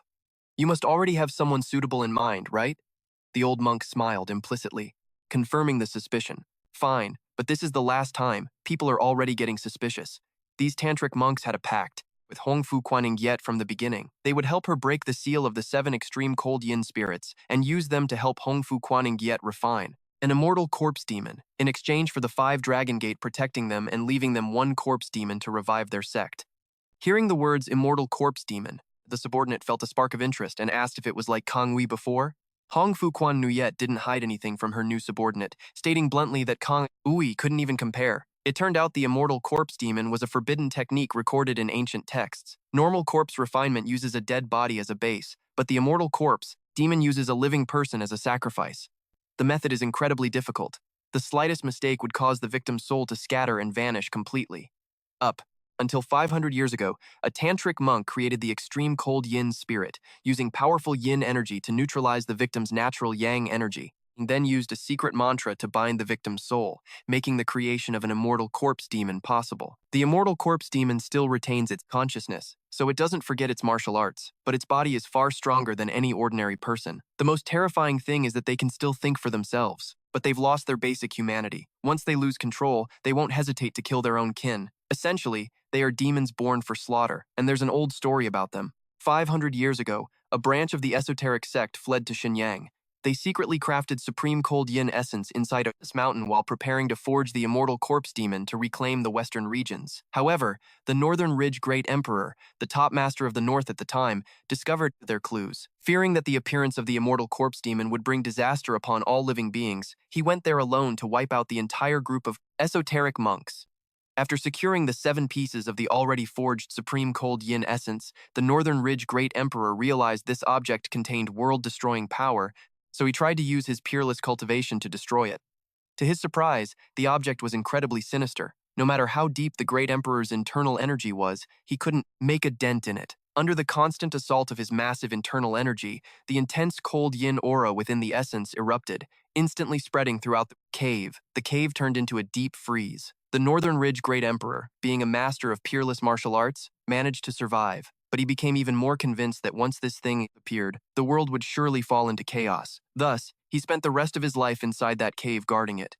The cave was then named Northern Ridge Cave. 500 years passed in the blink of an eye. 20 years ago, Mu Rong Dong Tian accidentally discovered the Northern Ridge Cave. At this point, the Northern Ridge Great Emperor had died, but his body had not decomposed. Mu Rong Dong Tian realized the person before him was the Northern Ridge Great Emperor, and those 7 boxes were still suspended behind the corpse. Furthermore, Mu Rong Dong Tian inherited the Great Emperor's martial arts along with the secret method for crafting the gold wheels, but he didn't tell a soul. It wasn't until he realized he couldn't open those boxes that he sent a letter to Quan Sheng, a man who had always been obsessed with the Northern Ridge Great Emperor. In the letter, he offered to hand over the body of the Great Emperor and the 7 boxes. In exchange, Huang Fujun Yue had to agree to let the Mu Rong family join the 5 Dragon Gate and reward them with 10,000 taels of gold. Huang Fujun Yue knew the true value of those 7 boxes, so he agreed without a moment's hesitation. That's how the Tima escort agency ended up transporting the 2 carts of goods later on. After finishing this story, Huang Fujun Yue triumphantly remarked, "A single immortal corpse demon is enough to match the strength of the 3 great sects, let alone 7 of them." At this point, Quan Sheng flashed a cold smile. The Snow Feather Gate wouldn't be around much longer. At the same time, at the Great Heaven Trade Union, Shan Sawu was leaning against the railing, gazing at the pavilion in the middle of the lake. Hong Wu-gui curiously followed the young man's gaze and saw Mo Gu-yu frowning in the pavilion. The old beggar immediately understood what Shan Sawu was thinking and tried to comfort him. "We've done everything we could, but right now there really is no other way." Shan Sawu didn't answer, but instead asked why he hadn't seen Han Su for the past few days. Hong Wu-gui said that Han Su had visited the Zhongnan sect a few days ago and had been cooped up in his room ever since he got back. "I suspect the kid went through something over there, but then again, I'm not a psychic. How could I know everything?" Shan Sa-wu sensed the old beggar had more to say, so he told him to just speak his mind. Hong Wu-gui scratched his head awkwardly and finally decided to tell the truth. "It's about the Yuan dynasty envoy. We finally found a lead. A few days ago, we found a man named Xianu Si who had followed the Yuan envoy to the north 10 years ago." Hearing this, Shan Sa-wu said he wanted to go see this man. "He's gone missing. No sign of him living or dead. The beggar gang has already lost 4 disciples. It doesn't look good." The young man, hearing this, opened his eyes wide, unable to process it for a moment. "He was in Dongkou County, 400 miles away. I thought it was close enough, so I planned to bring him to you as a surprise, but I'm sorry." Shan Sa-wu gripped the railing with both hands, unable to speak for a long time. 400 miles at his speed, he could probably get there in less than a day. If he just had 1 day, he could have found out the whereabouts of Sister Wu-ai. Thinking of this, the young man felt his world spinning. Hong Wu-gui said that he hadn't expected it to end like this either. The enemy had let Xia Nu-si live for 10 years, yet the moment the beggar gang found him, he was killed. A moment later, Shan So-wu calmed down and said slowly, "Elder Hong, this isn't your fault." Seeing the young man's cold gaze, Hong Wu-gui felt his heart tremble. He could feel the rage hidden beneath the other's calm tone. Shan Sa-wu turned his head, his voice sincere. "It's because I was distracted by other matters and neglected this." Then the two began to analyze the situation. Hong Wu-gui didn't understand why the enemy didn't just kill him from the start. Instead of waiting until the beggar gang found him to silence him, Shan Sa-wu reasoned that the enemy was likely watching in the shadows all along, trying to use Xia Nu-si to lead them to the people investigating them. Hong Wu-gui looked puzzled. "A group that's secretive. Surely they'd leave tracks when they act? Do you mean they'd leave tracks just to investigate them back?" Shan Sa-wu grabbed an umbrella and said he had to make a trip to the Lion Alliance, as he had an appointment with the trade delegation to meet today. Hong Wu-gui distractedly told him to be careful, while mentally calculating how to send people to investigate this thoroughly. Once he finished speaking, the young man turned and stepped into the rain, heading toward the Lion Alliance. Suddenly, his footsteps halted. A few big, burly men were blocking his path. They identified themselves as the Guo Dashan faction from Ziqi, one of the 17 divisions of the Iron Martial Gate. Shan Sawu frowned and asked what they wanted. Guo Dashan took off his hat and said coldly, "I saw your fight against Dukun. You're only worthy of me using my full strength." As he spoke, Guo Da Shan threw his hat aside and took a fighting stance. "Kid, you dare fight me? The great force godfist of Guo Dashan?" Before he could finish his sentence, he felt his vision blur, and Shan Sawu had already slipped behind him. This Ziqi master was stunned for a second, but then the corner of his mouth curled into a cold grin. "Fine, if that's how you want it, don't blame me." With a loud roar, Guo Dashan spun around, crouched down, and threw a powerful punch toward the young man's back. But immediately after, a piercing scream echoed through the street. Back to Zhe Muling, who was waiting at the gate of the Lion Alliance. He had an appointment to meet Shan Sawu at the hour of the rooster, but by the hour of the rooster, 15 minutes passed, the other hadn't appeared. Suddenly, he saw a figure walking toward him through the rain. Zhe Muling hurried forward to greet him and bowed. Shan Sawu said he was delayed by some business on the way and offered a sincere apology. Zhe Muling looked at him. The tear in his umbrella gave him a pretty good hunch about what was going on. He led the way personally, and a moment later, he brought Thien Savu to the main hall. Dozens of people were already waiting inside the elite young talents of the Phi Huang Corps. Chiat Mok Lin took the initiative to introduce them, saying that these young people were the best of the best from the forces under the Lion Alliance. They hadn't just mastered their own sex martial arts, their fathers had also passed on the Lion Alliance's techniques to them. It's no exaggeration to say they're the future of the Lion Alliance, which is why his father poured his heart and soul into training them. Thien Savu glanced over the members of the Fiung Corps, and in one look, he spotted a woman in snow-white robes. He had seen the portrait of the ice flower from Han Jia Luchao, and he recognized her instantly. This was the Han Huangya he had been searching for all this time. In the young man's mind, his master's words from years ago still echoed clearly in his ears. "Savu, if the girl isn't doing well, help her out once. But if she's living a good life, just leave her be." Thien Savu looked at the girl and thought to himself, "Master, the woman you always cared for is right here before my eyes. She's living a good life now, so you can finally rest in peace."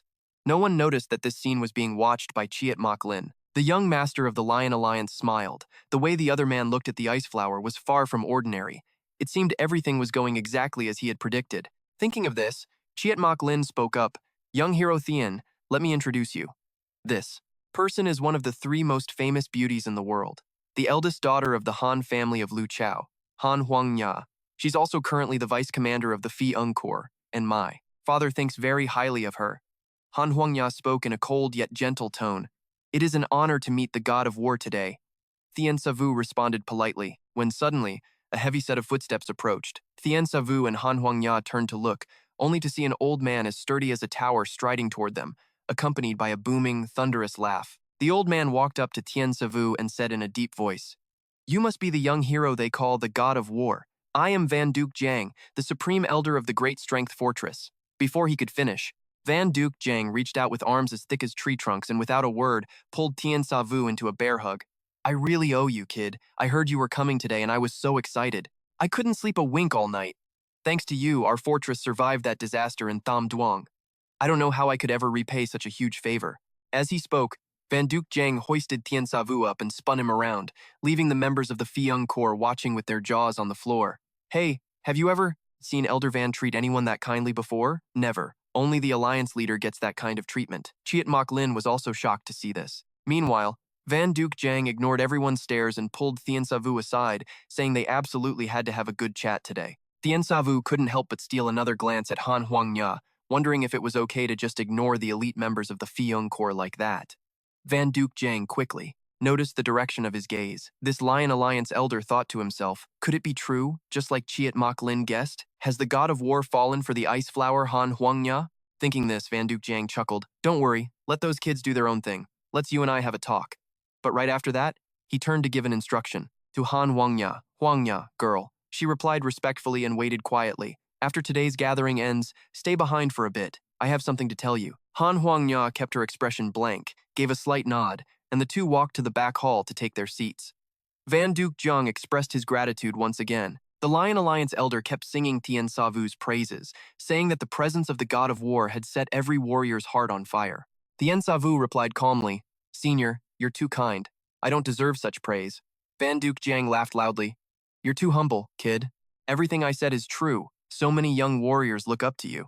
At this point, the elder's tone shifted. Actually, these titles like the Two Saints, Three Lords, Four Venerables have existed for way too long. They've been famous for decades, and even now, the Thiet Vu Gate is still their playground. Do you think that makes sense?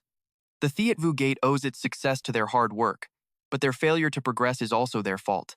They're old, yet they refuse to hand over power to the younger generation. The Yuan dynasty is weak now. Retreating to the north, the Thiet Vu Gate should have dissolved by now. Hearing this, Thien Sa Vu asked, confused, "Are you saying, Senior, that you want the Thiet Vu Gate to dissolve?"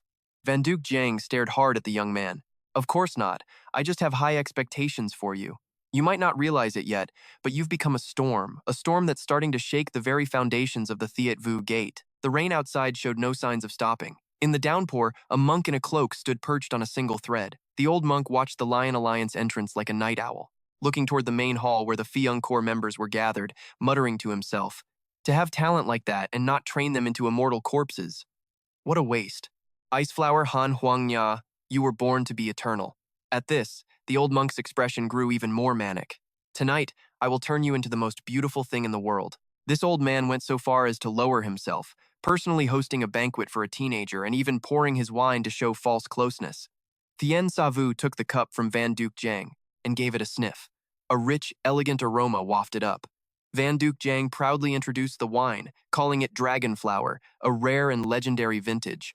When the wine had started to take effect, the elder suddenly laughed. "Young hero Tien, what do you think of the girl, Huang Ya?" Thien Sa Vu said that since today was their first meeting, he didn't feel anything special.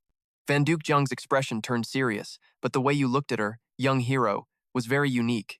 A hero loves a beauty. That's been true since the dawn of time, especially since she has such incredible martial arts. Her only flaw is that she's a bit cold-hearted. But that doesn't matter. As long as you're willing, I can play matchmaker for the two of you. Thien Sa Vu kept a steady gaze. "I appreciate the offer, elder, but that's not what I'm looking for." Seeing the young man's firm refusal, Van Duke Jiang laughed heartily. "I just thought you two were a perfect match. Don't take it to heart. Come on, let's drink." Out in the hallway, Chiat Mok Lin was a mess of nerves. Elder Van and Thien Sa Vu had been talking for a solid 2 hours, thinking, but it's fine.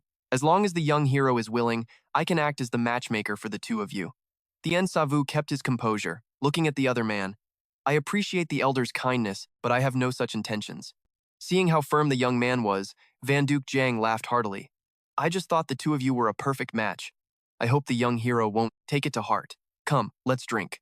Outside in the corridor, Thiet Mok Lin was a mess of emotions. Elder Van and Thien Sa Vu had been talking for 2 full hours. Thinking about, as the young master watched, he unconsciously clenched his fists. They'd been talking for a while now. Could there be some sort of secret between them? Just then, a beautiful figure glided over.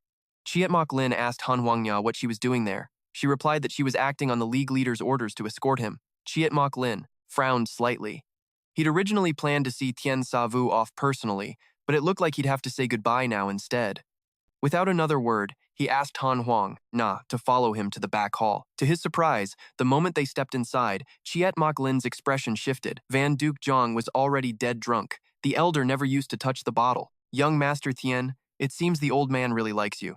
Thien Sa Vu just smiled, staying silent. A moment later, he turned his interest toward Chiat Mok Lin and asked if he wanted to share a few drinks. Chiat Mok Lin politely declined, claiming he had urgent matters to attend to and couldn't see him off properly, hoping he'd forgive him. Unexpectedly, Van Duke Jiang slurred out, "The Lion League can't be rude. Let little Huang Ya see the guest out."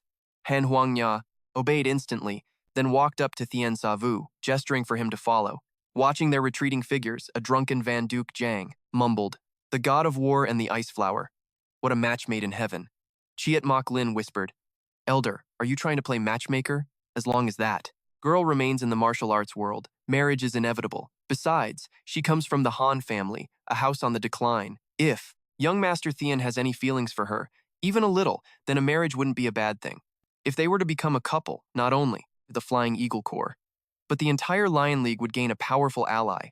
The elder let out a scoff. If both of them refused, there was nothing to lose. Chiat Mok Lin said his goodbyes to Van Duke Jiang and walked out of the back hall alone.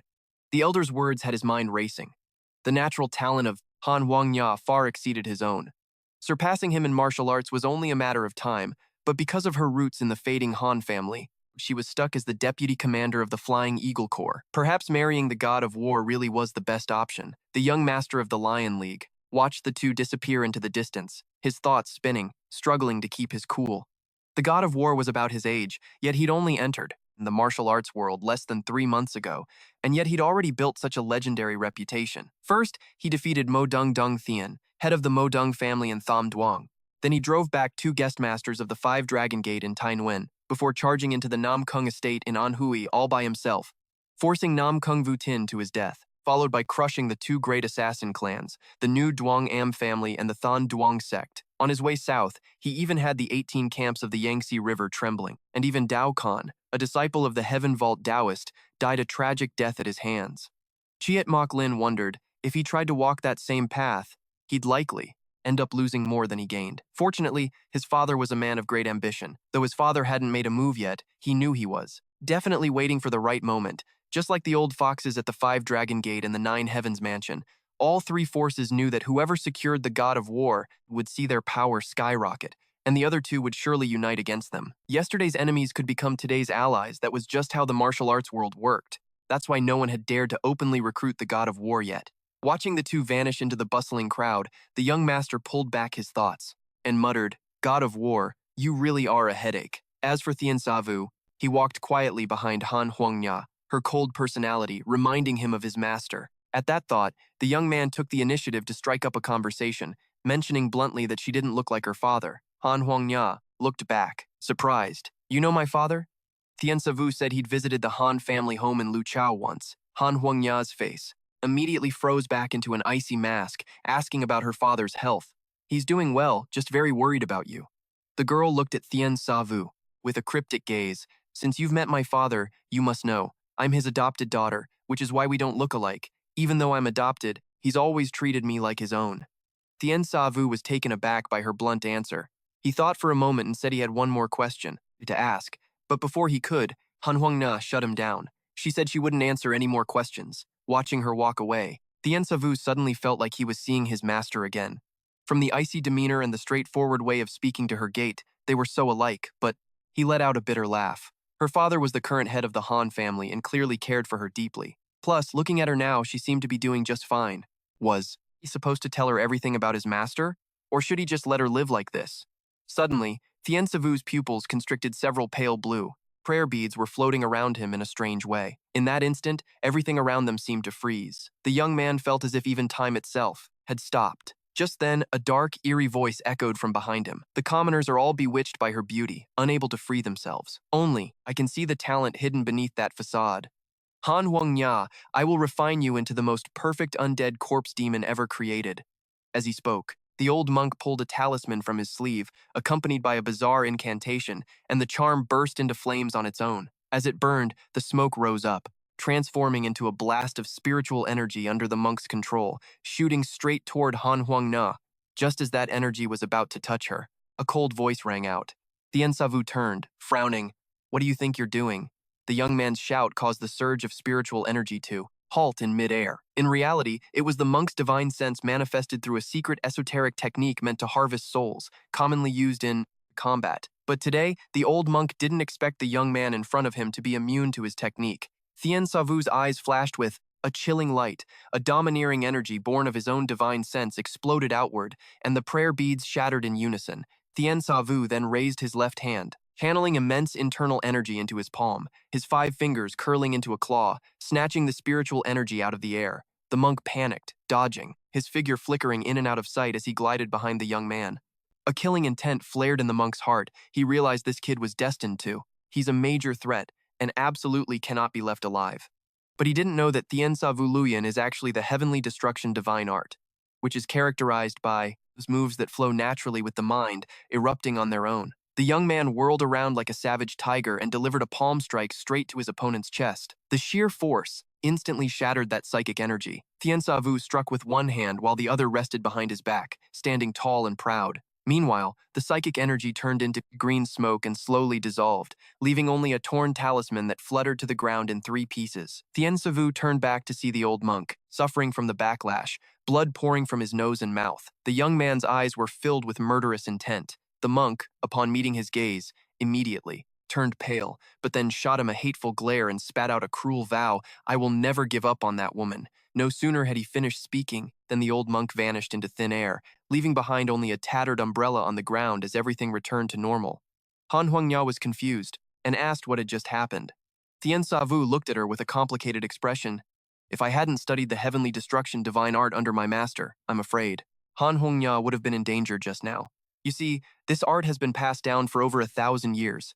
Generations of heavenly destruction warriors have fought countless times against all sorts of people, many of whom used bizarre, devious tactics. Because of this, our predecessors have constantly refined and perfected the technique. Once you master the art of channeling your energy throughout your body, you can see through an opponent's fluctuations. That's why Tien Savu wasn't controlled by the monk's dark arts earlier and could even strike the psychic energy created by his spirit. Tien Savu fell into deep thought, wondering if, as his master said, Han Huangya could inherit the Moon Soul sword style from the master's wife. Maybe once she mastered it, she would achieve similar results. It's just that, judging by today, her cultivation level isn't quite there yet, which is why she couldn't see through the monk's tricks. Suddenly, Tien Savu turned his head back.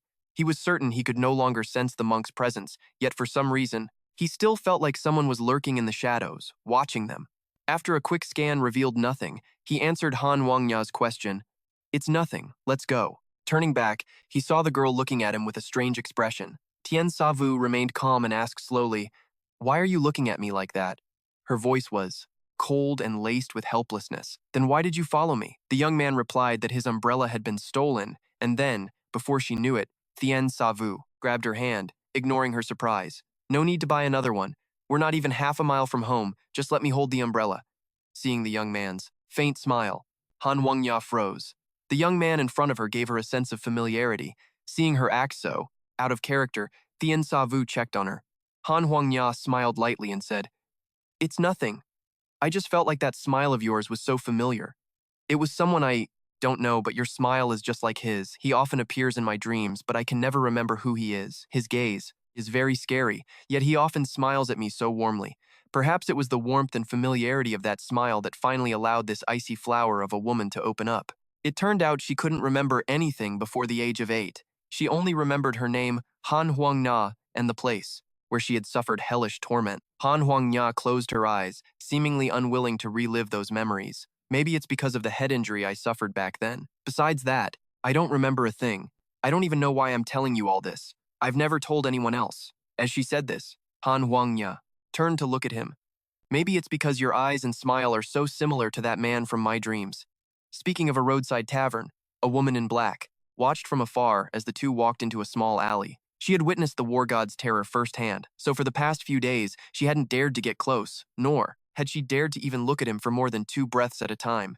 Since her family, the Ingu Duong Am clan, was wiped out, she had been living like a stray dog. Until Nam Kung Tukyu found her and promised to help her get revenge, she accepted the mission to spy on the war god and find his weaknesses without hesitation. Am Ko Jiao had been trailing for him for 3 days. The only conclusion she had reached was that the war god had no weaknesses, until today, when she witnessed the scene unfold. She saw the war god's umbrella torn to shreds, and judging by his movements, it seemed as if he were fighting the air. It looked bizarre, but Am Ko Jiao was sure of one thing. The war god was protecting that icy flower, Han Huangya. That cold woman was the war god's weakness. Just then, a beautiful figure approached it. Was Nam Kung Tukyu. "So, you've given her the mission? Am Ko Jiao, you're still as good at charming men as ever. Ever since my family was destroyed, I haven't considered myself a woman anymore, nor do I care for the gazes of those men." Nam Kung Tukyo didn't dwell on the subject. She sat down across from Am Ko Jiao and said that everything was ready. All they had to do was lure the war god into the trap. Am Ko Jiao shivered at the thought and stayed silent. A moment later, she lifted her veil, looked intently at the other woman, and then parted. Her red lips, her voice filled with mania. "Don't worry, I just found the perfect way to trap him." Upon hearing this, a look of insane joy spread across Nam Kung Tukyu's face. The next morning, at the Dai Thien merchant group, Tu Ho watched Thien Savu with a strange smile all morning, while he began to sweat coldly. "Tu Ho, is there something you want to tell me? Why are you looking at me like that? Brother Savu, shouldn't you be the one telling me something? For instance, what happened yesterday?" Thien Savu felt a guilty jolt in his heart. What could have happened yesterday? Tu Ho didn't. "Let it go. It's fine. Take your time thinking.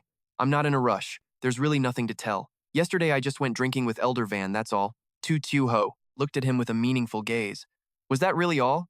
Tien Savu insisted firmly, that's really all. What else could there be? Who knows? It rained all night yesterday. Who knows? Maybe Brother Savu was taking a stroll in the rain with that icy flower, or perhaps even sharing an umbrella. Tien Savu froze. This kid had guessed every single detail. Thinking of this, he hurriedly changed the subject. Tio Ho, do you remember my master? To Tio Ho. Seeing the other person was being serious, she didn't press him further and said, of course, she remembered. That silver-haired old man from back then, though he seemed stern, treated her with such kindness and warmth. He was one of her most cherished memories, just like Tien Savu. Then she asked him why he'd changed the subject from the ice flower to the old master. Tien Savu said straight out that Han Huangya was his master's daughter. When he said those words, it was like a bolt of lightning out of the blue, and Tu Ho couldn't believe it for a second. Tien Savu said it was a long story that started 10 years ago. An hour later, Tu Ho had heard the whole thing. At that, her almond eyes welled up with tears. She couldn't imagine the kind of hardships Han Huangya had endured. Eavesdropping nearby, Hung Nu Kui felt heartbroken too, and asked Tien Savu if he planned to tell the ice flower the truth. Tien Savu said he was hesitant and looked at Tu Ho to ask for her opinion. Before Tu Ho could even speak, the old beggar gave his take. I think you should tell her everything. After all, she has the right to know the truth about who she is. Whether she accepts it or not, let her decide for herself. Tu Ho nodded slightly. You're the old master's only successor. Only you can tell her the truth. Plus, the Five Dragon Gate is brewing something.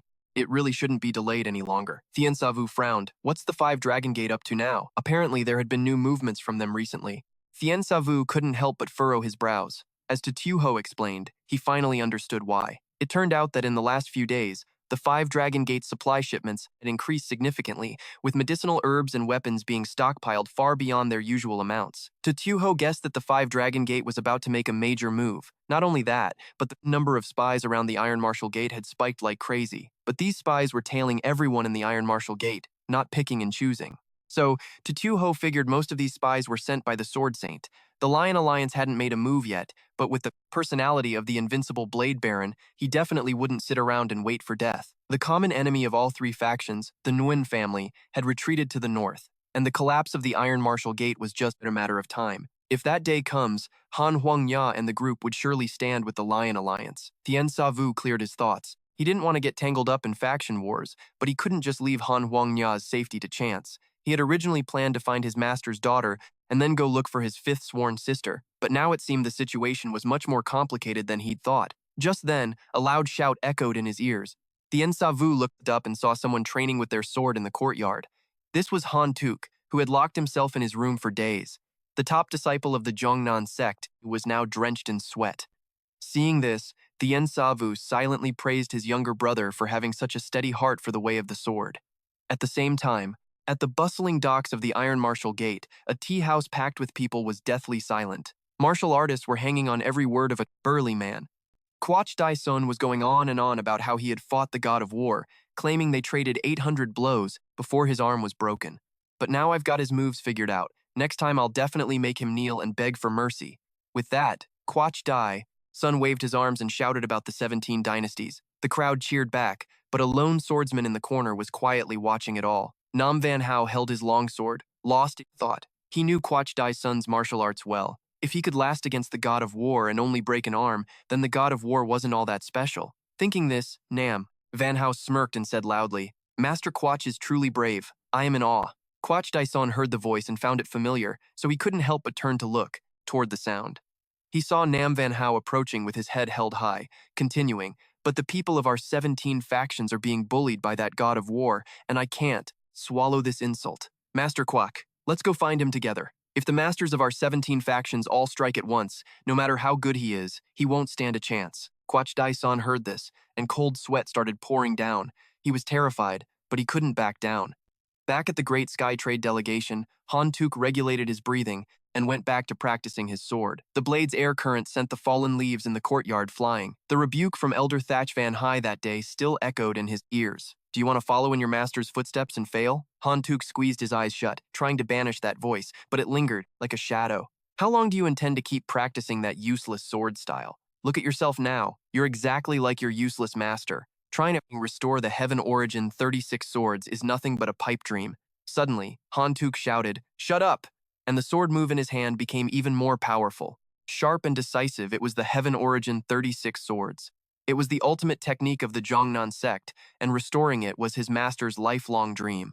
Hantuk moved his sword like a dancing dragon, his form flickering in and out of sight, sword energy raging in all directions. I won't let my master's decades of hard work go to waste, and I won't let anyone smear the Heaven Origin 36 swords. Hantuk sheathed his sword and used the tip of the blade to catch a falling leaf.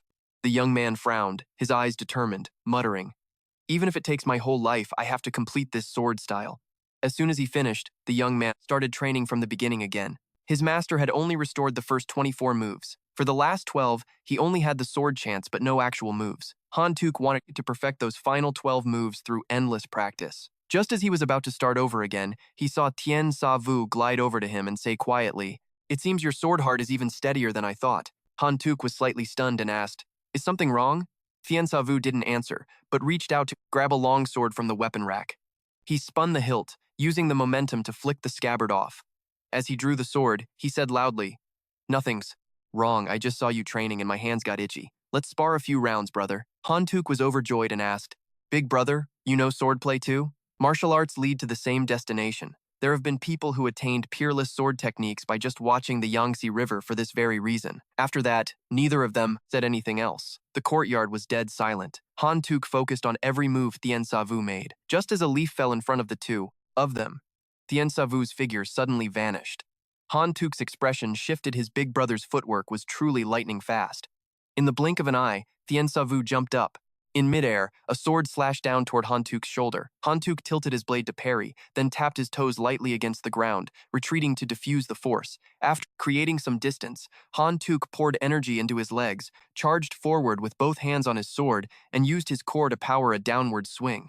But Tien Sa Vu just twisted his wrist, raising his blade to block. The two swords collided, producing a piercing clang. Strangely, Hantuk felt zero force from his opponent's blade, like swinging it at thin air, yet his own hands went numb, and his sword felt like it was about to slip from his grip. He realized Tien Sa Vu was intentionally holding back his internal energy to avoid breaking the sword his master had left him, while also teaching him sword techniques at the same time. Hantuk felt deeply grateful and even more determined not to let his big brother down. Suddenly, Hantuk unleashed a sword strike with heaven-shattering power. Even Tien Sa Vu didn't dare block it head-on, leaping away to dodge instead. Right after, a sharp ripple of sword aura smashed the stone tiles on the ground. Tien Sa Vu spun through the air like a swallow, then landed gracefully, standing firmly behind Hantuk. Meanwhile, Hantuk's eyes went wide, unable to believe he had just used the 25th move, Thunder Dance. The young man felt like he was dreaming, muttering, "I did it. I actually did it." A moment later, he snapped back to reality, overjoyed. "Big brother, thanks to you, I've finally found the path to improvement." Tien Sa Vu just smiled and said softly, "I should be the one thanking you for letting me witness such an incredible sword technique." Hong Nagu Kui, watching from upstairs, was a beggar sect elder who felt deeply bitter toward Tien Sa Vu. He could clearly see that it was only due to Tien Sa Vu's guidance that Hantuk managed to pull off that final move. Just then, a commotion caught his attention. The old beggar looked back and saw a crowd heading toward the main gate. These people looked fierce as demons, led by a master from the Blue Flag, Nam Van Hao. Seeing them marching aggressively toward the Dai Tien Trading Company, Hong Engu Kui didn't understand what was happening, while Quach Dai Sun turned pale, shouting that he wasn't healed yet and they should pick another day to fight. Hearing the chaotic footsteps approaching, Tien Sa Vu and Hantuk curiously turned around to see a group of men aggressively charging in, filled with killing intent. One person was holding up a large flag with the number 17 written on it. As the group stormed the courtyard, Nam Hao shouted from the front, "War, God, today, 17 is here to put an end to your undefeated legend." Hong Nu Kui stepped to Tien Sa Vu's side and whispered to introduce the group. It turned out that 17 was a league of minor sects that always acted independently within the Iron Martial Gate. Even the three great powers couldn't make them listen.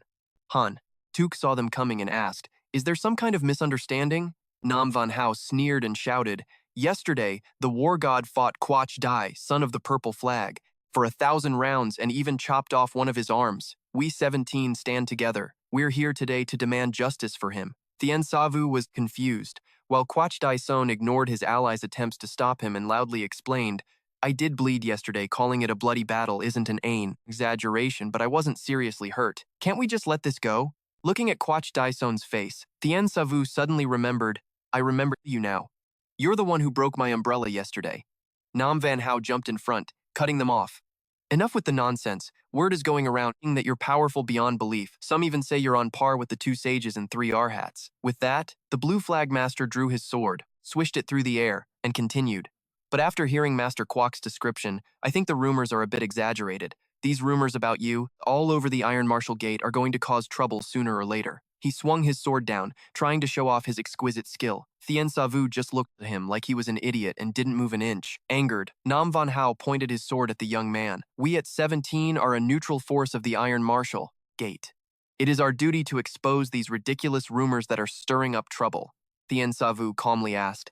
Even if it costs you your lives, 17 of you have died in the fight against the Yuan dynasty, so what if you die? Is that really so scary? Thien Savu's expression remained unchanged. He nodded slightly, then suddenly raised his right fist, blue energy swirling endlessly around it. The young man then took a step forward, closed the distance, and punched Nam Van Hao's sword with immense power. The sword, forged from fine steel, shattered into pieces, leaving only the hilt in his hand. Thien Savu slowly walked past Nam Van Hao and said calmly, I'm glad to meet someone who cares about the future of the Iron Marshal Gate like you.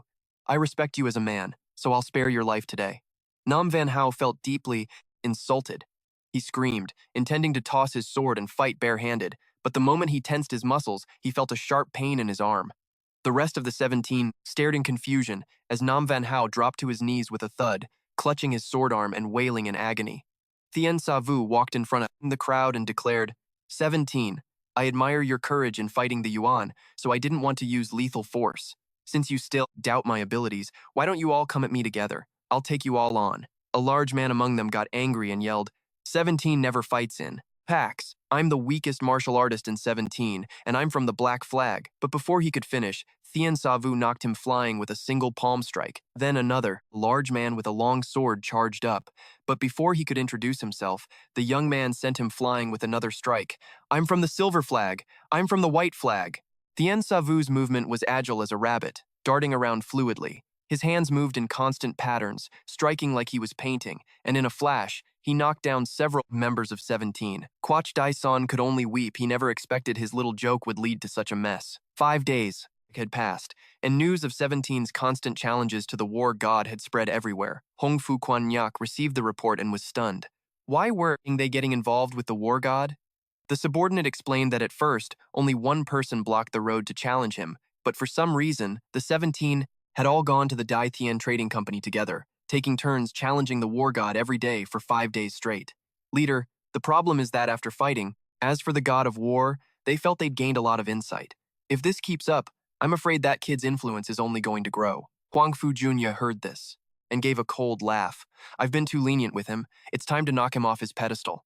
After reporting the intel, his subordinate left the mountain, feeling unsettled. Right now, it's not just the warriors from the 17 faction gathered at the Dacian Trading Company. Fighters from plenty of other factions have come to watch too. The god of war hasn't turned down a single challenger, taking them all on one by one. Everyone who's fought him says they've learned a ton. He never expected that the god of war would become such a huge sensation in less than half a month at the Iron Marshal Alliance, nipping right at the heels of the two great saints. Meanwhile, at the Dacian Trading Company, 2 warriors from the 17 faction let out a loud shout and charged at Shan Sawu. He just stared coldly and said calmly, You guys are way too slow. Before the words even left his mouth, the teenager threw a kick, slamming into one of their shoulders. In a flash, he was already behind them. Shan Sawu threw a powerful punch, hitting the other guy right in the chest. Both warriors from the 17 were sent flying. The fight was clean and decisive, and the entire hall erupted in cheers. The teen didn't even break a sweat, with a stone cold face, he said calmly. Next. Guo Deshan watched the fight in total shock. Only now did he realize the god of war's true strength.